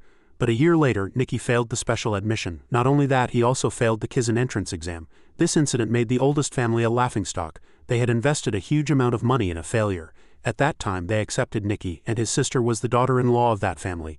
So he studied desperately. Nikki entered Allen and planned to go through Kizen's transfer system. But to this day, the words written in his sister's suicide note were deeply engraved in his heart. "I'm tired, Finn. Take me home. I want to get out of here." And the moment he opened the coffin, Nikki's tears couldn't stop. His sister lay motionless inside, her body covered in bruises from being beaten. At that moment, Nikki suddenly realized that this was the last letter his sister had sent him. Nikki repeated to himself, "I knew that the more I failed, the worse they would treat my sister. I knew I was the reason she had to suffer her whole life." That day, standing in front of his sister's coffin, Nikki cried endlessly. Hot tears fell on his sister's cold hand, he thought. "So I had no choice but to ask my sister to hold on a little longer until I was recognized." Nikki collapsed helplessly in front of the coffin. He repeated to himself, "All I could do was turn her body into bones and make a coffin. The knowledge I learned was of no help to my sister." Back in reality, Nikki bent down slightly to look at Son and slowly opened his mouth. "When I was trembling with regret, do you know what your father was doing?" His eyes held a clear hatred, and he almost enunciated each word with force. "He was laughing and joking with a young lady from another family at my sister's funeral." After saying this much, Nikki suddenly shouted frantically, "They treated my sister's death like a plague. How could a man who called himself her husband do such a thing before her body had even gone cold?"